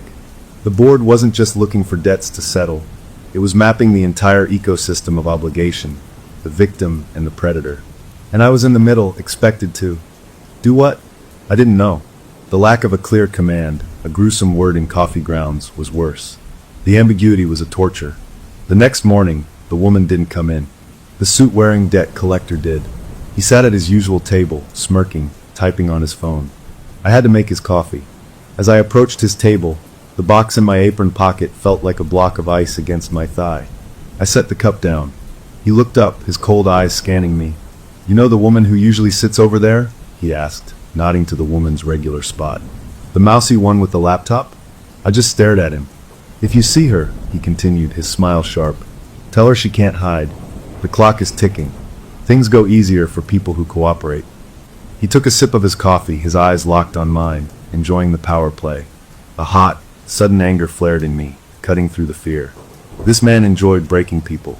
He was a different kind of poison. At that moment, the board pulsed again, a hard, sharp throb of cold, and a single, clear word appeared in my mind, not my own: arbitrate. It wasn't spoken. It was implanted. I stumbled back to the counter, my hands shaking. Arbitrate? How? I wasn't a judge. I was a barista. The day passed in a blur of dread. That evening, as I was closing up, the woman finally appeared. She looked like a ghost of herself. She stood outside the locked door, her face pressed to the glass, her eyes wide and pleading. I let her in. She rushed inside, her words tumbling out in a frantic whisper. "He was at my house. The collector. He left a notice on my door. He knows where I live. He said things would get physical if I didn't sign over the house by Friday." She was trembling. "I don't have anyone to go to. I don't know what to do." She looked at me, a stranger, as her last hope. The board was a frozen weight in my pocket. The word arbitrate echoed. I looked at her utter ruin, and I thought of the smug collector in his suit. A terrible, clear understanding dawned. The keeper's fee. The tool wanted the ledger balanced. Not by me paying, but by me. Facilitating. By settling the account. But fairly? Or just? Settled. I had no idea. But I had to try something. "Meet me here tomorrow morning," I heard myself say, my voice surprisingly steady. "Before we open, at 6, bring every piece of paper you have about the Lexington case, about the debt. Everything." She looked at me, confused, but desperate enough to clutch at any straw. She nodded, a quick, jerky movement, and slipped back out into the night. I didn't sleep. I sat at my kitchen table with the blank board in front of me. The pale planchette lay beside it. "What do you want?" I whispered. "How do I arbitrate?" I placed my finger on the planchette and slowly, deliberately, moved it to the center of the blank wood. I closed my eyes, focusing all my will, all my intention, on the concept of balance. Not vengeance, not pity, just a fair equation, a settlement. I thought of the woman's terror. I thought of the collector's greedy vig, the extra money he piled on just because he could. I held both thoughts in my mind and pushed them toward the board. For a long time, nothing. Then a sensation of movement. Not the planchette sliding, but a swirling, a turning, deep within the wood itself. I opened my eyes. The blank surface of the board was no longer blank. Very faintly, as if seen through a haze, lines were appearing. Not letters, not words. A symbol. It was a simple pair of scales, perfectly balanced, etched into the wood as if it had always been there. Then it faded, leaving the board smooth once more. It was an answer. Vague, but an answer. Balance. The next morning at 5:55, I was in the dark cafe. The woman was already outside. I let her in. She spread a chaos of papers on a table, contracts, emails, bank statements. At 6:02, there was a firm knock on the glass door. The collector stood there, looking irritated and suspicious. I unlocked the door. "What is this?" he demanded, not stepping in. "She said you wanted to talk," I said, my voice flat. "Come in. Let's talk." He sneered but entered, his eyes scanning the empty cafe like it was a trap. I locked the door behind him. The three of us stood there in the pre-opening gloom. I felt the board in my pocket, now warm, almost vibrating. I walked behind the counter, not to make coffee, but to place myself in the middle, between them. I looked at the woman, then at the collector. "You want to be paid," I said to him. "She wants to pay what she legitimately owes, without being destroyed." He laughed, a short, ugly sound. "And you're what? The nice guy barista mediator? Get real. She owes the principal plus our fees. Period. The house covers it. End of story." I reached into my pocket and took out the board. Not the box, just the small, plain rectangle of dark wood. I placed it on the counter between us. It looked ridiculous, a child's toy. The collector's sneer deepened. The woman just looked confused. I placed my finger on the planchette. I didn't look at them. I looked at the board. I focused on the image of the scales. I thought of the principal, $85,000. I thought of the vig, $40,000. I thought of the woman's house, her only asset.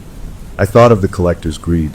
And I pushed the concept of the balanced scales, the fair equation, into the wood. Arbitrate. For a moment, nothing. Then the air in the room changed. It became very still, very focused. The collector opened his mouth to speak, but no sound came out. His eyes widened. He looked at the board, then at his own hands, as if they were foreign objects. The woman gasped, her hand flying to her mouth. She was staring at her own pile of papers. I looked down. The top sheet, a formal demand letter from the collection agency, was changing.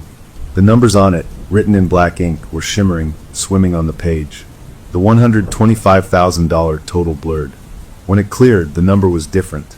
It now read $85,000. The extra fees, the vig, were simply gone. The collector made a choked sound. He fumbled in his portfolio, pulling out an identical copy of the demand letter. His copy still said $125,000. He looked from his paper to hers, his face a mask of confusion and dawning horror. "What is this?" he whispered, his bravado gone. "A trick?" I looked at the woman. "Do you have any other assets? Anything you can sell to make the $85,000? She stammered. "My car. It's old, but maybe $10,000. A retirement account I could cash in. That's another 20. But the rest." She looked at the collector, her voice firming with a sudden, desperate hope. "I can pay $60,000 now. I need a year, maybe 18 months, to pay the rest. With reasonable interest. Not your interest." The collector was staring at his document, where the numbers had now to blur. The $125,000 slowly dissolved and reformed as $85,000. He looked up at me, his face pale. He wasn't seeing me anymore. He was seeing something behind me, around me. His eyes were full of a primal, superstitious fear. Fine, he croaked, the word ripped from him. Fine. 60 now. The rest in installments. Standard interest. Just make it stop. He grabbed his paper, shoved it in his portfolio, and almost ran to the door, fumbling with the lock before stumbling out into the morning. The woman and I stood in the sudden quiet. She was crying, quiet tears of relief. She gathered her papers, her hands still shaking. I don't know what you did, she whispered. Thank you. Thank you. She left, leaving me alone in the cafe with the board on the counter. I picked it up. It was cool again. Neutral. In my mind, I saw the ledger from my dream. A line drew itself through the woman's debt. Status settled. And on a new line, under keeper's fee for services, the ink flowed. Fee. 1 resolved material debt. Balance of scales restored. That was it. My fee was the act of restoring balance itself. The tool was satisfied. For now. I put the board away and opened the shop for the day. The sun streamed in. Customers came and went. The world was normal. But I knew the truth.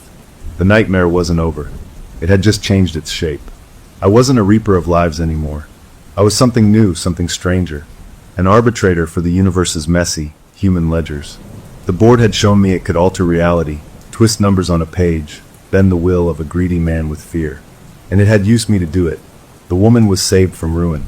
The collector got his principal, stripped of his cruel excess. The scales were balanced. But as I wiped down the counters, a cold thought settled in my stomach. The board was awake. It had a taste for this new kind of work. The city was full of debts, of injustices, of unbalanced scales. And I was the only one with the tool that could see them, and the strange, frightening power to set them right. How long until it showed me the next one? And what would the fee be then? The days after settling the woman's debt felt like living in a bubble of normalcy that was too perfect, too fragile. I went to work, I made coffee, I chatted with regulars. But underneath the routine, I was listening, waiting. The board sat in my pocket, a smooth, cool stone. It was quiet. No pulses, no dreams of ledgers. For the first time since the old man, I felt a sense of purpose that wasn't entirely poisoned by dread. I had helped someone. I had used this cursed thing to prevent a ruin, not cause one. The idea was intoxicating and terrifying in equal measure. Was this my life now? A supernatural debt adjuster? The thought was so absurd I almost laughed, but the memory of the collector's face, white with a fear he couldn't explain, killed the laugh in my throat. This was real. A week passed. Then on a busy Thursday afternoon I felt it. A subtle pull like a weak magnet tugging at my ribs. My eyes scanned the cafe, without me telling them to. They landed on a young man, maybe in his early 20s, sitting alone by the window. He was staring into a laptop, but he wasn't typing. His shoulders were slumped, his face a mask of such profound misery it made my own chest ache. The pull came from him. A debt. Not financial, I could feel that much. This was a different kind of weight. I served customers, but my attention was split, anchored to that sad figure by the window. When there was a lull, I walked over with a cloth, pretending to wipe nearby tables. Up close, I saw his eyes were red-rimmed. On his screen was a complicated-looking diagram, some kind of engineering or architecture software. A chat window was open next to it, filled with angry-looking red text from someone named Project Lead. The last message read, "This is on you entirely. You'd better fix it or you're finished." The young man put his head in his hands. The board in my pocket gave a single, soft thrum, like a plucked string. It was interested. That night, the dream returned. The endless counter. The ledger. Under material debts, a new line wrote itself in that same fluid script. Client C. Professional error. Structural miscalculation. Potential cost. Reputation, career, future livelihood. Status, unresolved. And below, the now familiar addendum. Keeper's fee for services, to be determined. I woke up with the word arbitrate already glowing in my mind. But how do you arbitrate a ruined reputation? A career-ending mistake? This wasn't about crossing out numbers on a page. This was about people's opinions, about trust that had shattered. The next day, the young man was back. He looked worse, haunted. He ordered a black coffee and didn't touch it. The pull from him was stronger, a constant, low-grade ache in my awareness. I had to do something, but the board offered no guidance, no symbol. It just sat in my pocket, a silent observer waiting for me to act. I felt like I was expected to know the rules of a game I'd never played. During my break, I did something risky. I sat at a table near him, opened my own laptop, and pretended to work. I angled my screen so I could just see the reflection of his. I watched as he opened emails, his face growing paler with each one. I pieced together the story. He was a junior draftsman or engineer. He'd been responsible for a set of calculations for a small bridge retrofit. A senior reviewer had found a significant error, one that, if built, could have led to weakness. The error was caught in time, but the blame was landing squarely on him. The tone of the emails was brutal, professional annihilation. His career in that firm, maybe in the whole city, was over before it started. The debt here was one of trust, of competence. It was intangible, but it could crush a person as surely as a financial burden. I went home that night frustrated and scared. The board was silent. I took it out and placed it on my table. "What do you want me to do?" I asked the empty room. I can't change people's minds. I can't unmake a mistake. I placed my finger on the planchette, focusing on the young man's despair, on the angry red text in the chat. I pushed the feeling of unfairness, of a punishment too severe for a first, caught mistake. I pushed the idea of a second chance. For a long time, nothing. Then, the faint image of the balanced scales appeared in the wood again. But this time, one side of the scale held a simple, stylized drawing of a head. A person. A reputation. It faded. The message was clear, but no less impossible. Balance the scales of his reputation. But how? The next morning, fate, or the thing behind the board, offered a clue. A group of people in business attire came into the cafe, talking loudly. One of them, a man with a commanding voice and a sharp suit, was holding forth. And the idiocy of it, a first-year student wouldn't make that error. It's a total failure of our review process. Harris is finished, obviously. My head snapped up. Harris. That was the name on the young man's email signature. This was the project lead, the one writing the angry red text. He was here, gloating over the career corpse with his colleagues. The pull from the board became a sharp tug. It was pointing me at this man now, too. The creditor of reputation. I watched them, my mind racing. They took a large table. The project lead held court, his voice carrying. He was painting a picture of utter incompetence, making himself look like the heroic savior who caught the catastrophic error. His colleagues nodded, sipping their lattes. The young man, Harris, was not there to defend himself. The scales were being weighted unfairly, and the lead was piling on the weight with relish. An idea formed, a desperate, crazy idea. It wasn't about changing numbers. It was about changing the narrative. I had to expose the imbalance. But I couldn't just walk over and accuse him. I needed the board. I needed it to do what it did best, reveal truth or impose a kind of truth in a way people couldn't ignore. When the group got up to leave, the project lead left his leather folio on his chair. It was an accident, a moment of distraction. He was already out the door. I darted over, grabbed the folio, and hurried into the back office before anyone noticed. My heart hammered. I was stealing, but it felt like part of the arbitration. Inside the folio were papers, printouts of emails, technical schematics. And there, clipped to a spreadsheet, was a handwritten note. It was a calculation, a different one from the bridge project. It was for a home renovation, a deck addition, signed by the project lead himself. And I could see, with my untrained eye, a glaring error in the math. A basic multiplication mistake that would lead to undersupported beams. It was the exact same kind of oversight he was crucifying Harris for, just in a different context. The hypocrisy was perfect. The board in my pocket grew warm, almost approving. This was the counterweight. I didn't know what to do with it. I couldn't exactly mail it to his bosses. That felt too mundane, too human. The board wanted spectacle. It wanted the scales balanced in its own strange theater. I had a plan. A terrible, risky plan. I made a color photocopy of the damning calculation on the cafe's machine. I slipped the original back into the folio. Then I waited. I knew the lead would be back for his stuff. He returned 20 minutes later, flustered and annoyed. I handed him the folio from behind the counter. "You left this," I said. "Thanks," he muttered, snatching it. As he turned to go, I spoke again, my voice just loud enough. "You know, it's funny. My cousin's building a deck."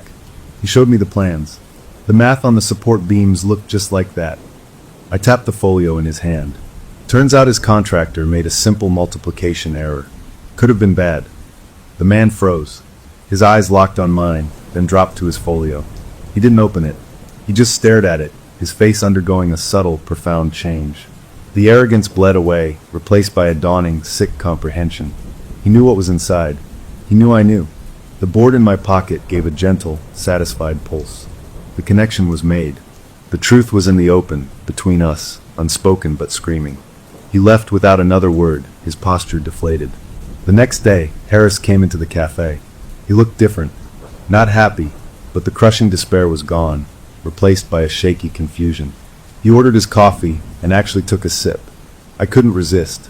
"You look like you got some better news," I said as I handed him his change. He blinked, surprised. "Yeah, weirdest thing. My project lead called me last night. Apologized, actually. Said he'd been too harsh, that the review process was partly to blame. He's putting me on a mentorship program, not firing me. I don't know what changed his mind." He shook his head, a faint, disbelieving smile on his face. "I got a second chance." I just nodded. Everyone deserves one. He left, and I felt the familiar shift in my mind. The ledger, the line through his debt, status resolved. And the fee, keeper's fee, 1-1, restored reputational balance. Scales of consequence leveled. I had done it again. I had used information, timing, and the subtle pressure of the board to bend a situation toward fairness. It wasn't magic, not exactly. It was manipulation, guided by an unseen hand that could sense moral debt.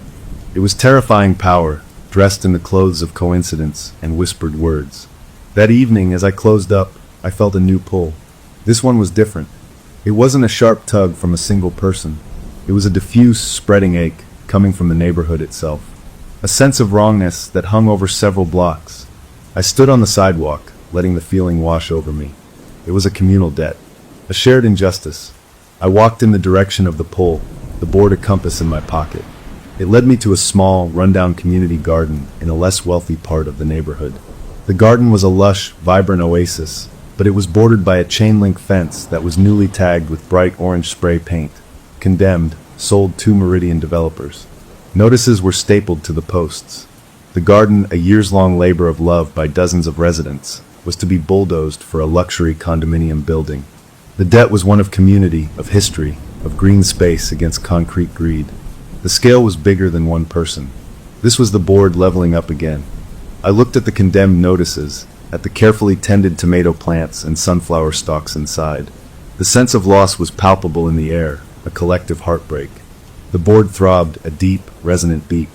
It was ready, and I understood with a certainty that settled in my bones that my next arbitration wouldn't be in a quiet cafe with two people. It would be in the open, against a faceless corporation, for the soul of a block. The keeper's fee for this one was still to be determined, but the job was clear. The tool had found its new keeper, and its appetite for balancing scales was growing. My days as just a barista were over. I was something else now, and the neighborhood's garden was just the beginning. The community garden pull was a constant hum in my bones, a background noise of wrongness that followed me everywhere. It wasn't attached to a person, but to a place and to the people who loved it. For days, I found myself walking past it, watching as the gardeners, an older woman with a wide-brimmed hat, a couple of teenagers, a man with kind eyes and soil-stained hands, tended their plots with a sad determination. They were grieving in advance. The orange condemned signs were like scars on the fence. I felt their collective debt, the loss of beauty, of community, of something they'd built with their own hands, taken by a piece of paper and a distant developer's signature. The board in my pocket was a live wire, buzzing with potential energy. This was its biggest challenge yet, and it was thrilled. I didn't know how to arbitrate for a piece of land. I spent evenings at the library, looking up property laws, zoning regulations, the public records for Meridian developers. It was a maze of legal jargon and corporate shields. The head of the local operation was a man named Carson, a figure who appeared in bland newspaper articles about urban revitalization. His photo showed a smiling man in his 50s with perfectly groomed hair and empty eyes. The board gave a contemptuous pulse when I looked at his picture. He was the creditor here, the one accruing profit on the other side of the community's loss. The ledger in my dreams updated: Client D, Greenwood Community Garden. Debt, displacement, loss of communal space. Creditor E, Meridian Developers, Carson. Seeking, profit, land value increase. Status, active. Keeper's fee, to be determined. The fee line worried me. What was the price for saving a garden? I had a terrible feeling it would be higher than before. The board was growing, and its appetites might be too.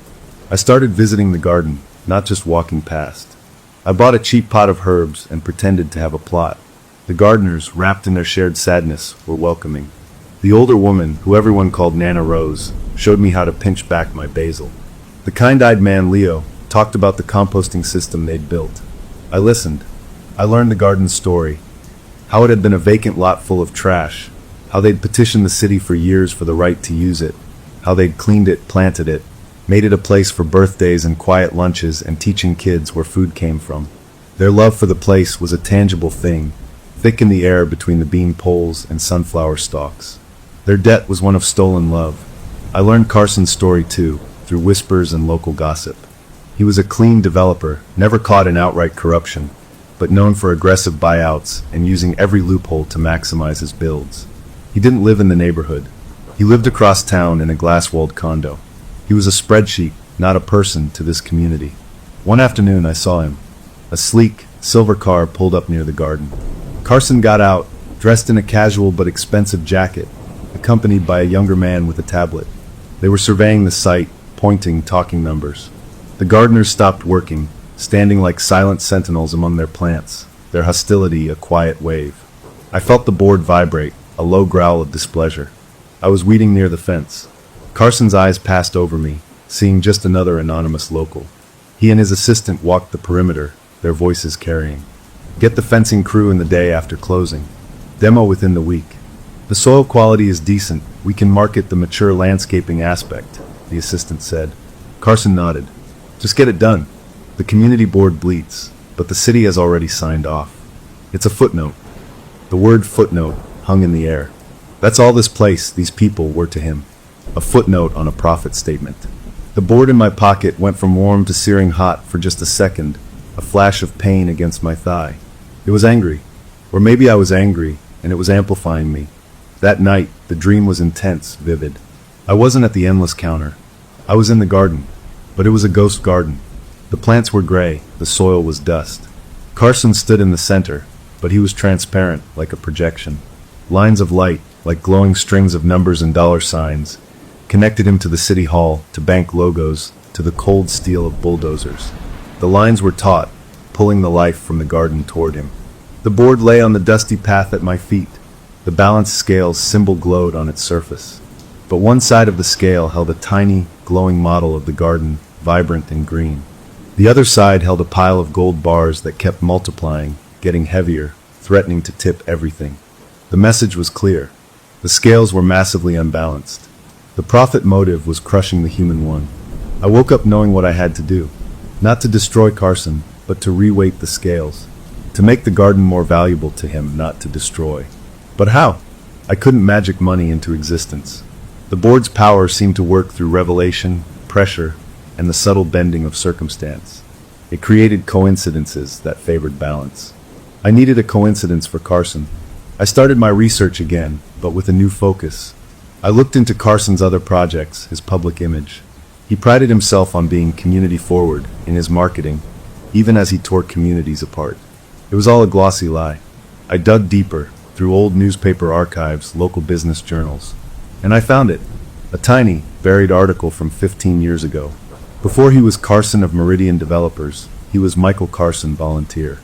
The article had a grainy photo of a much younger man, hair less perfect, smiling a real smile, planting a tree with a group of kids in a park in a struggling part of the city. The park was called Harbor View Green Space. The caption said he'd led the volunteer effort to clean it up. I stared at the photo. That was a real person, someone who might have once cared. The board hummed, a note of interest. This was the lever. Not his greed, but the ghost of his better self. The next part was the hardest. I had to get him to see the garden, really see it, and I had to connect it to that ghost. I couldn't just show him the article. He'd dismiss it as ancient history. I needed the board's theater. I waited for the right moment. It came on a Saturday, the day the garden held its weekly harvest share. It was bustling. Kids ran between plots, people shared vegetables, Nana Rose had made lemonade. The air was full of laughter and the smell of earth and basil. It was the garden at its most alive, its most undeniable. And, as if summoned by the board's design, Carson's silver car pulled up again. He was alone this time, maybe doing a final visual check before the bulldozers moved in. He stood outside the fence, watching the scene, his face unreadable. This was my chance. I walked out of the garden gate, holding a bunch of just-picked rainbow chard. I pretended to notice him for the first time. "Oh, hey," I said, walking over. "You're the developer, right?" He looked at me, a polite, distant mask falling over his features. "That's right." I held out the chard. "Here, from the garden. You should try it. It's sweet almost." He blinked, thrown by the offer. He didn't take it. "That's not necessary. Suit yourself," I said, leaning against the fence next to him. I nodded toward the kids playing tag around the compost bins. "Reminds me of an article I read once. About Harbor View green pace. You know it." His mask slipped. Just a fraction, a tiny crack. His eyes flicked to me, sharp and assessing. "What about it?"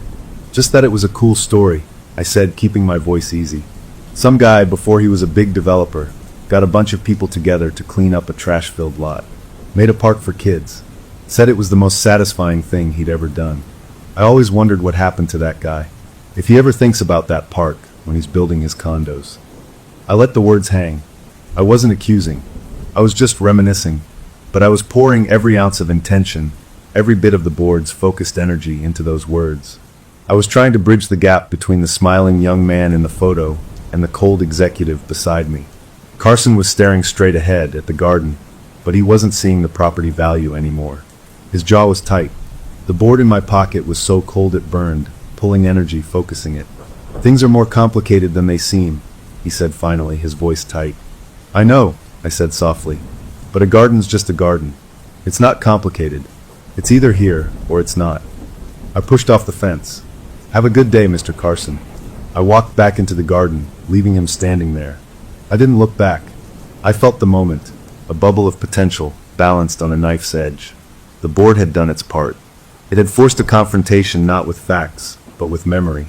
With a forgotten debt he owed to his own past. The next week was agony. The condemned notices remained. The gardeners worked with a quiet desperation. I checked the local property filings every day online, my stomach in knots.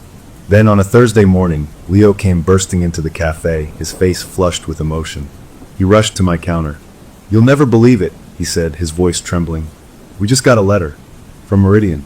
They're withdrawing the purchase offer. They're gifting the land to the city with a permanent covenant that it remain a community garden. They're even donating funds for a new tool shed and irrigation system."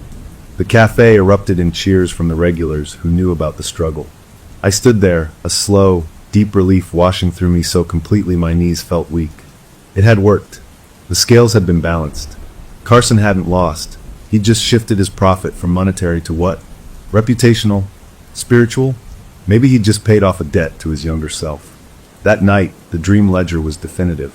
The garden entry was struck through. The fee line wrote itself. Keeper's fee. 1-1. Restored communal equilibrium. The keeper's connection to the world deepens. That last part scared me. What did that mean? The next month was peaceful. The garden was saved. The neighborhood had its heart back. I felt good, better than I had in a long time. The board was quiet, a smooth stone of dark wood. I started to believe maybe the big work was done. Maybe the keeper's role was now just occasional, a guardian of balance. I was wrong. The pull, when it came again, was unlike anything before. It wasn't sadness or anger or injustice. It was a void, a sucking, hollow emptiness, so profound it felt like the world had a hole in it. It was coming from my own cafe, from my boss. I saw them one morning, moving behind the counter, pouring coffee, smiling at customers. But the smile was a puppet smile. Their eyes were dead. The void was in them, a debt of the soul, not something owed to another person, but something missing from themselves. A life lived on autopilot, joy spent, passion gone, a debt to their own potential. The board in my pocket didn't pulse. It wept. It was a sensation of cold tears rolling down the wood and seeping into my clothes. This was the deepest debt yet. The ledger would call it an existential debt. And as I looked at my boss's empty eyes, I knew the keeper's fee for this one would be the highest yet. To restore a soul, what would you have to give? I had no idea. But the board was ready. And for the first time since this began, I was too. The garden had shown me the power wasn't just for stopping bad things.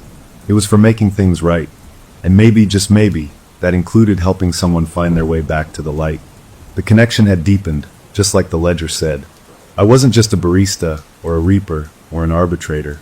I was becoming part of the fabric of things, a stitcher of tears in the world's worn-out cloth. The next customer walked up, and I smiled, ready to take their order, already feeling the faint, new threads of other lives, other quiet debts, beginning to pull at the edges of my awareness. The work was never over. But for now, the coffee was hot, the garden was growing, and I had a purpose. Story number 5. My name is Jane, and I am a ghost. That's what they call us court reporters anyway, human tape recorders, pieces of the furniture, that type. The State versus Armitage was the trial of the decade, a rich kid and a frozen lake, and my keyboard was the only thing in the room allowed to have an opinion. My ritual is everything. Black suit, hair pulled back, mind wiped clean like a whiteboard before I walk in. I am an instrument, a tool for the words in the air. This case, it was a sad one. A girl gone through the ice while her boyfriend watched from the shore. Helpless, he said. A terrible accident. My job was just to get the words down, the facts, without any feeling. Day 3 was the medical examiner, a dry man with glasses who spoke about body temperature and time of death. He described the water in the lungs, the way the muscles seize up in that kind of cold. Then he talked about the marks. Underneath the ice, he said, where her last moments were spent, there were scratches. Fingernail marks, frantic, like she was trying to claw her way back up through a solid ceiling. The courtroom got so quiet you could hear the air conditioner humming. Someone in the gallery sniffled. I kept my eyes on my screen, my fingers dancing their quiet dance, translating horror into neat lines of text. That's when I felt it, a prickle on my skin like a sudden draft. It started at the back of my neck and crawled down my spine. I had to look up. He was looking at me. The defendant. He wasn't watching the medical examiner describe how his girlfriend died. He was staring straight at me from across that crowded room. His eyes weren't sad or scared or angry. They were sharp, focused, like he'd been waiting for me to notice him. My fingers missed a beat. The soft click-clack of my machine hitched, just for a half second, but in the perfect quiet of the room, it sounded as loud as a gunshot to me. He saw it. I know he did. Because his lips, which had been a flat, serious line, twitched. Not a smile, not really, but something knowing. And then he moved his hand. It was resting on the defense table. His index finger, long and pale, slowly slid across the polished wood in a wide, deliberate arc. It wasn't a tap or a fidget. It was a gesture. A specific one. I knew it from somewhere deep in my memory, from my grandma's dusty basement. She had this old Ouija board, the kind with the plastic planchette that spelled out messages from the beyond. When you were done, you didn't just lift the thing off. You had to slide it in a big, sweeping arc to say goodbye, to close the door so nothing followed you out.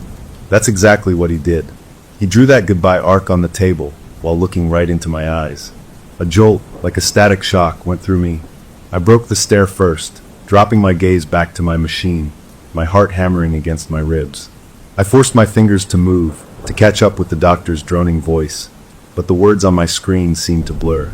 For the rest of the day, I felt exposed. I was a ghost who had been seen, a piece of furniture that had just blinked.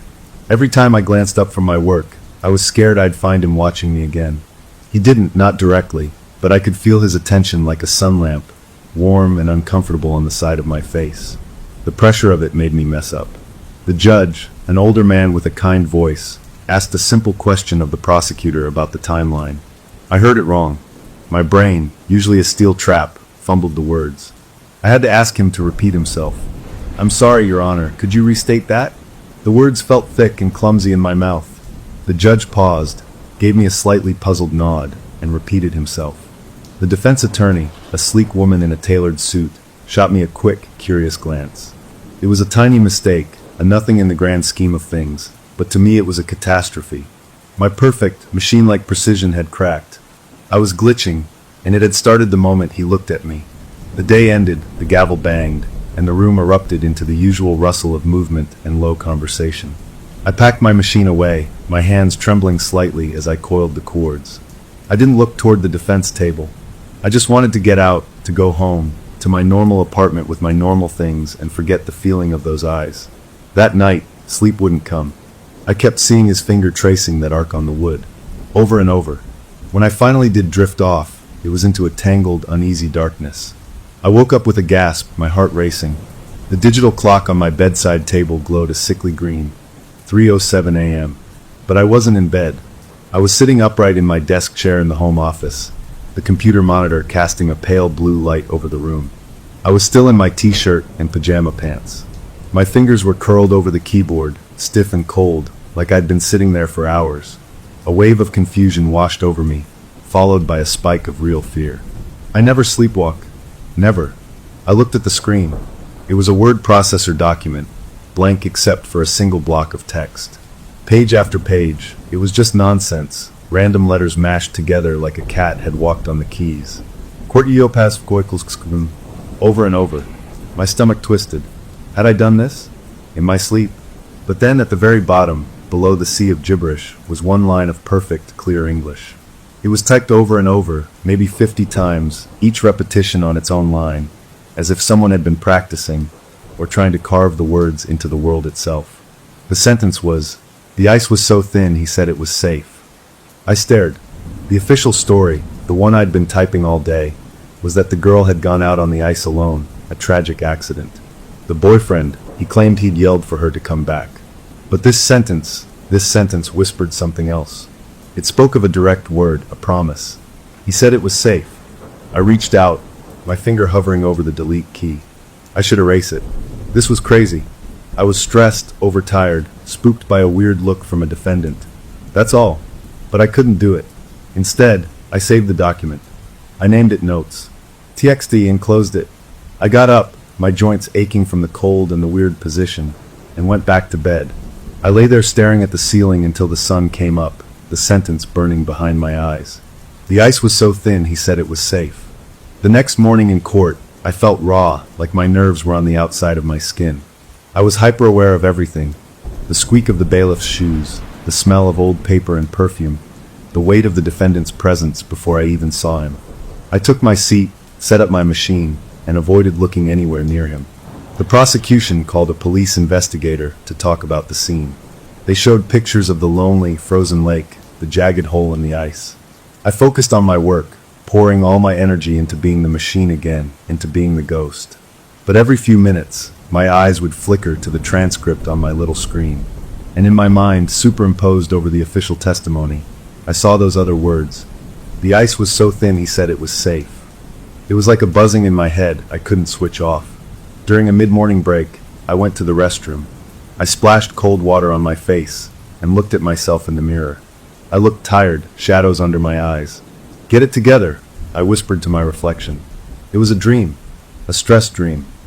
When I returned to the courtroom, people were milling about.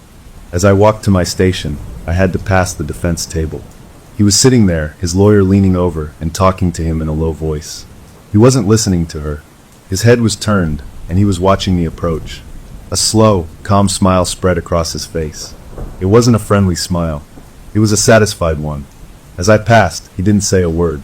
He just lifted his hand, barely off the table, and with that same index finger, he traced a tiny, quick arc in the air between us. The same goodbye arc. Then he winked. The breath froze in my lungs. I kept walking, my legs moving on autopilot, and sank into my chair. The judge came back in, the room settled, and the trial resumed. But for me, everything had changed. The hook was set. A line had been drawn from him to me, a line I didn't understand and couldn't break. I was part of his story now, and the first chapter of that story had been typed on my computer in the dead of night. The rest of the day passed in a strange haze. I did my job. The words went onto the record. But inside, a cold certainty was growing. That sentence wasn't a dream. It was a message. And the man who was sending it was sitting not 30 feet away, smiling politely at the jury, while secretly, quietly, saying goodbye to me over and over again, reminding me that a door had been opened, and he knew I was on the other side, listening. As I packed up at the end of the day, the normalcy of the routine felt like a lie. I was just a court reporter finishing another day at a big trial. But I was also the person who now carried a secret, a dangerous, impossible secret typed in the dark. I walked out of the courthouse into the afternoon sun, but the warmth didn't touch me. I felt the weight of that secret in my bag, not as a paper, but as a truth that had chosen me. The trial would go on for weeks. He would sit there, and I would sit here, and I had no idea what the next message might be, or when it would come, only that this strange, silent conversation had only just begun, and I was suddenly very afraid of what he might want to say next. The next week was a war inside my own head. I tried to tell myself it was all stress, A crazy coincidence, a one-time sleepwalking thing brought on by the creepy vibe of the trial. But I kept seeing his finger drawing that arc in the air. I kept seeing those words on my screen. The ice was so thin, he said it was safe. They had the sticky feeling of truth, a truth the courtroom wasn't hearing. I couldn't go to anyone. What would I say? The defendant is sending me psychic messages? They'd take me off the case and send me for a psych eval. My career would be over. So I decided to be scientific about it. If this was really happening, I needed proof, something concrete I could understand. I bought a voice-activated digital recorder, a little black thing about the size of a matchbox. My therapist, if I had one, would probably call it documenting a parasomnia. I knew it was something else. I was setting a trap. I was going to catch the thing that was typing in the dark. That night, I placed the recorder on my nightstand, pointed it at my bed, and pressed the big red button. Its little red light glowed like a watchful eye. It felt less like a medical experiment and more like a seance. I was formally admitting the thing in my sleep was real and had something to say. I didn't sleep much. Every rustle of the sheets, every creak of the apartment building, made my eyes snap open to check that red light, to make sure it was still on, still listening. When my alarm went off, I felt gritty and raw, but a weird excitement buzzed under my skin. I had data. I stopped the recording, popped the tiny memory card out, and slipped it into my laptop before I even made coffee. I couldn't listen at home. The walls felt too thin, the air too expectant. I took my laptop to a park at lunch, finding an empty bench far from the joggers and the moms with strollers. The sun was bright, the day was normal, but my hands were cold as I plugged in my headphones. I took a deep breath and hit play. The first hour was just the muffled sounds of the city at night, a distant siren, the hum of my fridge. Then, my own rhythmic breathing as I fell asleep. It was weird, hearing myself sleep. It sounded so vulnerable. I fast-forwarded, the audio speeding up into a high-pitched warble. Then I heard a shift, a rustle. My own breath hitched in the recording. My heart started to pound along with the recorded version of it. This was it. More rustling, the sound of blankets being pushed back. Then, clear as a bell in the quiet room, came the sound of my office chair rolling on its wheels. A soft thump, like someone sitting down, and then the clicking. Not the fast, fluent clicking of my court machine, but the slower, more deliberate tapping of my home computer keyboard. Tap, tap, tap, tap. It went on for maybe 2 minutes, a steady, purposeful rhythm. Then the chair rolled again, footsteps padded back across the carpet, the bed creaked, and the breathing returned to its slow, deep pattern. I sat there on that sunny park bench, frozen. The sounds of kids laughing on the playground seemed to come from another planet. It was real. I hadn't just typed in my sleep. I had gotten up, walked to my computer, typed something, and gone back to bed. And I had absolutely no memory of it. The professional part of my brain, the part that needed order, kicked in. I needed a transcript. I opened a new document and played the typing section again, slowing it down.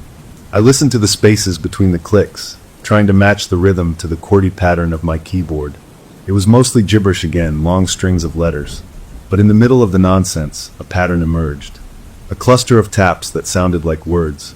I rewound, listened again. My breath caught. It wasn't just random typing. It was a one-sided conversation. A young woman's voice, my voice but not my voice, the tone higher, tighter with fear, spoke through the taps. I typed what I heard as I listened. "Simon, please, I'm scared. It's cracking. Simon, it's cracking under me." A pause in the tapping, as if listening for an answer. Then more frantic clicks. "You said it was okay. You said it was safe. Simon, help me." The tapping stopped abruptly. The recording just held the empty room sound for a long minute before the chair rolled and the footsteps retreated. I stared at the words on my screen. Simon, the defendant's first name. But no one in court called him that. He was Mr. Armitage, or the defendant. The victim, in the text they'd entered into evidence, called him Babe, or Hey You. Simon was formal, intimate in a different way. A cold that had nothing to do with the park shade settled into my bones. This wasn't a demon or a random ghost. This was her. She was specific, and she was using my hands, my keyboard, to correct the record. "It's cracking under me." That wasn't in the official report. The official report said she was in the middle of the lake when she fell through. This sounded like the ice gave way near the edge, and she was talking to him, pleading with him. I closed my laptop, my lunch forgotten. The rest of the afternoon in court was a special kind of torture. The prosecution entered their text message evidence. The lawyer read them aloud. They were flirty, normal. Can't wait to see you. What should I wear? The stars will be amazing out there. Hearing those cheerful, everyday messages while the desperate, terrified plea from my recorder echoed in my head made me feel dizzy, like I was standing between two different realities. One was bright and simple, a tragic accident. The other was dark and complicated, a betrayal on a frozen lake. I kept my head down, typing mechanically, but my mind was racing. I needed to know more. It was a stupid, risky thing to do, but I did it anyway. On my phone, under the defense table, I looked up Simon Armitage's full biography. Wikipedia, a society page article about his family. I scanned it, my pulse throbbing in my ears. And there it was, halfway down. Simon James Armitage. James. His middle name. The name she had cried out in the dark. Not Simon. Simon James. The formality of it, the use of his full middle name, hit me like a punch. It was the kind of name you use when you're serious, when you're trying to get the attention of someone who isn't listening, when you're scared and trying to sound strong. Simon James, help me. That's what she would have said. I was crossing a line. By researching him, by holding this secret knowledge, I was no longer an impartial tool of the court. I was a participant. I was picking sides, and I was on her side. That night, I set the recorder up again. This time, I put it right on my desk, next to the keyboard. The red light glowed in the dark office. I went to bed feeling like I was offering up my own hands for possession. The sleep, when it came, was deep and black, like falling into a hole. In the morning, I rushed to the recorder. I didn't wait for the park. I put on my headphones at my kitchen table, my coffee going cold. The early part was the same. City sounds, breathing. Then the rustle, the footsteps, the chair. The tapping started, slower this time, more sorrowful than scared. The voice, her voice through my fingers, was broken. So cold. Everything is so cold and dark. Why did you leave me here, Simon James? You watched. You just watched. A long pause, just the soft hum of the computer. Then a final, clear sentence. He didn't call for help. He lit a cigarette and watched me go under. I took the headphones off. The kitchen was too bright, too quiet. The sentence hung in the air, more real than the table, the fridge, the mug in my hand. The official story was he ran to the car, drove to get service, called 911 in a panic. Her story, the one being funneled through my sleeping body, said he stood there. He smoked. He watched. I had evidence now. Not evidence I could take to court, but evidence for myself. This was really happening. I was a vessel. A crime scene was replaying itself in my apartment, and the victim was using me to take her statement. The weight of it was immense. I had a duty to the court, but I felt a stronger, more terrifying duty to her, to the truth. But what could I do? Walk into the judge's chambers? Your Honor, the victim is dictating to me in my sleep. She says he watched her drown. They'd revoke my credentials so fast my head would spin. I was trapped. I had to go to court. I had to sit there and type the official sanitized version of events while the real, raw horror of it screamed inside me. A transcript only I could hear. I put the recorder back in its spot that night. The ritual was set. I was no longer just trying to understand. I was waiting for the next installment, dreading it, needing it. The secret was a living thing inside me now, growing in the dark, and with every click of those keys in the dead of night, it got a little louder, a little harder to contain. I went to work the next day feeling like a stranger in my own life, carrying a truth that was too big for me, and watching the man who had put that truth into the frozen ground smile politely at the jury, completely unaware, it seemed, of the nightly dispatches from the girl he left behind. Or was he? That was the question that wouldn't let me go. That tiny, knowing arc he drew with his finger. Did it mean he knew this was happening? Was he somehow causing it? Or was her truth just that powerful, that it had to find a way out, and I was the unlucky microphone it had chosen? I didn't know. All I knew was that the channel was open, the messages were clear, and I was the only one on the receiving end, listening to a story the world desperately needed to hear, with no idea how on earth to make it stop, or if I even should. The nightly transcript stopped being just pleas and started becoming a story, a terrible, vivid movie playing behind my eyes that my hands typed out. It was no longer just I'm scared, or it's cold. Now it was full scenes. I would wake up shivering, my teeth actually chattering, the memory of the dream still clinging to me like wet clothes. The words on my screen proved it wasn't just a memory. They described the crunch of their boots on the snow-covered path, the way the moon looked like a white chip of ice in the black sky, the sound of the wind whining through the bare trees. It described his laugh, a bright, encouraging sound. "Come on, just a little further." "It's solid, I checked." It described the feeling of her heart pounding, a rabbit-fast beat against her ribs, as she stepped onto the frozen lake, the ice groaning a low complaint beneath her feet. And then it described the hand, not reaching out to grab her, not slipping. It described the flat, firm pressure of a palm between her shoulder blades. A push, not a hard shove, but a steady, deliberate press forward, just as the ice under her gave a sound like 1,000 window panes cracking at once. The betrayal in the typed words was worse than the fear. It was a cold, sick feeling that settled in my own stomach as I read it the next morning. The voice on the recording was broken, whispering, "You promised. You said it was safe. Why did you push me, Simon James? Why?" The horror was no longer an abstract thing in a courtroom. It was in my home, in my body. I'd wake up gasping, my lungs burning as if I'd been the one underwater, the taste of lake water phantom on my tongue. My sheets would be twisted and damp, not with sweat, but with a cold, clammy dampness that made no sense. The chill from her story was leaking into my world. I started noticing it during the day, too. In my apartment, I'd walk from the warm living room into the kitchen and get a blast of air so cold it raised goosebumps on my arms. I'd check the window, but it was locked tight. The vents blew warm air. The cold spot would just be there, hanging in the space like a memory of winter. Once, in the courthouse bathroom, I saw my breath puff out in a little cloud in front of the mirror. I stood still watching it. The room wasn't cold. No one else's breath made clouds. Just mine. I splashed water on my face, but the feeling stayed, a permanent layer of frost just under my skin. In the courtroom, he was changing too. He was no longer just the quiet, composed rich kid. He was performing. When the prosecution showed a big photo of her, smiling and alive, he would drop his head, bring a hand to his brow, his shoulders slumping. The jury ate it up. I could see it in their faces, the sympathy. They saw a young man crushed by grief. But I saw the cracks. During dry, technical testimony about ice thickness or cell phone pings, when the jury was zoning out, his attention would wander. And too often it would wander to me. He'd catch my eye, and that faint, knowing smile would return. He wasn't sad then. He was amused. He was watching me watch him, and he enjoyed it. It was a game. I felt like I was typing two trials. One for the official record, full of maybes and possibilities and expert opinions. The other was the truth, typed in the dark, a step-by-step account of a murder. And with every not guilty plea I had to formally type for the record, I felt more like a liar, more like an accomplice to the cover-up. The pressure was a constant squeeze on my temples. I was sleeping less, eating less, jumping at every sound. I was a wire stretched too tight, and I knew I was going to snap. Then came the morning I found the window open. I always locked my bedroom window. I have a thing about it, a ritual before bed. Check the stove, lock the door, lock the window. Every night. But that Thursday morning, I woke up to a room so cold my nose was numb. The curtains were fluttering. The window was open a good 6 inches, a blank rectangle of gray morning sky showing through.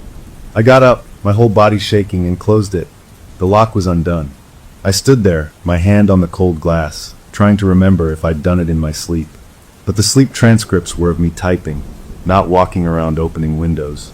A new, deeper fear opened up inside me. It wasn't just in my mind anymore. It wasn't just using my hands. It could touch things. It could change my environment. The entity, her whatever it was, could interact with the physical world. That afternoon in court, the defense called a surprise witness. He was an outdoor survival guide, a rugged-looking man with a calm voice. He testified about ice formation, how under certain conditions, a layer of snow could insulate thin ice, making it look solid. It would be deceptively weak, he said, his voice filling the respectful courtroom. Uniformly thin. It couldn't have held the weight of a person for more than a few seconds, if at all. Anyone stepping on it would have gone through immediately. It was a gift for the defense. It supported the accident theory. It made it seem like she had been doomed the moment she stepped out, that no one could have saved her. The jury listened intently. I typed, the words feeling like ash in my mouth because I knew what came next in my private transcript. The push. The deliberate push onto ice he knew wouldn't hold. As the expert finished his answer, I couldn't help it. I looked up at the defendant. He was turned in his chair, listening to his lawyer ask a follow-up question. But he must have felt my stare. His head turned, just an inch, and his eyes slid toward me. They locked onto mine. And then he did it. A slow, almost imperceptible nod. It wasn't a nod of greeting. It was a nod of confirmation. A nod that said, "See, I'm helping. I'm helping my own case." A bolt of pure, undiluted terror shot through me. It wasn't just an acknowledgement anymore. It was a collaboration. He knew. He knew about the channel, about the messages. He was aware of the truth I was harboring, and he was using his own legal defense to subtly reinforce it, to make the accident seem more plausible, all while secretly communicating with me, the one person who knew it was a lie. The gavel banged for a recess. I stayed in my seat as the room cleared, my fingers numb on my machine. I felt a presence and looked up. His lawyer was gathering papers, but he was standing, stretching. He didn't look at me. He just picked up his pencil and, seemingly idly, rolled it between his fingers before placing it back on the table. He placed it pointing directly at me. Then he walked away, following his lawyer out the side door. The message was received. The game was on, and the rules were his. I went home that night and didn't even bother with the recorder. I knew what it would capture. Instead, I poured a glass of wine, a big one, and drank it staring at my closed, locked bedroom window. The cold spot in my kitchen was there again. I could feel it from the living room. I was sharing my apartment with a ghost, and the ghost's killer was sending me winks and nods from a courtroom. I was trapped in the middle. I thought about going to the police. But with what? A bunch of audio files of me typing in my sleep. A feeling of cold air? A story about a defendant who nodded at me? They'd think I was obsessed, unstable, a scorned woman making up fantasies. I was in a box with no way out. The only thing left to do was listen, to let the story finish. So that night, I went to bed early. I left the recorder on. I left my bedroom window locked, but I put a piece of clear tape along the seam where it met the sill, a little telltale to see if it opened. I was gathering my own evidence for myself, to prove I wasn't going crazy. The sleep came like falling off a cliff. I dreamed of cracking ice and dark water and a hand on my back, and when I woke up, the room was warm. The tape on the window was intact. The recorder's red light was off, its memory full. Relief washed over me, so strong it felt like weakness. Maybe it was over. Maybe the window thing had been a fluke, a mistake I'd made myself. I grabbed the recorder with trembling hope. I didn't wait. I plugged it into my laptop, right there at the kitchen table, in the early morning gloom. I hit play on the last session. The usual sounds. My breathing. The city. Then the rustle. The footsteps. The chair. The tapping began, slow, methodical. Her voice was gone. This voice was flat, male, and so clear it sounded like someone was whispering directly into the microphone. It was his voice. Not mine imitating him, but his. The tone was smug, conversational. "The stenographer is cute," the tap spelled out. "She looks so serious. She looks cold all the time now. I could warm her up." I jerked back from the laptop, as if it had bitten me. The recording played on, just a few more seconds of typing, then the sounds of retreat. I sat there, my heart hammering against my ribs. The perspective had shifted. It wasn't her memory anymore. It was his current, waking thought. He wasn't channeling the past crime. He was using the link to observe me in the present, to comment on me. His consciousness, his attention, had broken through into my sanctuary. The boundary was gone. He wasn't just a subject in a story from beyond. He was a viewer, and I was the show. I played the last bit again, listening to that cold, evaluating tone. I could warm her up. It wasn't a romantic line. It was a threat. It was the promise of the hand on the back, of the push, of the freezing water. It was him telling me he knew where I lived, in every sense of the word. The relief I'd felt was gone, replaced by a dread so complete it felt like gravity had doubled. I wasn't just a witness to a past crime. I had become a potential target for a future one. The hook was no longer about uncovering the truth for her. It was about survival for me. The trial droned on, but the real trial was happening in the space between him and me, in the cold spots in my apartment and the words typed in the dark. He had graduated from sending me messages about his crime to sending me messages about myself. And I was listening because I had no choice, because the channel was wide open, and the man on the other end was no longer just a defendant. He was a predator who had found a new, interesting piece of prey, and he was just beginning to play. The voice in the night had changed for good. It wasn't her scared whisper anymore. It was his calm, observing tone, and it talked about me. "The stenographer is cute. She looks cold. I could warm her up." Those words looped in my head all the next day, a creepy soundtrack to everything I did. I felt naked, seen in a way that had nothing to do with eyes. He was in my apartment with me, not in body, but in thought, and his thoughts were sticky and wrong. I started double-checking everything. Locks, windows, the stove. I put a chair under my bedroom doorknob, which felt silly but necessary. I was a prisoner in my own home, guarding against an intruder who didn't need doors. Then I found the first hairpin. It was on my kitchen counter next to the microwave, a plain black bobby pin. I don't use bobby pins, my hair is too short. I picked it up. It was bent, twisted out of its normal U-shape into a crude, lopsided letter. I stood there, holding it. My first, desperate thought was that I'd done it myself in my sleep, some bizarre stress habit. It was the only explanation that didn't make my skin crawl right off my body. I threw it in the trash, poured my coffee, and tried to forget about it. But the next morning, there was another one. This one was in the shower drain, caught on the little metal grate. Also bent. Also shaped into that same rough. The water from my shower had pooled around it. This one I couldn't explain away. I hadn't sleepwalked into the shower. I stood there dripping, a towel wrapped around me, staring at that little twisted piece of metal. It was a message, a signature, the for Armitage. He wasn't just whispering in my ear through a dream. He was leaving me presence. He was in my home, manipulating physical things, and he was telling me he was doing it. It was proof. Tangible, cold metal proof. I didn't throw that one away. I put it in a zip-top baggie, like it was evidence from a crime scene. Maybe it was. My home was the crime scene now. In court, the mood was shifting. The prosecution was winding down. Their case was solid, a wall of circumstance and science, but it was all about accident. They were trying to prove he was negligent, maybe reckless, but not a murderer. They were playing checkers, and I knew, with a sick certainty, that he was playing something else entirely. I caught him watching me more often now. Not just glances, but long, studying looks, as if he was memorizing the lines of my face, the way I moved my hands. He would do it while his own lawyer was speaking, a faint, interested smile on his lips, like I was a fascinating puzzle he was slowly solving. I kept my head down, my eyes on my screen, but I could feel his gaze like a physical weight, a spotlight I couldn't escape. The day the prosecution rested felt like a reprieve. It was over. Their part was done. Now the defense would start, and maybe I thought the pressure would shift. Maybe his attention would turn to his own witnesses and leave me alone. The judge gave his instructions, the formal words echoing in the now tense room. We were dismissed. The usual rustle of people standing, gathering bags, and murmuring began. I was shutting down my machine, my fingers clumsy with relief. I looked up to see him rise from his chair.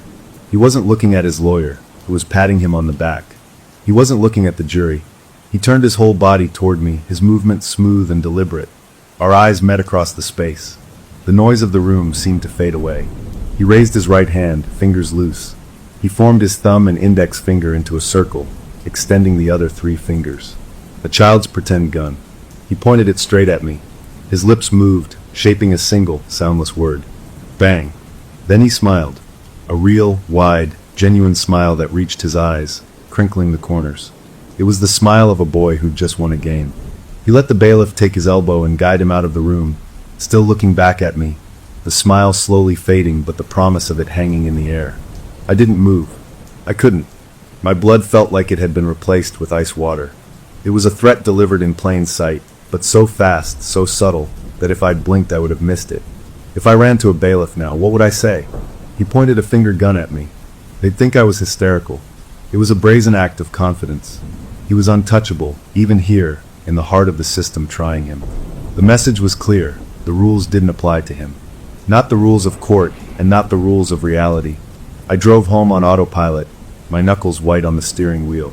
Every shadow at a stoplight seemed to hold his shape. That night, I didn't sleep. I sat in my living room with all the lights on, the baggie with the bent hairpin on the coffee table in front of me. I was waiting. For what? I didn't know. For the window to open by itself?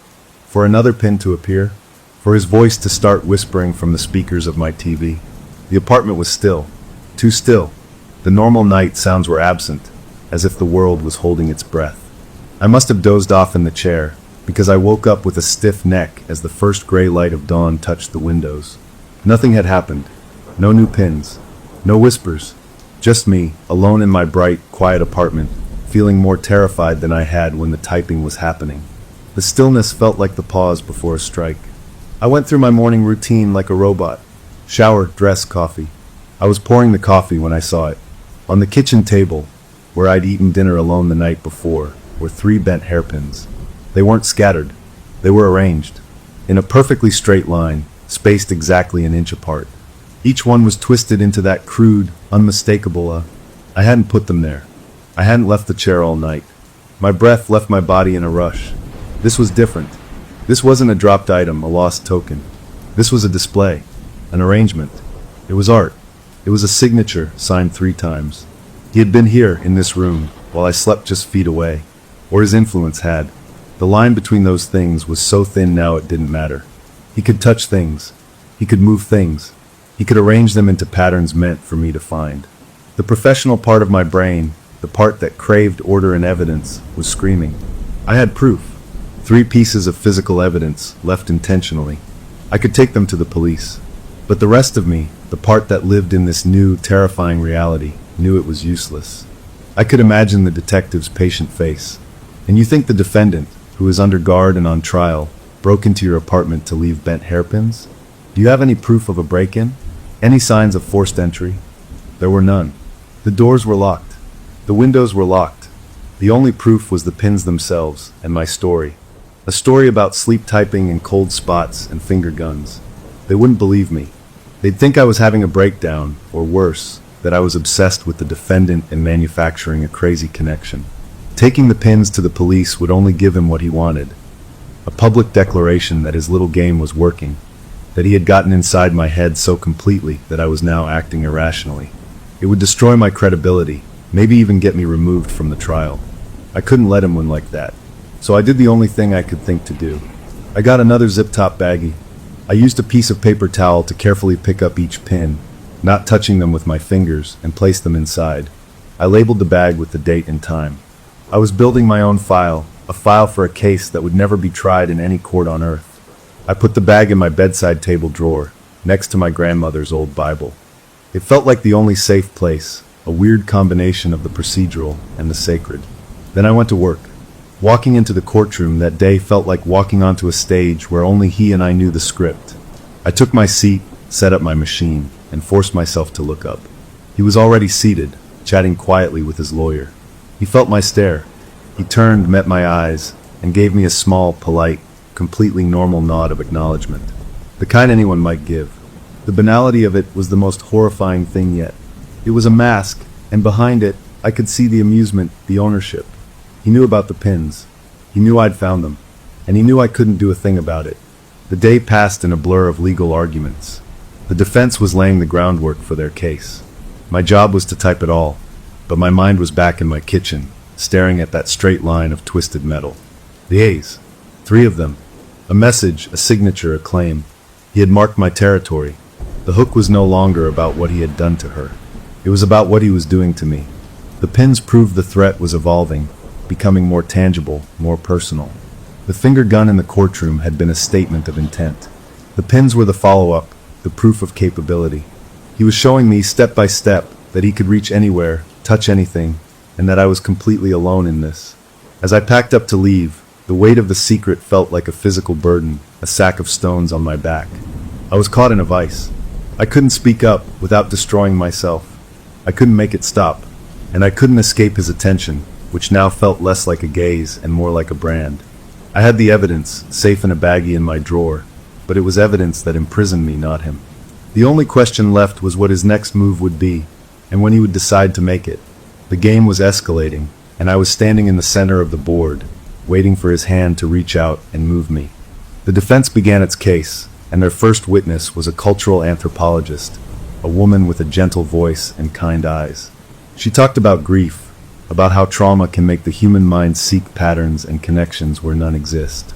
She used phrases like ritualistic suggestibility and narrative compulsion. She explained how people in deep pain might interpret random events as messages or latch onto symbols to make sense of a senseless loss. The jury listened, some nodding slowly. I typed, my fingers moving while a cold fury built inside me. This wasn't just a defense. This was a preemptive strike. Against me, they were building a public, scientific explanation for exactly the kind of thing I was experiencing. If I ever cracked, if I ever stood up and screamed what I knew, they had already laid the groundwork to dismiss me as a suggestible, grief-obsessed lunatic. even though I'd never met the victim. He was smart. He wasn't just fighting the charges, he was fencing in the truth, boxing it up with expert testimony before it could even get out. I glanced at him. He was watching the anthropologist, his face a mask of thoughtful attention. But I saw the corner of his mouth twitch just once. He was enjoying the lecture. He knew I was getting the message. That night, the sleep transcript was the worst yet. It wasn't a memory. It wasn't an observation. It was a fantasy. His voice, clear and conversational in the tapping of the keys, filled my dark office. The lake is still frozen this time of year, it typed. Just as pretty. Just as quiet. It could hold two. She's so meticulous, so careful. I wonder if she'd scream, or if she'd just take notes. I woke up as the last tap sounded, my body coiled tight, my hand over my mouth to stifle a cry. He was no longer reminiscing or threatening. He was planning. And he was planning using the same method, ice and water. The parallel was too precise, too symbolic to be a coincidence. He wasn't just thinking about hurting me. He was imagining a specific, horrifying echo of his first crime, with me as the new subject. The fear turned into something else, a hard, cold dread that sat in my stomach like a stone. I couldn't just be afraid anymore. I had to know. I had to understand the battlefield. I broke another of my own rules, a bigger one. I didn't just look up his biography. I looked up the location, the lake where she died. It had a name, a pretty, peaceful-sounding name on a map of a rural county 2 hours north of the city. My hands shook as I typed it into the search engine. News articles came up, with the same stock photo of a frozen tree-lined basin. I switched to satellite view. The image pixelated, then resolved into a wintry landscape, the lake a flat, white oval surrounded by dark green pines. I zoomed in, scrolling along the shoreline. Most of it was state forest land, empty and wild. But on the southern edge, tucked into a cove, was a structure. A small building. A cabin. I clicked on it. A little label popped up. It was listed on one of those rental sites. Secluded luxury lakeside retreat, perfect for winter getaways. My pulse roared in my ears. I opened the listing. The photos showed a cozy modern cabin with a wall of windows facing the lake, a stone fireplace, a big bed with a fluffy comforter. It looked idyllic, peaceful. The listing described the pristine, private shoreline and the absolute solitude. The owner was listed as a trust, a bunch of legal letters. I stared at those letters, a sick feeling spreading through me. It couldn't be. It was too much. But I had to know. I spent the next 2 hours falling down a rabbit hole of obscure online property records for that county. The system was clunky and old, but I was persistent, driven by a terror that felt like a physical force. Finally, I found it. The parcel number for that cove, for that cabin. The listed owner was the Armitage Family Heritage Trust. The air left my lungs. He owned it, or his family did. The lake wasn't just a random spot he'd taken her to. It was his territory, a private, controlled environment. He hadn't found a lonely place to kill her. He had taken her to his own lonely place. The cabin in the photos, with its warm fireplace and cozy blankets, was the gateway to the ice. The thread in the transcript, "The lake is still frozen," wasn't abstract. It was an address. He was inviting me to the scene of the crime. The realization changed everything. He wasn't just a killer with a weird psychic side effect. He was an architect, a director. He manipulated the trial's narrative with expert witnesses. He manipulated the supernatural channel between us, shifting from her voice to his. And he manipulated the physical world, from bent pins to cold spots, all to steer me toward a specific, terrible understanding. I was not just a target. I was being groomed for a specific role in a specific location. My fear of he might hurt me solidified into the concrete dread of he has a place picked out and a method, and he is telling me about it. The next day in court, I was a raw nerve. The defense called a character witness, an old family friend who talked about what a good boy he was, how compassionate, how this tragedy had shattered him. I typed the words, but in my head, I saw the satellite image of that frozen lake, the little cabin nestled in the cove like a trap. I felt his eyes on me throughout the testimony. When I finally looked up, he was leaning back in his chair, his posture relaxed. He caught my eye and slowly ran the tip of his tongue over his lower lip, a thoughtful, almost hungry gesture. Then he gave me that small, polite nod again. He knew. He knew I had been looking. He knew I had found the cabin. The connection between us felt like a taut wire, vibrating with understood information. He was on one end, in his expensive suit, playing the grieving boyfriend. I was on the other, in my professional black, holding a map to my own potential grave. The anthropologist's testimony about suggestibility now felt like a direct mockery. He wasn't suggesting, he was explicitly describing his plan, and then using the court to make anyone who repeated it sound insane. The brilliance of it, the sheer, cruel arrogance, took my breath away. I was in a box made of legal strategy and paranormal force, and the lid was being nailed shut by friendly experts and property deeds. I went home and did something reckless. I didn't set up the recorder. Instead, I printed the satellite image of the lake and the cabin. I printed the property record. I took the baggie with the 3 hairpins out of my drawer. I laid it all out on my kitchen table, the pins, the map, the deed. My private case file. Looking at it all together, the connections were undeniable, a spiderweb of malice. This was no longer a haunting. It was a stalker's blueprint, one that used ghosts and lawyers with equal ease. The hook was no longer a question of what was happening. I knew what was happening. The question was about the when and the how. He had laid out the destination, the frozen lake, his cabin. He had hinted at the method, the ice, the water. He had proven his ability to reach into my life, the pins, the whispers. The trial was winding down. A verdict would come. If he was convicted, maybe this would all stop.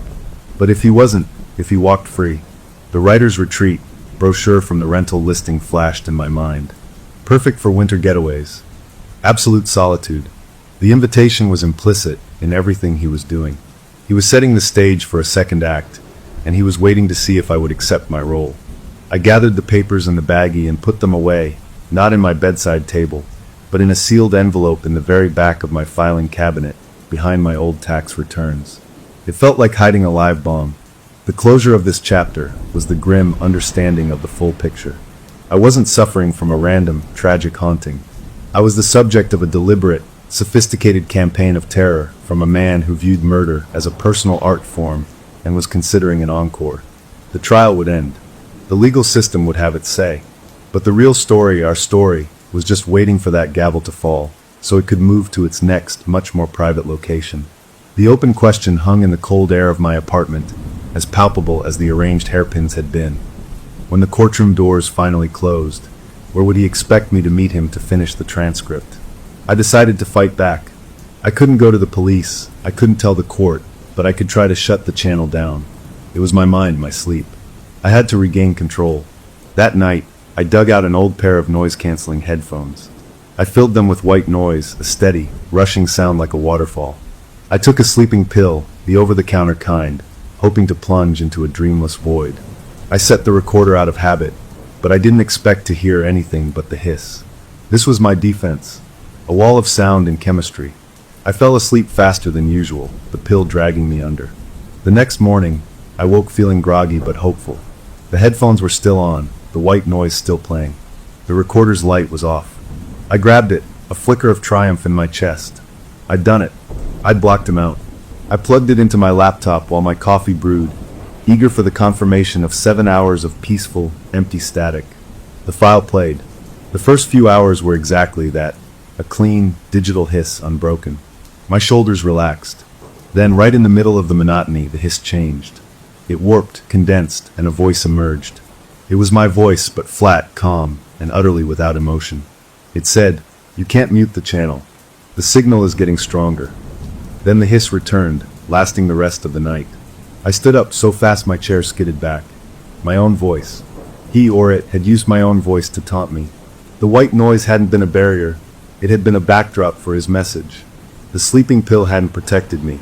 It had just made me a more passive receiver. My attempt to fight had not only failed, it had been mocked. The feeling of helplessness was total. He had total control of the medium. I was a receiver, and the dial was stuck on his frequency, volume increasing. In court that day, a strange mood settled over the room. The defense was nearing the end of their case. The lawyers approached the judge's bench for a sidebar, a hushed conversation about a point of law. The rest of us waited. The courtroom was still, the only sound the faint hum of the lights and the rustle of paper. Then everything flickered. The judge's small desktop microphone let out a sharp pop of feedback. The flat-screen monitors on the walls, which usually displayed exhibits, went black for a second, then came back on showing jagged lines of color. My stenography machine, a solid, dependable piece of equipment, stuttered under my fingers, the screen glitching. A wave of loud, piercing static hissed from the public address speakers, making everyone jump. The judge leaned back, frowning at his microphone. The bailiff looked up at the ceiling lights. The static cut off as suddenly as it had begun.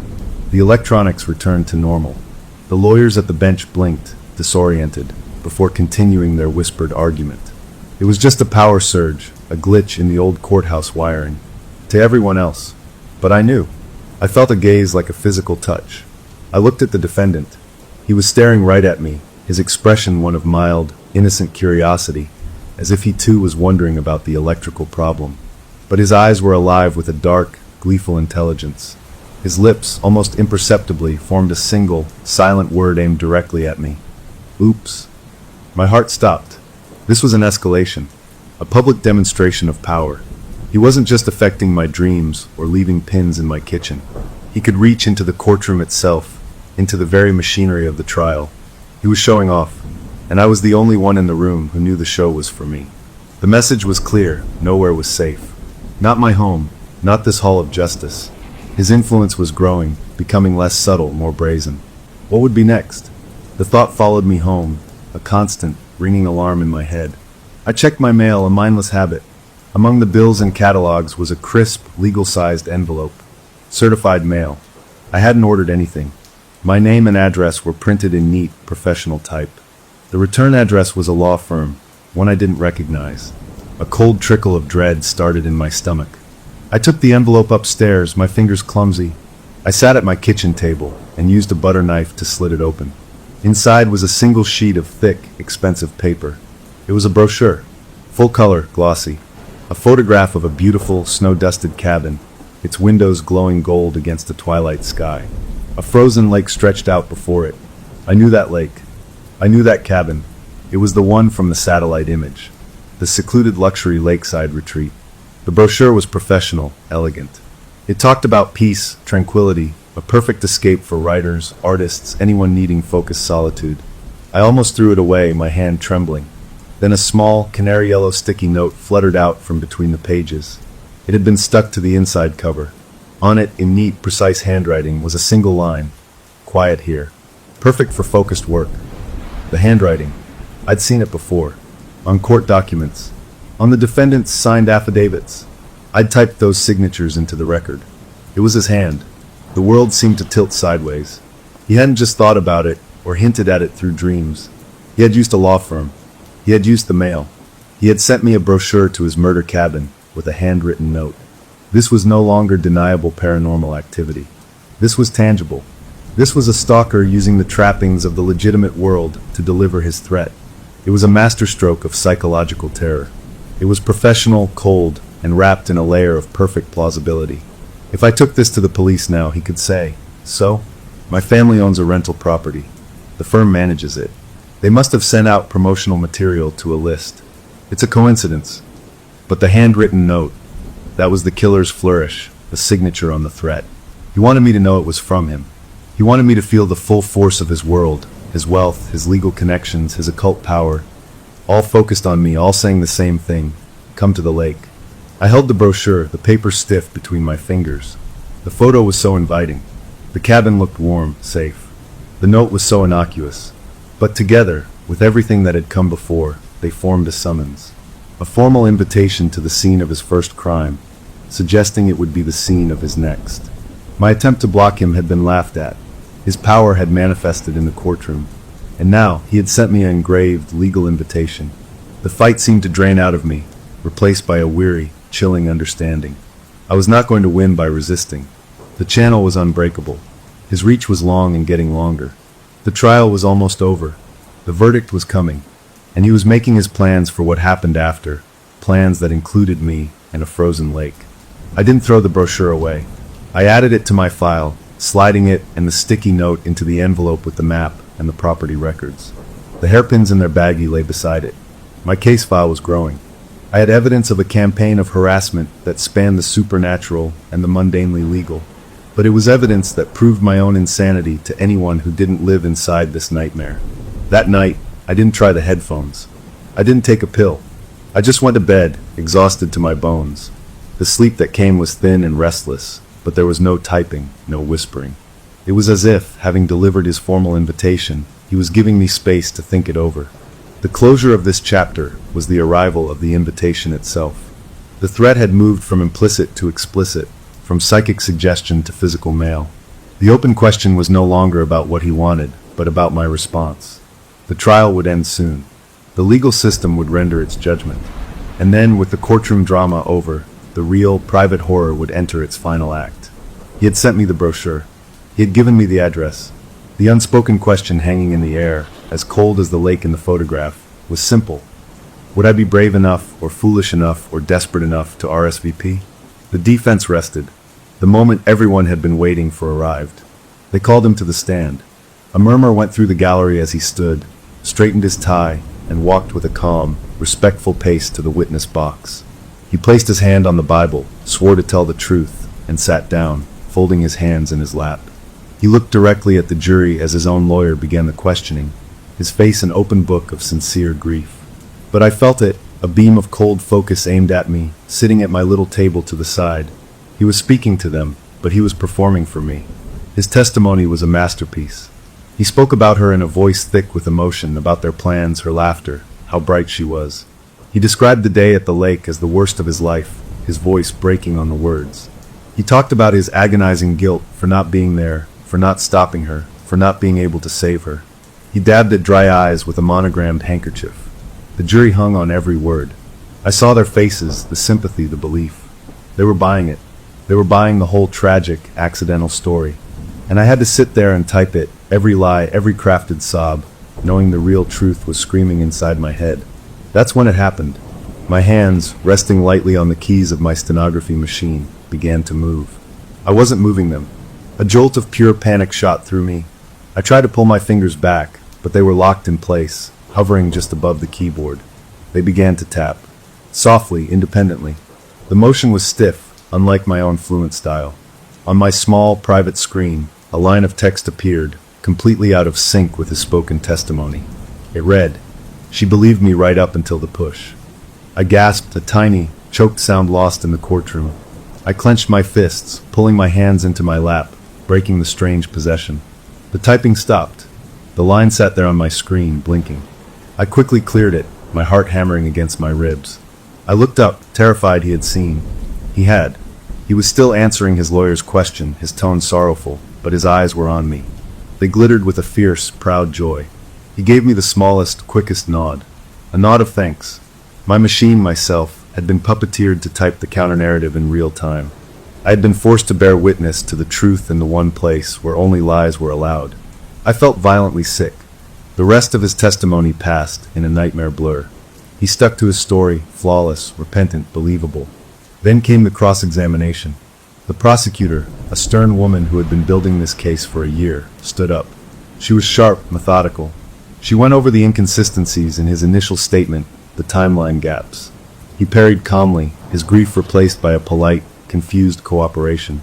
Then she asked the question, the one that had been in my sleep transcripts, the one that held the whole terrible truth. She leaned forward, her voice crisp in the quiet room. Did you ever, directly or indirectly, suggest to the victim that the ice was safe to walk on? He didn't hesitate. He looked right at the jury, his face a mask of pained honesty. No, he said, his voice clear and firm. Never. I would never have let her go out there if I thought it was dangerous. I loved her. At the exact moment the word never left his lips, the ornate crystal chandelier directly above the prosecutor's head exploded. Not a bulb popping. The entire fixture, a massive thing of glass and metal, shattered. A cascade of glass and sparks rained down onto the defense table, the prosecutor's podium, the floor. People screamed, ducking, throwing their arms over their heads. The prosecutor stumbled back, a shard of crystal catching on her sleeve. The judge yelled for order. Bailiffs rushed forward. The defendant flinched, covering his head with his arms, the picture of startled innocence amid the chaos. The room descended into panicked movement and loud voices. I sat frozen in my chair, glass dust settling on my machine like weird snow. I looked through the chaos, through the glittering shower now pattering to the floor. I looked at him. He was lowering his arms from his face, and he was looking straight at me through the falling debris. There was no fear in his eyes, no surprise. There was only a cold, furious satisfaction. The violent manifestation wasn't just a show of power. It was a punishment. A spectacular, public punishment for the prosecutor daring to ask the true question, and a warning, written in broken glass, to anyone else who came too close. The hidden force was no longer hiding. It was willing to cause public chaos, potential injury, to protect its story. The judge, his robes dusted with glass, banged his gavel repeatedly, his face pale with shock. "This court is adjourned." Everyone remained calm. Bailiffs, clear the room in an orderly fashion. The jury was hurried out, wide-eyed and frightened. The gallery erupted in frantic chatter as people were ushered toward the doors. I numbly began to pack my machine, my hands shaking so badly I could barely fit it into its case. The defense attorney was brushing glass off her client's shoulders, talking to him urgently. He nodded, but his eyes tracked me as I stood. If I ran to the judge now, in this panic, with my story of sleep typing and exploding lights, I wouldn't just seem insane. I would seem like part of the same inexplicable, dangerous event. My chance to speak rationally was gone, buried under a mountain of shattered crystal. As I pushed my way through the confused crowd in the hallway, a bailiff, a big man with a grim face who usually stood by the judge's bench, touched my elbow. I jumped. He leaned close, his voice a low rumble. "Check your car," he said, "before you go home." Then he melted back into the stream of people. My breath caught. His eyes were serious, concerned. Had he seen something? Had he noticed the defendant looking at me? Or was this part of it? A new, twisted move in the game? Paranoia spun through me. I almost didn't go to the garage. I wanted to run into the sunlight and never look back. But I had to know. The courthouse parking garage was dim and echoey, most people still upstairs dealing with the aftermath. I walked to my car, my footsteps too loud in the concrete space. Under the sickly yellow glow of the overhead lights, I saw it. My car, a sensible silver sedan, was covered in a thick, feathery layer of white frost. It coated every window, the roof, the hood. It was a cool autumn day, maybe 50 degrees outside. The garage was even warmer. There was no reason for frost. Not like this. It wasn't dew, it was winter frost, the kind that needs a deep, hard freeze to form. I walked closer, my heart a cold lump in my chest. On the windshield, in the center of the frost, words had been written. A finger had dragged through the icy layer, leaving clear, stark letters against the foggy white. One word. Soon. I stopped, my keys dangling from my limp hand. This wasn't a note. This was an environment. A personal, localized winter on my car. It demonstrated a control over temperature, over matter, that was far beyond whispered threats or bent pins. Soon was not a threat of continued harassment. It was a promise of culmination. A deadline. The trial was breaking down. The verdict was near. And he was telling me his patience was almost up. I didn't wipe it off. I took out my phone and took pictures from every angle, the flash bouncing off the crystalline frost. Then I got in the driver's side, started the car, and turned the defrost on full blast. As the warm air began to melt the word from the outside in, I sat and watched the letters dissolve, feeling like I was watching my own safe, normal life disappear with them. The closure of this chapter was the violent, public shattering of any pretense. The entity's power was now undeniably present in the heart of the justice system, breaking the very fixtures of the court to make its point. The open question was stark and simple. The trial was in chaos. The verdict, when it came, would be delivered under the shadow of broken glass and supernatural frost. What could possibly happen next in a courtroom that could no longer contain the storm it had unleashed? And what would he do when those doors finally closed for good? The courtroom was repaired with startling speed, but the damage was deeper than glass. The air felt charged, brittle. The jury was sequestered, kept away from the world and its weird influences, or so they thought. For 3 days we waited. The courthouse was a held breath. I went through the motions, showing up to the now empty courtroom each morning, sitting at my station just in case, but no more testimony was given. The arguments were done.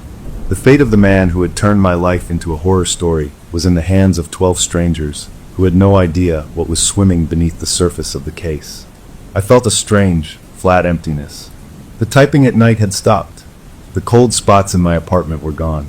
It was as if all the energy, all the malicious focus, was being directed elsewhere, funneled into that jury room.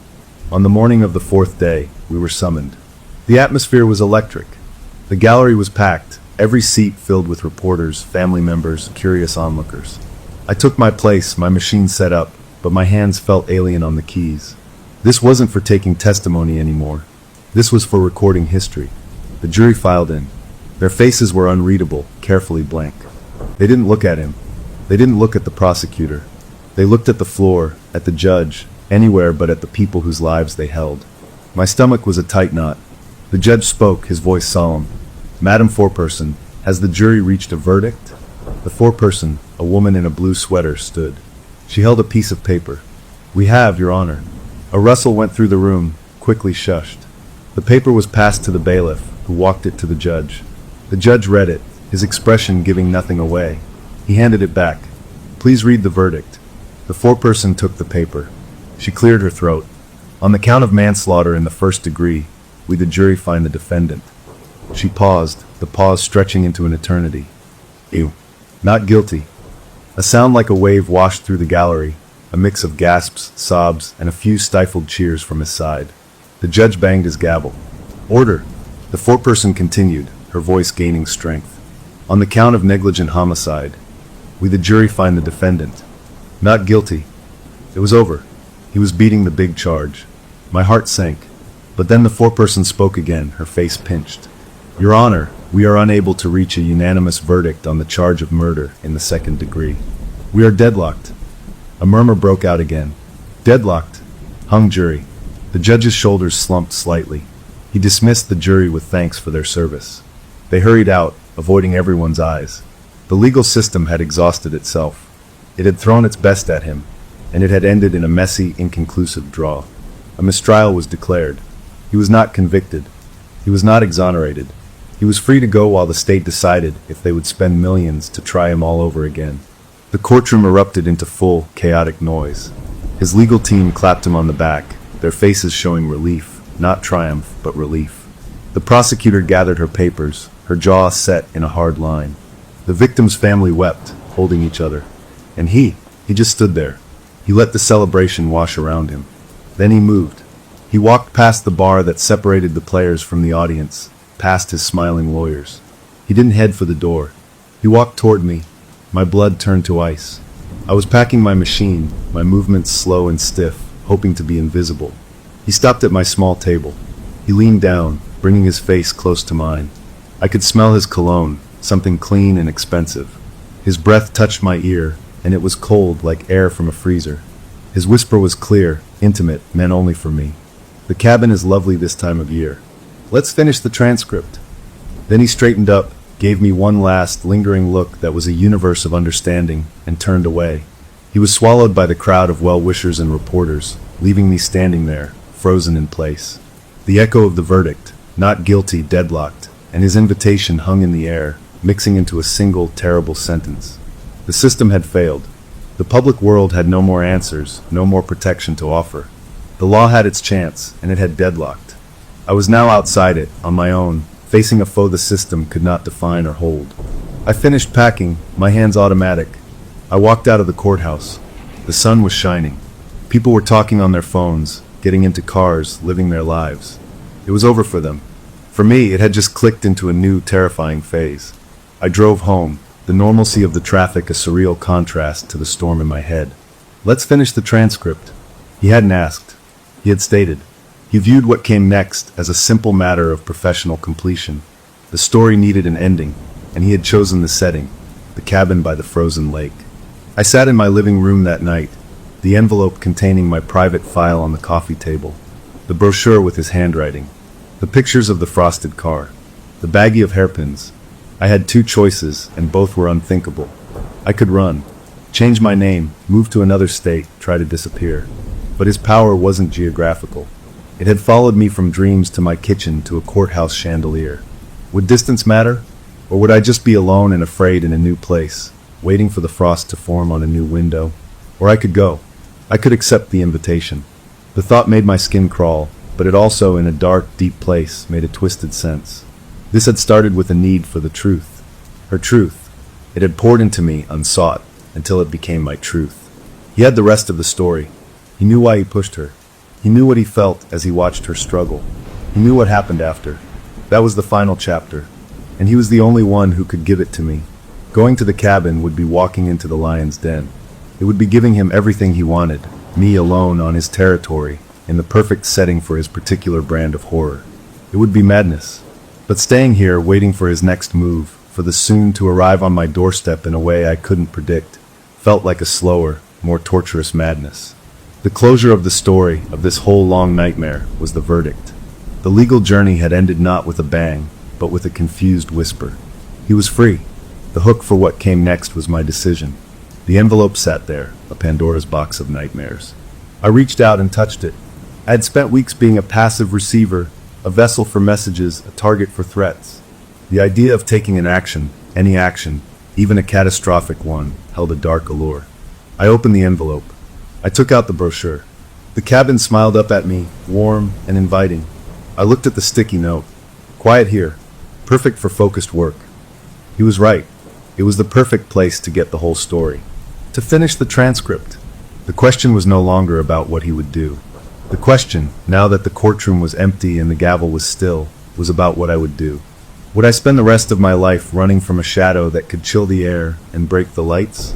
Or would I turn and face it, in the one place it called home, to look the truth in the eye, even if it meant the truth looked back and swallowed me whole?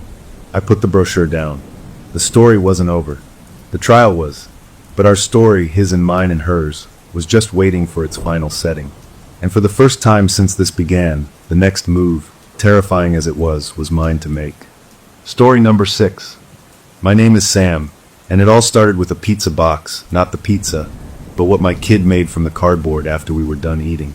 She was always a creative little thing, my daughter, and she'd spend hours at the kitchen table with glue and markers, making fantastic little contraptions. This one looked like something from a cartoon ghost show, a piece of cereal box covered in so much glitter it got everywhere, with the alphabet written in her big, wobbly letters around the edges. In the middle, she'd glued a soda bottle cap, all shiny and silver. She presented it to me after dinner, her face totally serious. "This is a talkie board," she announced. "You ask it questions, and Mr. Bricks answers." I played along, because that's what you do. I asked something silly, like if we'd have ice cream tomorrow. She put her fingertip on that bottle cap, closed her eyes real tight, like she was concentrating on a math test, and pushed it around. It slid in a slow circle before stopping on Y, then E, then S. "See," she said, beaming. "He says yes." It was cute. It was the kind of kid thing you forget about an hour later. I helped her clean up the glitter. We did get ice cream the next day, and I figured Mr. Bricks was just another one of her imaginary friends, like the talking dog who lived in the laundry hamper.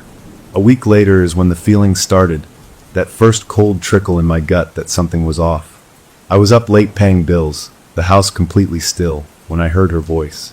Not a cry or a call, just talking. Flat, calm talking. I crept down the hall and stood outside her door, which was open a crack. She was asleep, her favorite stuffed rabbit tucked under her arm, but the words coming out of her mouth were clear as day. 58 standard cinder blocks, she said, her voice a monotone. Grade A mortar mix. Dig before the frost. I just stood there, my hand on the doorframe. It was so specific, so unlike the rambling nonsense she usually mumbled in her sleep about rainbows and puppies. It sounded like a shopping list from a construction foreman. I shook it off as her brain replaying something from a show she'd seen. Maybe one of those home renovation programs my partner liked to watch. I went back to my computer, but the words stuck in my head. Grade A mortar mix. Frostline foundation specs.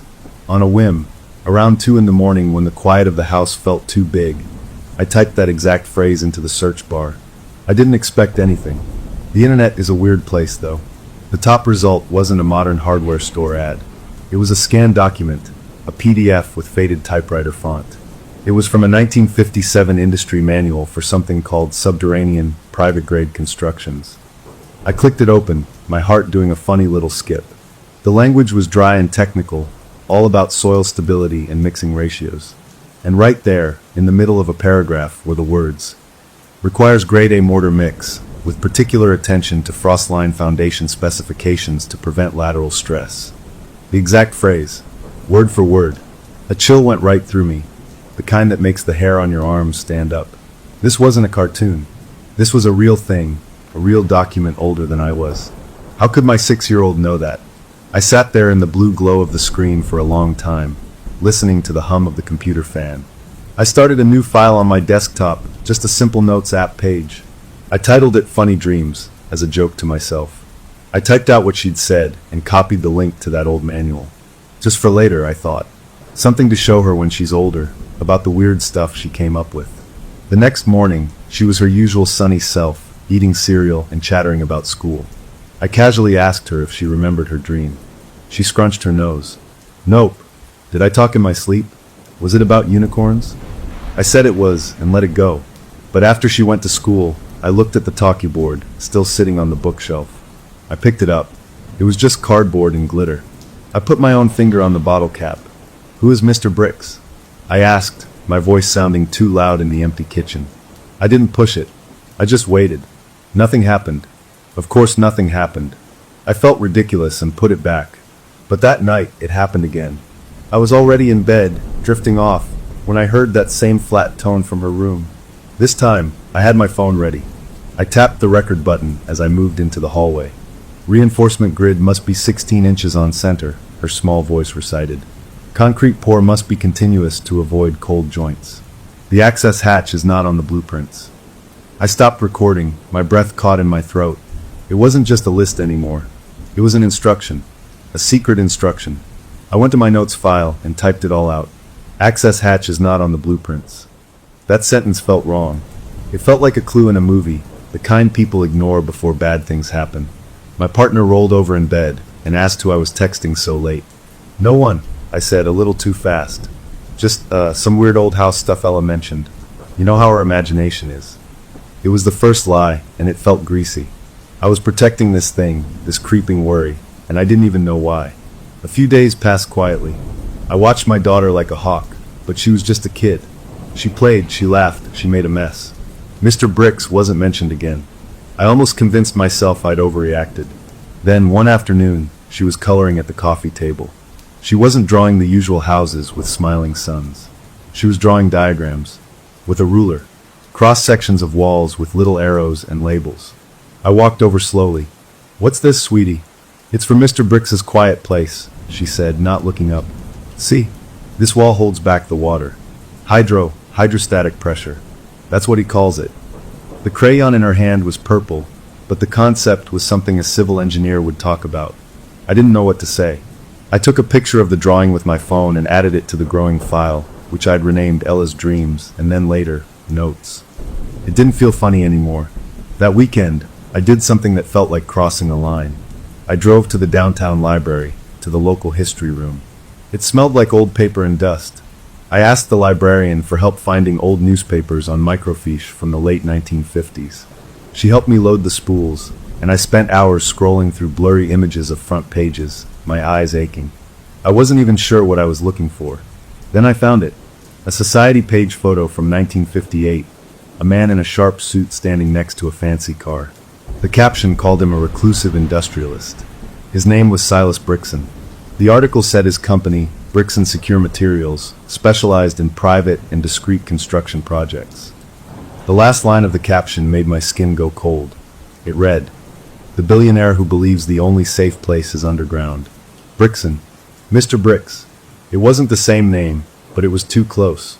It was a child's mispronunciation of a real, creepy man's name. I printed the article, my hands unsteady. When I got home, the house was quiet. My partner was out with our daughter at the park. I put the printout in a filing cabinet in my office and locked it. I was hiding things now. I was building a secret file about a dead man who was talking to my child in her sleep. That night, after everyone was asleep, I was at my desk looking over the microfiche prints. The baby monitor on my desk, a little audio thing we used when she was a baby, crackled to life. Not with a sound from her room. It picked up a low, steady hum, a frequency that felt like it was vibrating in my back teeth. It hadn't done that before. Then, through the static, her voice came. She was awake. "Daddy," she said, clear and normal. "The filing cabinet lock is too loud. He can hear you." The hum on the monitor stopped. I sat in my chair, frozen solid, staring at the black plastic box. The filing cabinet was in the room right below hers. I hadn't made a sound. I'd been careful. But somehow she knew. Or he knew. I didn't sleep. I just waited for morning, listening to every normal creak of the house, feeling like the walls themselves were listening back. When the sun finally came up, I felt exhausted but weirdly calm. The secret was out, at least between me and whatever this was. I had a choice. I could tear up the notes, throw away the talkie board, and pretend it was all a wild coincidence. Or I could see where it led. I looked at my daughter, eating her toast, completely innocent. I thought about the man who wanted to live underground. I unlocked the filing cabinet. I was in it now. For better or worse, I was going to find out what Mr. Bricks wanted. The morning after she told me about the lock, I watched her like she was made of glass. She just ate her cereal, crunching away, completely normal. I wanted to ask 100 questions, but how do you ask a 6-year-old about a dead industrialist? So I did the normal dad things. I packed her lunch. I kissed her forehead when the bus came, and I stood at the window feeling like the world had tilted off its axis. I needed to talk to someone who wouldn't think I was crazy. I called the pediatrician's office. I kept my voice light, casual. "Hey, just a quick question," I said to the nurse. "My daughter's been having some really vivid dreams lately, talking in her sleep about the weirdest stuff. Construction materials, you know. Just wondering if that's normal." The nurse was cheerful. "Oh, absolutely. Very imaginative age. Their little brains are processing so much. As long as she's happy during the day, I wouldn't give it a second thought. Just part of growing up." Her reassurance was like a blanket, warm and smothering. It made my fears feel silly, childish. Maybe I was overreacting. Maybe the article, the manual, it was all just a string of bizarre coincidences my tired brain had wired together. I hung up and tried to believe it. For a couple of days, I almost did. I focused on work, on making dinner, on being normal. I didn't touch the filing cabinet. I ignored the talkie board on the shelf. But the notes file on my computer was still there. I found myself opening it, reading the phrases. 58 cinder blocks. Access hatch not on the blueprints. It had the weight of truth, even if the doctor's office said it was nothing. Then one night, the rules changed completely. I was up late again, and I heard her bedroom door open. Not a slam, just the soft click of the handle. I peeked out of my office and saw her, a small shadow in her unicorn pajamas, walking down the hall. She moved with a purpose, not a sleepwalker's stumble. She came right into my office, her eyes wide open but blank, like a doll's eyes. She didn't look at me. She walked straight to my computer chair. I was frozen, just watching. She climbed into the chair, her small fingers reaching for the mouse. The screen was dark, but it woke up at her touch. She opened a web browser, her movements quick and sure. She didn't hunt for keys. She just started typing, a long string of numbers and letters that made no sense to me. BX, 109-77, Alt, AGG. She hit enter. Nothing came up. She didn't seem to care. She opened a mapping website next. She zoomed out from our town, way out, into a huge area of state forest land I'd never seen. She dragged the map, her little brow furrowed in concentration, and then she dropped a digital pin right in the middle of absolutely nowhere. No roads, no trails, just a grid of green. Then, in the search bar, she typed a different address. AP. Oh, box in a city about 2 hours away. She did all of this in maybe 60 seconds. Then she slid out of the chair, turned, and walked back toward her room. As she passed me, standing there like a statue, her milky, unseeing eyes turned toward my general direction. Her lips moved. "Batch number BX, 109 is compromised," she whispered, her voice a dry rustle. "Source alternate aggregate." And then she was gone, back to her room. I heard the soft sound of her climbing into bed. I stood there in the doorway, my heart hammering against my ribs. That wasn't my kid. That was something else using her voice, her hands. The feeling wasn't fear for her anymore. It was fear of her, of what was inside her, and that was a million times worse. I forced myself to move. I went to the computer. The map was still open, the red pin glowing in the wilderness. I took a screenshot. I opened my notes file and pasted it in. I wrote down everything I'd just seen, every word. Then I looked at the string of letters and numbers. BX 109. On a whim, I selected it, right-clicked, and searched the web. The results loaded. My breath caught. It was a listing on an industrial archive site, a scanned product catalog entry. Bricks and secure materials. High-density concrete sealant. Product code BX 109. Discontinued 1961. A lost product code from a company that vanished, typed by my sleeping daughter. The coincidence was dead. This was a pattern. This was a message. The next day, I had to do something normal. I told my partner I was running to the hardware store. Instead, I drove back to the library. This time, I asked for property records, old land deeds. The librarian, an older man with kind eyes, helped me find rolls of microfilm for the county where that forest was. It was tedious work, scrolling through faded cursive writing about land grants and sales. My eyes were burning again when I found it. A transaction from 1959. A parcel of over 200 acres of forest land, sold for a token sum to a private trust. The trust was named the Brixton Legacy Holding Company. The location matched the general area of the pin on my map. This was real. It was a real place. Silas Brixton had bought a huge chunk of wilderness. For what? I printed the page, my hands leaving damp smudges on the paper. When I got home, my partner was in the kitchen. "Find what you needed at the hardware store?" they asked. "Yeah," I said, the lie coming too easily now. "Just some stuff." I could feel the folded deed in my back pocket, like it was burning a hole through the denim.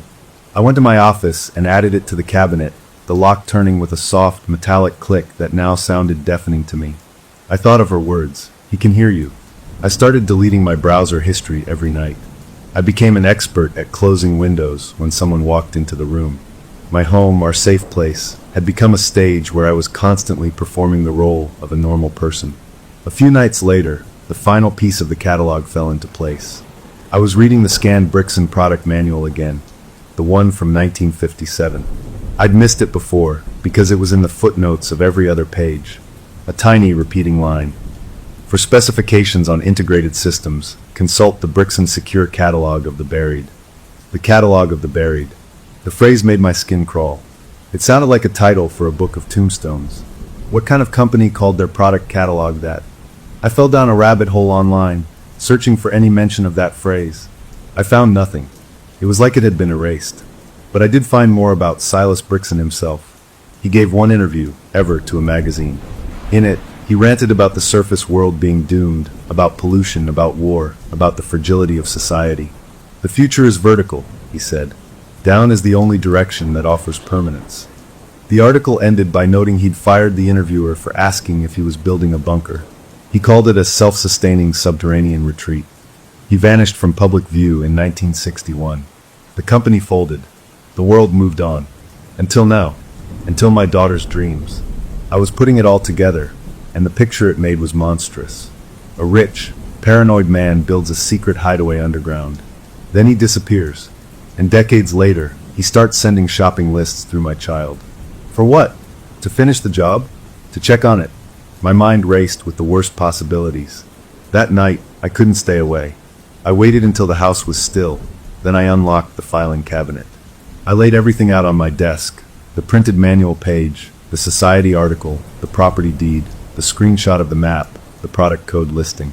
It was a case file, and the suspect was a ghost. I was so focused on the papers, I didn't hear her approach. A small movement made me jump. She was standing in the doorway of my office, awake, holding her stuffed rabbit. She looked tiny and confused. "Daddy," she whispered. "I had a dream Mr. Brix was sad. His walls are wet.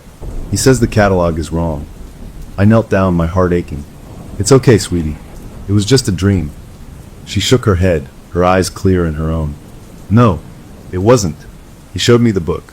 It's a big book with a broken lock. He can't turn the pages anymore. She came over and hugged my legs, burying her face. I held her, looking over her head at the spread of papers on my desk. The Catalog of the Buried. A book with a broken lock. I knew right then what I had to do. The hook was set. I couldn't pull it out. I had to find that book. I had to find out what was in that catalog, because whatever it was, it had my daughter's voice, and it was telling me its walls were wet. I put her back to bed, singing her a song until her breathing evened out. Then I went back to my desk. I opened a fresh map on my computer. I zoomed in on that red pin in the forest. I started looking for a way in. The map on my screen was just a flat expanse of green pixels, but it felt like a target, and I was staring down the scope. For a week, I did nothing but research. I learned how to read topographic maps, squinting at the digital lines that showed the rise and fall of the land around that red pin. I found old logging road databases looking for any route, even a forgotten one that got close. There was nothing official within 5 miles. This place was meant to be left alone. During the day, I was a normal parent. I went to work, I helped with homework, I made pancakes on Saturday. But my mind was always in that forest. My partner noticed the distance. "You're somewhere else lately," they said one evening while we were doing dishes. I shrugged, trying to seem casual. Just a lot on my mind with that big project at the office. It was another lie added to the pile between us. The truth was a chasm I couldn't cross. How could I say our daughter was a conduit for a dead man's building plans?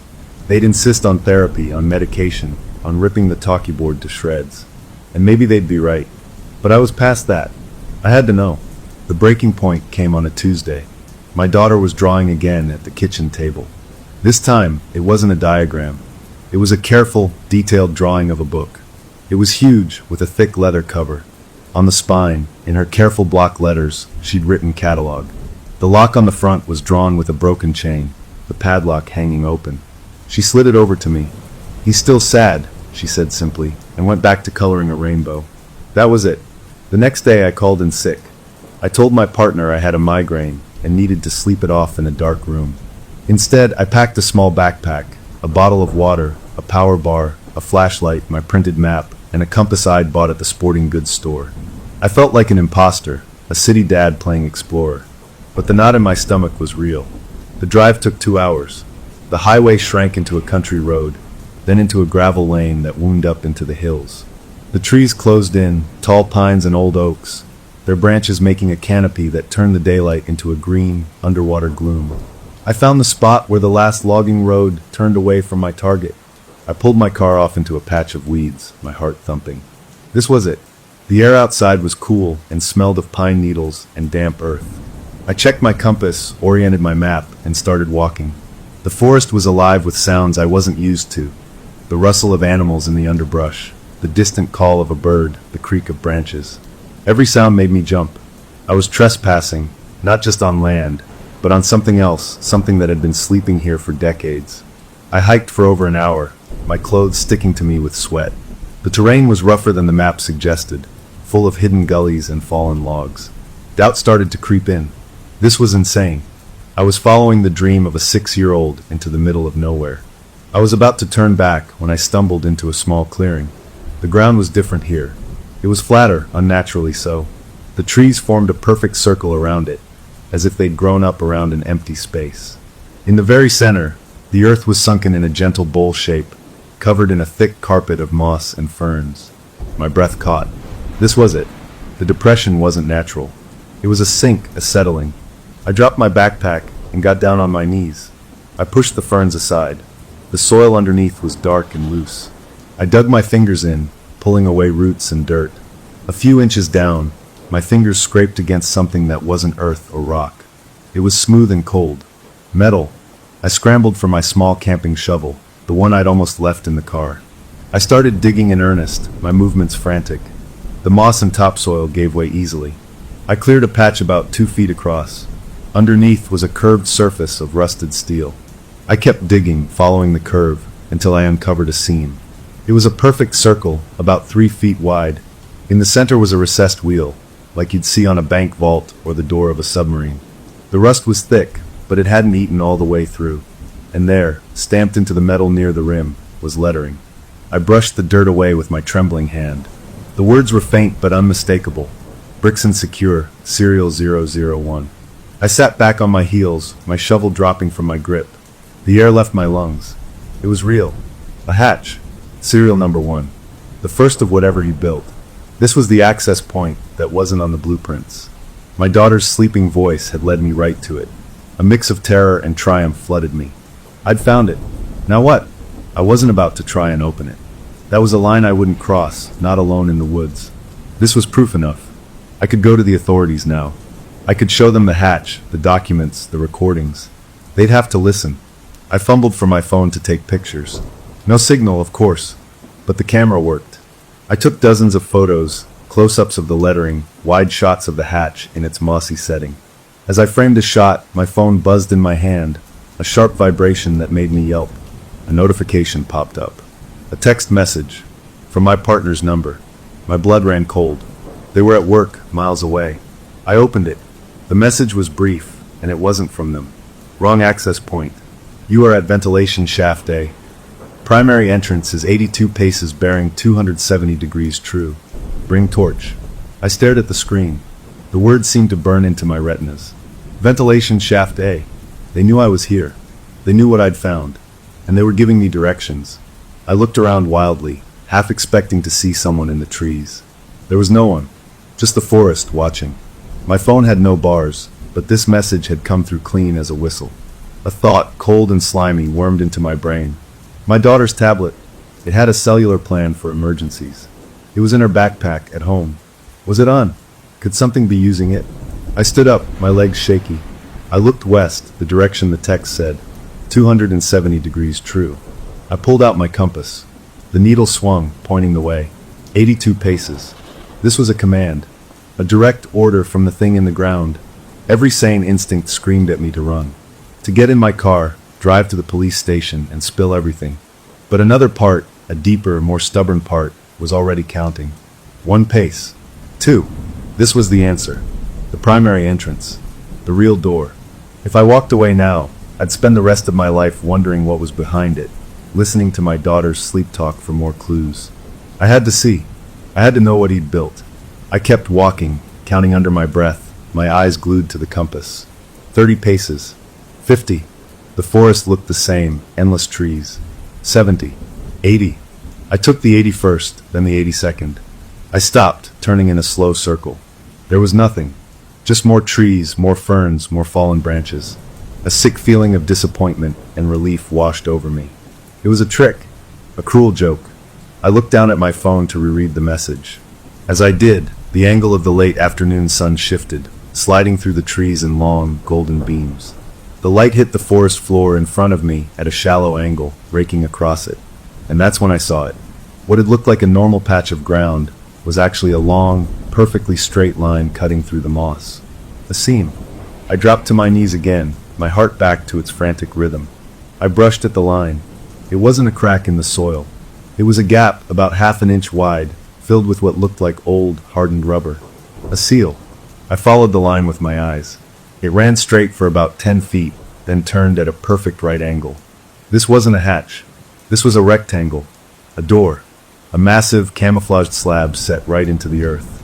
The moss and forest debris had grown over it for decades, making it invisible from above. But from this low angle, with the sun hitting it just right, its edges were as clear as day. This was it, the primary entrance. I didn't have a torch. I had a flashlight. It would have to do. I stood there at the edge of the hidden door, the forest around me holding its breath. I had found the catalog of the buried.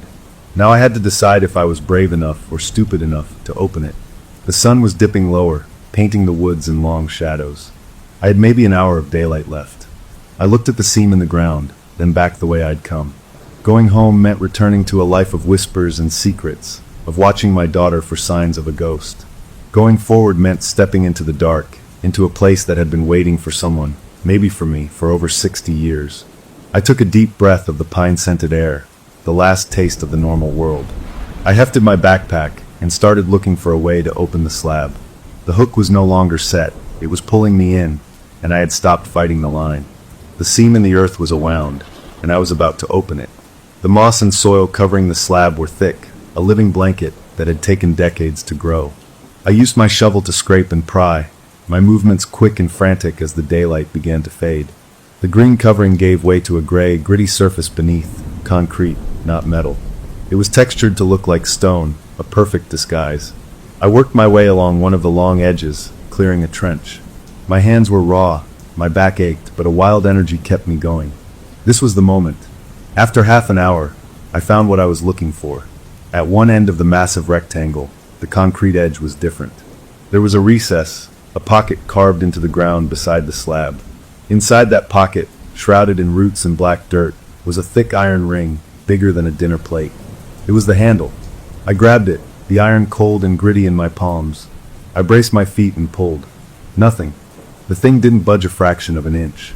It felt anchored to the center of the earth. I pulled again, grunting with the effort, my muscles straining. A sharp, metallic groan echoed under the ground, a sound of protest from something that hadn't moved in a lifetime. But it moved. Just a crack, less than an inch. A puff of air escaped from the opening, a long, slow sigh that smelled of cold stone, old machinery oil, and something else, something dry and stale that had never seen the sun. The smell of a tomb. That sigh did it. The last of my resistance broke. I had to see. I planted my feet again, wrapped both hands around the ring. and pulled with everything I had. The groan became a shriek, a piercing metal-on-metal scream that tore through the quiet of the forest, sending birds scattering from the trees. The slab rose, tilting up on hidden hinges. It was monstrously heavy, but once it passed a certain point, its own weight took over, and it swung upward with a final, crashing thud that shook the ground under my feet. I stood there, panting, staring into the hole I'd made. A set of steep, concrete stairs descended into pure black. The air flowing out was a constant, gentle stream now, that cold, dead breath on my face. I clicked on my flashlight. The beam cut into the dark, showing steps that went down about 20 feet before turning at a landing. The walls were smooth, poured concrete. It was clean, precise, and utterly empty. I should have turned around. Every sane thought in my head was shouting at me to go get help, to not go down there alone. But the pull was magnetic. This was the answer to every strange word, every midnight murmur. I took the first step, then the second. The world of trees and birdsong vanished behind me, replaced by the sound of my own footsteps, my own breathing, and that constant, faint whisper of air moving through a deep place. The stairs were narrow. My shoulder brushed one wall. I went down around the turn and found myself on a small landing. In front of me was a door. Not a rustic hatch, but a serious, vault-like door made of brushed steel. It looked like it belonged in a bank or a spaceship. There was a large wheel in its center for opening it. Next to the door, set flush into the concrete wall, was a dull metal panel with a single unmarked button. I stared at it. This place was from the 1950s. Nothing here should work, but the button looked clean, untouched. My finger hovered over it. This was the point of no return. Pushing it would be an admission that I believed this place was still alive, still connected. I pushed. The sound was a deep, solid thunk from within the wall, followed by a low, vibrating hum that I felt in my teeth. Above the vault door, a single, bare light bulb set in a metal cage flickered once, twice, and then glowed with a steady yellow light. The hum continued, a background note that filled the small space. Power.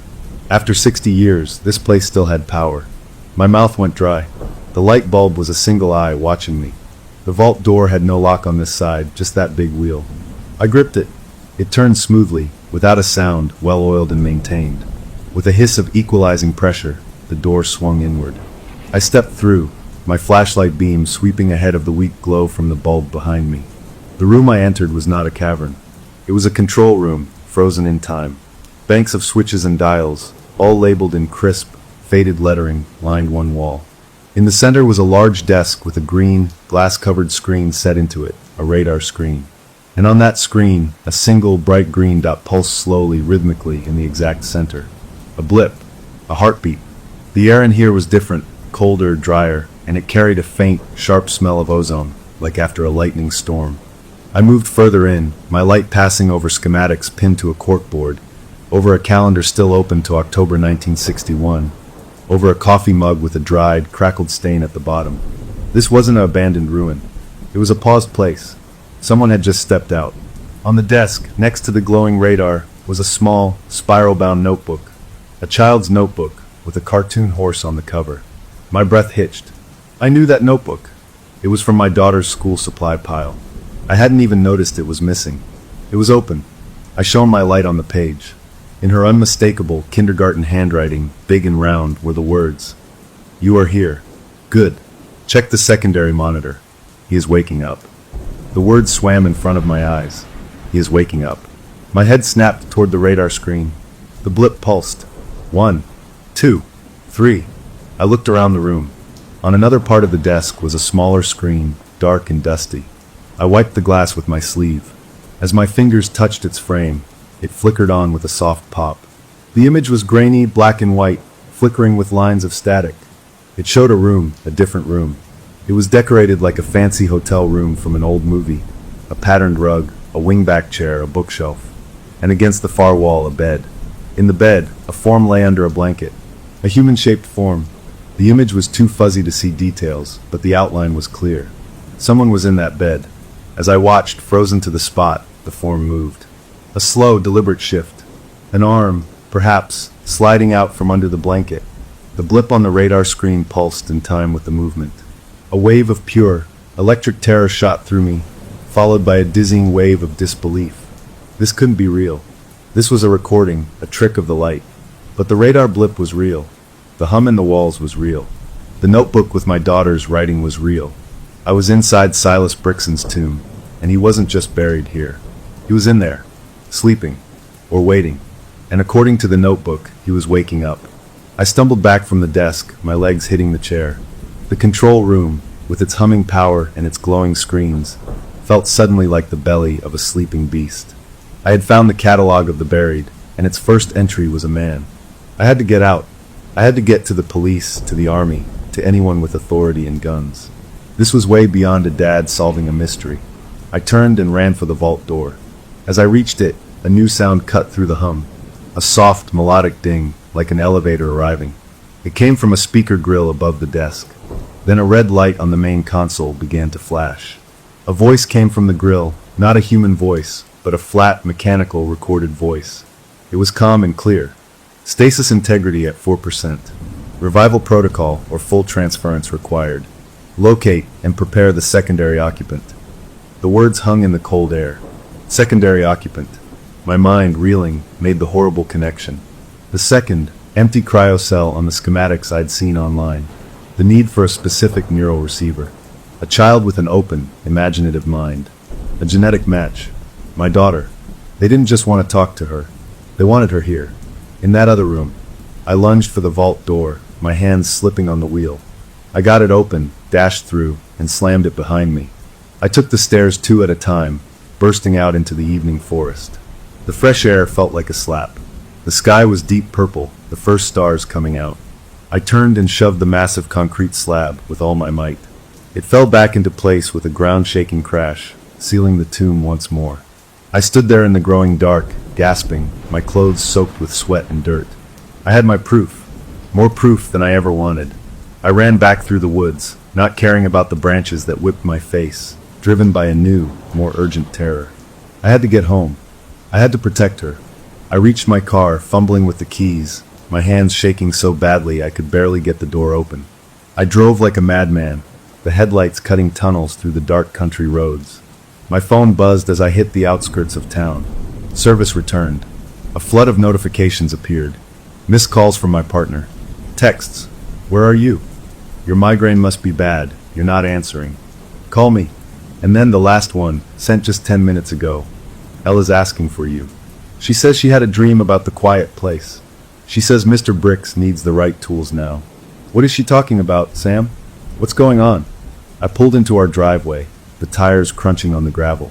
The house lights were on, warm and welcoming. A normal house. I sat there for a moment, my forehead resting on the steering wheel, trying to slow my racing heart. I had closed the door on the tomb, but I hadn't closed the door on any of this. It was here, in my home, in my daughter's dreams. I had the proof, but the problem was just beginning. And the mechanical voice's command echoed in my head, a chilling order that changed everything. Locate and prepare the secondary occupant. Walking from my car to the front door felt like crossing a minefield. The warm light from the windows, the familiar sight of my partner moving in the kitchen. It was all a stage set now, hiding a nightmare. I took a deep breath, trying to force my face into something that looked normal. But my hands were still trembling as I turned the knob. The moment I stepped inside, the atmosphere was tight, strained. My partner was at the sink, their back to me, but their shoulders were stiff. Our daughter was on the living room floor, building a tower with blocks. She looked up and gave me a small, unsure smile. Hi, Daddy. Hey, sweetheart, I said, my voice coming out too high. I walked into the kitchen. My partner turned around, their face a mask of controlled anger and deep worry. They didn't say hello. They just held up their phone, showing me their last text.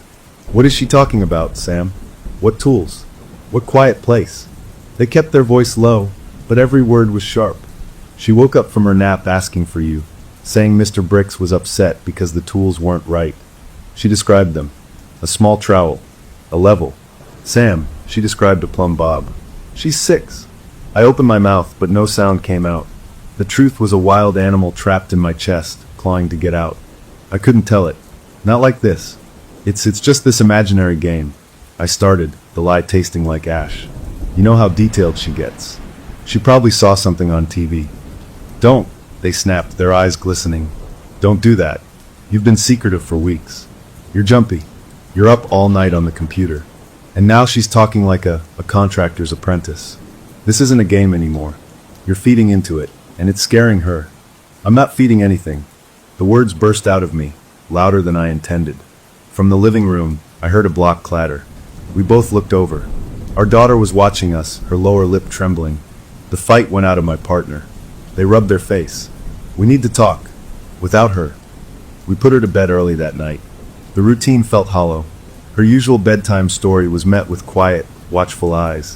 When I kissed her forehead, she whispered, "Don't be mad. He's just lonely down there. He needs help fixing it." I just smoothed her hair and said nothing. Downstairs, the conversation I'd been dreading began. I couldn't tell the full truth. The bunker, the hatch, the man in the bed. It was too much. They'd think I'd lost my mind completely. So I gave them a half-truth, a version that was terrifying enough. I told them about the sleep talking, the specific phrases. I showed them the 1957 manual on my phone, the property deed. I told them I'd gone to the forest, that I'd found signs of old construction. I called it vandalism and weird historical stuff. "So you went out there? Alone?" Their voice was flat, disbelieving. Because of her dreams? They weren't just dreams. This Brixton guy was real, and he built something out there. Don't you see? It's affecting her. What I see, they said slowly, is that my partner is obsessing over a dead man and dragging our daughter into it. You're creating this, Sam. Your obsession is becoming her reality. It has to stop. I'm trying to understand it to make it stop. No, you're feeding it. Every time you write it down, every time you research it, you're telling her it's real. We need to disconnect. We need to get her away from this vibe in the house. The argument spiraled. It was the worst one we'd ever had, full of accusations and fears voiced aloud. They said I was unstable. I said they were in denial. It ended with them standing up, their decision made. I'm taking her to my mom's tomorrow. For the weekend. We all need a break. You need to clear your head. And you need to get rid of all this research. They went upstairs to bed, leaving me alone in the dark living room. I felt shattered, isolated. They were taking her away, and it felt like the worst possible thing. She'd be farther from me, but would she be safer? Or would the signal just get clearer without me around? The talkie board was on the coffee table, a stupid piece of glittered cardboard. In a fit of rage and despair, I snatched it up. I was going to rip it to pieces, burn it in the fireplace, end this stupid thing that started it all. As I held it, the bottle cap in the center wobbled. Then, without anyone touching it, it slid. It moved in a slow, deliberate arc across the alphabet, stopping on one letter, then the next. N-O. It stopped. I dropped the board like it was on fire. It clattered onto the table, the cap rolling off and onto the floor. A deep, primal shudder went through me. It wasn't the board. It had never been the board. The board was just a toy, a focus. The thing talking to my daughter was in the walls, in the air, in the signals. Destroying a piece of cardboard wouldn't stop a ghost in a machine. The next morning was cold and awful. A suitcase sat by the door. My daughter was quiet, clinging to my partner's leg. The goodbye was stiff, a quick hug from her, averted eyes from my partner. "Use this time, Sam. Please," was all they said before they drove away. I watched the car until it vanished, the house around me feeling vast and empty, and full of that humming quiet I'd felt in the bunker. The directive from the mechanical voice was a drumbeat in my skull. Locate and prepare the secondary occupant.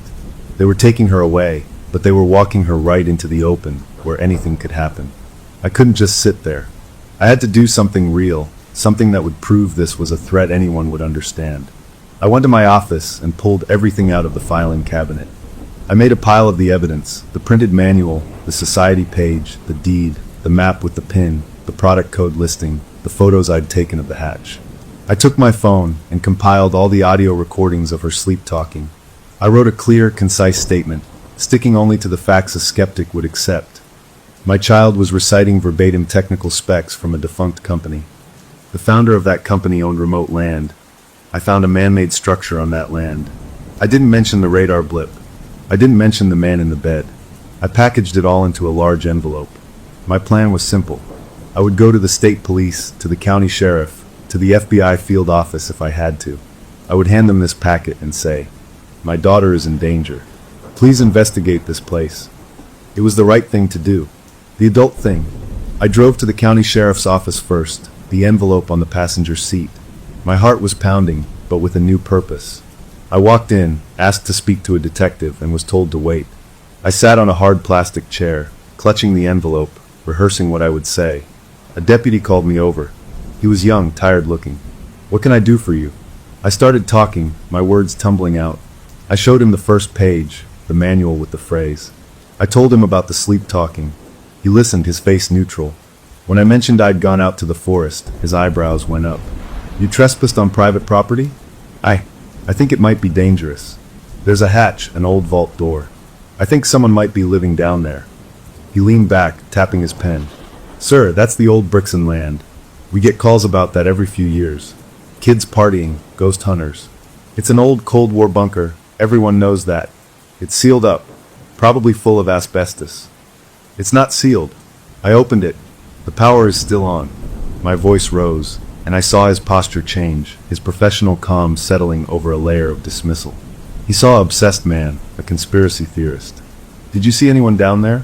Any signs of current occupation? Any weapons?" I thought of the bed, the moving form. I saw a monitor. "There might be someone," he sighed. "A monitor from the 60s? Sir, without evidence of a crime, or a clear and present danger, there's not much I can do. It's private property. If you're worried about your daughter's dreams, I'd talk to a doctor. We don't investigate dreams." He handed my papers back to me, his message clear. I was just another weirdo with a folder. I left, the envelope feeling like a lead weight. The system couldn't see the monster because the monster was too strange. It hid in the static between reality and nightmare. I got back in my car, defeated. My phone rang. It was my partner's mother. My blood turned to ice. I answered. "Sam? Thank God. Is Ella with you?" Her voice was frantic. "What? No, she's with you. She left with you this morning." "She's gone, Sam. We went to the grocery store. I turned my back for 1 minute to get milk, and she was just gone. We've looked everywhere in the store. The police are here now." The world dropped out from under me. The envelope fell from my hands, papers scattering across the car floor. I heard the chaos in the background, my partner's voice, raw with panic, shouting our daughter's name. The mechanical voice had given its order. And now, the secondary occupant was missing. The drive to my in-laws' town was a blur of speed and sheer terror. I ran every red light, my heart a frantic drum against my ribs. I skidded into the grocery store parking lot, now swarming with police cars, their lights painting the asphalt in swirling blue and red. I saw my partner immediately, standing by a patrol car, their face pale and streaked with tears, talking to an officer. They saw me and their expression crumpled, a mix of relief and deeper fear. I ran over. "What happened? Tell me everything." The officer, a detective with a grim face, stepped in. She was in the cereal aisle. Her grandmother turned to grab an item from the top shelf. When she looked back, your daughter was gone. No struggle, no noise. We've reviewed the footage. He led us into the store manager's office, to a small monitor. The black and white video showed the familiar aisle. My daughter was there, looking at the colorful boxes. Her grandmother reached up, and then my daughter simply turned and walked away, not hurried, but with a clear purpose. She didn't look back. She walked straight down the aisle, turned the corner, and disappeared from the camera's view. "Where does that lead?" I asked, my voice tight. "Back of the store. Receiving dock. There's an alarm door there, but it wasn't triggered." We watched more camera angles. She never appeared at the front registers. She never left through the main doors. She walked into the back hallway and vanished. "How is that possible?" my partner whispered, clutching my arm. The detective rubbed his jaw. "We're checking every inch." "But sir, ma'am, this looks planned. Did she ever talk about running away? Was she upset?" My partner and I locked eyes. The unspoken truth hung between us, a monstrous thing. "She's been having vivid dreams," I said, forcing the words out. "About a place in the woods. A man named Mr. Brix." The detective's eyes narrowed, taking notes, but I could see the shift. We were now the parents with the troubled child, the ones who might have missed the signs. The search expanded. 9 units were brought in. The dogs picked up her scent in the back hallway, then led them out a service door that was supposed to be locked, but was found slightly ajar. The trail went cold in the busy parking lot. Hours passed, each one an eternity. My phone was glued to my hand, waiting for a ransom call, a demand, any sign. My partner was a statue of grief, answering police questions in a monotone. The sun began to set. Then a break. A city bus driver, on his break 2 towns over, saw the Amber Alert on his phone. He called in. He recognized my daughter's picture. He'd picked up a little girl matching her description, alone, at a stop near the grocery store around the time she vanished. She'd paid with cash, he said.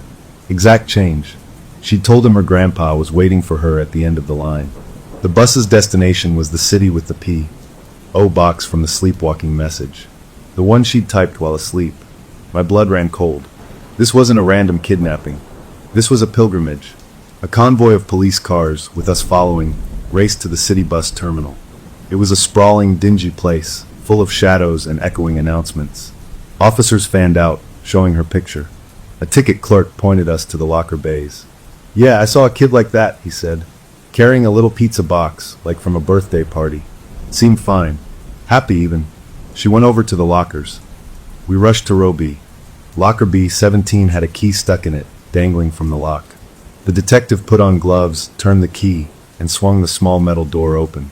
A collective gasp went through our little group. She wasn't inside. Inside the locker, arranged neatly on a shelf, was a folded set of dark blue coveralls, sized for a small child. Next to them was a tiny, yellow plastic hard hat, and laid out with care on the floor of the locker was a set of tools. Not toy tools. Real, finely made, small grip tools. A trowel, a level, a plumb bob with a sharp point, a miniature folding shovel. They were clean, oiled, and looked both antique and perfectly functional. On top of the coveralls, placed like a final note, was the talkie board. The bottle cap planchette was fixed firmly in the center with a glob of dried glue, pointing directly at the word yes. My partner let out a choked sound and turned away, collapsing into sobs against the wall. The detective carefully bagged the items, his face grim and confused. "What is this?" "Some kind of costume." I couldn't answer. My eyes were fixed on those tools. This wasn't a kidnapping for harm. This was an outfitting. She was being dressed for a job, given a uniform. The horror was so specific it made my head spin. The police shifted gears. This was now a major case with a bizarre, sinister angle. They set up a command post at the bus station. They tracked the purchase of the bus ticket. It was bought with cash at a kiosk days earlier.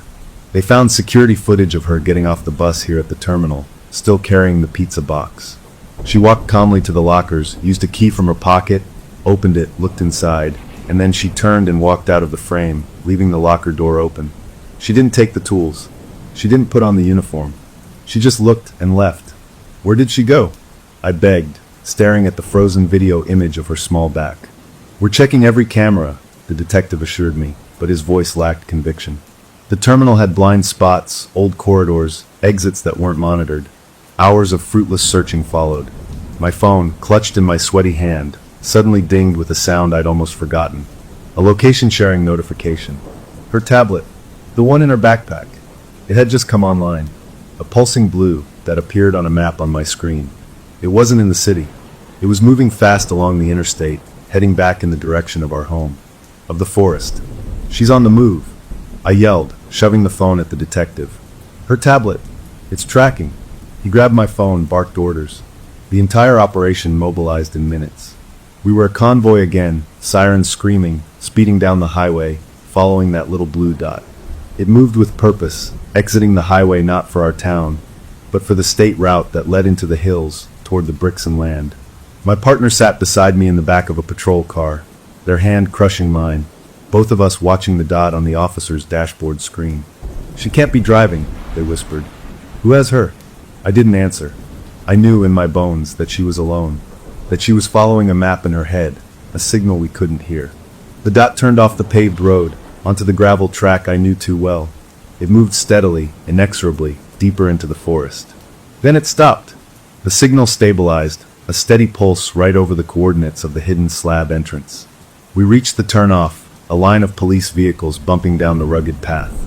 We parked in a chaotic cluster, doors flying open. Officers with powerful flashlights and drawn weapons streamed into the woods, following the GPS coordinates we gave them. My partner and I ran behind them, branches slapping our faces. We burst into the clearing. The scene was illuminated by a dozen blinding flashlight beams. The massive concrete slab was wide open, just as I'd left it, a black maw in the earth. Light, cold, white electric light, poured out from below. The bunker was open, and it was awake. The detective shouted commands. "Stay here," he ordered us, and a young officer was assigned to hold us back as a tactical team descended the stairs, their voices sharp and professional echoing up from the hole. We stood at the rim, straining to hear. Shouts of "clear" came from different directions. Then, after what felt like a lifetime, a voice called up, strained and confused. "We've got the subject. She's secure. She's unharmed. But you need to see this down here." My partner and I scrambled down the stairs before anyone could stop us, the officer trailing behind. We spilled into the humming control room. It was lit up now, every overhead fluorescent tube buzzing with light. The green radar blip pulsed, and there, in the center of the room, stood our daughter. She was still in her jeans and pink shirt from that morning, looking small and confused under the harsh lights, holding the hand of a female officer. She saw us and her face lit up. "Mommy! Daddy!" She broke free and ran into our arms. We dropped to our knees, hugging her, crying, checking her over. She was fine. Not a scratch. She smelled like the forest air. "How did you get here, baby?" my partner asked, tears streaming. She shrugged. "The bus was loud. A nice lady with a big car gave me a ride most of the way. She said she was going hiking. Then I walked. I knew the way." Her tone was matter of fact, as if she'd just gone to the park. The detectives and officers were fanning out, their awe and confusion filling the room. They examined the vintage equipment, the glowing screens. The lead detective approached me, his earlier skepticism gone, replaced by a profound unsettledness. "Sir, you said there was a bedroom?" I nodded, pointing to the vault door on the far side of the control room, the one I hadn't opened. The tactical team prepared and opened it. We followed them into a short corridor, then into the room from the monitor, the 1950s bedroom. The bed was there. The blanket was rumpled, thrown back. The form was gone. A clear, gelatinous membrane lay in tatters on the sheets, connected to a series of empty, dangling tubes. The cryostasis cell beside the bed hummed, but its glass front was open. A trail of faint, sticky fluid led from the bed to the open doorway where we now stood. Silas Brixton was not in his bed. He was up, and he was somewhere in the bunker. An officer's radio crackled, a voice from the team still searching upstairs. "We found something up here. You need to see it. In the trees, about 50 yards east of the entrance." We were ushered back up into the night. Flashlights pointed at the base of a large pine tree. There, on the ground, was her backpack, and next to it, sitting neatly on a folded piece of bark as if on a display stand, was the pizza box. It was empty, but written on the inside of the lid in black marker, in handwriting that was not a child's, a precise, elegant, old-fashioned script, was a message. The tools were a test. She passed. The catalog is complete. We are ready for the final pour. Thank you for the delivery.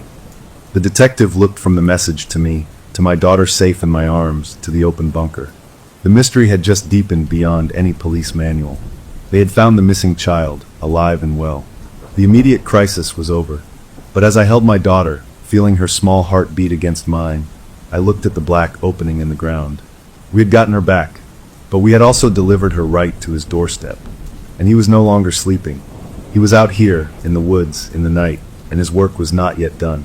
The case was closed for them. For me, it was just entering a new, more terrifying chapter. The next 48 hours were a whirlwind of official chaos and private dread. The police sealed the bunker as a crime scene, though the only crime they could pin down was trespassing mine. They took endless statements. My daughter, perched on a too-big chair in the sheriff's office, told a simple, impossible story. A nice lady with a soft voice gave her a ride after the bus. She knew which turns to tell her to take. The lady left her at the edge of the woods. She walked to the door in the ground, because Mr. Brix wanted to show her his quiet room. No, she never saw the lady's face clearly. Yes, she was sure it was a lady. The police sketch artist produced a generic, kindly-looking woman that matched no one in any database. The tools from the locker were analyzed. They were custom-made, dated to the late 1950s, with the Brixton Secure logo etched faintly on the metal. The talkie board was just cardboard and glitter. My documentation, once dismissed, was now pored over by frowning detectives. They had a missing then found child, a bizarre stash of antique child-sized tools, and an empty high-tech tomb from the Cold War with a missing occupant. But they had no body, no clear motive for kidnapping, and a victim who was unharmed and home. The official story, the one that began to solidify in the reports, was that of a disturbed individual. possibly an obsessed historical reenactor or a cultist familiar with the Brixton story, who had fixated on our family, groomed our daughter through some unknown means, and orchestrated the strange event. The Mr. Brix persona was written off as a creation of this person, implanted in our daughter's imagination. It was a tidy, human explanation. It allowed the police to classify the case as solved with the perpetrator at large, and for life to move on. For everyone else, it was over. For me, it was a fragile, terrifying new normal. We were home. My partner moved back in, but a canyon had opened between us. The relief of having our daughter back was overwhelmed by a river of unspoken blame and lingering fear. They believed the police theory, that some real flesh and person had done this, and that my obsession had painted a target on our backs. You published those genealogy queries online, Sam. You probably contacted some historical forum and attracted a freak. The fights were quieter now, hissed arguments after our daughter was in bed. We were both too exhausted, too traumatized for shouting. We settled into a tense, watchful routine. We changed all the locks. We installed a new security system with cameras at every door and window. We told our daughter that Mr. Brix was a bad pretend game, and we weren't to talk about him anymore. She nodded solemnly, but sometimes I'd catch her staring at a wall, her lips moving soundlessly. The bunker was boarded up by the county, deemed a hazard. A rusty construction fence was erected around the clearing. It was over, but the feeling in my house, in my bones, said it wasn't. The air felt charged like before a thunderstorm. The hum I'd heard in the bunker sometimes seemed to whisper from the walls at night, a frequency just at the edge of hearing. I checked the security camera feeds obsessively, seeing nothing but swaying trees and empty streets. A week after we returned home, I found her in the backyard. She wasn't playing. She was standing perfectly still in the middle of the lawn, her arms held slightly out from her sides. Her eyes were closed. The sun was setting, casting long shadows. "Sweetie, what are you doing?" She didn't open her eyes. "Listening to the countdown," she said softly. A bolt of ice shot down my spine. "What countdown?" "The one for the final pour. He says the mixture is almost ready. The aggregate has been sourced." She opened her eyes then, blinked, and smiled at me like she'd just told me about her day at school. "Can I have a popsicle?" The old terror, which had settled into a low-grade dread, roared back to life. He was still here, still talking to her. The fence around the bunker didn't matter. The police theory was wrong. It wasn't a person. It was the signal. And the signal was in my backyard. That night, I did the only thing I could think to do. I went back to the library, to the microfiche. If Brixton was out, if his final pour was imminent, I needed to know what that meant. I scoured every article, every mention of his company. In a trade journal for concrete and aggregate, I found a small, dry article from 1960 titled, "Brixton Announces Perpetual Foundation Formula." It quoted Silas Brixton at a rare industry dinner. He said, "The foundation of the future will not merely support a structure, it will become one with it, a living, growing lattice. My formula will, when activated, seek and bind with compatible material, creating an impermeable, intelligent shell. It will be the final skin between the new world and the old." The article was followed by letters to the editor from scientists calling it alchemy and nonsense. The company never brought a product to market. But what if he had? What if the final pour wasn't just concrete? What if it was something else? I drove home, my mind racing. Compatible material. My daughter's words. The aggregate has been sourced. A horrible idea began to form, too monstrous to fully entertain. I pulled into my driveway. The house was dark except for the living room light. My partner's car was gone. They'd taken our daughter to a movie, a deliberate act of normalcy. I was alone. I went inside, the alarm beeping as I disarmed it. The house felt different. Empty, but not in a good way. It felt expectant. I walked to the kitchen to get a glass of water. On the gleaming stainless steel door of the refrigerator, written in a fine layer of what looked like dust, was a single word, ready. It wasn't fingerprint smudges. It was too precise, the letters elegant and sharp. I backed away, my heart hammering. I grabbed my phone, ready to call the police again, to scream that he was in the house. But I stopped. What would I say? There's dust on my fridge? They'd think I was having a breakdown. Maybe I was. I snatched a dish towel and wiped the word away. As I did, the motion-activated light under the kitchen cabinets flickered, then died, plunging that part of the room into shadow. A moment later, the light over the stove flickered out. Then the pendant lights over the island. They didn't pop or die. They just went out one by one, as if something was moving through the house, absorbing the light. I stood in the growing dark, frozen. The living room light was still on behind me. I heard a sound, a faint, wet, sliding sound, like mud being smoothed. It came from the hallway leading to the bedrooms. I turned slowly. The hallway was dark, but at the far end, in the dim light reflected from the living room, I could see the floor was changing. A dark, wet patch was spreading across the hardwood, seeping from the wall near my daughter's bedroom door. It wasn't water. It was thicker, blacker. It crept across the floorboards, and as it moved, it hardened instantly into a smooth, glassy, obsidian-like surface. It was consuming the hallway, turning it into something else. The final pour. It was here, not in the woods. Here, in my home. The compatible material wasn't just gravel and sand. It was everything. It was the house itself. He was turning our home into his new foundation. I heard the front door open. My partner's voice cheerful. "We're back." The movie was great. They stepped into the living room, my daughter beside her, holding a balloon. They stopped, their smiles fading as they saw my face, saw me staring down the dark hallway. "Sam, what's wrong?" I pointed a trembling finger. "Don't go down there." My partner flicked the hallway light switch. Nothing happened. They took a step forward, peering. "Is that a spill? Did something break?" They took another step. The black, glassy surface had stopped spreading. It lay there, a 10-foot-long stretch of alien floor, ending just a few feet from the living room carpet. It looked solid, cold, and utterly wrong.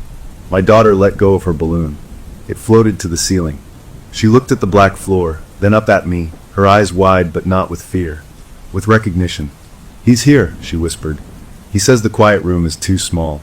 He needs a bigger one. He likes our house." The security system panel by the front door let out a sharp, electronic chirp. Then the digital display, which usually showed the time and system status, changed. Numbers appeared, counting down. 10 o'clock, 9:59. 9:58, a countdown. The one she was listening to. My partner finally saw it. They saw the word I'd wiped away still faintly visible on the fridge, the dead lights, the impossible black floor, the numbers ticking down on her own alarm system. The reality they had clung to, the human stalker, the explainable world, shattered. Their face went slack with a terror deeper than any we'd faced before. This wasn't a person. This was our home turning against us. The countdown ticked to 9 minutes. We were all together, safe and sound within our own walls. But the walls themselves were now the threat. We had survived a missing persons case. We had survived the police and the theories. Now we faced something that couldn't be fenced in or arrested. The signal had found its source, and the final pour had begun. The crisis was no longer out there. It was in the hallway, and it was counting down. The numbers on the security panel glowed a sickly green. 8:47. We were frozen, a family statue in the living room light, staring at the black, glassy scar that had grown across our hallway floor. It wasn't spreading anymore. It was just there, a door to nowhere, a stain from another world. My partner was the first to break. They lunged for the landline phone on the side table, their fingers fumbling. They lifted the receiver, put it to their ear, and their face collapsed. No dial tone. I pulled out my cell phone. No service. The bars were empty. The countdown was doing more than just counting. It was cutting us off. "The car," I said, my voice cracking. "We get in the car and we go. Now." We moved as one, a unit of pure panic. I grabbed our daughter, scooping her up. She was light in my arms, her head tucked into my shoulder. My partner snatched the car keys from the hook, and we bolted for the front door. They yanked it open. And stopped. I almost plowed into their back. The porch light was on, illuminating the front step. But beyond the step, where our driveway and the lawn should have been, was a wall. A smooth, seamless, curved wall of the same black, glassy material that was in the hallway. It arched over the doorway, meeting the eaves of the house, sealing us in completely. It reflected our stunned faces back at us, distorted and wide-eyed. My partner let out a small, choked cry and slammed the door shut, locking it as if that could keep the outside out. We ran to the back door in the kitchen. The same. The deck, the backyard, the neighbor's fence, all gone, replaced by that impossible, obsidian shell. The house was being encased. We were inside a growing foundation. 7:12. My partner started to hyperventilate, leaning against the kitchen counter. "Windows. We can break a window." I put our daughter down. "Stay right here, baby." I grabbed a heavy cast iron skillet from the stove. ran to the living room window, and swung. The skillet connected with a jarring, unnatural clang. The glass didn't shatter. It didn't even crack. The window pane had taken on the same dark, glossy sheen, hardened into something far stronger than glass. I hit it again. Nothing. My arm vibrated with the impact. It was like hitting a bank vault. Our daughter was watching us, her eyes huge. She wasn't crying. She had a strange, focused look, like she was listening to music we couldn't hear. "He says breaking is not allowed," she said softly. "The shell has to be perfect." 5:38. We were trapped. The hum was back, not just a feeling now, but a real, physical vibration in the floor, in the walls. It was the sound of the house changing, molecule by molecule. I saw a hairline crack appear in the drywall near the ceiling. From it, a tiny trickle of that black substance seeped out, not dripping, but crawling along the seam, hardening as it went, welding the wall together into something new and unbreakable. This wasn't an attack. It was a conversion. My partner sank to the floor,